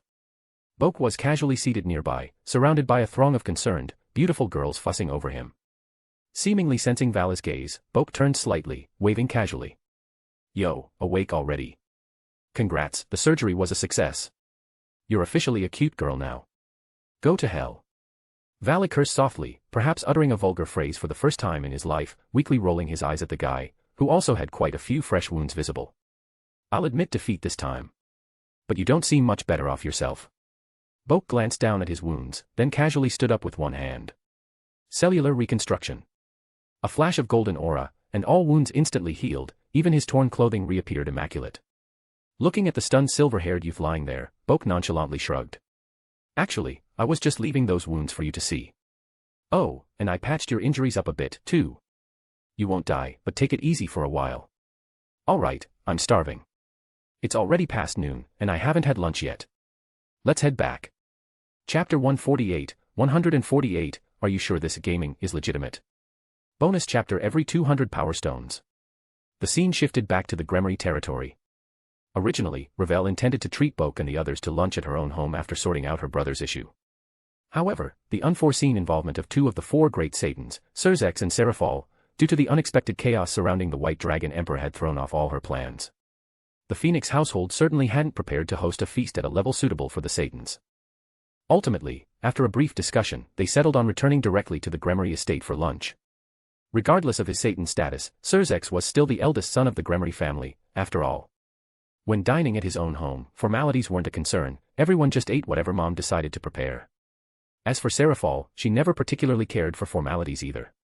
If anything, her approachable nature made her seem more like the Devil World's official mascot than an actual Satan, not to mention, their two families had long been close allies. Remarkably, even Azazel and Valley came along to freeload a meal. Never in my wildest dreams did I imagine I'd be freeloading lunch at the home of a top-ranking devil family, Azazel remarked cheerfully from the left side of the dining table, stirring a spoonful of freshly served mushroom soup. Indeed, the whole scene felt rather surreal. For millennia, angels, fallen angels, and devils had waged countless brutal battles. Blood feuds ran deep, too many lives lost on all sides, and too much hatred accumulated over generations. Such animosity typically meant instant bloodshed upon any encounter. Yet now, here they sat, sharing a casual meal as if nothing had ever happened. Quite fantastical, indeed. Well, perhaps this means our ceasefire agreement is finally fulfilling its intended purpose. Then Ilana elegantly dabbed at her lips with a napkin, smiling gracefully from her position at the head of the table. War has never benefited any side. Maintaining peace like this is undoubtedly the best choice for us all. For thousands of years, the tenuous truce had held through sheer determination, a fragile balance precariously maintained atop mountains of bones. Yet, precisely because of this long-standing peace, each faction had deeply experienced its preciousness. After tasting the sweetness of tranquility following the bitterness of war, no one wished to return to the grinding bloodshed of the past. With such sentiments in mind, Azazel had taken initiative, using Kokabil's rogue actions as a pretext, to propose peace talks, finally allowing both factions to sit down calmly and have a civilized conversation. Now, all that's left is to see what Heaven's stance will be, Surzex said with a faint smile. Heaven, huh? Azazel repeated thoughtfully, a conflicted expression briefly crossing his usually carefree face. Well, guess I'll wait a bit. Valley needs some time to heal anyway. Going to heaven might mean a tough fight ahead, though maybe not. As he spoke, Azazel glanced to his side. Despite Boke's healing techniques, Valis still sat stiffly beside him, covered head to toe in bandages, barely able to move properly. Sighing deeply, the fallen angel governor shook his head in exasperation. What else could he do with such a battle-crazy brat by his side? If there were fights to be had, he'd jump right in. If there weren't any fights, he'd create conflict just to find an opponent. Valley dropped his spoon and shot Azazel a sidelong glare. Why were you staring at me? Well, Azazel shrugged helplessly, we've managed to negotiate successfully with the underworld. But if heaven remains stubborn, you'll probably. If they're unwilling, we just storm heaven together and capture their god, right? Boke interjected casually from the right side, clearly amused. Valis smirked arrogantly, what, are you scared? Not at all, Boke replied with an easy shrug. I just figured you'd be pretty disappointed if it ever came to that. What do you mean? No spoilers. You'll find out soon enough. TCH. As the two casually discussed a theoretical siege on heaven, Riser, seated inconspicuously at the table's far right end in his pajamas, quietly shoveled another forkful of pasta into his mouth. I'm just here, minding my own business. Oh, right. Azazel, Surzex suddenly spoke up, since you'll be returning to the human world soon, there's some intel I'd like to share as a gesture of goodwill between our newly formed alliance. I'd appreciate it if your side could keep an eye out. Hearing this, everyone else remained quiet, while Seraphol blinked in slight surprise. Eh? Surzex-chan, you don't mean? Surzex raised a hand gently to halt her from speaking further, smiling reassuringly, it's fine. Since we've officially become allies, we should act accordingly. Makes sense, Azazel stroked his chin thoughtfully. Go ahead. As long as it's something within my power, I won't refuse. It concerns the northern territory of the underworld. Surzex quickly outlined the recent situation involving the northern faction. Throughout his explanation, Azazel listened quietly, nodding occasionally without any apparent concern. On the surface, this request might seem somewhat excessive, given they'd just formed an alliance. However, in reality, Azazel found himself relieved. Their alliance originated primarily because of Kokabil's reckless actions, meaning the fallen angels already owed the underworld a favor. By requesting their aid now, Surzex effectively cleared the debt, restoring their equal status as genuine allies. Besides, merely keeping an eye out in the human world wasn't a particularly difficult task for Azazel's forces, given their established presence there. Understood, Azazel finally said, turning his gaze across the table towards the red-haired girl opposite him, Rias Gremory. With someone possessing Bale family's inherited power of destruction, bearing the distinctive Gremory red hair, and roughly around Ria's age, such an individual shouldn't be that hard to find. Speaking of the human world, Kuroka suddenly interjected, lightly nudging Boke's leg beneath the table with her bare foot. Boke, weren't you going to the demon district today? Boke paused briefly, thinking. Yeah, probably. After lunch I'll head over quickly. If nothing's going on, I'll just come back early. What's up? I have a small favor to ask. Upon hearing his confirmation, Kuroka's lips curled into a mischievous grin as she discreetly glanced over at her white-haired younger sister sitting several seats away. There's not much to do here in the underworld at night. How about you bring the console and TV from home today? Tonight, we can play games together with Kaneko. Boke. He paused, carefully studying Kuroka's suggestive expression. He couldn't help but wonder, was the gaming she mentioned really the innocent pastime he was imagining? Chapter 149, The Phoenix Girl's Token of Affection. Bonus chapter every 200 power stones. Since he'd already skipped half a day's work in the morning, Boke quickly finished off his meal and excused himself from the dining room ahead of time. This was a special circumstance, everyone else was still leisurely enjoying lunch. Boke intended to find a secluded spot to teleport discreetly back to the human world. But, quite unexpectedly, the very moment he stepped out of the dining hall, someone blocked his path, leaning against the wall in the corridor not far away. Silver white hair, it was Valley, who had previously left for the restroom. Huh, you've been gone so long, I thought you might have fallen in. Boke stopped, eyeing him with mild amusement. What are you doing lurking around here alone? Aren't you going back in to finish eating? Food can wait a bit, Valley replied, arms crossed, standing tall. His white shirt sleeves were rolled up, revealing heavy layers of bandages wrapped like a mummy underneath. He straightened up, gazing seriously at Boke. Jokes aside, although I lost consciousness during our battle earlier, I still vaguely remember you using an incredibly powerful move at the end. Did I? Boke leaned back tactically, acting clueless. Valley pressed forward firmly. That technique, what's it called? You really want to know? Boke leaned back even further, somewhat puzzled by Valley's relentless curiosity. Why was he suddenly fixated on a move's name? Did he think hearing the name would magically let him learn it? Was he trying to become a copy ninja or something? Valley's expression remained stubbornly unchanged. Just answer the question. Limitless Zen combined with Heroic Fist. Without further teasing, Boke straightforwardly named his ultimate skill. Heroic Fist. I'm guessing that's your personal fighting style. Quite fitting for you, Valley murmured thoughtfully. But Limitless Zen. The name alone doesn't really reveal much about its true nature. So, Boke finally pieced it together with sudden realization, you just want to know how exactly you lost, don't you?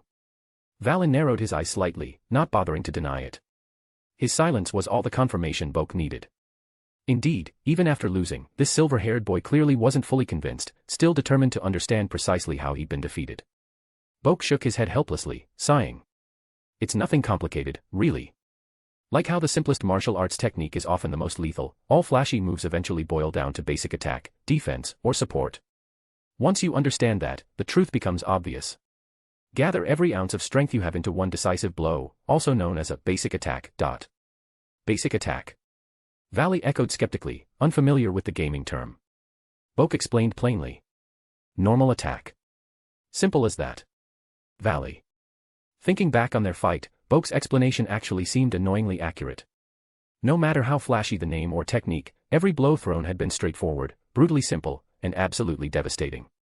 Especially in Boke's hands, something that seemed like a basic punch had shockingly overwhelming power. Then what about Limitless Zen?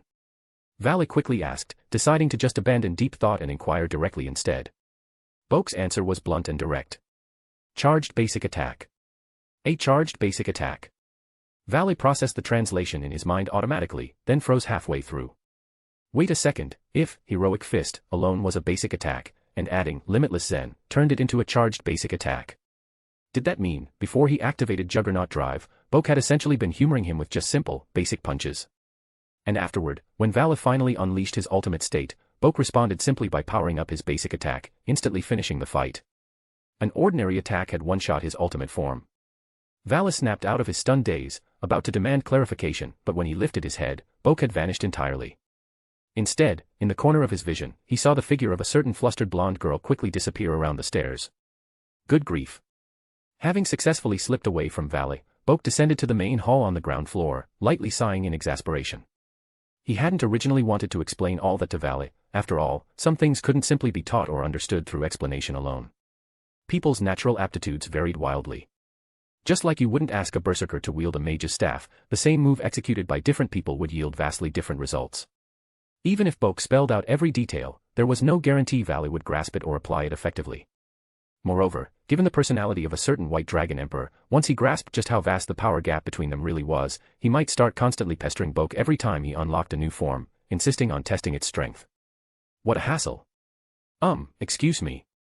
Just as Boke was about to step out of the castle's front gate, a sudden voice behind him halted his steps yet again.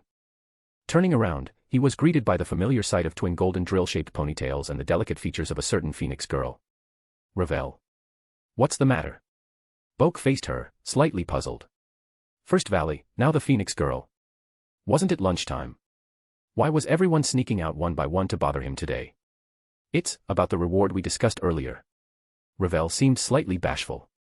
She cautiously stepped closer, cheeks flushed a gentle pink, hands shyly hidden behind her back, eyes darting nervously everywhere except toward him. Although, given your overwhelming strength, you might not find this particularly useful. Still, I promised a reward, and I must keep my word. So please accept this. As she spoke, Ravel brought forth a pendant-like accessory from behind her back. Carefully opening the small locket, she revealed 3 tiny crystal vials, each resembling miniature potion bottles. Each vial contains a single drop of Phoenix Tears. I sincerely hope they'll be helpful to you someday. Thanks, I'll gratefully, Just as Boke was about to reach out to take the pendant, Ravel's next move left him momentarily stunned. Holding up the pendant by its delicate chain, she stepped forward, looking up earnestly at Boke's face. Please allow me to put it on you. All right. Accommodatingly, Boke leaned down a bit, mindful of their height difference, Ravel standing barely over 5 feet tall, while Boke easily towered 2 heads taller at about 6 feet. This close, their breaths naturally mingled, making Ravel's cheeks turn even redder. His handsome face was mere inches from hers, a sight that made her heartbeat quicken uncontrollably. She placed the pendant carefully around his neck, then stepped back and gracefully curtsied, politely lowering her head to hide her embarrassment. May good fortune always favor you, Lord Boke. Chapter 150, giving Nagisa a thorough mana recharge. Bonus chapter every 200 power stones. Meanwhile, in the human world on Itagami Island. In the narrow space of the bathroom, the steady trickle of water echoed softly. Warm bathwater continuously poured into the small, single-person bathtub, causing the water level to slowly rise bit by bit. Standing in front of the mirror was a certain black-haired girl with a cute ponytail. Reflected in the mirror, Nagisa was gripping the hem of her sailor uniform, lifting it upward to about collarbone height. You. After carefully examining herself for quite some time, Nagisa let out a small, disappointed sigh. Indeed, one couldn't expect miraculous overnight transformations. Originally, she'd secretly hoped that after awakening her vampire blood, she would instantly blossom into a tall, curvaceous big sister type with slender waist, long legs, and impressive curves. But now, an entire day had passed, and aside from sensing a better control over her magical energy, nothing significant seemed to have changed at all. However, it wasn't completely hopeless. After all, she was still young. Maybe once she reached high school, things would definitely improve. Recalling her mother's beautiful figure, the young vampire girl immediately felt her resolve strengthen. Ah, sorry, Nagisa. Were you about to take a bath? Just as Nagisa was caught up in dreams of a splendid future, a familiar voice suddenly spoke from behind, nearly causing her to jump in surprise. BB Big Brother. Why are you here? Panicking, Nagisa turned quickly, clutching her clothes tightly across her chest, her face turning bright red as she anxiously confronted the unexpected visitor. Her ponytail bounced softly along with her startled movements. Boke tilted his head slightly, his expression calm and natural. What do you mean, why? Didn't Yukina explain everything to you? Initially, the Lion King organization planned to have them continue the neighborly brother-sister surveillance scenario for a while longer. However, yesterday's incident involving the uncontrollable rampage of Nagisa's familiar had forced them to significantly accelerate their plans. After all, no ordinary, neighborly brother could possibly fight head-to-head against a fourth progenitor's familiar barehanded, right? Then again, considering Nagisa's gentle and slightly clueless personality, perhaps she genuinely hadn't suspected anything strange at all. Yukina-chan did explain to me last night during dinner, Nagisa admitted softly, shifting uncomfortably in place. She said she was actually an attack mage from the Lion King organization, and Big Brother, you were an Onmyōji from the Keikain family, and your original mission was to secretly monitor me, and things like that. She took a deep breath before quickly continuing. But even if it started out that way, everything turned out okay in the end, didn't it? After all, you two never meant me any harm. Especially you, big brother, you even used your own blood to help me control my familiar, and you've even become my only blood partner. As she said the words blood partner, Nagisa's voice softened to a whisper. She shyly turned her face away, hiding her burning cheeks behind strands of dark hair. Typically, vampires, even those of noble lineage, would have multiple blood partners. But Boke's extraordinary spiritual energy had forever changed that for Nagisa. After tasting his blood once, she found herself completely unable to be satisfied with anyone else's blood. It was like tasting divine nectar from the heavens. Once she had experienced such a thing, ordinary fare simply lost its appeal. Yet, this suited Nagisa just fine. She had always dreamed of a romantic love where both partners only had eyes for each other, forever. However, this lovely romantic mood was abruptly shattered by Boke's matter-of-fact voice.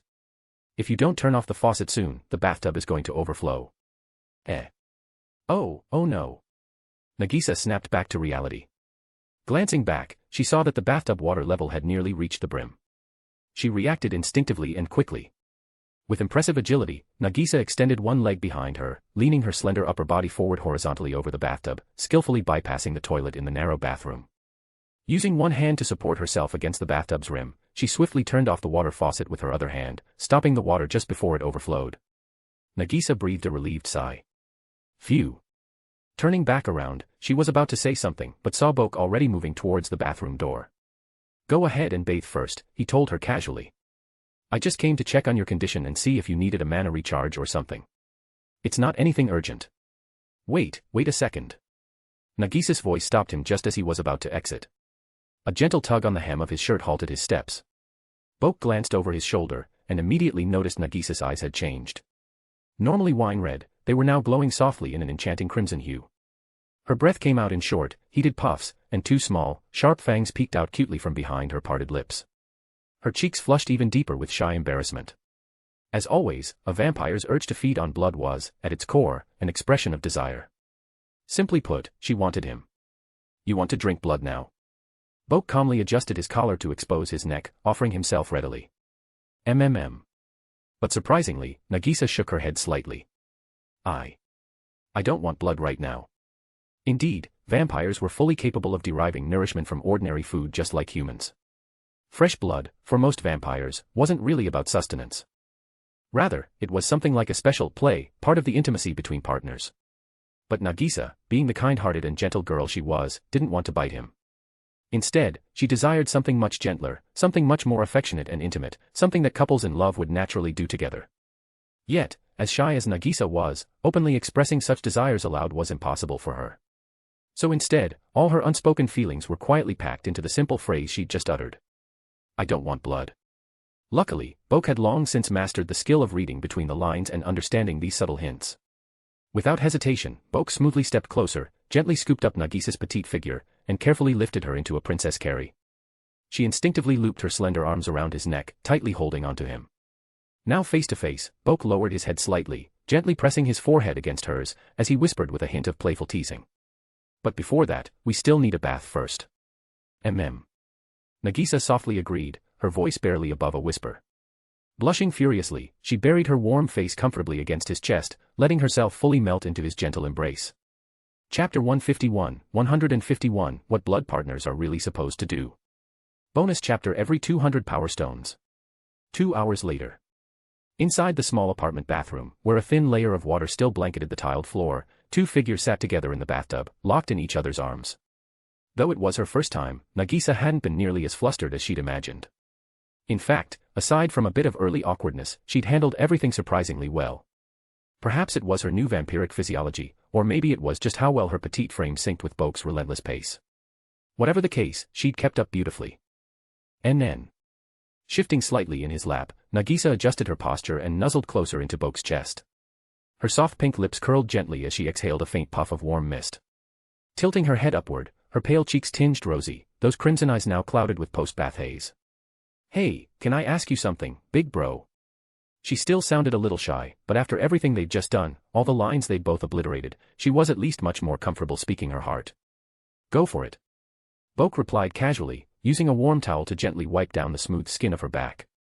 Nagisa was the sensitive type, and maybe because she was still riding the afterglow of their mountaintop training, her delicate skin flushed pink instantly with every pass of the cloth.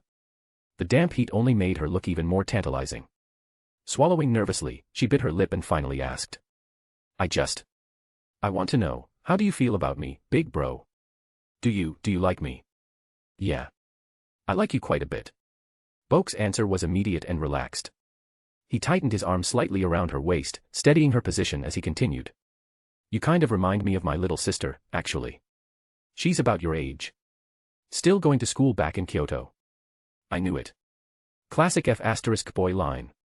Before he could finish, Nagisa abruptly popped up from his lap, eyes flashing dangerously. Without warning, she struck out with a single accusing finger and pointed it right between his eyes. That's the exact kind of thing every dirtbag says when they're trying to weasel out of commitment. You're like a sister to me, right? You totally just hit me with that cliché, didn't you? It's not like that. Boke blinked and let out a sigh, rolling his eyes in disbelief. I was just stating a fact, that's all. Anyway, more importantly, how's your body holding up? I feel totally fine. To prove it, the little vampire straightened her back and boldly sank her hips a bit deeper in his lap, deliberately. As expected, that slight movement popped the proverbial cork a bit further open, unsealing something that was already, let's say, precariously ajar. Nagisa tilted her head and added sweetly. Honestly, if it were the old me, I'd have been collapsed into pieces after all that. But thanks to this fourth progenitor body, my stamina's way higher than it used to be. And she was right. Before awakening her powers, Nagisa's physical constitution had been weak. Worryingly so. Due to Aurora's latent influence, she often fainted at school for seemingly no reason, waking up, like always, to the familiar ceiling of a hospital room. By the way, what about your demonophobia? Boke asked. That was one of the more peculiar issues. Nagisa had developed a crippling fear of demons after being attacked by the Black Death Emperor during her childhood. It had been so severe that merely encountering a hostile demon would send her into a breakdown or berserk rage. But now, she was technically a demon herself. The fourth progenitor, no less. I'm not really sure. She tilted her head thoughtfully, brow furrowed. Maybe I'll have to wait until I meet an actual demon to know for sure. In that case, why don't you just move away from Itagami Island entirely? Boke deadpanned. Seriously, how does someone with demon-induced PTSD end up living in the demon capital of the world? What were your parents thinking? Well, I wouldn't blame Mom entirely. Nagisa shook her head gently. She's a senior researcher at MAR, the Magna Ataraxia Research. She stayed on the island because they have the best facilities to figure out how to extract Aurora's power from my body, so we can become separate again. Leaving would have meant giving that up. And your dad? They divorced 4 years ago. Nagisa sighed softly, the teasing edge in her voice fading. She loosened the arms that had been wrapped around his neck and instead wrapped them around herself, pressing her modest chest against his firm body. It happened right after the Gozo Island incident. Mom and Dad had a huge fight over it, and afterward, he just left. I haven't seen him since. She gave a faint, bitter laugh. He's probably still off somewhere on an archaeological expedition. He never even looked back. It's been 4 years. Boke stared at her in silence for a moment. What kind of bastard walks out on a wife and kid after a trauma like that? Water's cooling down. Nagisa's voice broke the melancholy spell hanging in the room. She patted Boke's back gently from behind. Unfortunately, her apartment wasn't exactly top of the line, no auto-heated tub or temperature control here. With the two of them tangled up in a long, sweaty workout for the last 2 hours, the bathwater had long lost its warmth. All right, I'll help you get out. Boke started to shift forward to lift her out of the tub. But the moment he moved, Nagisa clung tighter, refusing to let go. Her bright red eyes looked up at him, and a faint, sweetly seductive voice slipped from her lips like a melted strawberry candy. It's fine. We don't need to dry off. Just wrap up in a towel, and then, let's go back to the bedroom and keep going. She trailed off, too shy to finish the sentence, but Boke got the message loud and clear. Without a word, he lifted her into his arms, her petite figure perfectly curled against him. Still half-soaked, the two stepped out of the tub and onto the wet bathroom floor. With a swift motion, he grabbed a large towel from the rack, wrapped it around them both, and carried her out into the apartment's small living room. Then, turning the corner, he headed straight for the bedroom. Seconds later, the door clicked shut behind them. What followed was a cacophony of sounds, so loud and rhythmic they echoed all the way back to the living room, louder by far than anything that had occurred in the bathroom. Chapter 152, we might have overdone it. Bonus chapter every 200 power stones. Among all common supernatural races, if vampires claim to be second best in regeneration, no one else would dare claim first, not even the famously resilient werewolves. After all, while werewolves boasted extreme regenerative prowess and stamina, they lacked sufficient endurance methods. A werewolf, beaten halfway to death, couldn't just grab a random target, sink in their fangs, and instantly rebound to full health for round 2. Vampires, on the other hand, thrived exactly by doing just that, allowing them a near-limitless combat potential. And right now, as the 4th progenitor, Nagisa was the perfect proof. Once a fragile human girl, upon awakening her progenitor bloodline, Nagisa had skyrocketed in every physical attribute: strength, agility, magical power, and especially endurance. If previously a mere 800-meter run in PE class was enough to make her half-dead, now, sprinting flat out from one end of Itagami Island to the other wouldn't even cost her a minute. This terrifying physical prowess also meant her first intimate experience was a stunning success, easily surpassing Ireina, who was a trained exorcist, let alone utterly dominating Rias, whose fighting style was purely magic-based and lacked stamina. In short, they went overboard. From after lunch until the sky turned dark, the room sounds finally quieted down only once lights flickered to life in the surrounding apartment buildings across the street. Inside Nagisa's apartment, the air still felt thick with the heavy scent of passion, and every surface, bed, floor, even window curtains, was littered with unmistakable evidence of their afternoon-long battle. However, neither Nagisa nor Boke remained in the bedroom.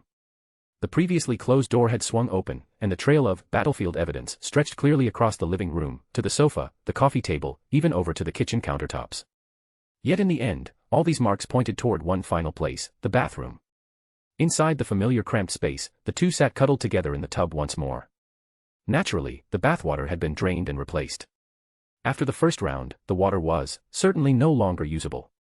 Fresh water had replaced it, although even this new batch was quickly losing heat as time passed. Big bro, I love you. Clear water gently rose to Nagisa's chest as she nestled against Boke, slender arms wrapped firmly around his waist, eyes closed contentedly as she rested her burning cheek against his chest. This embrace was Nagisa's favorite, listening to Boke's steady heartbeat and drawing comfort and security from his presence. After we're done washing up, let's have dinner together, okay, she murmured softly. There's already prepared ingredients in the fridge, so it won't take long. All right. Boke quickly agreed. Considering human world time synced roughly with the underworld, Rias and the others had probably already started dinner by now. After he finished here, he'd still have to return home to Tokyo first to pick up the game console Kuroka requested. By the time he returned to the Gremory Castle, they'd likely have finished eating already. But are you sure you're feeling alright? We've been at it so long today, can you really cook dinner like this? He asked with genuine concern. Big bro, are you actually worried about me? Nagisa blinked up at him, her eyes sparkling playfully. Honestly, there's really no need to worry. I'm not tired at all, actually. No discomfort or anything, but I am kind of hungry. When she mentioned being hungry, her cheeks inevitably flushed brighter red. After their lengthy afternoon marathon, Nagisa felt undeniably full, and, frankly, quite a bit had sadly gone to waste due to her limits. But still, sustenance was necessary. Pure liquids weren't exactly nutritious meals, proper food was essential for healthy growth, height growth, she mentally corrected herself, blushing again. Oh. When we eat dinner, let's invite Yukina-chan over too. Nagisa suddenly suggested. Originally, I made enough for the 3 of us at lunchtime, but you didn't show up yesterday noon, big bro, so we had leftovers. Then Yukina-chan treated me to dinner yesterday evening, meaning I had to store everything else in the fridge. We barely finished the leftovers yesterday. If we don't eat the remaining fresh ingredients today, they'll go bad. So later, big bro, could you invite Yukina-chan over from next door? Let's have dinner together, the 3 of us. It was an unassailable logic, leaving Boke with no room to refuse. All right, I'll invite her after we finish bathing, he nodded. But before that, we'll really need to clean up the apartment. They absolutely had to clean. And ventilate the apartment for at least 20 minutes. After the battle they'd fought for the entire afternoon, the sheer number of traces would probably make Yukina reach straight for Schneewalzer the instant she walked through the door. Then it's decided while you're cleaning, I'll prepare dinner. Nagisa was clearly delighted by this neatly divided arrangement. Smiling, she tilted her head adorably, but even as she spoke, her delicate waist unconsciously moved ever so slightly in his lap. But, before that, big bro, could you maybe? Again. Boke finished for her knowingly. Half a day's intense, team exercise, had made Boke intimately familiar with Nagisa's subtle cues. Hearing his blunt reply, Nagisa averted her gaze shyly and gave a tiny nod, blushing even harder. Because, it just feels so good when you hold me tight. Well, there was nothing for it. She was still just a kid, after all. Sure, Being in junior high sounded grown-up, but in reality, she'd barely graduated from elementary school. Having found something she genuinely enjoyed, restraint wasn't exactly in her vocabulary. Boke wasted no words, simply leaning down and capturing her lips once again. He'd intended once. They ended up doing it 5 more times. Afterward, they continued 3 more times until the water became dirty again, forcing them to quickly rinse under the shower instead. Yet while drying each other off, the mood took over again, and another 2 rounds soon followed. All told, by the time Boke finished dinner with Nagisa and Yukina and left Nagisa's apartment, it was already nearly 8 in the evening. Well, I'd planned to visit Asagi tonight too, but forget it, I'll check in tomorrow instead, Boke murmured as the scene shifted to Tokyo. He glanced at his phone inside his apartment building's elevator, letting out a sigh of slight exasperation. Honestly, should he gently warn Nagisa to ease up a bit in the future? While he had no issue personally, she was still just a junior high student, despite her newfound status as a vampire progenitor. Spending entire days indulging in this sort of thing, it felt a bit problematic. With that in mind, Boke stepped off the elevator as it dinged to signal his arrival. Pulling out his keys, he reached the door to his Tokyo apartment, and abruptly froze. Because from inside his apartment, clearly audible voices floated out, 2 unfamiliar female voices he didn't recognize at all. "Mio-sama, let's just stay here for tonight. There are clothes in your size here already, and judging from the amount missing from the wardrobe, the owner of this place probably won't return for a while anyway. We can figure out more permanent accommodations later." You're right, Maria. Boke stood frozen, utterly bewildered. What the? Chapter 153, Naru's Mio. Maria. Bonus chapter every 200 power stones. Boke had never imagined that after leaving home for just a few days, not even a full week yet, his apartment would already have been occupied by strangers. Of course, he had heard stories where homeless people often squatted in empty properties. But those incidents typically happened in rural villas out in the countryside. If someone dared squat in a luxury apartment in a wealthy neighborhood in a big city, the police there would certainly remind them whether their guns were just props or not. Similarly, his apartment wasn't quite a standalone mansion, but it was still an upscale residence. While it couldn't compare directly to Asagi's extravagant penthouse occupying the entire 33rd floor, it wasn't far behind. His own unit was located in a high-rise, mid-level 11th floor, with only 2 units per elevator, still firmly within Tokyo's luxury category. Indeed, there was a price gap between the mid-level and top-floor penthouses, but essentially they were both situated within the same high-end building. Regardless of floor, whether 33 or 11, entry required a resident-exclusive keycard. It was a basic measure of security for luxury apartments, designed precisely to prevent random outsiders from wandering in. Yet these 2 girls had apparently managed to bypass this security entirely. Not only had they successfully entered the apartment building, they'd even somehow broken into his own apartment. This was interesting. Without hesitation, Boke unlocked the door and stepped directly inside. He didn't bother concealing his presence. The noise of him unlocking the door, stepping in, and closing it behind himself was all done casually, just as if he were simply returning home after a day out. The clear sequence of sounds immediately silenced the 2 girls chatting in the living room.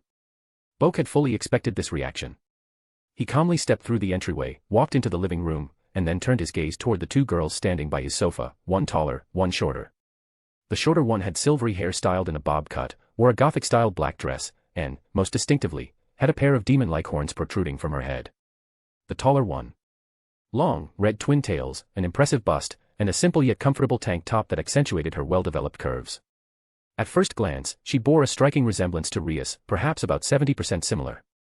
The major differences were that Rias had more refined, noble facial features and carried herself clearly as an aristocratic princess, while this girl's face had a slight babyish charm, exuding the innocent allure of a girl next-door beauty. Could she possibly be? Boke raised an eyebrow slightly. But before he could voice anything, the petite silver-haired Gothic girl stepped forward first, bowing deeply in a sincere 90-degree angle, her voice sweet and pleading. Excuse me. Are you perhaps the owner of this apartment? I'm terribly sorry for intruding without permission, but could you kindly let us stay here just for one night? We'll leave first thing in the morning, I promise. Very polite. But first, who exactly are you 2? Boke remained unmoved. We're, the silver-haired girl hesitated briefly, then immediately continued smoothly. She pointed toward the busty red-haired girl. This lady here is Mio-sama. Naru's Mio, to be exact. She then pointed at herself. And I'm Maria. Naru's Maria. Mio-sama's cute little sister. She even struck an adorable pose, winking mischievously. It sounded like she'd clearly stated everything, their names, their family relations, but upon reflection, she'd actually revealed nothing at all. Names and family connections were easy enough to fabricate. Besides, these two didn't even seem remotely related. Boke patiently repeated his question.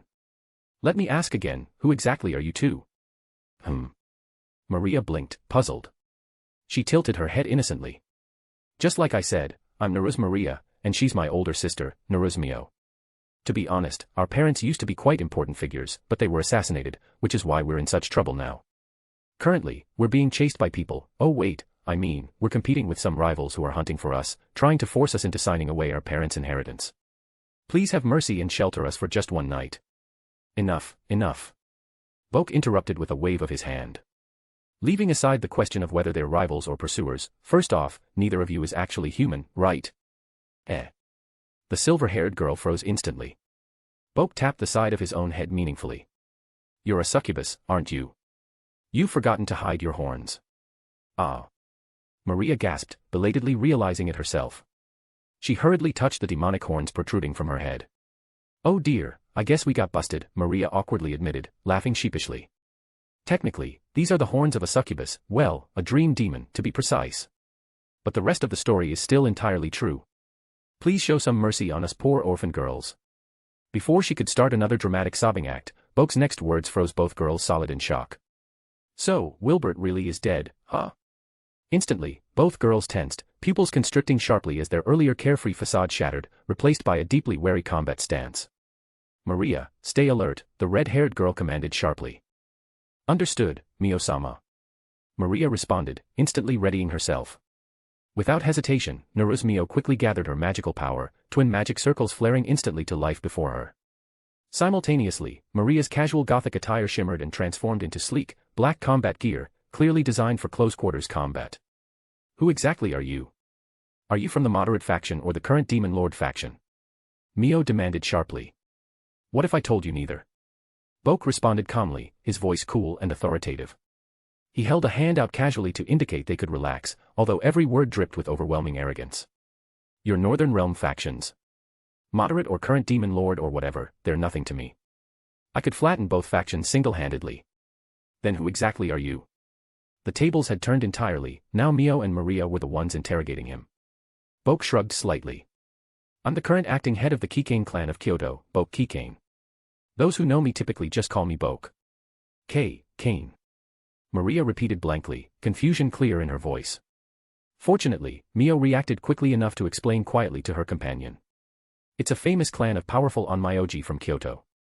Ah, an Onmyōji. Maria's confusion morphed into visible doubt.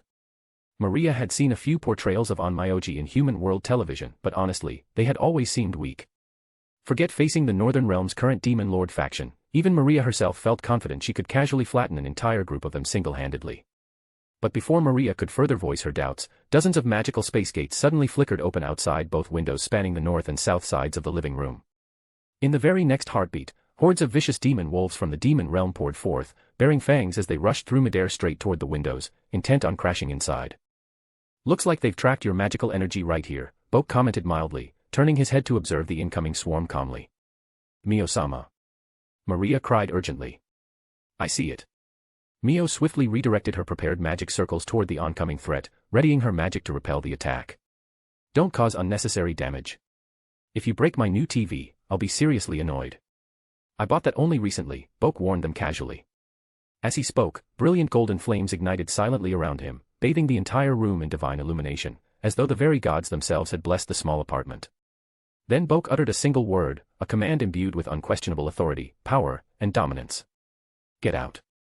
Instantly, every demonic beast froze mid-charge, overwhelmed by an irresistible, crushing force, the very air trembling as the command forcibly expelled all evil presence from existence. Chapter 154, Why not just get a hotel room? Bonus chapter every 200 power stones. In the blink of an eye, the invading demons from the magical teleportation circles, set up outside the apartment windows from north and south in a pincer attack, were annihilated entirely. 2 minutes later, in the living room, the two girls, who'd initially thought they were about to have an intense battle, obediently sat down at the coffee table, each having dragged a chair from elsewhere in the apartment, now seated side by side with their backs to the TV. Facing them across the coffee table, Boke sat leisurely on the sofa, arms confidently crossed. Who, exactly are you? Naru's Mio finally blurted out, unable to contain herself. Didn't I just answer that? Boke shot back dryly.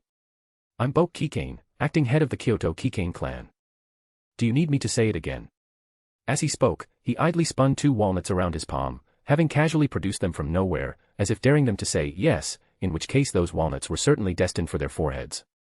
Some people just couldn't be cured, he mused silently. That's impossible, the silver-haired succubus, or rather, the young dream demon Maria, shot back incredulously. I've never seen an Onmyōji like you before. Aren't actual Onmyōji just old geezers who mutter spells for ages just to cast a tiny fireball? In other words, what kind of Onmyōji was this ridiculously strong? That's exactly why I'm the acting head, Boke replied flatly. You know what acting head means? It means successor, think of it like your demon realm heirs. Ever seen a weakling chosen as heir? Or have you ever heard of anyone else from the Keikain clan claiming to be acting head? She hadn't. Not ever. The Keikain clan was the premier Onmyōji family in all of Japan, frequently featured on media broadcasts, but the only faces ever shown publicly were the elderly head or various branch heads. Never once had she seen an acting head appear in any interviews or media coverage. So what now? Naru's Mio remained vigilant. Planning to capture us and hand us over to the demon realm. Even though he'd clearly saved their lives moments earlier, Mio couldn't help her suspicion. After all, theoretically, Onmyōji clans were typically hostile toward demons. I just told you. Those Northern Realm factions don't have enough bargaining chips to negotiate with me, Boke sighed, rubbing his temples in irritation. Before he finished speaking, Maria lit up instantly with a bright smile of relief. Ah, I see. You're planning to kindly shelter us, right, Boke-sama? Absolutely not. 2 simple words turned Maria's sunny smile instantly into a frozen mask of despair. Boke casually tossed the walnuts onto the sofa beside him and nodded toward Naru's Mio. But there's something you got right earlier. Certain people in the demon realm do indeed want to. Well, the word protect would probably fit better here. Protect. Mio scoffed internally. Saying something like that. Have you already allied with the old demon lord faction? I said I have nothing to do with your Northern Realm factions. Boke inhaled deeply, feeling his blood pressure rising steadily. Of course, Boke understood why Naru's Mio assumed he had ties with the old demon lord faction. Mio was, after all, the direct daughter of Wilbert, the previous demon lord of the Northern Realm. She was thus the biological niece of Ramusas, who now led the moderate faction. Naturally, Ramusas would want to protect her, or, rather, secure her inherited powers from Wilbert to bolster his own faction's strength against the current demon lord faction. But the key point he'd clearly stated multiple times was he had zero affiliation, none whatsoever, with those northern factions. Wait, just what is this Northern Realm you keep mentioning? Isn't that just the demon realm? Mio asked indignantly. Boke. 5 full seconds of silence followed. His initial confusion morphed gradually into a quiet disbelief, then into incredulous skepticism, and finally into resigned understanding. You haven't really lived in the demon realm much at all, have you? And no, I haven't. What's the issue? Mio immediately softened, her bravado crumbling completely as she was struck dead center by his question. So that was it. Boke mentally rolled his eyes, then explained patiently. Let's get one thing clear. The demon realm is massive. The territory your father, Demon Lord Wilbert, ruled was merely a tiny piece of barren land located far to the north, a remote, poverty-stricken backwater compared to the vast, resource-rich lands held by the 72 noble demon families. And the one who mentioned protecting you, his name is Sirzex Lucifer, my girlfriend's elder brother and one of the current 4 great demon lords. Wait, Sirzex Lucifer? Maria gasped, stunned for a brief moment before quickly nodding. Ah, that explains everything. Maria, what are you talking about? Explain what exactly? Mio asked, bewildered. Maria shook her head with a small smile. The current demon lord Lucifer is Sirzex Gremory, eldest son of the Gremory family, one of the 72 noble demon houses. And the trademark of the Gremory bloodline is their beautiful red hair. Hearing this, Mio subconsciously touched her own vivid red locks. Could that mean? That's right, Maria nodded seriously. Technically speaking, though quite distantly related, you and I are blood-related cousins to the current Lucifer, Sirzex Gremory. So that means? Mio exchanged an astonished glance with Boke. Boke shrugged lightly. That's why I said it's genuine protection. Besides, your level of power of destruction control isn't even close to Rias's yet. Why would anyone bother exploiting you? Ugh. Mio puffed out her cheeks slightly in annoyance. Even though he'd said it to reassure her, the implication that she'd be safe as long as she remained weak felt incredibly frustrating. Yet oddly enough, Maria, who should have been overjoyed upon learning they had such strong backing in the demon realm, instead grew oddly calm. She subtly glanced at Mio, quietly hiding her hand behind her back, fingertips softly glowing a faint purple. So, Mio-sama, maybe we should just head to the demon realm and seek out the Gremory family. Mio hesitated, suddenly looking slightly dazed, her eyes unfocused. She shook her head decisively. I don't want to go to the demon realm. Maria feigned surprise. But, if not the demon realm, then where else can we go? I don't know. But I don't want to go to the demon realm, Mio repeated firmly. Now Maria found herself at a loss. She paused, then turned back to Boke, putting on an adorable, pleading expression. Then. Boke-sama, are you absolutely sure you can't kindly shelter us? Nope, Boke flatly refused again. He wasn't entertaining them here simply because they were cute girls. Initially, he'd been slightly lenient because he'd heard young-sounding voices from outside his door, and then, upon seeing them, realized one was clearly Wilbert's daughter, whom Sirzex had mentioned. If the intruders had been two middle-aged men occupying his place, he would have already reduced them to ash alongside those invading wolves. Then, what should we do? Maria was completely at a loss now. Boke didn't bother mincing words. Don't ask me. Staying here is out of the question. Besides, you clearly have the skills to sneak into a high-security apartment building undetected, why not just head out and sneak into a nice hotel nearby? There's plenty around. That actually made sense. Chapter 155, The Master Servant Pact. Bonus chapter every 200 power stones. And so, the girls actually went to find a hotel. The exact sequence went something like this. First, they pulled out their phones, located a nearby upscale hotel on the map, then followed the GPS directions straight there. Next, Maria casually approached the front desk, activated her her dream demon hypnotic abilities, and smoothly performed a classic, zero-cost shopping, effortlessly securing an unlimited duration access keycard for a luxury suite. The entire process took less than 20 minutes, performed in one fluid, uninterrupted flow. A few moments later, the trio, who were just seated around Boke's apartment coffee table 20 minutes earlier, found themselves standing inside the lavish hotel suite. Outside, the sky had already turned fully dark, city lights brilliantly illuminating Tokyo beneath the large suite windows. Under the bright glow of a round, silver moon, the city remained as vibrantly lit as always. Pulling his gaze back from the window view, Boke turned toward the two girls who had comfortably settled themselves on the suite's plush sofa, already pouring tea as if they owned the place. He exhaled lightly, finally raising the matter of his departure. Since you two have found a suitable place to stay, I suppose we're done here. I'll head out now. Since you've made clear you don't want to go to the demon realm, whatever you do from now on is up to you. Please hold on a moment. Maria, who was leisurely sipping tea mere seconds ago, practically sprang up from the sofa in panic. Hurriedly setting down her teacup, she dashed forward, attempting to grab his sleeve. Boke-sama, don't rush off yet. You've gone through all the trouble helping us find this nice place, at the very least, please stay a bit and have some tea. That wasn't me. Didn't happen. Don't put words in my mouth. Sidestepping Maria's desperate reach, Boke immediately issued a threefold denial combo without even blinking. Let's make this perfectly clear, I did not help you get this room. All I did was suggest that a hotel could be an option. This whole, zero-cost shopping method you're employing was absolutely not my idea either. If the hotel's security system notices something off and comes knocking, you two better not rat me out. I have absolutely nothing to do with this. Ahaha, that part won't be an issue at all. Maria sheepishly retracted her hand, rubbing her head awkwardly. Truthfully, she was a proud dream demon, why would a little thing like that ever become an actual problem for her? Even if the hotel eventually realized discrepancies, she'd just have to reapply her hypnosis and handle things easily. Goodness, wasn't he overthinking such trivialities? Actually, Maria suddenly turned shy and demure, interlacing her fingers in front of her, swaying nervously. I do have one more tiny little request, Boke-sama. Boke gave her a suspicious sideways glance. Helping you was generosity on my part, not obligation. But fine, say what you have to say. Maria fidgeted even more, her tone turning sweet and coquettish as she slowly made her point.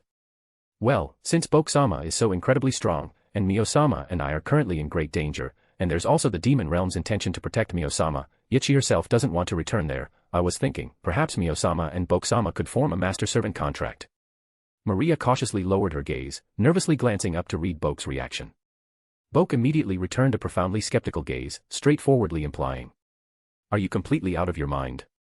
He'd already clearly stated he was helping purely out of goodwill, with no obligation whatsoever. Yet here she was, boldly suggesting a master-servant pact. Just who gave this girl such audacity, was it courage or stupidity?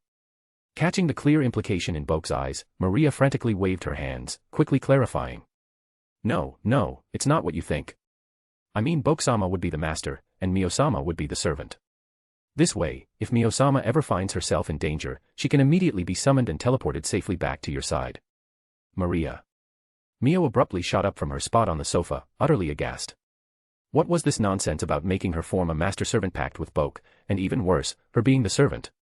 Sure, she was grateful for Boke saving them, but a master-servant pact was absolutely not something casually entered into. A servant would have practically zero freedom or autonomy before their master, even their life potentially being ended with nothing more than a simple thought. To sign such a pact with a stranger she'd barely met an hour ago, how could she possibly agree to something like that? But Mio-sama, this is our only option left. Maria pleaded helplessly. You refuse to go back to the demon realm.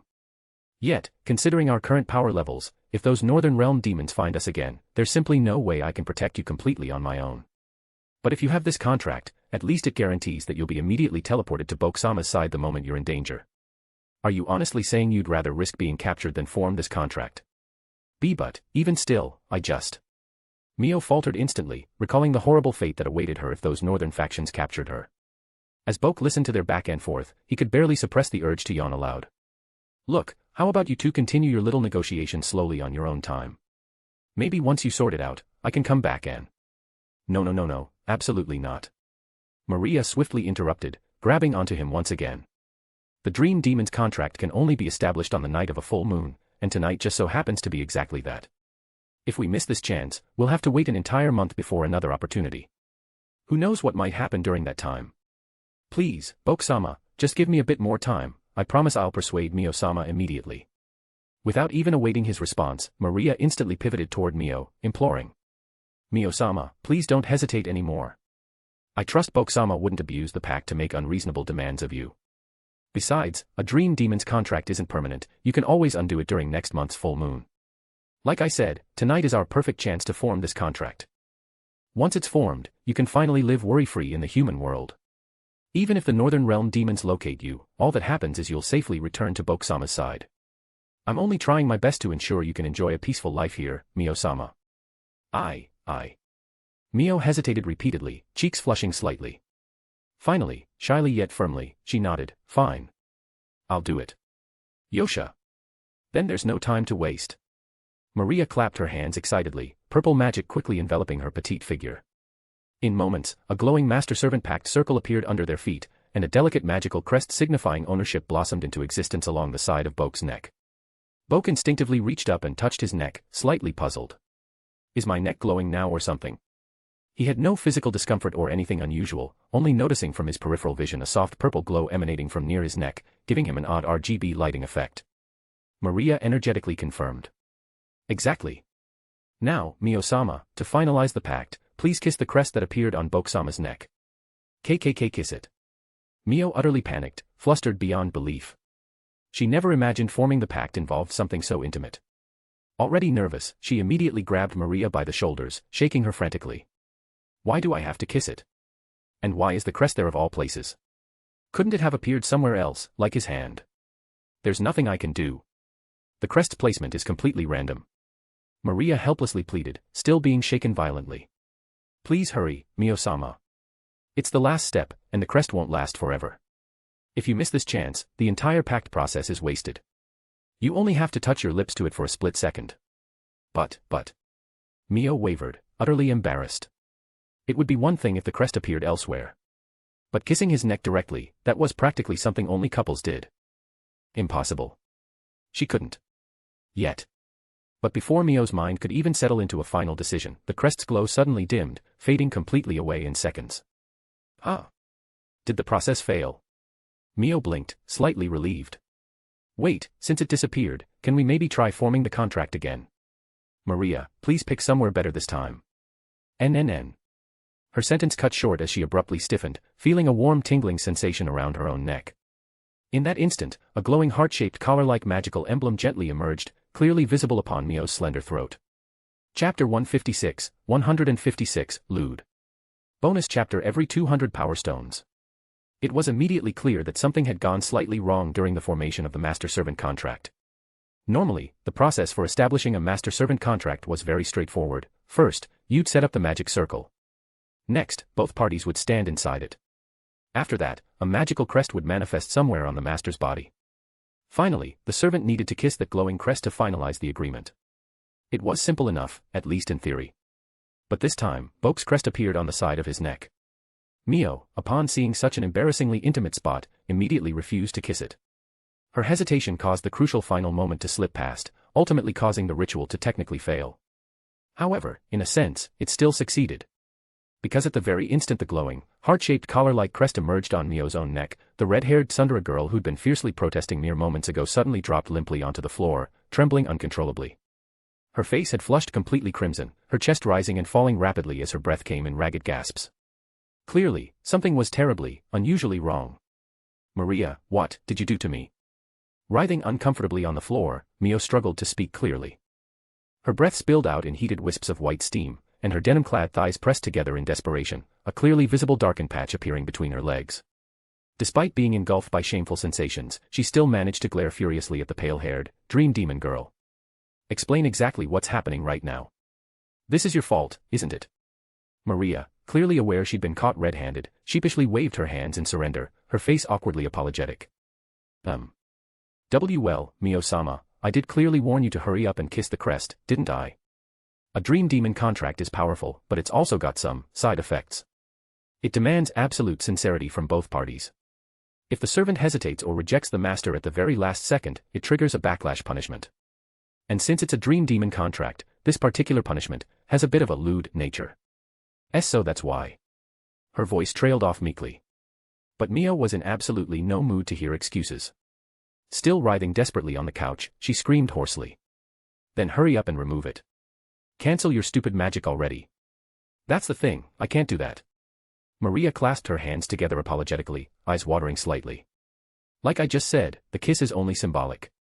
The contract was already finalized the second Mio-sama willingly stepped into the magic circle.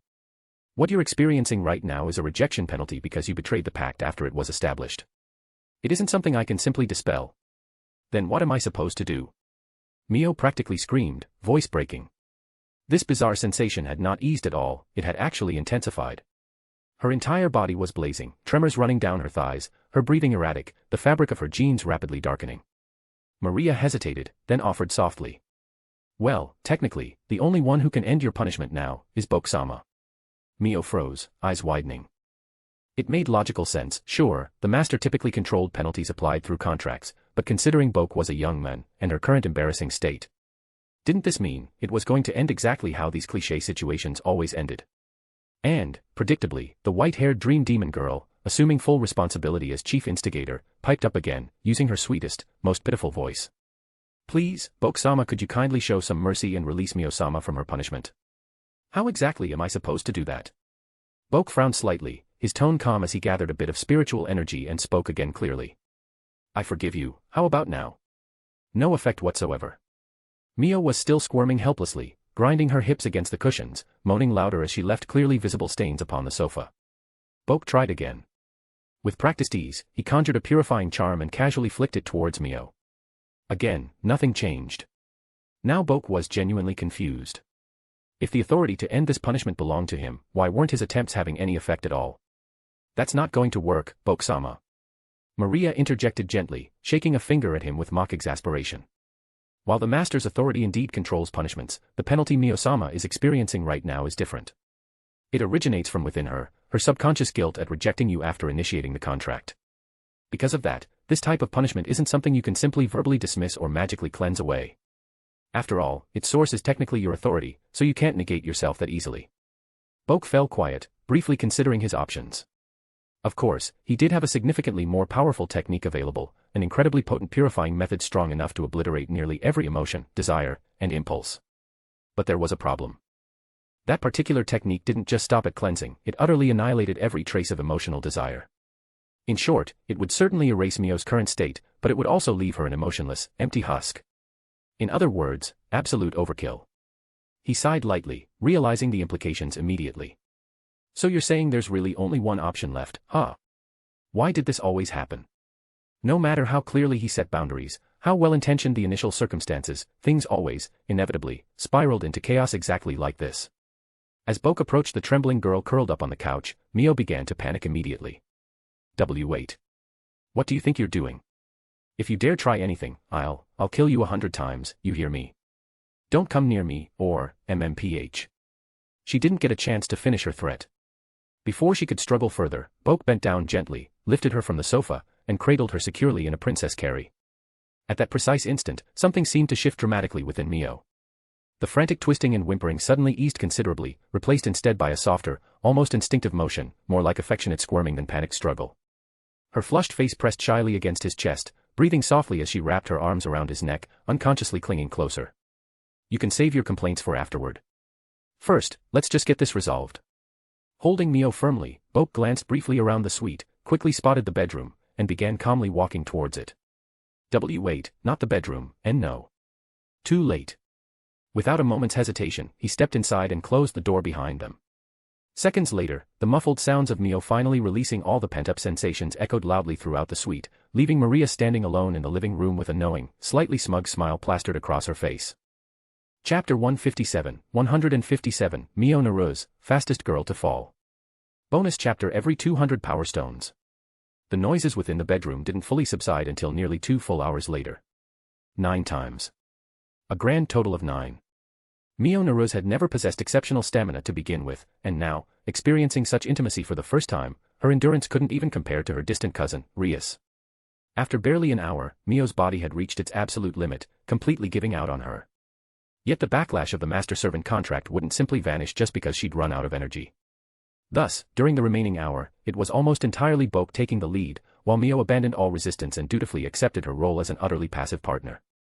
When the marathon finally ended, practically every surface in the luxurious bedroom bore traces of their intense session. As for Mio herself, she had melted completely, drained to the point where even keeping her eyes open seemed impossible. Now she lay collapsed on the young man's chest, feeling as limp and pliable as a rag doll. At this point, she'd done every imaginable thing, and even some unimaginable ones. After experiencing that unstoppable tidal wave, merely lying against his chest didn't seem like much at all. Strangely enough, despite having had her body thoroughly conquered, Mio couldn't summon any resentment or anger. In fact, it felt as if all her emotions had emptied out, leaving nothing but a calm sense of safety and relaxation. Leaning against Boke's chest like this just felt right. You holding up okay? Boke adjusted himself, shifting backward slightly on the bed, allowing his back to rest against the ergonomically designed headboard. This way, the exhausted, red-haired girl could comfortably rest against him. Mio managed a barely audible murmur. Currently, she didn't have the strength for much conversation. If it weren't for the slight sensation of Boke still gently pressing against her most sensitive entrance, she might have drifted into unconsciousness right there. Let's get you cleaned up first, then. As Boke spoke, he placed one hand gently supporting her back and hooked his other arm beneath her knees, lifting her up in a loose bridal carry position. But as he stood and shifted his position, the third of 3 distinct points of contact between their bodies caused Mio to emit another vague, muffled gasp. The first 2 were obviously the hand on her back and the other beneath her legs, so where was the third? It felt as if a tightly shut door had been nudged open just slightly once more. But Boke didn't dwell on it. He calmly carried her off the bed and toward the suite's connected bathroom, the bedroom door remaining closed behind them. A moment later, with the faint, relaxing sound of warm water running softly echoing behind the bathroom door, Boke sat on a convenient built-in shower bench, holding Mio securely on his lap. This high-class hotel suite naturally came with luxuries beyond the ordinary guest rooms. Along with the usual bathtub and shower setup, there was even a seated shower area, complete with mirrors and specially designed seating, reminiscent of upscale bathhouses. Supporting Mio carefully with one hand, Boke used the detachable shower head in his other hand, gently rinsing warm water over her skin. As the soothing warmth flowed across her body, washing away the exhaustion and bringing back some clarity, Mio gradually managed to open her eyes again. Almost simultaneously, Boke's quiet voice reached her ears. That Maria girl, she seems to know a lot more about the demon world than you. Yeah. Mio softly placed her cheek against his shoulder, closing her eyes again as she whispered a reply. Maria's different from me. I've never actually lived in the demon world, but Maria spent a long time there, so naturally she knows a lot more about the demon realm, and magic, than I do. Then you two aren't really related, are you? Boke remarked bluntly. No, we are sisters. Real half-sisters, Mio murmured softly, gently rubbing her nose against his shoulder as if shaking her head. We both share the same father, Wilbert, the former demon lord. But, only I inherited Wilbert's power. Maria inherited the abilities of her mother, a succubus. But do you really believe she sees you as her sister? Boke interjected, rather abruptly. What exactly are you implying? Caught off guard, Mio instinctively opened her eyes again, puzzled. Continuing to gently wash Mio's body, Boke explained calmly. Earlier at the apartment, I offered you both a chance to seek protection under the Gremory family in the demon world. You clearly refused. But when Maria insisted on you signing a master-servant contract with me, she used the reason of buying as much time as possible to live safely in the human world. At first glance, that reason sounds convincing enough. But if you really think about it, was your reason for not wanting to go to the demon world really just because you liked your human life that much? Mio paused, stunned into silence. Before now, she'd felt nothing suspicious about it. In fact, she'd even felt grateful to Maria for offering that option. But now that Boke had pointed it out directly, she noticed how unnatural that reasoning actually was. Indeed, while she did have some resistance to living in the demon world under someone else's care, that hardly summed up her entire hesitation. It was, at best, only the smallest of many reasons. In reality, what Mio truly desired was simply a safe and free life, one without constantly being hunted, without being coveted for the incredible power she inherited. Now that she considered it carefully, whether she lived in the demon world or the human world didn't seem quite as crucial after all. And the only reason she'd made such an incorrect decision earlier was that Maria had subtly manipulated her judgment using her succubus mind-influencing power. I'm not sure yet about her true intentions, Boke whispered gently into Mio's ear, his voice careful and low. But here's what matters right now, the mental suggestion Maria gave you has already been cleared. So, I'll ask you one more time. Are you willing to go to the demon world? Mio hesitated again, uncertainty clear in her voice. Maybe I wasn't completely clear. It'll just be temporary, Boke added lightly. Only about 2 months during summer break. Because once that's over, Rias and the others will be returning to live here in the human world. You'll be together with them every day, going to school here, just spending holidays and vacations back in the demon world. Together, every day. Mio repeated softly, seemingly stunned. Yeah. Basically something like that, Boke shrugged slightly. After everything we've done today, there's no way I could justify backing out or avoiding responsibility anymore, could I? Why, you're probably right. Mio stammered, suddenly flushing scarlet again. At the mention of responsibility, she instantly became bashful, hurriedly burying her face against his shoulder once more, her voice faltering shyly. But if you dare go back on your word later. I swear. I'll definitely kill you 100 times. Her threat lacked any real bite, filled instead with unmistakable shy sweetness. Chapter 158, 158, The Succubus Girl Opens Her Heart. Bonus chapter every 200 Power Stones. After settling Mio Naru's down, Bokue Keikain stepped out of the bedroom into the living room. Under the warm, gentle glow of the lights, a certain silver-haired succubus girl with bob-cut hair was sitting primly on the sofa, a playful smile on her lips. For some reason, there was even a portable camera placed on the coffee table in front of her. Seeing Boke emerge from the bedroom, Maria Naruz waved cheerfully. Still such a shame, though. I'd originally planned to capture Mio-sama's precious first time on film to keep as a memento. Unfortunately, Boke-san locked the door so tightly that no matter how hard I tried, I couldn't get inside. In the end, I could only record a bit of audio through the door. You really aren't afraid of Mio twisting your head off your shoulders, huh? Boke had zero interest in letting her continue with her nonsense. He sat down across from her on the opposite sofa, cutting her off bluntly. Maria froze briefly. Twisting my head off. Wait. You're joking, right? Mio-sama wouldn't actually do something so violent just because I tried to preserve her precious first wah. Before she could even finish her sentence, Boke shot off the couch like lightning, grabbing Maria by her collar. With effortless ease, he lifted the petite succubus off the sofa, swiftly pinning her down beside him. The sudden motion left Maria too stunned to react, and before she could gather her bearings, she found herself lying helplessly beneath him on the sofa, staring up into the bright ceiling lights and Boke's impassive face hovering above her.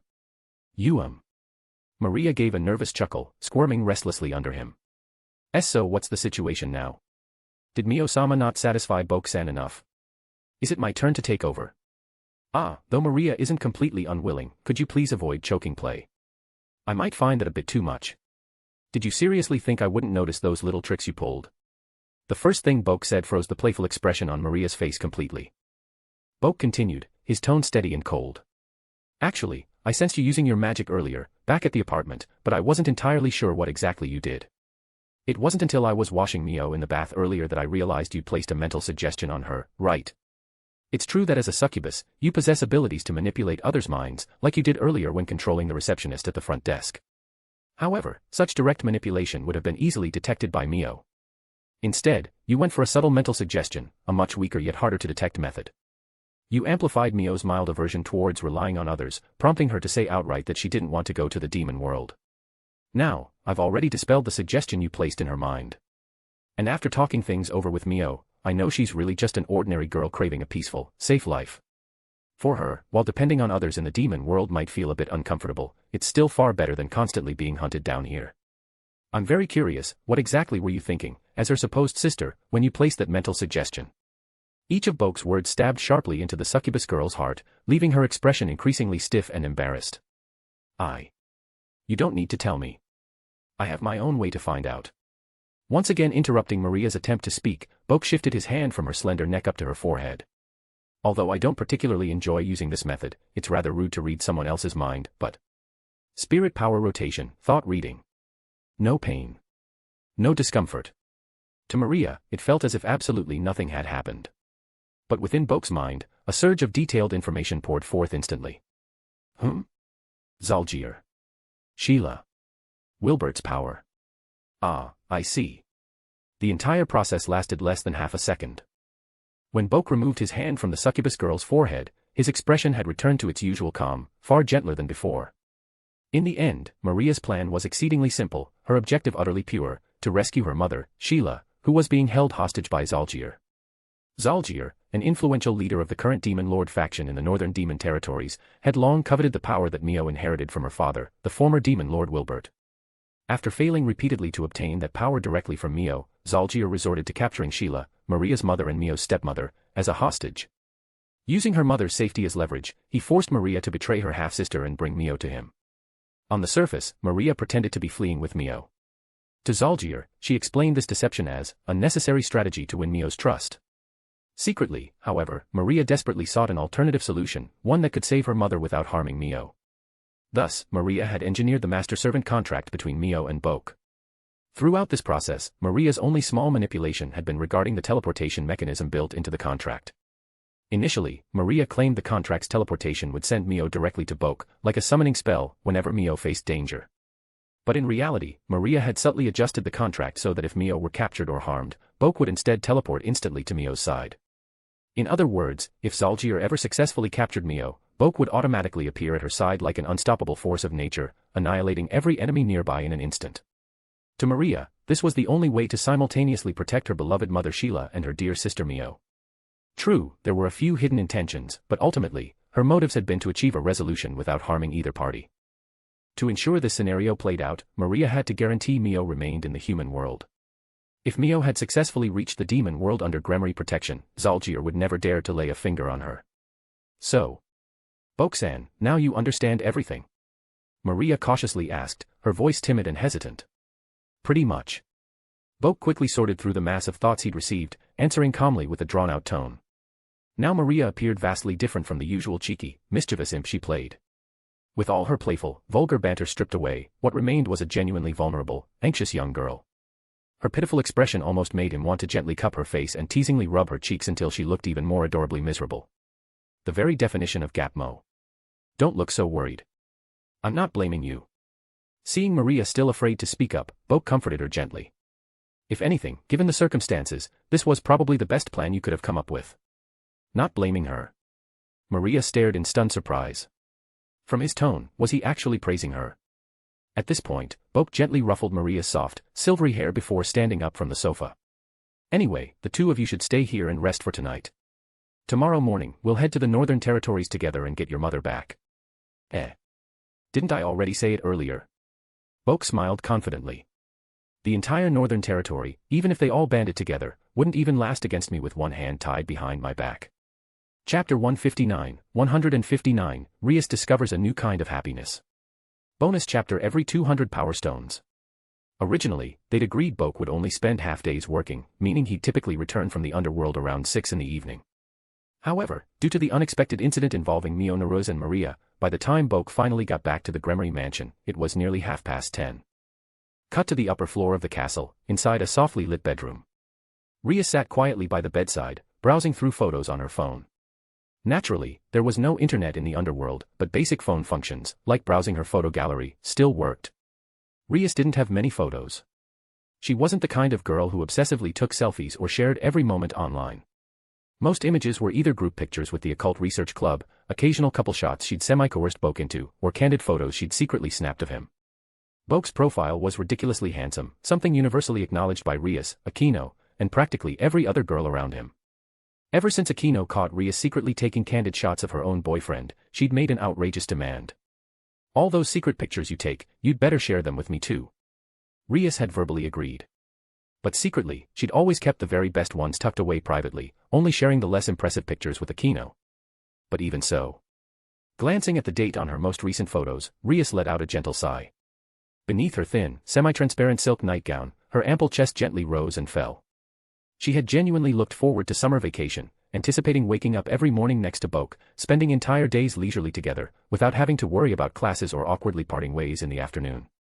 Yet now, several days into their break, she'd actually spent far less time with Boke than she had during a typical school week. Even her phone's photo album hadn't been updated in days.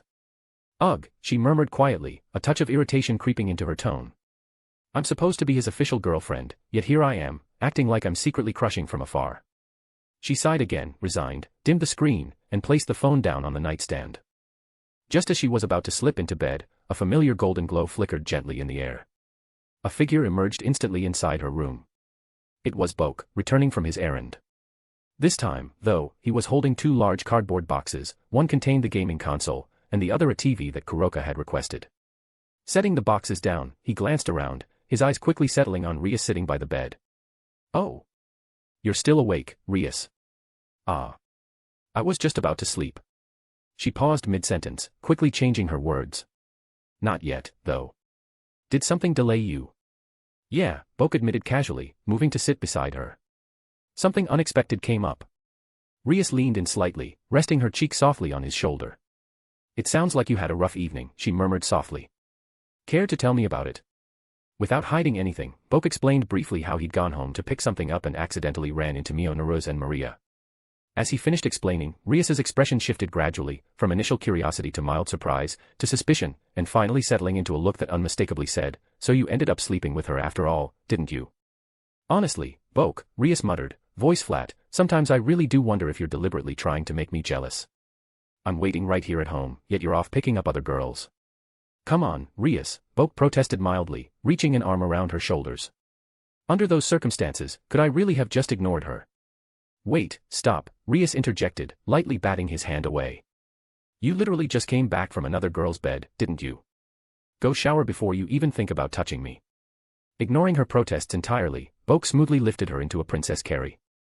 As Rias let out a startled yelp, he rose swiftly from the bed. "I know," Boke said teasingly. "That's exactly why I'm headed to the bath, right now."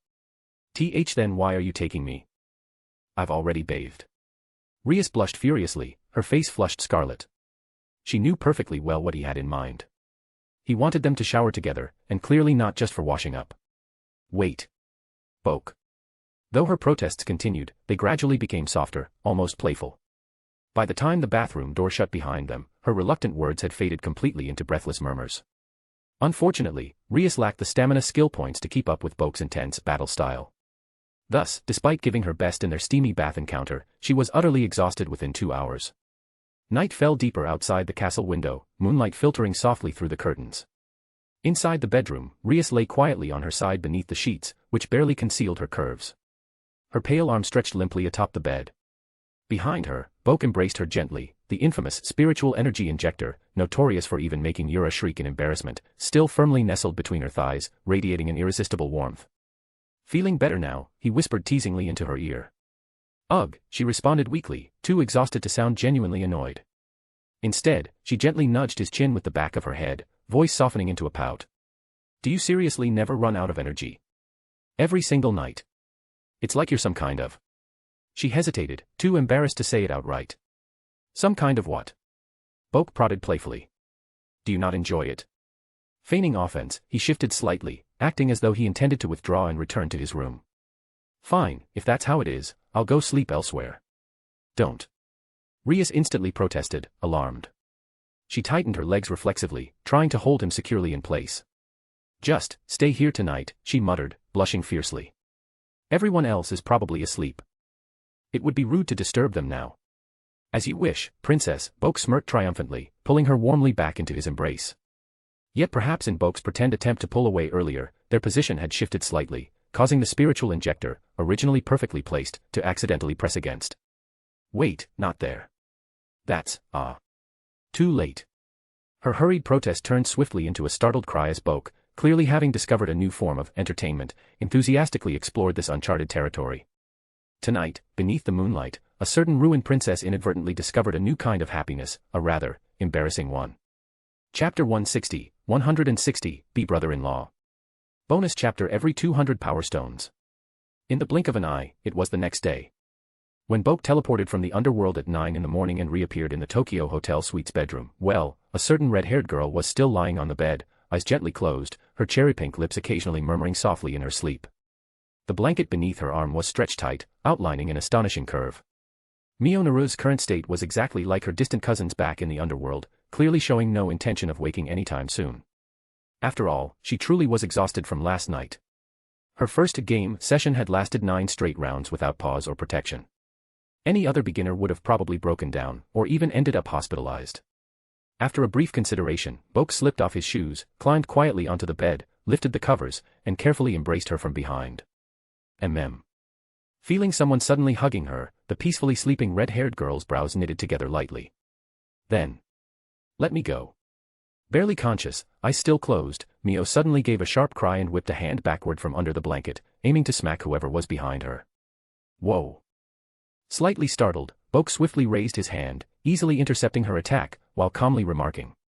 Whoa, friendly fire. Relax, Mio, it's just me. Upon hearing the familiar voice, Mio slowly stirred awake, struggling through her lingering drowsiness to glance backward, and instantly froze. I am so sorry. I thought. Sorry. No worries, Boke reassured gently, releasing her slender wrist and tucking it back comfortably under the covers. You didn't actually hit me anyway. Are you always this jumpy? Not exactly jumpy. Mio murmured, cheeks reddening from embarrassment. It's just. Maria sometimes likes to prank me like this in the mornings, sneaking under the covers, tickling me awake. I'm sort of used to it by now. But you felt much larger than Maria, so my mind instantly jumped to the worst-case scenario, that the northern faction had finally caught me. Boke thoughtfully dragged out his hum. Anyway, I'm really sorry. It was my mistake, okay. Mio finally burst out in embarrassment, her face burning hot. Then she lowered her voice shyly, muttering. Also. Good morning, But when it came to actually saying his name, she suddenly hesitated. Truthfully, the two of them weren't exactly familiar. It hadn't even been 15 hours since they'd met, yet they'd done absolutely everything possible, and even plenty they probably shouldn't have. Despite that, their relationship remained somewhat ambiguous. Calling him Keikain felt far too distant and overly formal, yet calling him Boke seemed way too familiar, overly intimate, and downright strange. How about brother-in-law? Boke proposed thoughtfully, noticing her inner struggle. Strictly speaking, Rias was indeed Mio's distant cousin, making Boke her official brother-in-law. Besides, they'd soon travel to the underworld, formally accept protection from the Gremory household, and Mio would inevitably have to acknowledge her lineage properly. Eventually, she'd start calling Rias sister anyway. Becoming comfortable with it now wasn't strange at all. Be brother-in-law. Without overthinking, Mio quietly tried saying it once. See. Isn't that much better? Boke smiled gently. Mio murmured softly, cheeks blushing lightly as she nodded slightly. But suddenly, a realization flashed through her mind, causing her breath to hitch. Hold on, wait. Actually, wouldn't calling him brother-in-law be even worse? Considering their current relationship, she couldn't possibly call him brother-in-law innocently during the day and then start gasping brother-in-law. Brother-in-law, passionately at night, right? Wouldn't that seem even more scandalous? The red-haired girl opened her mouth, about to speak. Just then. Without any warning, the bedroom door swung wide open, and a certain mischievous silver-haired succubus, still dressed in her thin silk nightgown, stood grinning at the entrance, proudly holding up a portable video camera, loudly announcing herself. Good morning, Mio-sama. Good morning, Boke-san. Oh my, I've captured quite the lovely shot. Already snuggling together so early in the morning. Perhaps you're planning another round of passionate activities. And Maria, you. Already flustered beyond belief, Mio instantly sat bolt upright. But a sudden ache shot through her lower abdomen, cutting off her words as she winced sharply. No matter how resilient devils might be, the Gremory bloodline wasn't exactly known for being physically tough. 9 consecutive sessions on her first night was indeed overdoing things. Don't move so quickly, let me handle it. Boke gently pulled her into his embrace, softly pressing his palm, now glowing gently with spiritual energy, against her lower abdomen. Cellular reconstruction. Within moments, the dull ache faded completely. Mio's expression quickly eased into relief. There. Better now. Mio nodded softly, cheeks reddening again. Thank you. Brother-in-law. Oh. Oh ho ho ho. Hearing the word brother-in-law, Maria, still holding her camera, excitedly bounced around by the door, acting like an overly enthusiastic paparazzi photographer who just captured a priceless scoop. Calling him brother-in-law now, huh? Could it be that Mio-sama is finally venturing into those forbidden kinks? Oh my, this is simply too exciting, I couldn't even sleep properly from the anticipation. Seeing the silver-haired succubus not only refuse to stop but become even more brazen, Mio, now completely healed, leapt swiftly from the bed and lunged furiously toward the door. But Maria was one step faster, letting out a playful cry, she quickly darted away. Don't be angry, Mio-sama.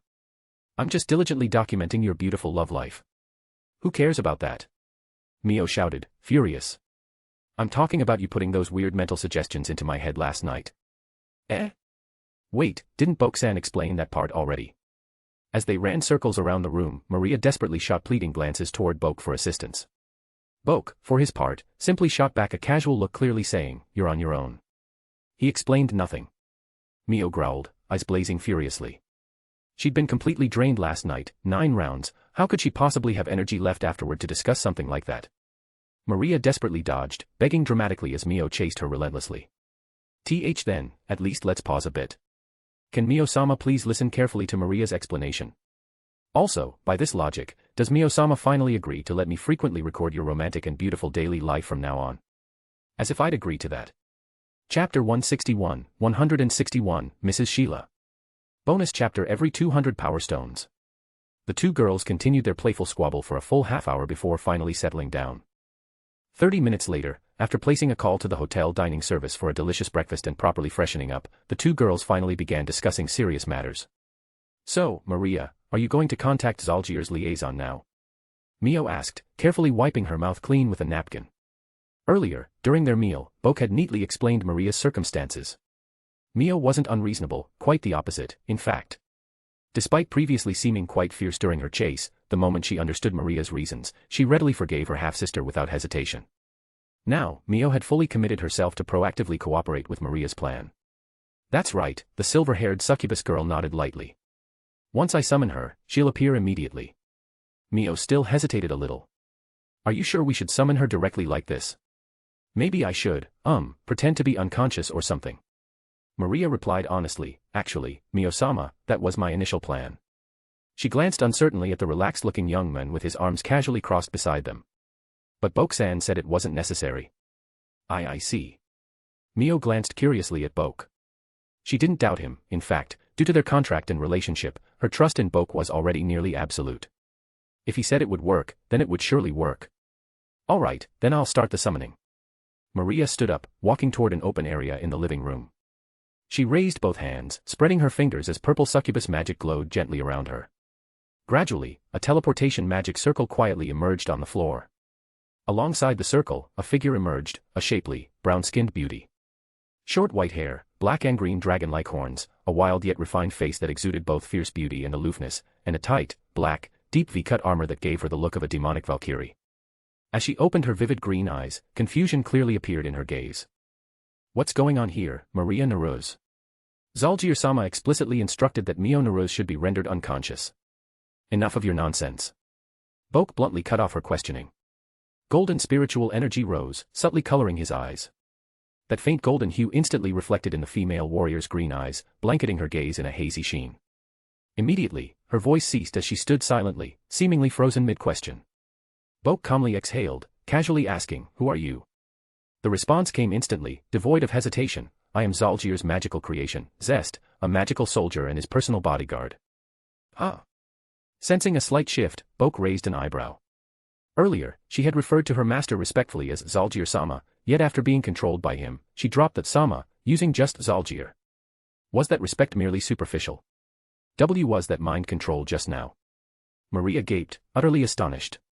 Could it be, Boke-san, are you secretly a fellow succubus, one of my kind? Dream on, Boke lightly flicked Maria's forehead in gentle admonishment. I'm 100% human. Consider this skill just a byproduct of my power. I'm actually not that good at it, so it only works easily on much weaker opponents. Against someone like Zest, it worked effortlessly. Against Valley and Juggernaut Drive, it might just momentarily stun him. And against someone of Surzek's caliber, it probably wouldn't even register. I see. Maria paused briefly before hesitantly asking Zest, then, what's my mother's current condition? Zest answered mechanically, Miss Sheila is currently held captive within Zalgier's secret base. She's unharmed and safe. This morning she had mushroom cream soup for breakfast, accompanied by an underworld fish sandwich and... That's enough detail. Maria's expression twisted awkwardly. Really, it was absurd. Somehow her mother never seemed worried about her own safety. Despite being a captive, Sheila always managed to eat well and sleep soundly. And here Maria had been worrying to the point of sprouting white hairs. Oh wait, she already had white hair. Well, never mind then. Anyway, let's go rescue Maria's mother first, Mio urged anxiously. Agreed, Boke nodded firmly, turning to Zest. Take us directly to Sheila. Yes, sir. Without any hesitation, the controlled Zest raised a hand, conjuring a teleportation circle. As magic flashed and faded, their surroundings swiftly changed. Stone walls, dim lighting, and a giant birdcage came into view. Boke and the others had arrived within what appeared to be a spacious castle-like secret chamber. Despite the chamber's size, most space was dominated by a massive birdcage, similar to the cage that imprisoned Asuna atop the World Tree in Sword Art Online. At its center, calmly sitting upon the floor, was a young succubus woman nearly identical in appearance to Maria. Indeed, the resemblance was uncanny, the only real difference being that Sheila's horns were slightly longer. Mother. The moment Maria spotted her, she couldn't restrain herself, impulsively rushing forward. But Zest swiftly reached out from behind, firmly grabbing Maria's arm, stopping her. Don't. This cage is Zalgier's special creation, Zest explained monotonously, still fully under Boke's control. If external force attempts entry or if the captive tries to break free from inside, the mechanism above will instantly activate, firing countless rays downward and slicing the occupant into thousands of pieces. Then what should we do? Maria froze, eyes widening in despair. After yearning so desperately, her mother was finally right before her, but she still couldn't rescue her. If so, what was even the point of their coming here? Inside the cage, Sheila sensed the commotion. Curious, she stood gracefully and approached the bars, peering outward with mild surprise. Zest. Maria. Why are you both here? And. Her eyes slid past Mio, settling curiously on Boke. Oh my, what a handsome young man. Could you perhaps be my darling Maria's boyfriend? We can talk about that later. Boke calmly stepped forward, raising his hand, golden energy surging smoothly to his fingertips. For now, let's just get you out of there. Yet, before he could finish, a second teleportation circle abruptly lit up in the secret chamber, accompanied by the sudden arrival of a tall, bald, hideously aged figure. The old figure sneered coldly. Good thing I sensed something was amiss and came to check personally. What exactly are you up to, Zest? Chapter 162, Instant Kill. Bonus chapter every 200 Power Stones. Fate truly had a twisted sense of humor. No sooner had they stepped foot in here to rescue someone than the primary villain himself appeared. Thinking about it logically, although they'd used Zest as a shortcut to instantly reach Maria's mother's location, this place was undoubtedly within the secret stronghold of Zalgier, a prominent figure among the North region's current Demon Lord faction. Being a secret hideout naturally meant it concealed secrets Zalgier wished to keep hidden, even from his own faction, perhaps even from the Demon Lord Leahard himself. Given such significance, it was only reasonable Zalgier had unconventional methods to be constantly aware of any changes occurring within his base. Even something as trivial as a cockroach crawling through a drainpipe wouldn't go unnoticed. Let alone a group of living intruders.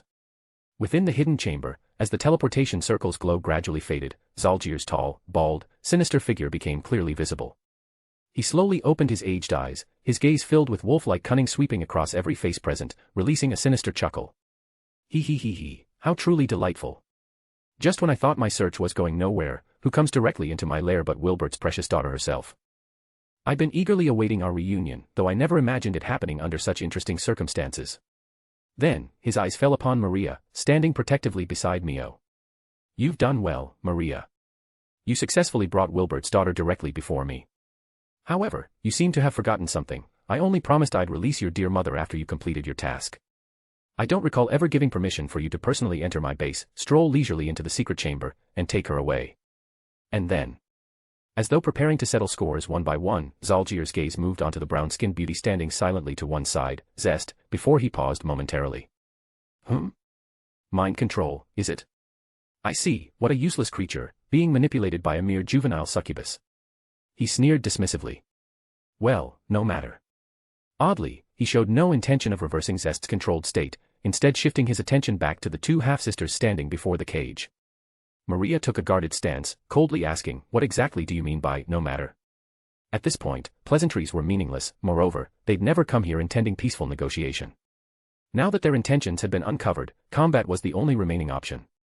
Exactly what it sounds like, literally, Zalgir sneered, unconcerned. Zest is merely my magical creation, but perhaps my technique was still immature when I crafted her. For my creation to be so easily controlled by a minor succubus is laughable. But once I've claimed Wilbert's power for myself, I'll create a far superior and more reliable model. As for her, she can just be considered another minor failure on my path to perfection. Finish talking now. Yet, just as Zalgir stood there smugly contemplating his grand plans, an unexpected voice casually interrupted from directly behind him. It was Bokue Keikain. At some unknown moment, he'd silently appeared behind Zalgir without anyone, not even Mio or Maria who stood watching, realizing when he'd moved. The youth raised one arm high, fingers unusually splayed wide, poised casually like swatting a mosquito. Time for you to die. Boom.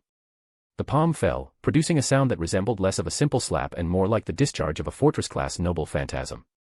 A straight, massive pillar of golden energy surged outward, blasting effortlessly through 7 layers of solid stone walls, soaring straight through the northern castle's interior and piercing into the distant sky above. Warm morning sunlight instantly streamed in through the large gaping hole in the wall, illuminating the previously dim chamber. And Zalgir, who just seconds before had been ranting proudly about his grand ambitions, had utterly vanished without a trace, vaporized instantly from existence, leaving no remains behind. Maria's mouth dropped open slightly, her purple eyes wide with shock. She'd known Boke was strong. After all, he'd effortlessly obliterated a pursuing squad she and Mio had barely managed to hold off with desperate effort, simply with one dismissive word. But wasn't this just too ridiculous?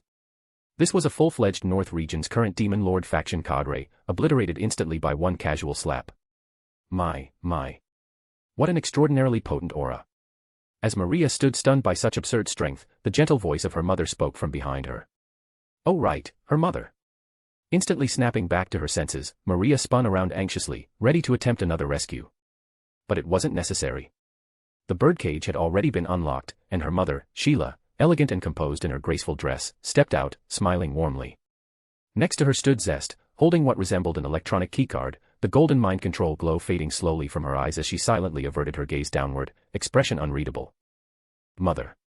Maria's voice shook emotionally as tears welled uncontrollably, immediately rushing forward to tightly embrace Sheila. You're safe. Thank goodness. Sheila smiled softly, gently embracing her daughter, who was barely 2 centimeters shorter, and tenderly stroked Maria's silver hair, comforting her gently. I'm fine, Maria. It's been far too long, hasn't it? You worked so hard to reach me. I'm proud of you. Seeing the emotional mother-daughter reunion likely about to extend indefinitely, Boke simply shrugged lightly. All right, you two keep hugging for now. I've still got a small matter to take care of. I'll be back in 3 minutes. With that, he vanished instantly. At that very moment, deep within the northern territories of the underworld, in a remote oasis amidst vast barren lands stood an immense Romanesque castle, home to the current Demon Lord faction's leader, the Demon Lord Leahard himself. Within the massive yet vacant throne room, a brown-skinned, purple-haired young man sat atop his throne, calmly reading through a progress report handed to him by his subordinates. But suddenly, a teleportation circle flashed brightly in midair, and a bloodied half-body dropped heavily onto the marble floor. El Leahard, Sama. Startled, the young Demon Lord looked up sharply. The sight immediately caused him to freeze, eyes widening in disbelief. The badly mutilated body belonged unmistakably to Zalgir. Zalgir. Leahard leaped up instantly, alarmed. Although he didn't particularly like or deeply trust this subordinate, Zalgir was still one of his followers. Instinctively, he prepared to step down from his throne to investigate further. But before he could, a flash of radiant gold appeared again within the throne room, and a third figure emerged. Bokue Keikain stood there calmly, casually placing a foot upon Zalgir's trembling, pleading head, nearly crushing his skull beneath his heel. He raised his gaze to meet the eyes of the young Demon Lord seated upon the throne above. You didn't really think he escaped here by accident because I made a mistake, did you? Chapter 163, he must die today. Bonus chapter every 200 power stones. Who are you? Though entirely unclear about the situation unfolding before him, Leahart quickly displayed the composure befitting a demon lord, calmly and steadily opening his mouth to speak. However, before Boke could even respond, Zalgier, whose head was currently pinned beneath Boke's foot, had already begun snarling through clenched teeth. Leahart-sama, this man is our enemy. He intruded into my base, nearly killed me, and has stolen Wilbert's daughter, the very girl I painstakingly captured intending to present to your majesty. Hearing this, Boke glanced downward, somewhat amused by this stubborn old fool. Well, he had to hand it to the guy, even with half his body gone, Zalgier's silver tongue was still in fine form. His strength might have been lacking, but his mouth was undeniably formidable. Even near death, he could still fling mud without breaking a sweat. Wilbert's daughter. Leahart echoed, a hint of confusion visibly crossing his features. Boke casually shrugged. Why does it feel like you, as the so-called demon lord, have no idea what your subordinates have been up to? Leahart faltered for just a brief moment but swiftly regained his dignified leader's demeanor. I don't know exactly what transpired between you, but first, remove your foot from Zalgier. He must receive medical treatment immediately. Is that so? Boke replied unhurriedly, voice steady and relaxed. So, you're asking me to forgive him after he tried abducting my little sister-in-law, used my other sister-in-law's mother as a hostage to force my sister-in-law into kidnapping my little sister-in-law to hand her over to him, and a whole series of other delightful deeds? Absolutely not. No discussion. He must die today. Boke's words left no room for argument. Leahart's expression instantly darkened. Deep purple magical energy, befitting a demon lord, surged around his body, and he extended his hand, summoning a massive, jet-black two-handed greatsword inscribed with glowing purple runes. I am unaware of those actions you're describing. Perhaps there is some misunderstanding. If you take a step back now, we can still sit down and talk. This was clearly meant as a final, generous offer. For Leahart, his status within the North was comparable to Surzek's within the underworld at large. To offer negotiation instead of instantly drawing weapons against someone who'd grievously harmed his subordinate was already his utmost show of tolerance and magnanimity. Yet, Boke laughed out loud, as though he'd heard the funniest joke in the world. Negotiate with me. With your strength, do you really think you're worthy? Boke quickly stopped laughing, ice cold. There's nothing left to discuss. Come at me. But if there's anything else you're curious about, you should ask this guy under my foot right now. Given his injuries, once I punch you dead, the aftermath alone might send him to the afterlife with you. Though, given how he'll likely insist everything he did was, for you, my lord, perhaps there's no point in asking at all. Since that's the case, let me just tell you where his secret base is located. I'm pretty sure you had no idea there was such a place in your precious North Territory, right? It's located precisely at. As Boke casually recited the exact coordinates, the young demon lord's eyes widened, pupils contracting sharply. That location, indeed, he'd had no idea. Looks like you're a demon lord who really doesn't know a thing about his own subordinates. Noting the subtle changes in Leahart's expression, Boke shook his head slightly. Well, it's understandable. You're just the ruler of this barren northern backwater. Honestly, you've done fairly well to reach this point. Anyway, that's enough chit-chat. With those words, Boke raised his foot, preparing to finish Zalgier off. Stop. Seeing his subordinate about to be killed before his very eyes, Leahart sprang forward instantly, swinging his massive greatsword downward with ferocious speed. Then. Clang. Just like Steppenwolf striking full force against Superman, Leahart's fierce-looking slash was effortlessly blocked by Boke, who merely reached out a single hand, calmly stopping it without even flinching. He wasn't even concerned about the razor-sharp edge cutting into his palm, grasping the blade firmly with his bare hand. Golden spiritual flames rose around his body, forming an invincible barrier, rendering the sword unable to penetrate even a millimeter into his skin. You. Leahart gasped, astonished. Granted, he hadn't unleashed his full strength, after all, Zalgier was gravely wounded just beneath Boke. If they both exploded with full power, Zalgier would undoubtedly be killed by mere collateral force, rendering his intervention pointless. Yet, even holding back, he'd still utilized at least 60% of his strength. To have his strike casually halted by the young man's bare hand. Moreover, from the unique aura he emitted, the young man wasn't a demon. Given this appearance, could he really be a human? While Leahart reeled in shock, Boke casually leaned closer, inspecting the sword with a critical eye. The sword is decent enough, but the person wielding it clearly lacks proper training.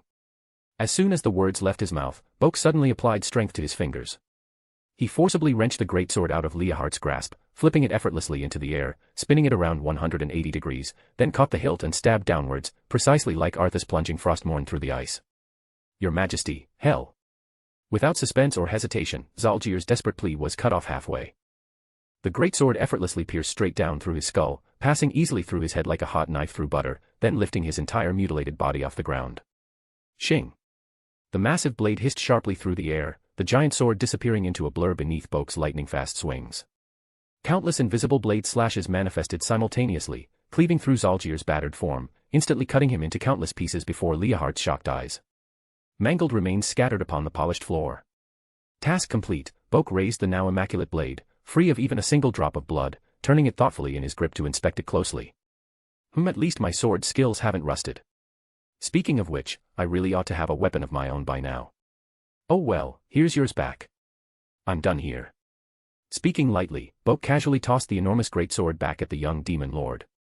It stabbed into the floor precisely before Leohardt's feet, sinking vertically about 30 centimeters deep. Golden light flashed once more, and Boke's figure vanished without a trace. Only after his departure did the demon guards finally rush into the throne room, weapons drawn. Your Majesty. Are you all right, Your Majesty? The scene shifted again. Boke returned to Zalgir's secret chamber less than 2 minutes after he'd initially left. Perhaps because there were others present, the emotional mother-daughter reunion between Sheila and Maria had concluded surprisingly quickly, despite what one might have expected to be an extended touching scene. The pair had already composed themselves, and Maria hurried over as soon as she saw Boke return. Everything's settled, Boke-san. Yeah, taken care of completely, Boke nodded. Next, let's head back to the human world. But he was about to say they could leave, but stopped when his gaze landed upon the brown-skinned demon woman standing quietly beside Sheila. Sheila, noticing his pause, explained gently with a small smile. Ah, we already discussed Zest's situation earlier. From now on, she'll serve as my attendant.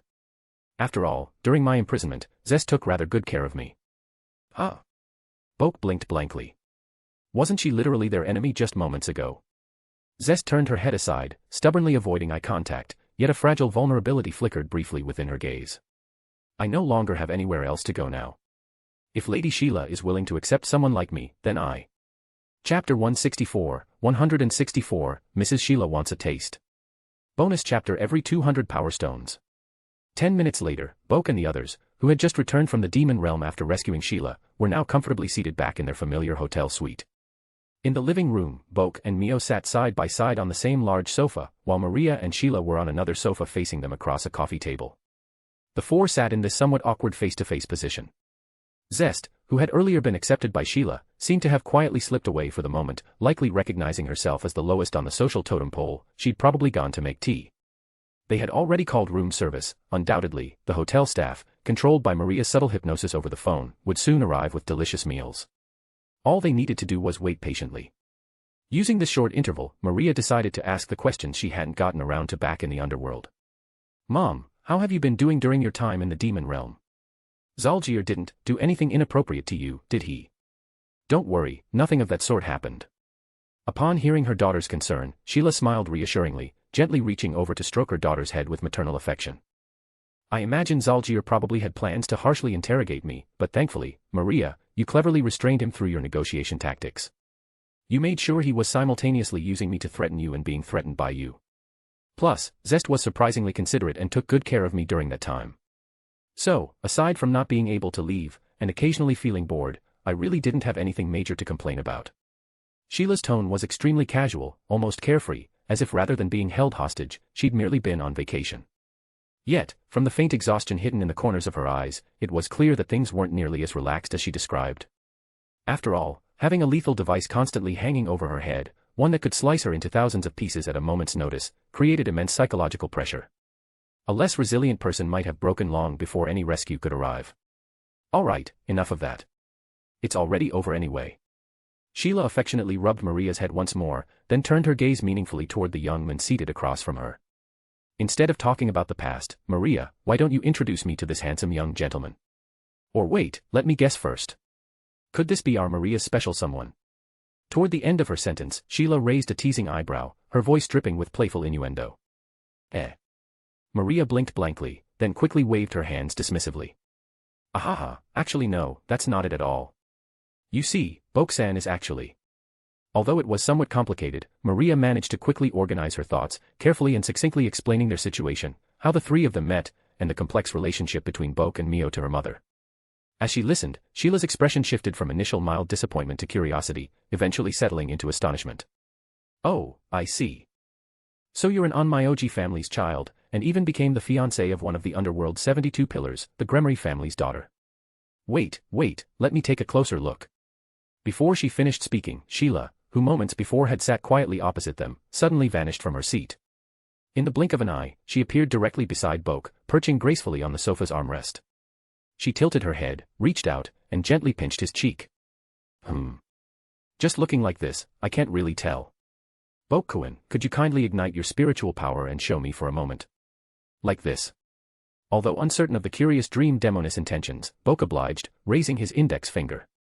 In an instant, shimmering golden spiritual flames erupted at his fingertip. Oh!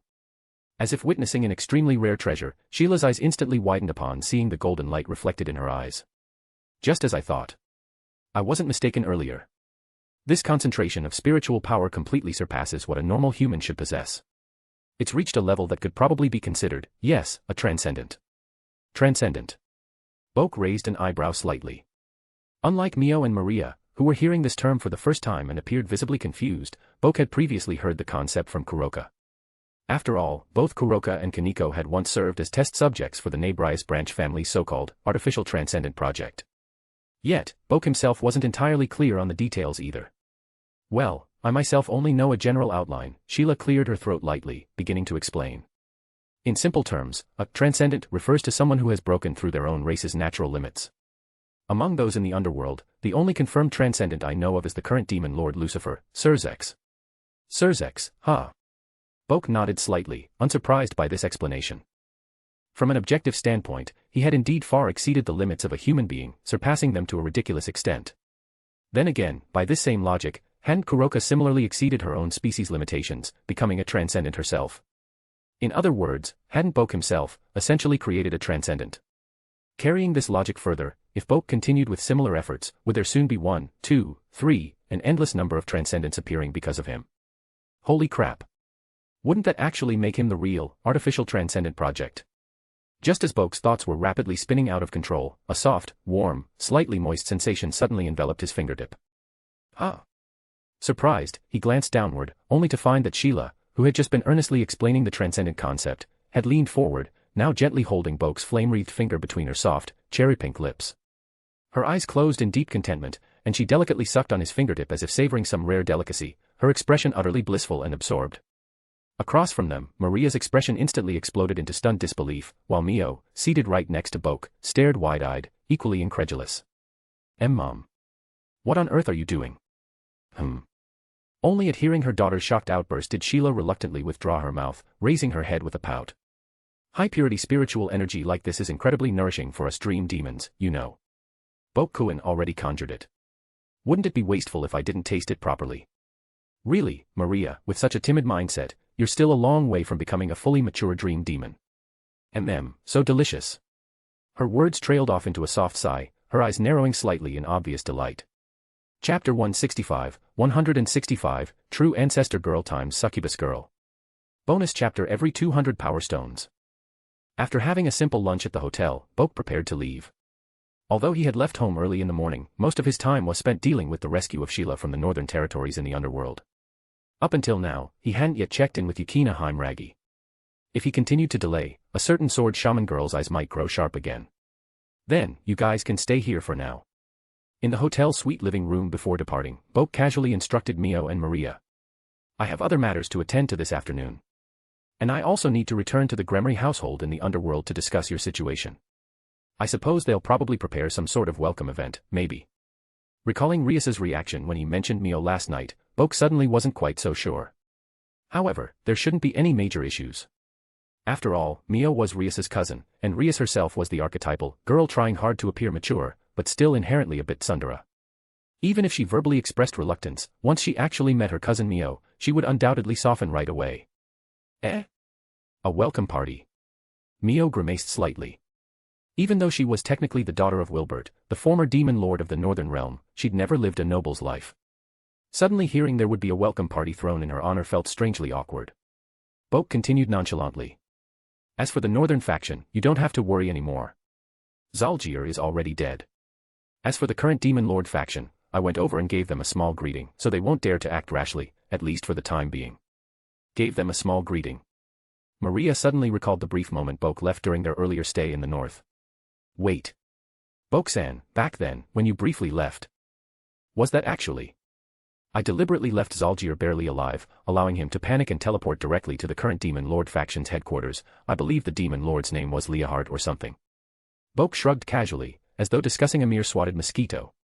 Then, right in front of that Demon Lord, I took his sword and executed his subordinate. Oh. Maria's mouth twitched slightly. Considering the earth-shattering impression left on her when Boke had obliterated Zalgier with a single slap, she could vividly imagine that scene. Seizing the enemy's sword and slaying their subordinate right in front of their leader, truly, only Boke-san could pull something like that off. Anyway, that's about it. If there's nothing else, I'll head out now. Before Boke could finish speaking, just as he was preparing to teleport away, a faint weight suddenly settled upon his shoulder, causing him to instinctively glance upward. Entering his field of vision was Sheila's petite and youthful face, so similar to her daughter Maria's. The succubus mother had materialized seemingly out of nowhere on Boke's shoulder, her elegant white stocking-clad legs gracefully crossed beneath her dress. With a teasing smile, she leaned down sideways, practically brushing her cheek against the top of Boke's head, whispering softly into his ear. Now, there's no need to rush off so quickly. Jumping straight into work right after eating isn't good for your health, you know. Besides, our adorable Maria is right here. Aren't you tempted to stay just a little longer? Mom. Hearing herself mentioned, the usually teasing Maria blushed instantly. Boke, however, didn't blush at all. Before Sheila could react further, he promptly reached upward, securely grasping her under each arm like holding a small pet, and gently lifted her off his shoulder. Oh. Suddenly feeling her bottom lifted into the air, Sheila blinked, momentarily confused, before gently landing back on the floor. Turning around, she was met with Boke's kind but firm gaze. Like I already said, I still have other business to take care of. Anyway, see you all later. With that, Boke's body was enveloped in radiant golden spiritual light once more. Since he needed to head to Itagami Island anyway, first he'd check in with Yukina as a sort of attendance check-in, and afterward, he'd stop by Asagai's place to check her progress. After all, he hadn't visited her yesterday, so he could also help her practice a little more. Great, that's decided then. Having finalized his afternoon schedule, Boke activated the teleportation technique with a swift rotation of spiritual power, and in the blink of an eye, he vanished from the room. Sheila quietly sighed in her heart, staring at the spot where Boke disappeared. Oh well, he was gone now. These two silly girls really knew nothing about competition. After all, Boke was the son-in-law of the Gremory household. Right now, while they had him alone in the human realm, was the best chance to win his favor. Once they moved to the underworld later on, they'd be surrounded by his actual family and countless charming, beautiful ladies. Where would these two silly girls find the opportunity to make their move then? They'd end up forever as distant cousins in name only, regretting missing this golden opportunity forever. As Sheila reflected quietly, she suddenly recalled the wonderful feeling she'd experienced when she gently sucked on Boke's finger earlier.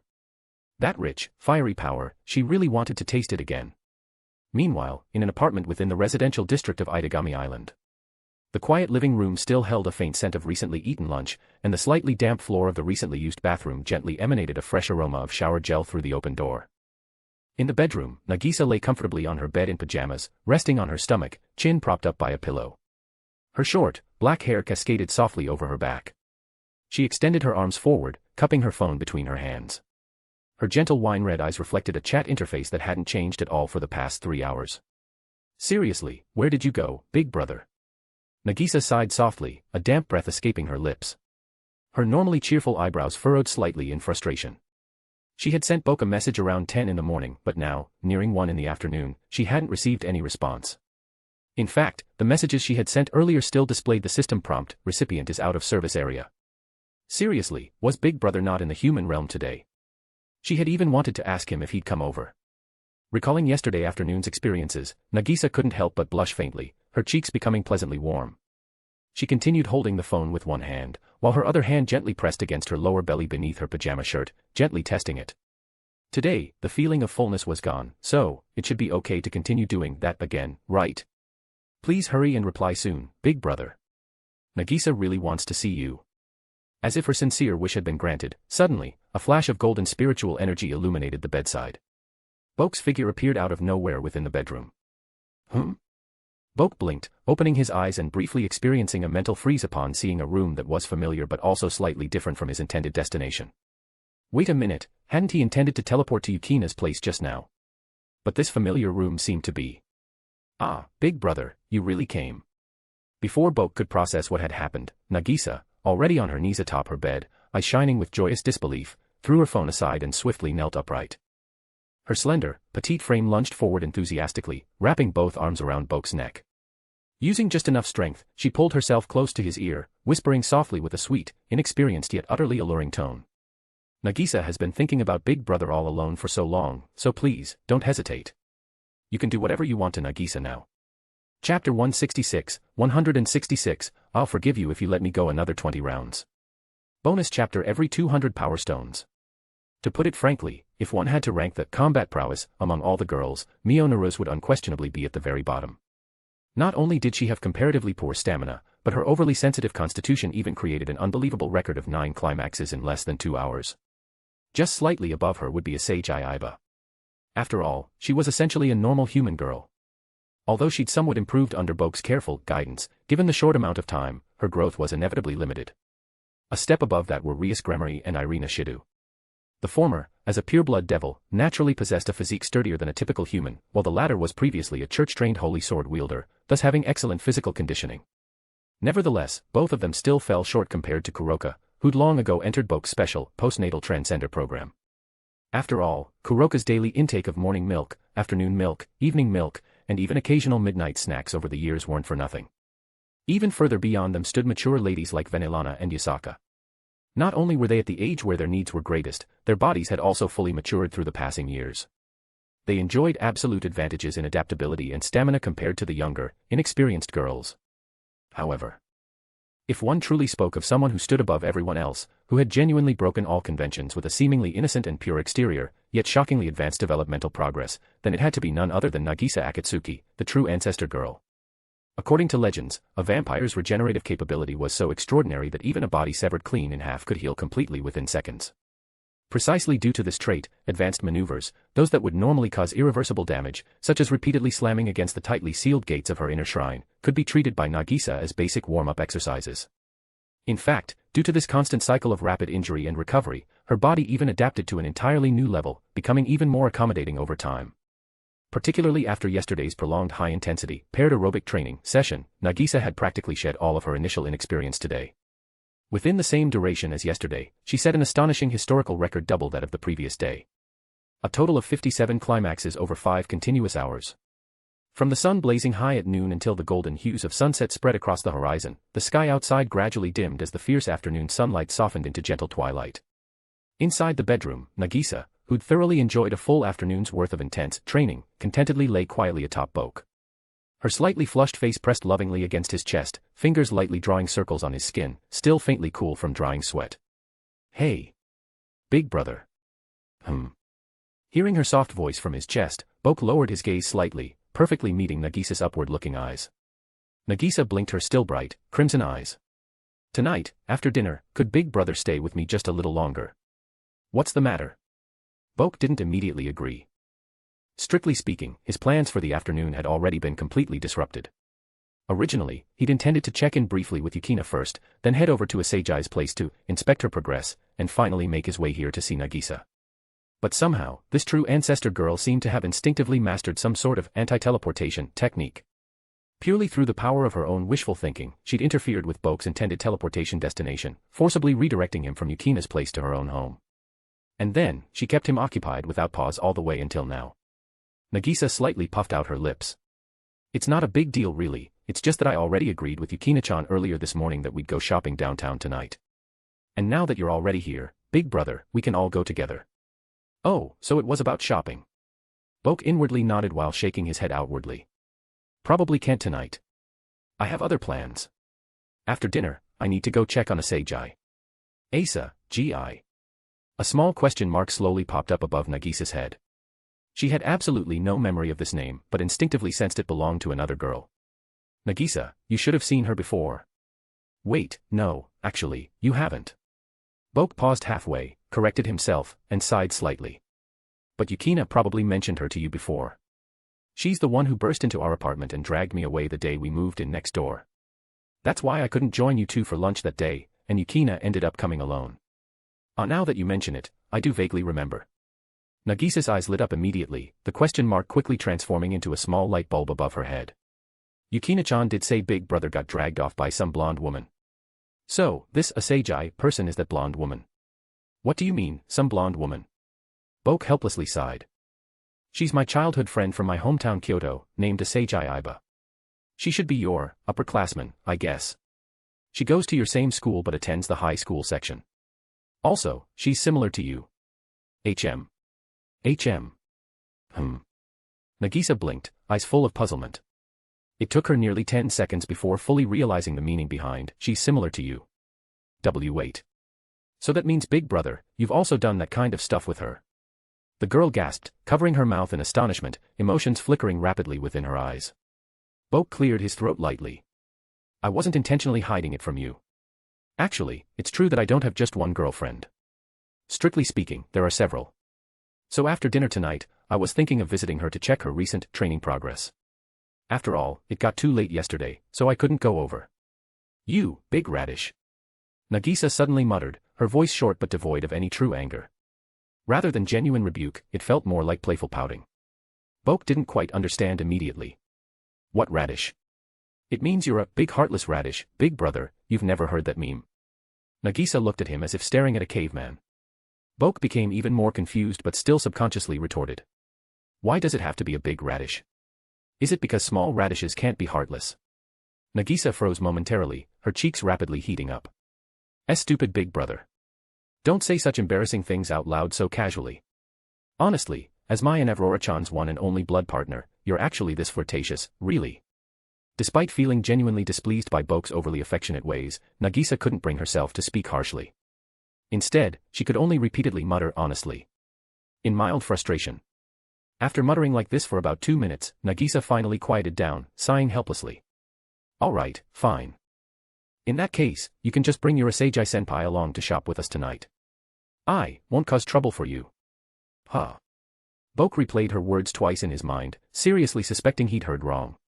Bring Asagai along to go shopping, and she wouldn't cause trouble. Wasn't this level of understanding way too excessive? Of course. Right as Boke debated whether to double-check what she'd meant, Nagisa, eyes glowing brighter with her vampiric desires, suddenly rose slightly and leaned close, lightly biting Boke's earlobe with her delicate fangs and whispering sweetly. I do have one tiny condition. Nagisa gently exhaled warm breath against his ear, murmuring alluringly. Let me go another 20 rounds, then I'll forgive you, Big Brother. Chapter 167, Nagisa's little belly feels full. Bonus chapter every 200 power stones. However, in the end, Nagisa wasn't able to reach her goal. It wasn't because of any other reason, it was simply because they ran out of time. Although theoretically, based on their average pace of 57 times in 5 hours, just 20 more rounds should have only taken about 2 hours at most. Starting at 5 p.m. would mean finishing by 7 p.m. But the actual situation was different. Considering they still needed to finish preparing dinner, eat, and then shower before leaving the house, and particularly since Boke couldn't move around while helping cook dinner, lest Nagisa get distracted and accidentally cut herself, the efficiency of these 2 hours wasn't nearly as high as the previous 5-hour marathon. Thus, when they'd just finished the 17th peek inside the bathroom, the doorbell suddenly rang from outside. I think I just heard something, Big Brother. Did you hear it too? Was it the doorbell? In the bathtub, Nagisa, who'd just descended from yet another peak, slowly calmed her breathing, uncertainly pricking up her ears to listen carefully. But that sound didn't come again. Boke, however, had heard it quite clearly. Although Nagisa had been quite loud earlier, hearing others shouting was quite different from hearing yourself shout, so he clearly distinguished the doorbell ringing amidst everything else. Yeah, it seemed so. What time did you and Yukina agree on? We decided to leave around 7 o'clock. Nagisa counted quickly on her fingers. They'd finished dinner around 6:30, and after spending so much additional time here in the bath, it was indeed almost 7 already. Oh no, Yukina-chan must have come because it's nearly time. What do we do? Realizing her close friend was waiting just outside the door while she herself was busy doing such things inside, Nagisa, who had never lived in a dormitory, suddenly felt the embarrassment of being asked by her bunkmate why the bed was creaking suspiciously late at night. Thankfully, she'd just finished a round and thus wasn't stuck in that frustrating situation of being halfway up the mountain and having to suddenly stop. But the main issue remained. Yukina was right outside, and they hadn't even finished washing up. Even after they got out, they would still need time to dry their hair and get dressed. Going out directly with wet hair would certainly be a dead giveaway. You stay here and finish bathing. I'll go open the door. Just as Nagisa was deep in her dilemma, Boke suddenly spoke, lifting her gently off himself and placing her carefully at the opposite end of the tub. Immediately after, he gripped both edges of the bathtub and rose from the water in one smooth motion. As soon as his feet left the water, golden spiritual flames ignited, instantly evaporating every droplet of water clinging to him, completely skipping the usual drying and hair drying process. In just a moment, Boke swiftly dressed himself with the clothes previously left near the sink, opened the bathroom door, and slipped out into the hallway. His actions were extremely swift and efficient, taking less than 10 seconds in total. By the time Nagisa came to her senses, she found herself alone in the bathroom. The vibrant crimson color gradually faded from her eyes, returning to their normal soft wine red shade. She glanced down quietly at the large bathtub beneath her, which was far too spacious for her petite body, her fingertips lightly skimming the rippling water. It's already getting a bit chilly. Big Brother's warmth really feels so much better, huh? Meanwhile, out in the living room, Boke quickly reached the front door. As he pressed the handle down and pulled it open, Yukina Himuragi's slightly hesitant figure appeared clearly in his sight. Realizing the door had opened, Yukina immediately raised her head, surprise evident in her eyes as they met Boke's gaze. Boke-senpai. Why, are you at Nagisa's home again? Is there a problem? Boke shrugged innocently. Wasn't it the same yesterday? You were sleeping next door at your own place, and I stayed over at Nagisa's. And aren't you supposed to be the observer for the fourth primogenitor? Should you really be asking me that? Yukina hesitated for a moment, clearly unsure how to respond. Right, where's Nagisa? We agreed to go shopping together tonight, and just now, when I rang the doorbell, I thought I heard her voice from inside. It seemed like she was shouting something. Oh, Nagisa's still taking a bath. Boke paused slightly. As for the shouting you heard earlier, it was probably just her singing loudly while bathing. Singing? Yukina blinked again, somewhat puzzled. She hadn't realized Nagisa had a habit of singing in the bath, but then again, everyone had their own quirks, didn't they? At that very moment, the bathroom door burst open, and Nagisa hurriedly stepped out, wearing clean clothes but with her hair still damp. A towel was casually draped around her neck as she quickly trotted toward the front door, waving energetically at them. Sorry. I was still in the bath, so I couldn't open the door right away, Yukina-chan. What were you two talking about just now? Oh, nothing much. Seeing her friend appear so hurriedly, Yukina offered a gentle, reassuring smile. Boke-senpai just opened the door for me and explained that the sounds I heard were just you singing in the bathroom. Singing. Nagisa froze slightly, her smile suddenly stiffening. She hadn't sung anything in the bathroom at all. If Yukina-chan had indeed heard something, that could only mean. Instantly, her heartbeat quickened, her face flushed bright red, and she gently balled up her small fist, softly pounding it against Boke's shoulder in embarrassment. Mao, Big Brother. You didn't have to tell Yukina-chan about that sort of thing. He could have just said Yukina-chan misheard it. What if Yukina-chan later realized the singing didn't sound right, thought about it carefully, and then discovered the truth? Big Brother, you mean it? Alright then, since you two are both ready to head out shopping, I won't tag along this time. See you later. With a faint snap of his fingers, Boke vanished on the spot before even finishing his sentence. Where are you going? Yukina's words abruptly trailed off into silence. Fortunately, Nagisa quickly filled in the pause. Big Brother said he had plans tonight to see Asagi-senpai. He'll probably also be heading downtown later. Maybe we'll even run into him there. Asagi. Ah, I see. In Yukina's mind instantly flashed the image of a certain blonde high school girl. So it was her. Yet she didn't notice Nagisa quietly placing a hand upon her belly, which seemed slightly swollen, ostensibly from eating too much at dinner. The true ancestor girl gently licked her lips, a charming smile completely out of character for her innocent demeanor quietly curving the corners of her mouth upwards. I suppose those missing 3 rounds, we'll just have to wait until next time. Chapter 168, Mom's already used to it. Bonus chapter every 200 power stones. Scene change. A luxurious penthouse apartment located in the northern district of Itagami Island city center. After finishing dinner at home, the blonde-haired girl returned to her bedroom and closed the curtains, removing the clothes she had worn during the day one by one. Under the room's warm, soft lighting, neatly folded pajamas lay placed at the edge of her bed. Although still a student, for Asagi Iba, summer vacation didn't exactly mean complete freedom. As a special-level programmer for the Itagami Management Corporation, she could handle most of her tasks at her home computer. Still, sometimes she needed to head out to the Keystone Gate for essential procedures.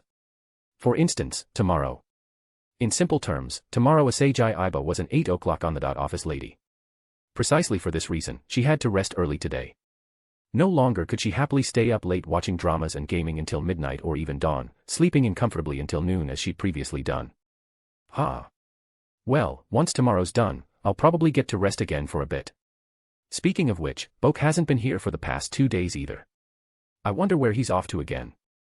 Casually throwing her white tailored shirt onto the chair in front of her desk, the golden-haired girl absent-mindedly muttered to herself. Her hands reached behind her back, fumbling with the clasp of her lingerie. But she stopped mid-motion and mid-sentence, pausing suddenly, raising her head 45 degrees to blankly stare up at her bedroom ceiling for 2 seconds. Immediately after, she shook her head decisively. Ah geez, why am I even thinking about that stuff? Who cares whether that guy shows up or not? I'm not a kid. Who's a kid? Without warning, an intimately familiar voice resonated behind her. Kaya. Caught completely off guard, like the jump scare from a horror movie, Asagi spun around a full 180 degrees, startled. At the exact same moment, the purple lace lingerie she just managed to unclasp lost its support and shot straight forward. Flipping gracefully in midair, each cup perfectly landing on the suddenly appeared young man's face, thoroughly blocking his entire field of vision. With his vision suddenly engulfed in purple fabric, Boke instinctively sniffed, a faint pleasant scent. However, just as he raised his hand to remove the lingerie from his face, a warm and soft embrace suddenly clung to him from the front. Immediately followed by the golden-haired girl's startled voice, her tone mixed with a blend of relief, joy, and lingering embarrassment. Baka Boke, what was that about? You suddenly appeared out of nowhere like some kind of ghost, you really scared me. Next time you come here, can't you give some advance warning or something? Advance warning. Boke said uncertainly, still holding the purple lace lingerie, arching an eyebrow. And how exactly should I do that? Like some angel descending, with golden rays filling the room first, and then a magic circle slowly appearing on your ceiling as I gently float down. Wouldn't that be way too much trouble? I didn't say you had to do that much. Asagi imagined such a ridiculous scene herself, feeling it would be way too absurd. Just don't suddenly materialize out of thin air. Maybe, like knock at the front door or something. Asagi. Is everything alright up there? Mom heard you shouting downstairs. Before she could finish speaking, a mature woman's voice drifted through from outside the bedroom door. In the next second, the bedroom door opened, and a middle-aged woman with facial features 70 to 80% similar to Asagi's peeked inside. Her gaze quickly fell upon Boke, and then her own daughter, who was currently clinging tightly onto him, completely topless. An awkward silence instantly filled the air. Both sides froze, exchanging stares for exactly 1 breath's time, before the middle-aged woman blinked once and then firmly gave a thumbs up. It's okay, you two. Keep going. With that, she swiftly withdrew and carefully closed the door behind her. Watching the bedroom door slowly shut again, Asagi's expression gradually transformed, initially attempting to explain, then hesitating, shifting to a complicated look, and ultimately giving up altogether. After all, her mom probably already knew everything. Especially after those 2 previous times when she'd inadvertently screamed so loudly, her mother must have long since pieced together the actual progress of their relationship. Probably, no point explaining anymore, huh? At that moment, from above her head came Boke's voice again. Your mom already left. You can probably let go now, right? No. A surprisingly firm refusal came from Asagi. Boke raised a questioning eyebrow. Why not? Why else? Asagi slightly puffed her cheeks, her face flushed. I was literally in the middle of changing when you appeared.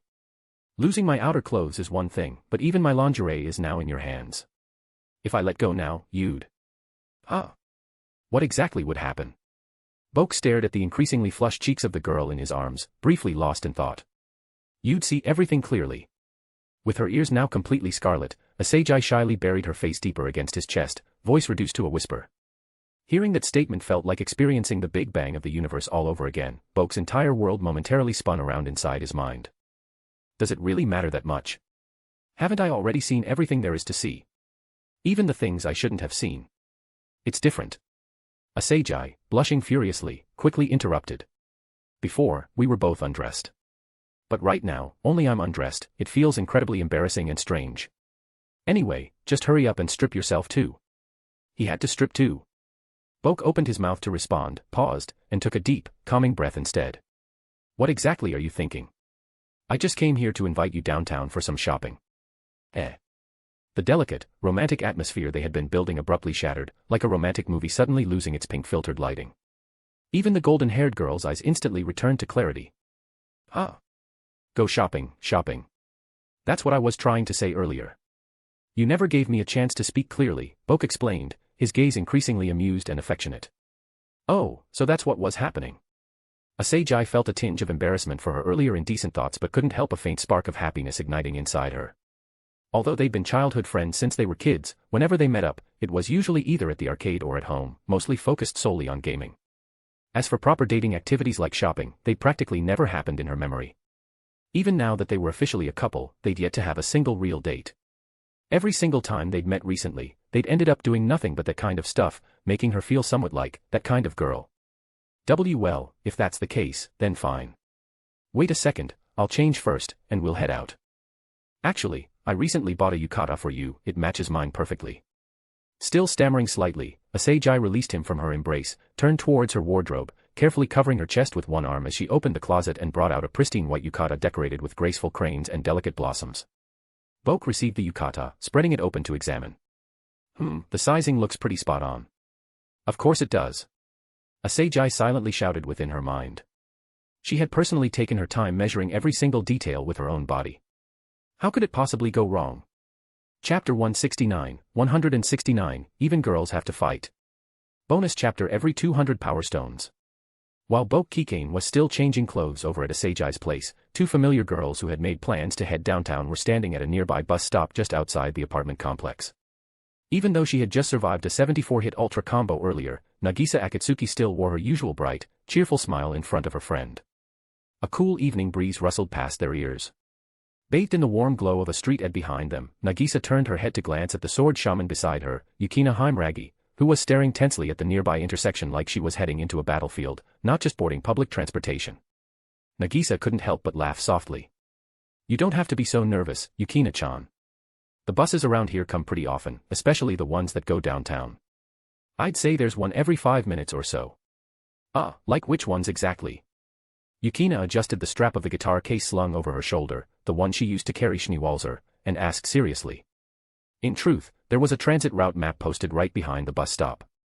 But since Yukina wasn't that familiar with Itagami Island's layout, she couldn't quite distinguish which routes actually stopped near the city center. The stop names didn't help either, they were all just a jumble. Well, let's see, this one, and that one over there. All of these go downtown, Nagisa said, counting them off on her fingers. Then she chuckled, a bit helplessly. Basically, you don't have to stress so much. Just memorize the route numbers I mentioned. Once a bus rolls up, just take a look and hop on. Alright, got it. Yukina nodded, though her face made it pretty obvious she was still on edge. Boom. Just then, a low tremor rippled through the ground. High above the distant skyline, a massive wave of black-red flames suddenly erupted into the sky. It was more than 10 kilometers away, so from the bus stop, it looked like a single jet of fire bursting upward. The sound barely registered, a faint rumble carried on the wind. Was that a gas explosion? Yukina asked, frowning as she turned toward the blast site. Nagisa wasn't as alarmed. Just confused. That direction. I think that's the industrial zone. But this late in the day, it should be empty, right? Before she could finish, Nagisa's eyes caught something strange flashing within the flames, a streak of crimson light, and what looked like a massive white arm. Wait a minute, was that? No, it's not a gas explosion. That's a familiar in battle. Yukina exclaimed. A gust of wind tore through the sky, scattering the flames and smoke just enough to reveal the silhouettes beneath, a blazing bird of fire locked in combat with a towering white arm, thick as a skyscraper column. What is that thing? Nagisa stared in shock, mouth slightly agape. Her own familiar, Regulusorum, was already considered a large type. But that white arm. It was easily as thick as her lion's entire torso. Which begged the question, what the hell did the rest of that thing look like? The next moment, the massive white arm streaked through the air like a meteor, grabbing the firebird familiar mid-flight as if it were a baby chick. Then, crunch. The blazing familiar crumbled like soggy paper, scattering to pieces in an instant. What the hell was that? Nagisa whispered, lips parted in awe. She'd never seen familiars fight each other before, was it always this over the top? Yukina, however, had already dropped the guitar case off her shoulder and drawn Schneewalzer in one smooth motion, stepping forward into combat stance. Sorry, Nagisa. As a sword shaman of the Lion King organization, I have to check this out. We'll have to postpone our trip downtown. I'll leave the guitar case at your place for now. And with that, she leapt, her lithe body launching high into the air. Using only her physical strength, she landed on top of a streetlight, then bounded again, hopping from rooftop to rooftop, disappearing into the night. Wait, Yukina-chan. Nagisa reached out instinctively, but it was too late, her friend had vanished down the street like a flash of silver. But that thing, that white monster they just saw, could Yukina really take it on alone? No way. Not a chance. She had to help too. Nagisa hoisted the massive guitar case onto her back, it was nearly as tall as she was. Then she bent her knees and braced herself. Boom. The moment she launched off the ground, a crater formed beneath her feet, blasting the bus stop into a 30-degree tilt. The entire platform cracked, one end jutting into the air while the other sank into a deep hole. And as for Nagisa, her figure soared into the sky like a cannonball, streaking toward the smoke and flames in the distance. There, she saw a wounded vampire collapsed on the ground. A girl fused with her familiar in the heat of battle. And a church priest wielding a massive axe. Meanwhile, elsewhere. Now dressed in their matching yukata, Boke and Azazel strolled leisurely along the street outside the apartment building. Just 2 blocks ahead, the bustling downtown district glimmered under the lights. The night air was cool and clear, the moon bright but outshone by the glow of street lamps that bathed the roads in golden light. The sidewalks were busy, couples, families, and friends all out enjoying a post-dinner stroll. Boke and Azazel were among them, and stood out like sore thumbs. Their yukata were striking, his was patterned with chrysanthemums and blades, hers with cranes and delicate blossoms. Handsome boy. Beautiful girl. Her arms looped sweetly around his. He gently clasped her fingers in return. It was cinematic. The kind of moment you only ever see in anime. So, how does it feel? Comfy, right? Catching a few admiring glances, especially from the women passing by, Azazel smirked and leaned in closer to Boke's side, boldly hugging his arm. If you've got a man, show him off. Because if you don't flaunt him now, someone else will, and by the time they do, it'll be too late to cry about it. Yeah, it's nice. Feels good. Boke nodded with a calm, objective tone. Right. I knew it. He hadn't lavished her with praise, but that simple approval was enough to make Azazel beam with satisfaction. She even stood on tiptoe, trying to nuzzle her cheek against his, but thanks to their height difference, she only managed to brush her bangs against his earlobe. And then. Flash. The sky ahead suddenly lit up in a blinding gold, streaked with thunder and lightning. Descending from above, cloaked in lightning and fury, was a massive golden lion. Boke froze. Isn't that Nagisa's familiar? Chapter 170, get him, big golden kitty. Bonus chapter every 200 power stones. 2 or 3 minutes earlier. Thick black smoke mixed with crimson fire had begun surging into the night sky above the industrial district on the western edge of Itagami Island. Perched atop a nearby water tower, no more than 50 meters from the blast zone, stood a lone sword-wielding shrine maiden. Just as I thought. Yukina Heimragi gripped Schneewalzer tightly, her sharp gaze immediately locking onto the 2 figures locked in battle below. One of them was a middle-aged vampire who looked like your average overworked salaryman in a suit. The other was a long-haired blue-haired girl, expressionless, wielding a massive, disembodied white arm like it was part of her own body. She looked young, maybe even younger than Nagisa, though it was hard to tell under the long cloak. And standing to the side, watching the fight, was a broad-shouldered blond man with a double-bladed battle axe strapped to his back. Their clash had already decimated the nearby electrical substation, toppling towers, wrecking equipment, and setting the surrounding area ablaze. Explosions burst from burning machinery as sparks leapt into the sky. If a rapid response crew didn't arrive soon, the fire would undoubtedly spread, causing even more damage. But no repairs could begin while this battle was still raging. Thankfully, the fight appeared to be nearing its conclusion.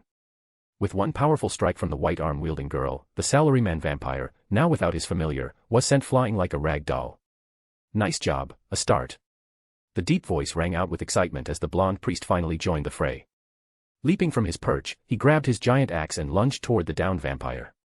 From the way that blade glinted, it was clear, if that axe hit, the vampire would be cleaved clean in 2. And for normal vampires, not true ancestors, not noble-blooded elites, a fatal body split like that was catastrophic. Especially when it came from a priest of the church, someone who specialized in anti-demon warfare. Their weapons were often enhanced specifically to deal extra damage to vampires and other supernatural beings.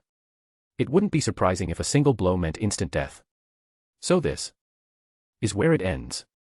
The wounded man lay on the ground, blood trickling from his lips, despair beginning to replace the frustration in his eyes.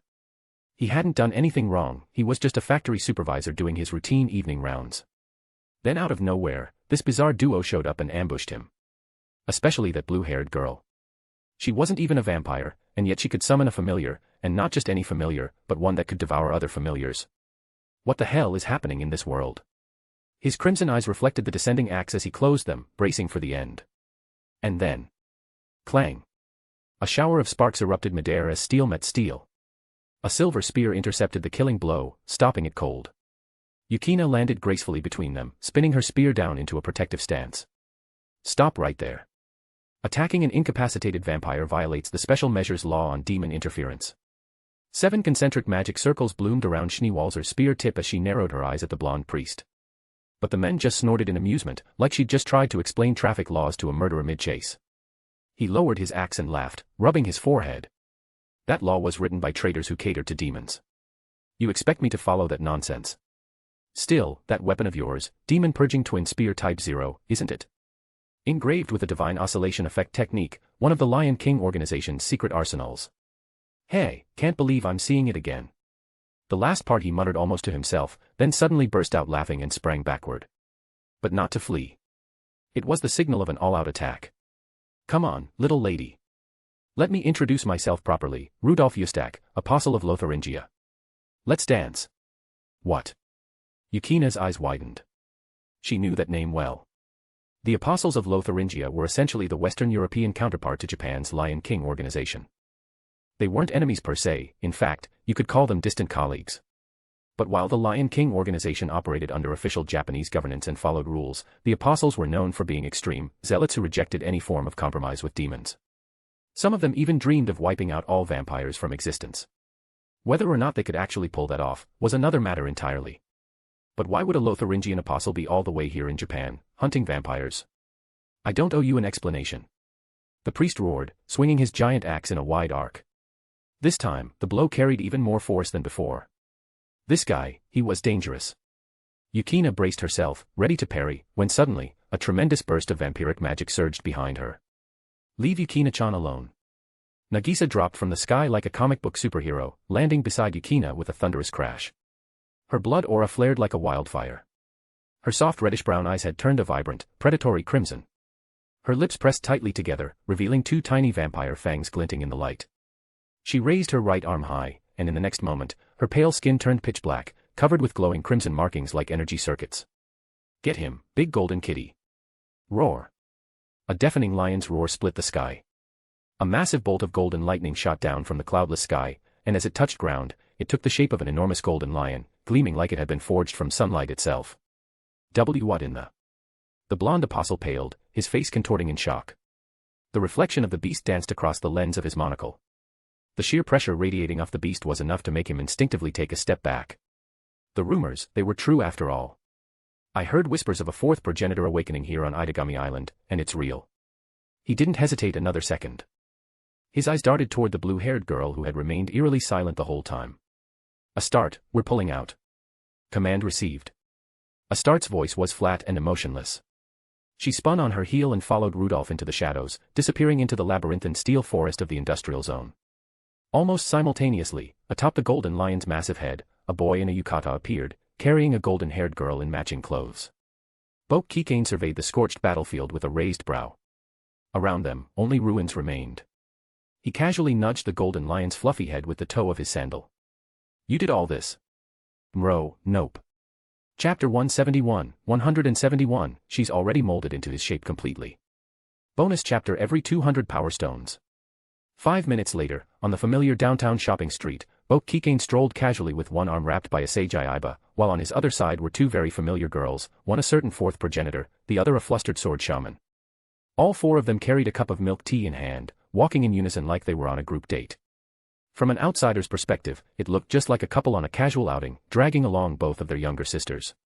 The visual made sense. 2 of them wore matching yukata and clung to each other's arms like a couple.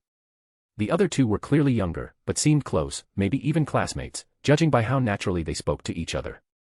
As for the industrial zone in the west where the fire had broken out, only the faint sound of sirens remained, carried gently by the breeze. The night sky, once painted red with flame, had gone dim again. The blaze had clearly been brought under control. Boke, seriously. You said we were going on a proper date, just the 2 of us, and then the moment we walk out the door, you drag me off into some industrial zone. Azazel sipped from her cup and muttered a soft complaint, though her eyes kept glancing toward the other side of Boke, specifically, at a certain red-eyed girl.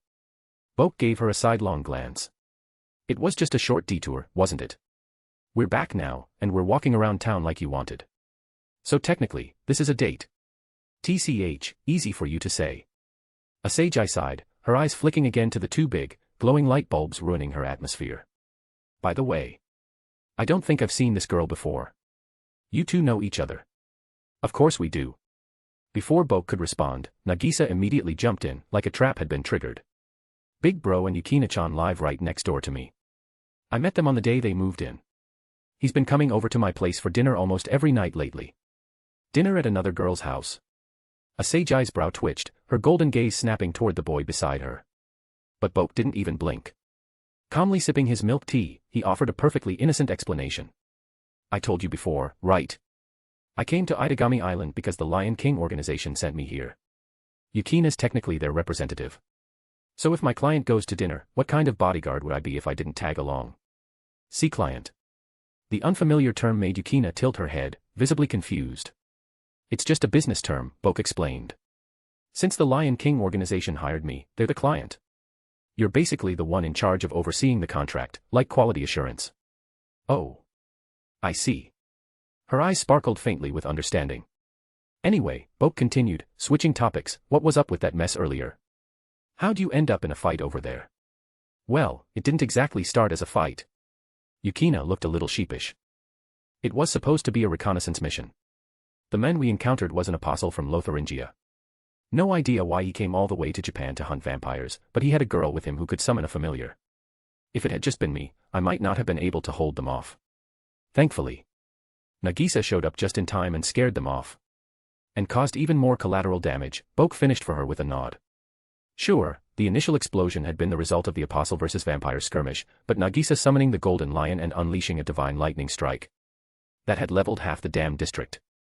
Sorry. Kitty didn't mean to, Nagisa said, her head lowered, voice soft. I'll try to tell him to be more careful next time. It's fine, Boke waved it off. As long as no one sees you do it, public property damage isn't real. Boke-senpai. Yukina gave him a look.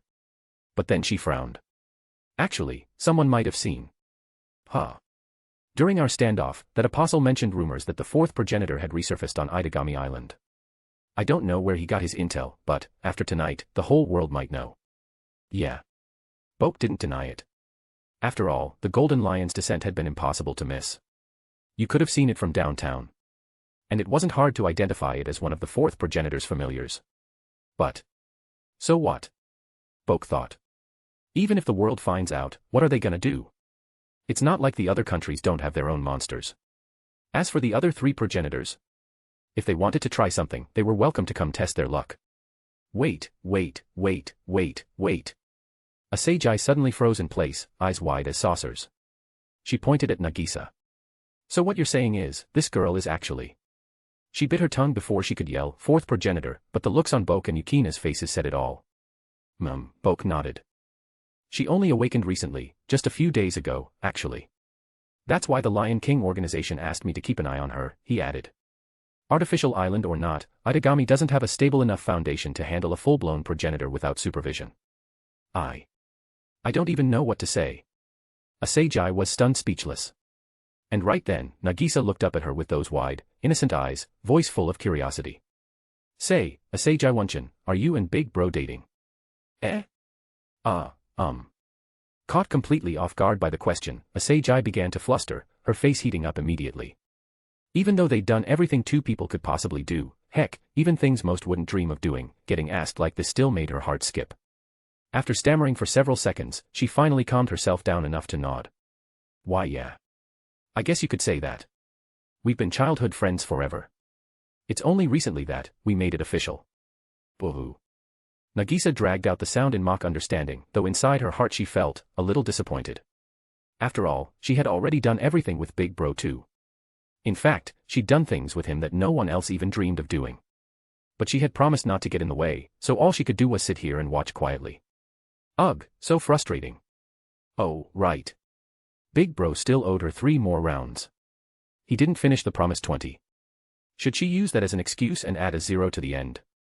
Or, maybe push her limit and add 2? Or maybe 3. As her thoughts wandered back to the afternoon's experience, the true ancestor girl unconsciously licked her lips and gently pressed a hand against her still slightly full stomach.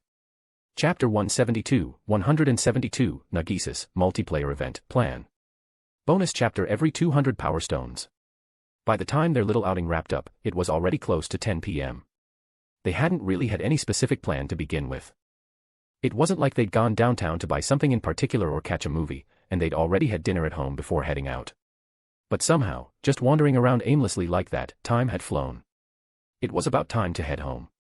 Under the soft glow of street lamps downtown, Nagisa turned her head toward the approaching city bus, its headlights cutting through the night. The vehicle number reflected clearly in her wine-red eyes. Ah, here it comes. Our ride's finally here, Yukina-chan. She turned to her side to address the sword-wielding shrine maiden beside her, who was still diligently comparing the incoming bus's route number with the station map, trying to determine if it stopped near their place. Then Nagisa turned the other way and waved toward the boy whose arm had been locked in a death grip by a certain blonde older sister for the entire night. See you later, big bro. Me and Yukina-chan are taking the bus home from here. Yeah. Take care on the way back, both of you, replied Boke with a casual nod. The bus rolled up to the curb, doors hissing open. The two girls, along with a few other passengers, climbed aboard. The doors closed, the engine revved, and the vehicle began pulling away. Boke and Asagi stood in silence, watching the bus drive off, until it had disappeared far enough that the two girls' faces could no longer be glimpsed through the windows. Only then did he turn to the blonde beside him. Shall we head home too? MHM. Her voice was soft, but laced with an unmistakable warmth. Truthfully, Asagi hadn't really enjoyed this so-called date. Because let's be honest, it wasn't a date at all. Who the hell goes on a date with two third wheels tagging along? The girl named Yukina wasn't so bad, quiet, soft-spoken, and generally stayed in her lane. But the other one? Nagisa. She'd spent the entire time glued to Boke's side, chirping big bro this and big bro that like a damn girlfriend. Want to act all cutesy and flirty?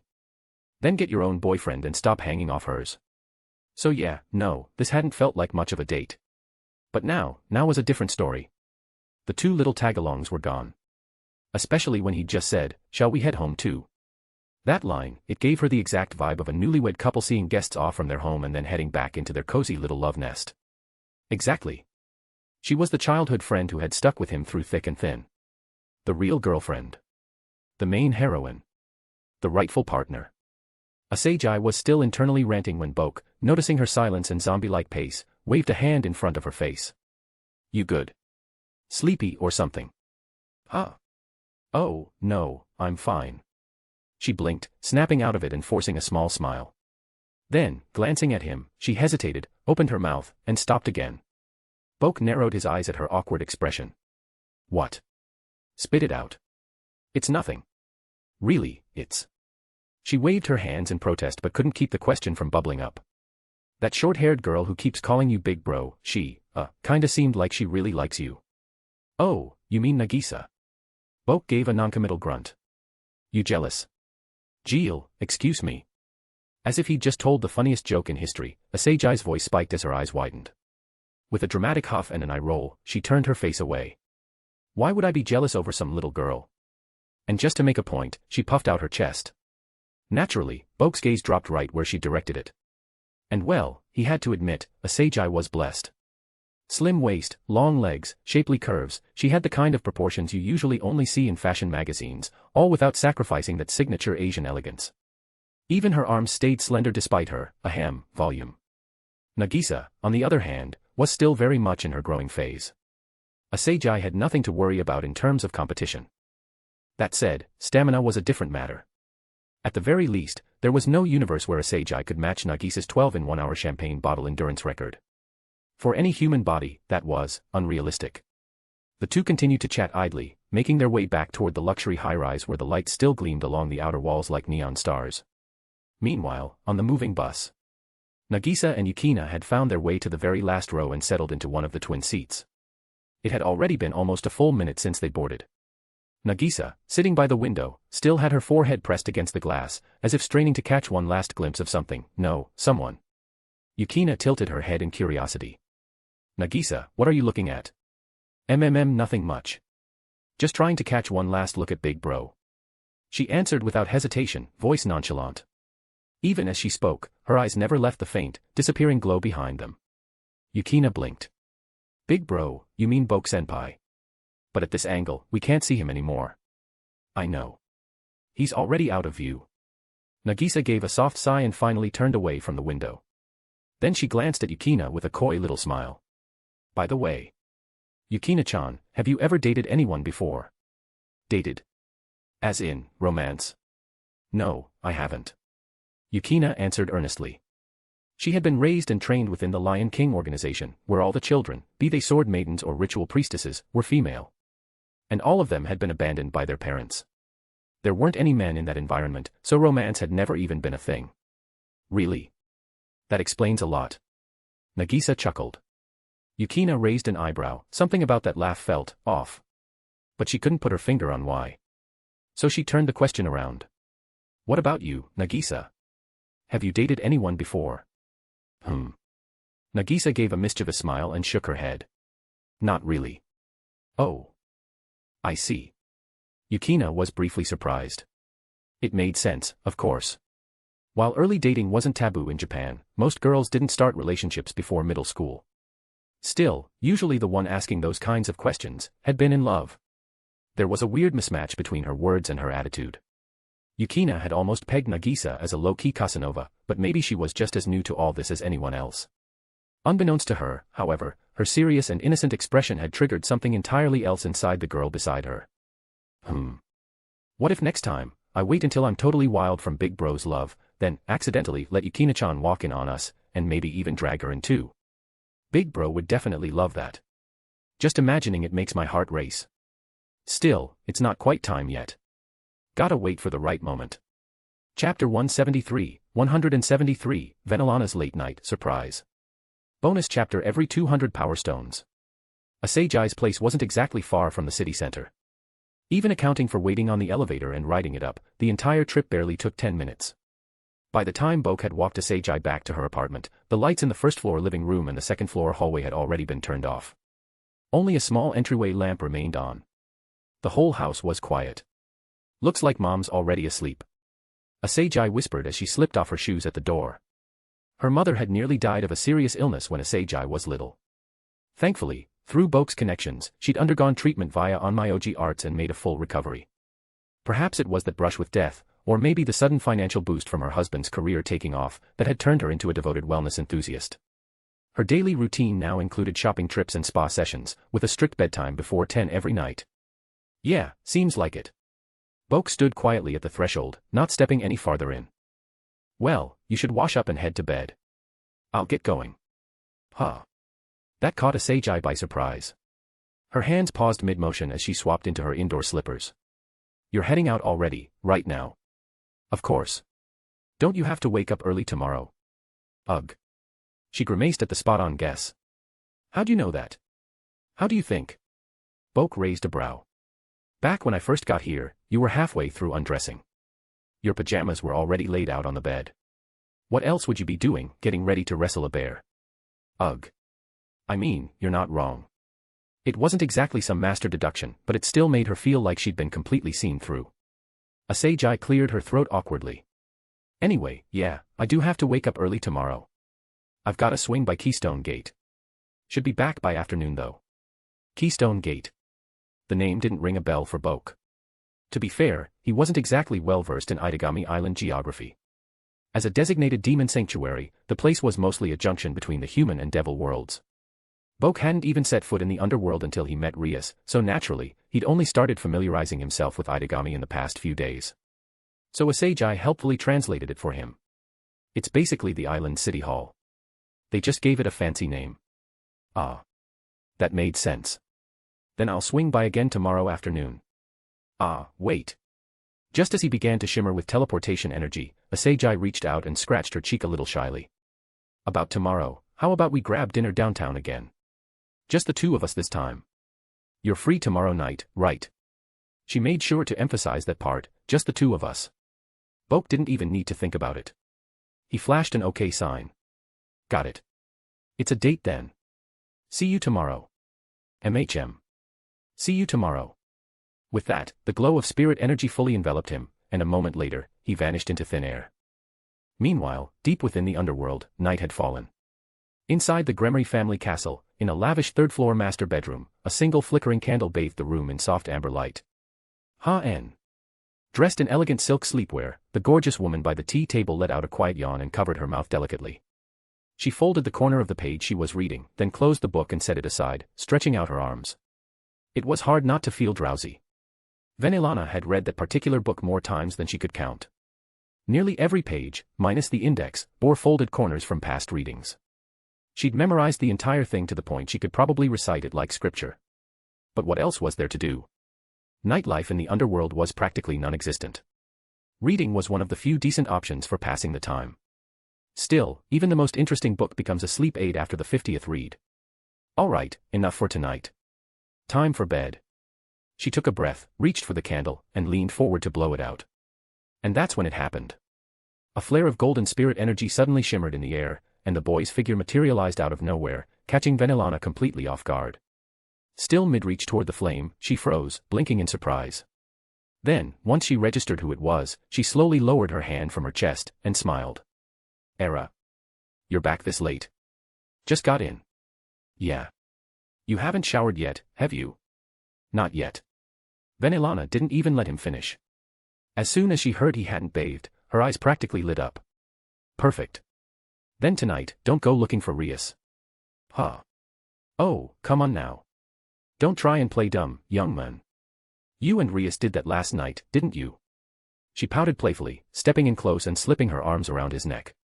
Her fingers laced together behind his collarbone, locking him into place. Their bodies pressed together at the waist.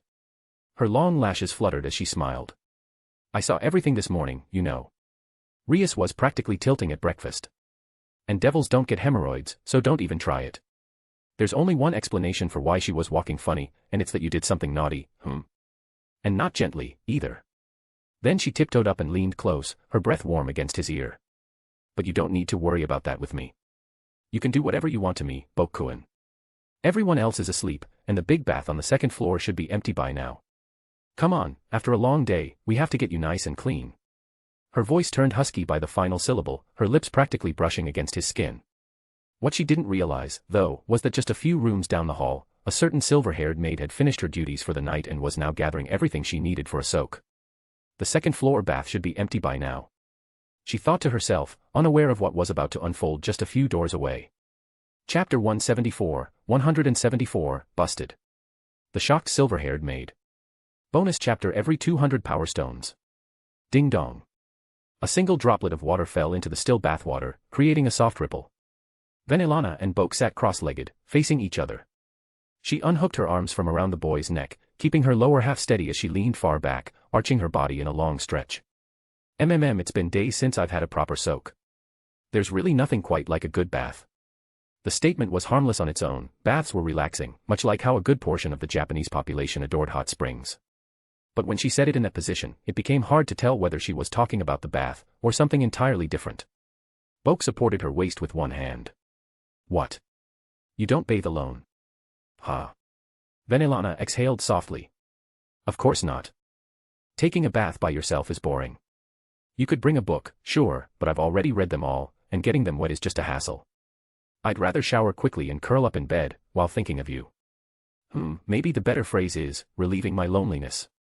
She straightened her back with a gentle flex of her abs and wrapped her damp arms around his neck again, fluttering her lashes with a playful pout. Relieving loneliness, huh? It was spelled like loneliness, but read more like Greco-Roman wrestling. Is it really that serious? Boke leaned back slightly to adjust, making it more comfortable for her to rest on him. Of course, just kidding.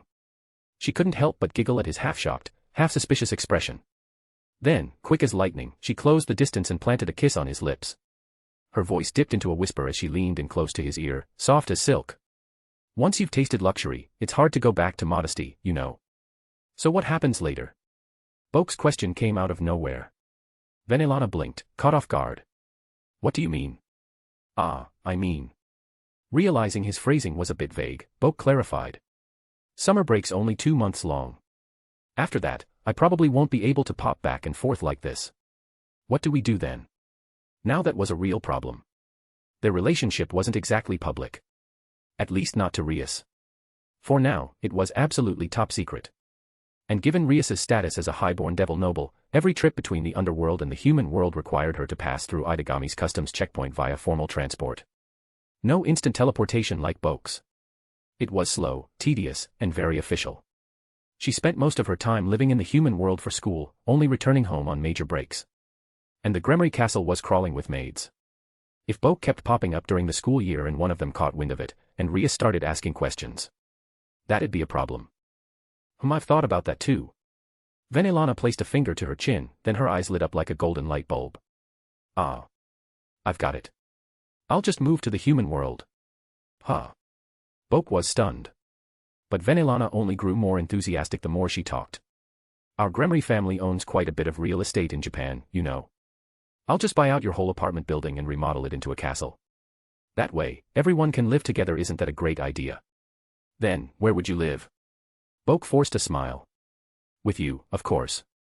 I mean, it is your and Rias's future home, right? It's not weird for family to live together. Venelana beamed. Besides, I'm not exactly needed here in the underworld. All I do is eat, sleep, and pretend to manage the territory. Sure, I'm technically in charge, but let's be real, ahahaha. Sure sounded like the confessions of a lazy manager, but she wasn't wrong. In the human world, governments existed because those in power needed workers to keep society running. There was a give and take between classes. But in the underworld, that dynamic was reversed. High-class devils didn't need the lower ones, they could survive completely independently. But the reverse wasn't true. Lesser devils relied on protection from their betters. Boke, for example, had the strength to sink Japan's imperial palace into the ocean and backhand the entire cabinet into the sun. Then hijack the national news broadcast and rename the country Heaven Incorporated if he really felt like it. But he didn't. Ruling sounded like a pain. Who wanted that responsibility? So yeah. Venelana wasn't wrong. Still, she coughed lightly, realizing maybe she'd said a little too much. Anyway, it's not without precedent. Take the Citri siblings, Sarah falls a Mao now and barely comes home, and Sona's basically Rias 2.0. They're lucky to return home even once a year. But the Citri estate still runs just fine. Nice save attempt. Anyway, it'll be fine. Someday, we'll all live together and, HM. Venelana suddenly stopped, her eyes shifting away from the ceiling and settling beyond Boke's shoulder. She stared at the bathroom entrance, expression blank, eyes wide, unblinking. What is it? After about 3 seconds, Boke realized something felt off. Venelana had said no one else would come by at this hour. And the castle walls were thick, perfectly soundproof. That's why he hadn't bothered with any magic barriers. But a dreadful thought struck him. He slowly turned to look over his shoulder. There, standing at the bathroom threshold that led into the dressing area, was a silver-haired maid, wrapped in nothing but a towel. Glistening amber eyes stared blankly at the scene before her. The image of the two lovers in the bath was reflected crystal clear in her shocked pupils. Normally the picture of poise and composure, the woman's face now registered unfiltered shock and visible confusion. Yeah. Definitely busted. Boke was still trying to figure out how to fix this when Venelana beat him to it. No yelling. No panicking. Just a warm smile and a wave. Come join us for a soak, Graphia-chan. Chapter 175, 175, Graphia's Turn. Bonus chapter every 200 power stones. Even though things had taken a rather unexpected turn, Graphia had walked in on something she definitely shouldn't have. Once Venelana spoke up, she had no choice but to obey. There didn't need to be a complicated reason. That was just how things worked in the underworld. If anything, the hierarchical structure of the underworld was even more rigid than the so-called locked-class system of Japan.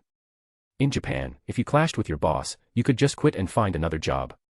Simple. But in the underworld, talking back to a superior usually meant forfeiting your life. Granted, Venelana wasn't the type to execute her subordinates on a whim. In fact, she was quite the opposite, gentle and lenient. If one of the maids in the castle slipped up, she typically let it go with a smile. But that didn't mean Graphia could refuse her command, especially not when it came to this. And it certainly wasn't because she wanted to watch. In short, Graphia sat down. And once she sat, she remained still, for almost an hour. During that time, Venelana completely pretended Graphia didn't exist and continued doing whatever she pleased. As for Boke, he honestly didn't care. After all, his first time with Rias had happened with Graphia watching. Now that she'd walked in again, might as well run it back. 1 hour later. Venelana arched her back one more time, her body stretching high as a faintly milky, slightly golden swirl bloomed outward in the bathwater around them. It was like pouring fresh cream into a bowl of hot water, gently diffusing in a soft wave. Phew, that makes, what, 6 now? That was the 5th. Ah, really? Feels like my head's spinning already. Her breathing slow and uneven, Venelana's eyes sparkled through the haze of pleasure. She leaned in to kiss the boy on the lips once more, then licked them with a soft hum of satisfaction. I think it's time for a little break. Question mark. Boke blinked, surprised. In all their time together, he couldn't remember Venelana ever suggesting a break mid-session. What gives? But her next words cleared that up immediately. The sultry noblewoman turned toward the silver-haired maid, who had been sitting beside the bath this whole time like a perfect schoolgirl, legs together, hands neatly placed on her knees, posture immaculate. Sorry to keep you waiting, Graia-chan want to come give it a try. What? That single sentence left the normally composed maid momentarily speechless, her lips slightly parted in shock. She never imagined those words would come from her mistress's mouth. No, scratch that. Nothing about tonight made sense. Boke was supposed to be Lady Rias's partner. And now here he was. With Venelana, who was very clearly the one taking initiative. Was this really the same poised, regal Venelana she'd always known? What's the matter? Too embarrassed to say yes. Venelana laughed lightly and pressed her hands to Boke's shoulders as she carefully stood, the water cascading around her thighs in subtle waves. She stepped over and sat beside Graia. The water swirled around them like strands of silk. I can't do this. Graia turned her flushed face away, struggling to speak. But that didn't stop Venelana's voice from gliding across the steamy bathwater. Why not? She leaned in, coaxing. Do you not like Boke? It's not that I dislike him. So you do like him. Classic leading dialogue. Under normal circumstances, Graia would never have fallen into such a cheap verbal trap. But her brain was currently short-circuiting. She couldn't form a proper argument or even think straight. Everything had escalated far too quickly. You know, Venelana continued, back when Boke was fighting that white dragon emperor, you were watching really intently, weren't you? That's not the same. Graia tried to object. But Venelana tilted her head with a smirk, cutting her off mid-sentence. Oh. I remember your eyes sparkling. I thought for sure you'd already fallen for him right then and there. That was. Again, Graia hesitated. This was psychological warfare.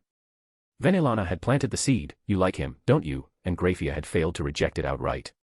Now every attempt to explain herself only made her second guess.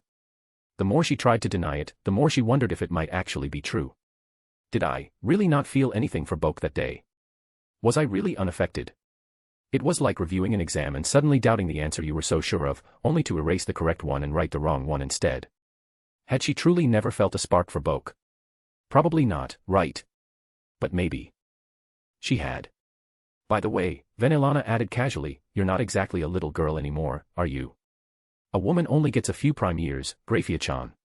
If you don't find the right person while you've still got time, you might end up like me, young and foolish, only now finally stumbling into happiness. But you're different. You still have time. When the right opportunity comes along, you should grab it. Didn't that governor of the fallen angels mention the peace treaty during his visit? If things go as planned, there won't be any more war between the three realms. A stable, quiet life might sound nice, but it gets lonely fast. Wouldn't you rather chase a bit of happiness instead? For the first time, Graia's expression wavered. I have been thinking about that lately. Then there you go. Venelana smiled. Also. Before she could finish, the noblewoman suddenly did something entirely unexpected. Something that caught Graia completely off guard. Something that left her biting her lip and struggling to suppress any sounds that might escape. When Venelana lifted her hand out from beneath the water, her fingers shimmered with telltale strands of something sticky and translucent. Oh, still claiming you don't feel anything. With a playful flick of her fingers, she brushed the droplets off and gently patted Graia's back, guiding her upward. All right, no more holding back. It's time to be honest with yourself. Oh, and by the way, we've already decided to remodel Boke's apartment in the human world.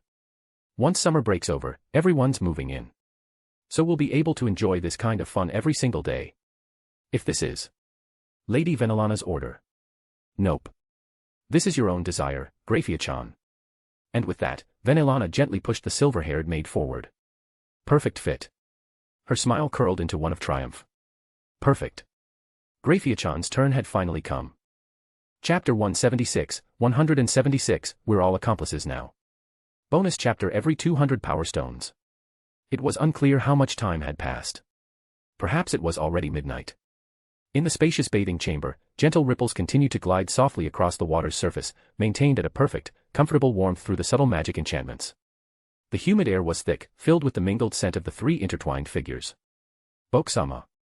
At the edge of the bath, the silver-haired maid, normally the very image of composure and disciplined elegance, had completely lost any trace of her usual self-assurance. She clung desperately to the young man before her, repeating his name like a mantra, her soft lips painted in an alluring shade of mature red. Her usually cool eyes now flickered between passionate fervor and faint confusion. Venelana sat gracefully nearby, legs crossed elegantly. She leaned her cheek casually against her palm, watching with a satisfied smile, while her other hand idly moved beneath the water, keeping herself warmed and ready. "How are you holding up, Graia-chan? Think you can still handle it?" The teasing tone in her voice caused the silver-haired maid, whose consciousness had begun to blur, to snap back briefly into focus. She tried to shift her gaze toward the older woman's voice, but was met by Venelana's playful snap of fingers. My, looks like our dear Graia-chan still has a bit of energy left. Bokuen, why not kick things up a notch? What? In her muddled state, Graia couldn't quite grasp what kick things up exactly entailed, but she didn't have to wonder long. In an instant, she found herself lifted effortlessly from the warm water. The cold floor pressed suddenly against her back as her view shifted upwards, staring at the ceiling in astonishment. Wait. Surely he wasn't going to. By the time Graia realized what was about to happen and tried to voice a weak objection, it was already too late.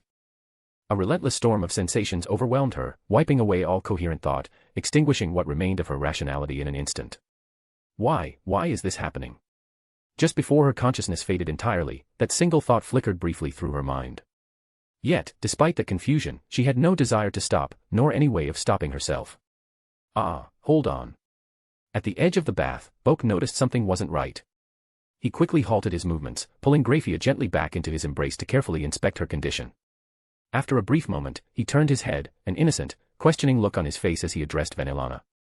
Graia seems to have fainted. Oh. Venelana stopped her own movements and raised an elegant eyebrow. She stood, droplets of water cascading softly down her body, and moved beside the boy, tilting her head slightly as she observed the unconscious silver-haired maid closely. Well, from a certain standpoint, our Graia-chan is still something of an inexperienced girl, after all. She can't handle such intense combat yet. You really are a wicked one, Boke, pushing a girl so far. Despite her words, there was clear satisfaction and delight evident in Venelana's tone. Boke was speechless. Wasn't Venelana the one who had urged him to kick things up a notch, in the first place? But we can't just leave poor Graia-chan unconscious like this, Venelana continued thoughtfully, pretending sudden distress. After all, the entire purpose of tonight was to ensure she'd keep our secret. If she's in this state tomorrow morning when she meets the others, it'll be obvious at a glance, right? Then, her expression suddenly brightened, and she raised one delicate finger with an elegant smile. I have an idea. Bokuen, you have a way to heal injuries, don't you? Why not use that on Graia-chan right now? Her transition, from mock reproach to feigned distress and finally to pleased realization, was impossibly smooth, clearly premeditated and rehearsed. Boke shot Venelana a sideways glance of disbelief, though he obediently complied. Soft golden light surged forth from his palm, carefully placed against Graia's abdomen. I get the feeling you've planned this entire thing out from the very beginning, haven't you? Of course not. Venelana hummed innocently, settling herself comfortably at his side. She cupped her hands beneath the bath's surface, collecting a palmful of faintly cloudy, cream-colored bathwater. Bringing it delicately to her nose, she inhaled deeply with a satisfied expression. It was just a spur-of-the-moment decision, you know. Call it improvisation, perhaps. After all, otherwise tonight's events would have been completely exposed, right? Besides, everything I said earlier was entirely sincere. Graia-chan is a wonderful girl, dedicated, obedient, and always knows precisely how far to go. Although sometimes her prudence can be frustrating, I genuinely hope Graia finds a suitable partner soon. I'd hate for her entire life to be spent solely serving others as a maid and peerage member. Your sincerity feels suspicious, Boke commented dryly. At this remark, Venelana's playful demeanor vanished, replaced by an exaggerated pout as she puffed her cheeks, gently poking his face in feigned indignation. What's that supposed to mean? Don't you believe your dear Auntie Venelana? Suspicious. Definitely suspicious. Boke stubbornly maintained his stance. Venelana didn't truly want an argument, so she merely chuckled lightly and dropped the subject. At that moment, the gentle glow of healing energy beneath Boke's palm slowly faded. All right, that should do it. As though waking from a deep slumber, Graia released a faint murmur and slowly opened her eyes. She blinked groggily, taking in her surroundings, the familiar bath, familiar ceiling, and the comforting warmth enveloping her body. As clarity gradually returned, she recalled what had happened moments ago. Right. She'd passed out. Ah, Graia-chan, you're finally awake. We were starting to worry something might have happened. Venelana's voice carried genuine relief and concern. How are you feeling? Anything hurting or uncomfortable? No, nothing like that.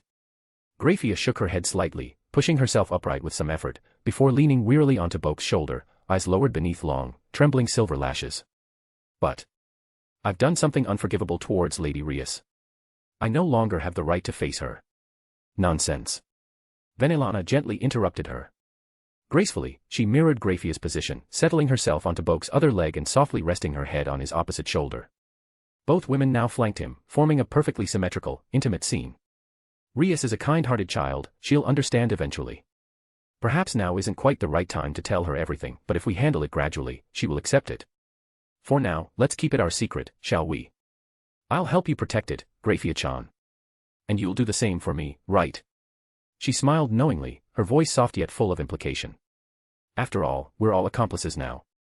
Chapter 177, Graia's thoughtful gesture. Bonus chapter every 200 power stones. As a certain famous British cabinet secretary once remarked, a secret can only be truly secure if the keeper himself also has a secret guarded by another. Only then can trust be absolute, especially when both parties are protecting the very same secret. After an intense, frenzied night, morning inevitably arrived. Well, to be more precise, it was actually mid-morning. Wakey wakey, Naya rise and shine, Boke. As bright morning sunlight streamed gently through the windows, Bokue Keikain was gradually nudged awake. His eyelids fluttered open sleepily, his vision filled with Kuroka's worried expression hovering just above him, along with Kaneko standing nearby, her brows slightly knitted, white cat ears twitching subtly.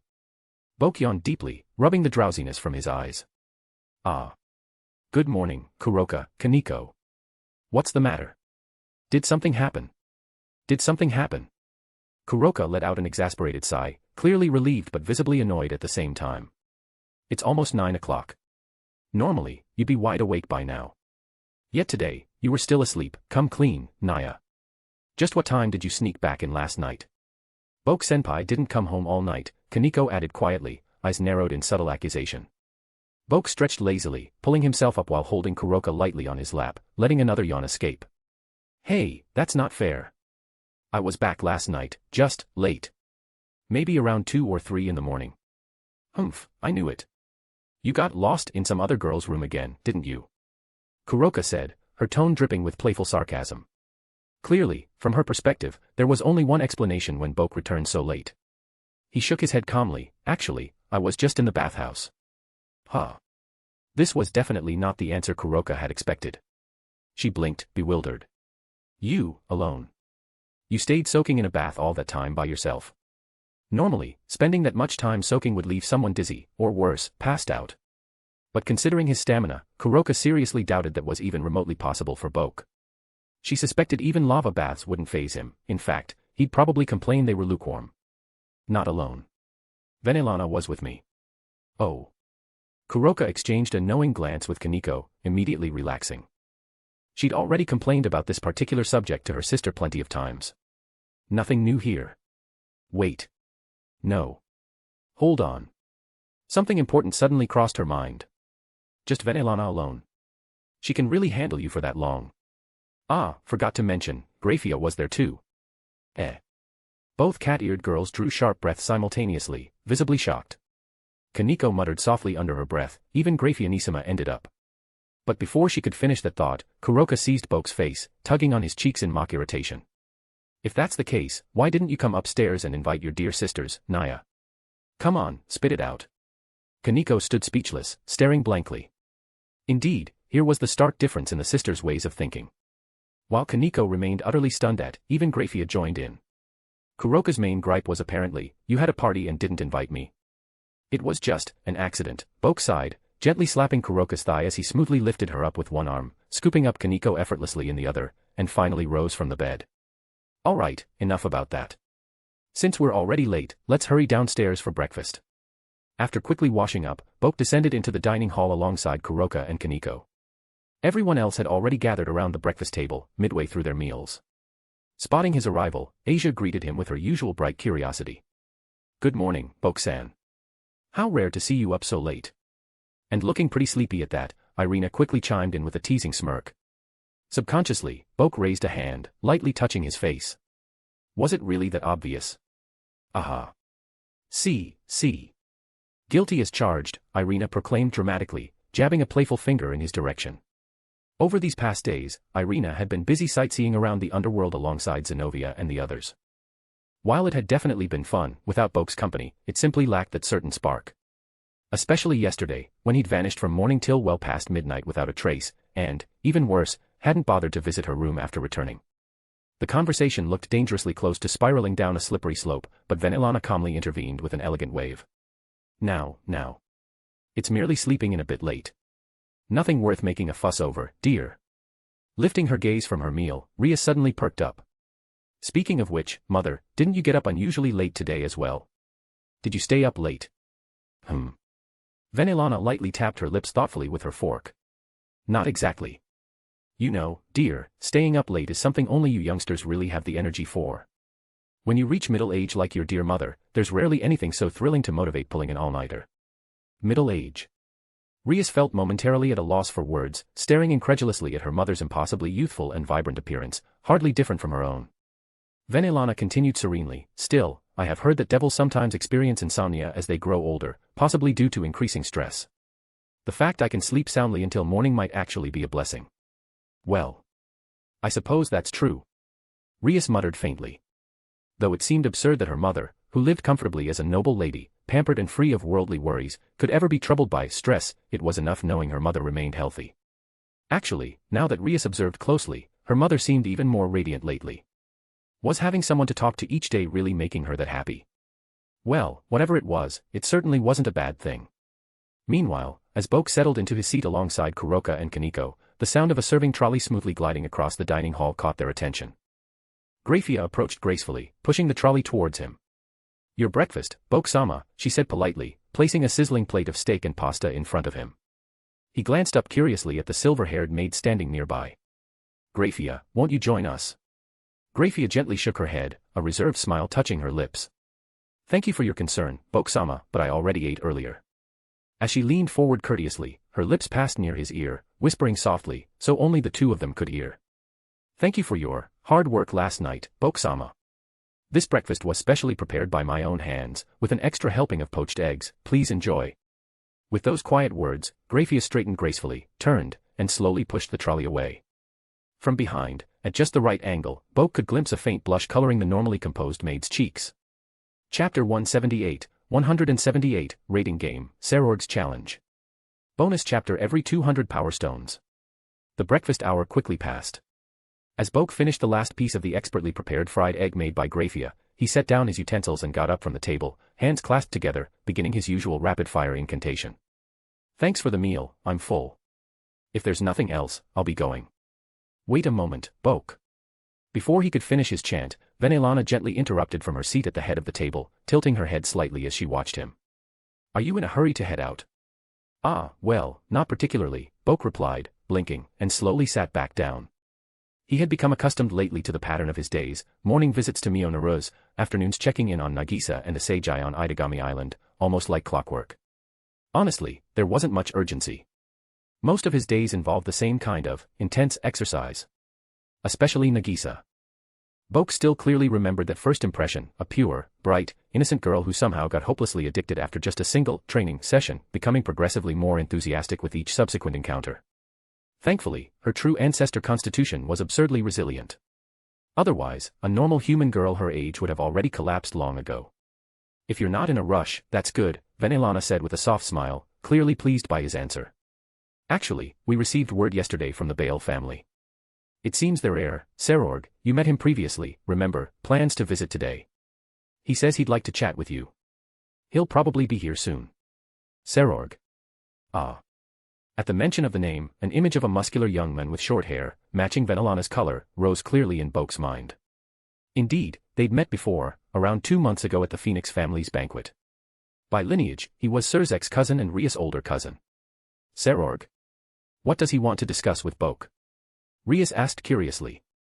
Well, I'm not entirely certain myself, Venelana shrugged gracefully, resting her chin upon her intertwined fingers, eyes smiling enigmatically.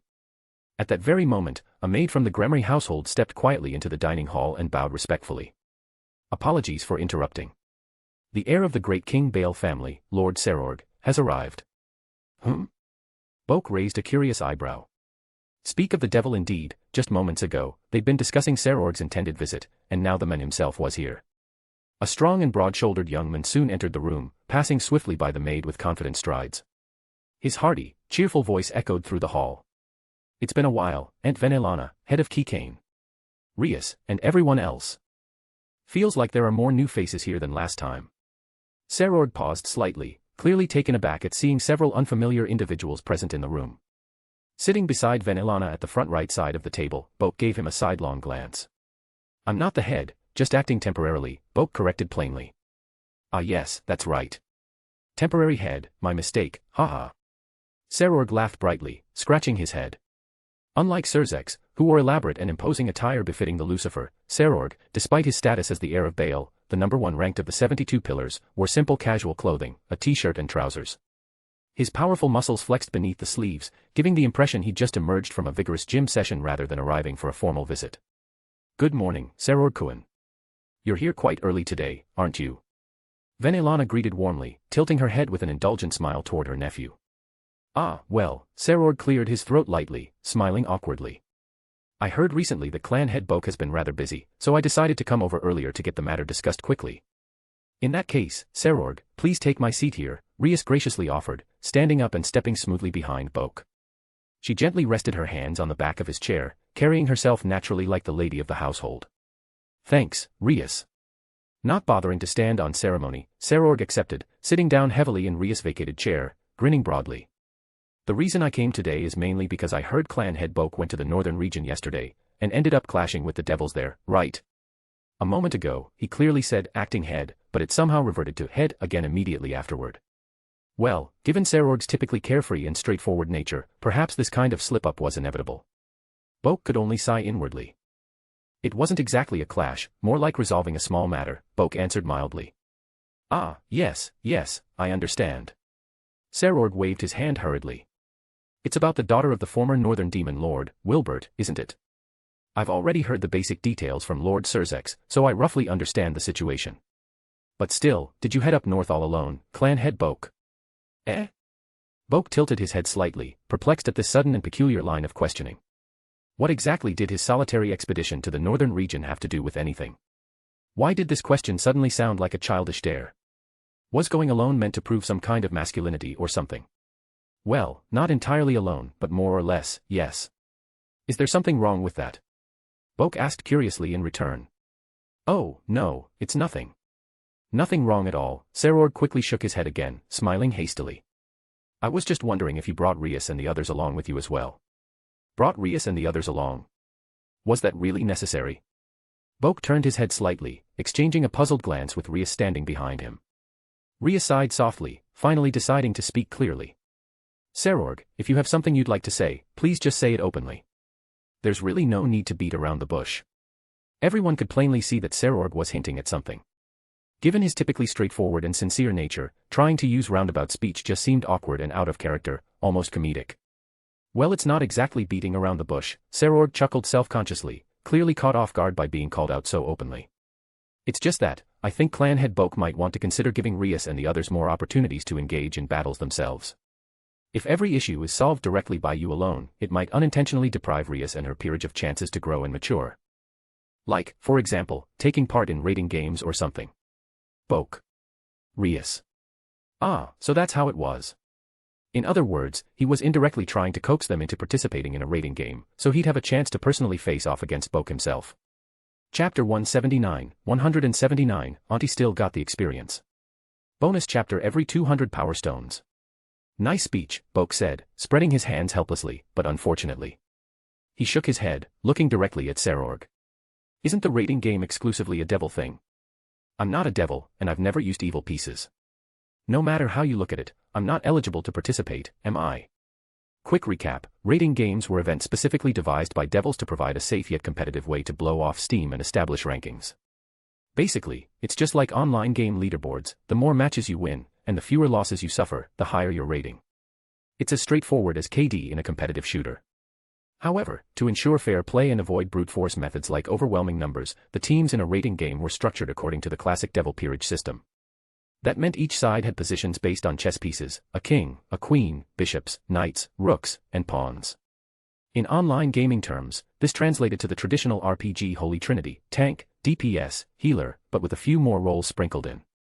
Naturally, Rias currently had Akino as queen and Kaneko as rook, while Boke had. Well, Boke had exactly 0. To reiterate, rating games required participants to follow devil traditions and rules. They involved using evil pieces to convert members into devils, forming a complete peerage, and then officially competing. Boke himself wasn't even a devil, much less a peerage king with a full set of evil pieces. Hold on, just hear me out first. Sarorg waved his hand hastily, clearly expecting Boke's rebuttal. Evil pieces were initially created to replenish devil numbers rapidly after the Great War by converting individuals from other races into devils and awakening their latent abilities. To put it bluntly, their original purpose was simply to mass-produce troops quickly. However, as Lord Surzex recently explained to me, given that the underworld and fallen angels have signed a peace treaty, it's very unlikely we'll see another Great War. As a result, evil pieces have mostly lost their original purpose.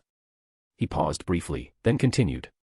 In line with this development, after discussing it with Surzex, who then consulted Beelzebub, the creator of the rating game, it's been decided that the games will no longer be restricted solely to devils.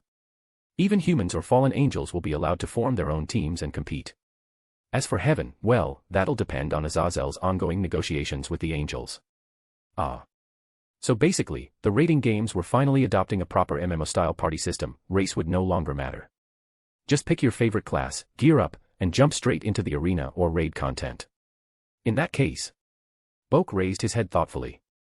If he were to assemble a team to participate, naturally, he'd take the role of the king. Besides himself, there was Kuroka and Asia, who could easily fill the 2 bishop slots, balancing out damage and healing. A perfect setup. Next, there was Zenovia and Ireina.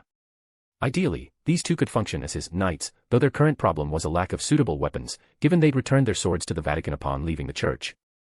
He'd previously mentioned commissioning custom blades for them from his family's master swordsmith, but thanks to some heated arguments at a recent clan conference regarding the 4th progenitor, negotiations had stalled awkwardly. As for the rook and pawn slots, they were severely undermanned. Maybe he could just handle it solo as the king. Boke quickly began planning how he might sweep every opponent single-handedly. If you truly intend to participate but lack enough people, you could temporarily borrow some members from Rias, Venelana suddenly offered, seeing Boke fall into thought. There's also that little girl from the Phoenix family and Sona Citri, you could probably borrow from them too. Indeed, if they went this route, the shortage of available fighters could easily be solved. Rias, Akino, Ravel, and Sona could all comfortably fit bishop or other roles alongside Kuroka, providing solid magical and tactical support. Still, there is one slight complication, the queen position. Me. Pick me. I'm obviously the best choice. Before Venelana could finish her sentence, the previously quiet girls suddenly burst forth simultaneously. Kuroka raised her hand straight into the air as if eagerly volunteering in class. Rias was even more direct. Standing just behind Boke, she suddenly leaned forward, placing her hands heavily on the back of his chair. She turned her head, bringing her face startlingly close to his, staring straight into his eyes with an intensity that practically shouted, "I'm your fiancé, right? So, naturally, you'd choose me." Boke. He subtly glanced toward Venelana, who sat at the head of the table, still calmly smiling. A deep, resigned sigh echoed in his mind. "Really, thank you very much, Aunt Venelana. You've just tossed me the toughest problem yet. Now, what should he do? Who should he pick? Hold on, obviously the choice should be me." Kuroka protested immediately, rising to her feet. "I'm Boke's official girlfriend. Why would I yield the queen position to someone else who came later?" She glared challengingly at Rias, who stared right back, unwilling to back down. Akino stepped forward next, smiling gently, her eyes closed as she touched her cheek softly. Era if we're reorganizing our peerage and joining Boke's team, naturally, the queen position should belong to me, shouldn't it?" Although not as fierce or direct as Kuroka or Rias, her words carried a subtle yet undeniable finality. A strange tension filled the dining hall. It was only the initial discussion, just preliminary planning, yet the atmosphere had become as tense as the final moments of a championship match. Even someone as thick-headed as Sarord could sense things hadn't gone exactly as planned. He turned awkwardly to his aunt. Aunt Venelana, maybe I shouldn't have brought this up after all. No, Venelana waved off his concern easily, her soft smile never wavering. Actually, your timing is perfect, Sarord. Even if you hadn't raised it today, they'd have eventually confronted the same problem anyway. Better to handle it sooner rather than later. Is that so? Indeed, Venelana chuckled gently, standing up gracefully. She clapped her hands softly once, drawing everyone's attention, including Graia, who had quietly returned and stood near the wall. Honestly, though, it's disappointing that you're already arguing when we've barely begun to discuss team formation. Such internal strife will only trouble Boke and hinder your teamwork. Can you really achieve victory in the games with such distrust among yourselves? I was just. Well. A single pointed question from Venelana was enough to immediately silence the three previously bickering girls. She continued calmly and confidently. It's obvious that none of you are prepared yet for team play. In that case, if Boke really does intend to participate but still lacks a full roster, the queen position can temporarily be entrusted to me. That way, we can avoid the pitfalls of inexperience. Boke's eyes widened in disbelief. He stared at Venelana, momentarily stunned into silence. Oh my, surprised. Venelana smiled knowingly, gracefully brushing a stray strand of hair behind her ear. There's nothing unusual about it. After all, a queen's duty is to support her king, isn't it? Given the circumstances, who better than me, someone experienced enough to handle unexpected situations, As her gentle yet powerful voice echoed in the dining hall, everyone could only stare at her, speechless.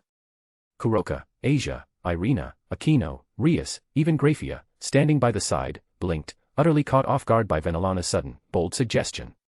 Boke simply closed his eyes, pinching the bridge of his nose with a weary sigh. No doubt about it. When it came to calmly stirring up a whole new set of troubles, Aunt Venelana was truly in a league of her own. Chapter 180, Can't Tell the Mother from the Daughter. Bonus chapter every 200 power stones. Even though they'd talked about borrowing members from Rias's peerage, there was one fundamental issue: you can't squeeze blood from a stone. Sure, Boke himself might have 0 peerage members, but Rias wasn't exactly rolling in a surplus either. Even if they pulled together every available hand, forming a complete, balanced team was still a long shot. The biggest issue at the moment was actually something else entirely: the overwhelming number of candidates gunning exclusively for that single queen spot. Practically everyone had their eyes glued on becoming the queen, leaving all other positions woefully unattended. In short, putting together a fully operational team for a raiding game was still a distant dream. Thus, half an hour later, the group of girls in the dining hall had made exactly 0 progress. The one small silver lining was that with Venelana temporarily holding onto the queen position, several more girls suddenly became viable options for the bishop role. And since Kaneko had already served as a rook for Rias's team, she could keep the same position if she joined Boke's team. So now, all they really needed were another rook, 2 knights, and several pawns. But those gaps weren't something a simple discussion could fix in a few minutes. Well, that's that for now. Seeing it was about time, Boke stood up from the table. Sarord had already left about 20 minutes ago. He'd really only stopped by to drop the topic and then excused himself.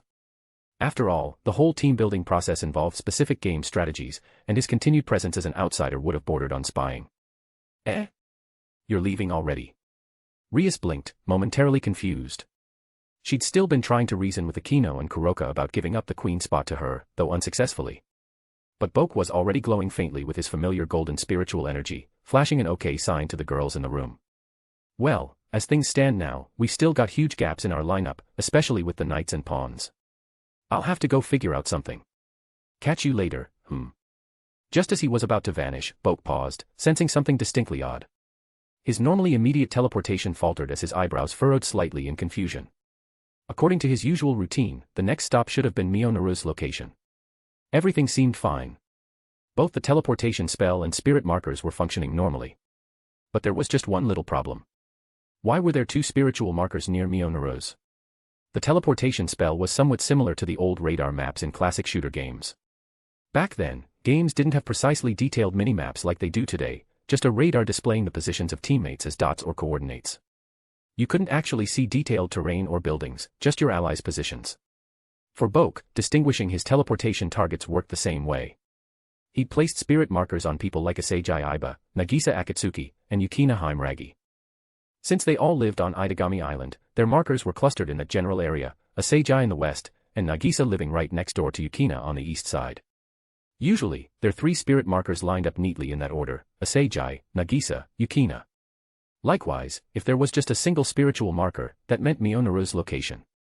The reason Boke's teleportation back to the Gremory Castle was always randomized was simply because, in his spiritual sensing, everyone's markers piled on top of each other inside the castle. After all, it was one big home, making individual markers indistinguishable. But right now, what should have been just 1 marker at Mio's place was suddenly 2.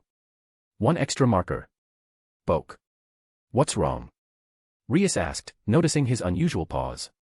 It was odd seeing him hesitate when he usually disappeared instantly. Boke shook his head slightly, unsure how to explain his sudden confusion. Seems there's a little anomaly. It's probably nothing major. I'll just go check it out. Without another word, the teleportation spell activated completely, and Boke vanished instantly. In the blink of an eye, his surroundings shifted completely. Boke found himself sitting in a softly lit bedroom suite, comfortably perched on a plush, cushioned armchair. A gentle fragrance drifted through the air, warm and inviting. And yet, something felt slightly heavy on his lap. Just as he began to look downward to investigate, a playful voice floated up from below. Oh my, if it isn't Boke-san. You've suddenly appeared right where I am, and in this position too. Could it be? Huh? He looked down and immediately recognized the speaker, a certain succubus girl wearing an elegant dress. Maria. Wait, no. Why are you dressed in your mother's clothes? Indeed, it was a bit odd. While Maria and Sheila were essentially identical copies of each other, almost identical faces, figures, and even hairstyles, the difference was clearly noticeable in their horns. Maria, being younger, had smaller horns that looked almost like cute little ribbons atop her head. In contrast, Sheila's horns, while nearly the same size in terms of body proportions, were noticeably more mature, longer and more defined. From the voice and the horn size, this had to be Maria, right? Clothes. The succubus girl noticed his puzzled gaze and glanced down at her sophisticated dress, then looked back up with a casual smile. Oh, this is nothing strange, really. Mom and I are basically the same size. My original clothes got pretty dirty since we were constantly on the run with Mio-sama. It desperately needed washing. But since we haven't had time to buy new clothes yet, I've had no choice but to borrow Mom's dress. Now that Mom's rescued and still doesn't have other clothes, we've got to make do with what's available, right? Was that how it was? The explanation seemed logical enough. Boke chose not to press further. Instead, he glanced at the book the succubus girl had just closed and placed onto the table. Maria, were you just reading? You could say that, she shrugged slightly, brushing it aside casually. But let's not get hung up on that right now. The succubus girl placed the book down and slowly rotated her body around in his lap, finally settling comfortably facing him, knees spread apart and sitting in a duck-like position. Her small hand slid onto his shoulders as she tilted her face upward, licking her lips enticingly. By the way, Boke-san, you arrived here so suddenly, carefully bypassing both my mother and Mio-sama. Could it be that you're finally here because you want to do something naughty with Maria?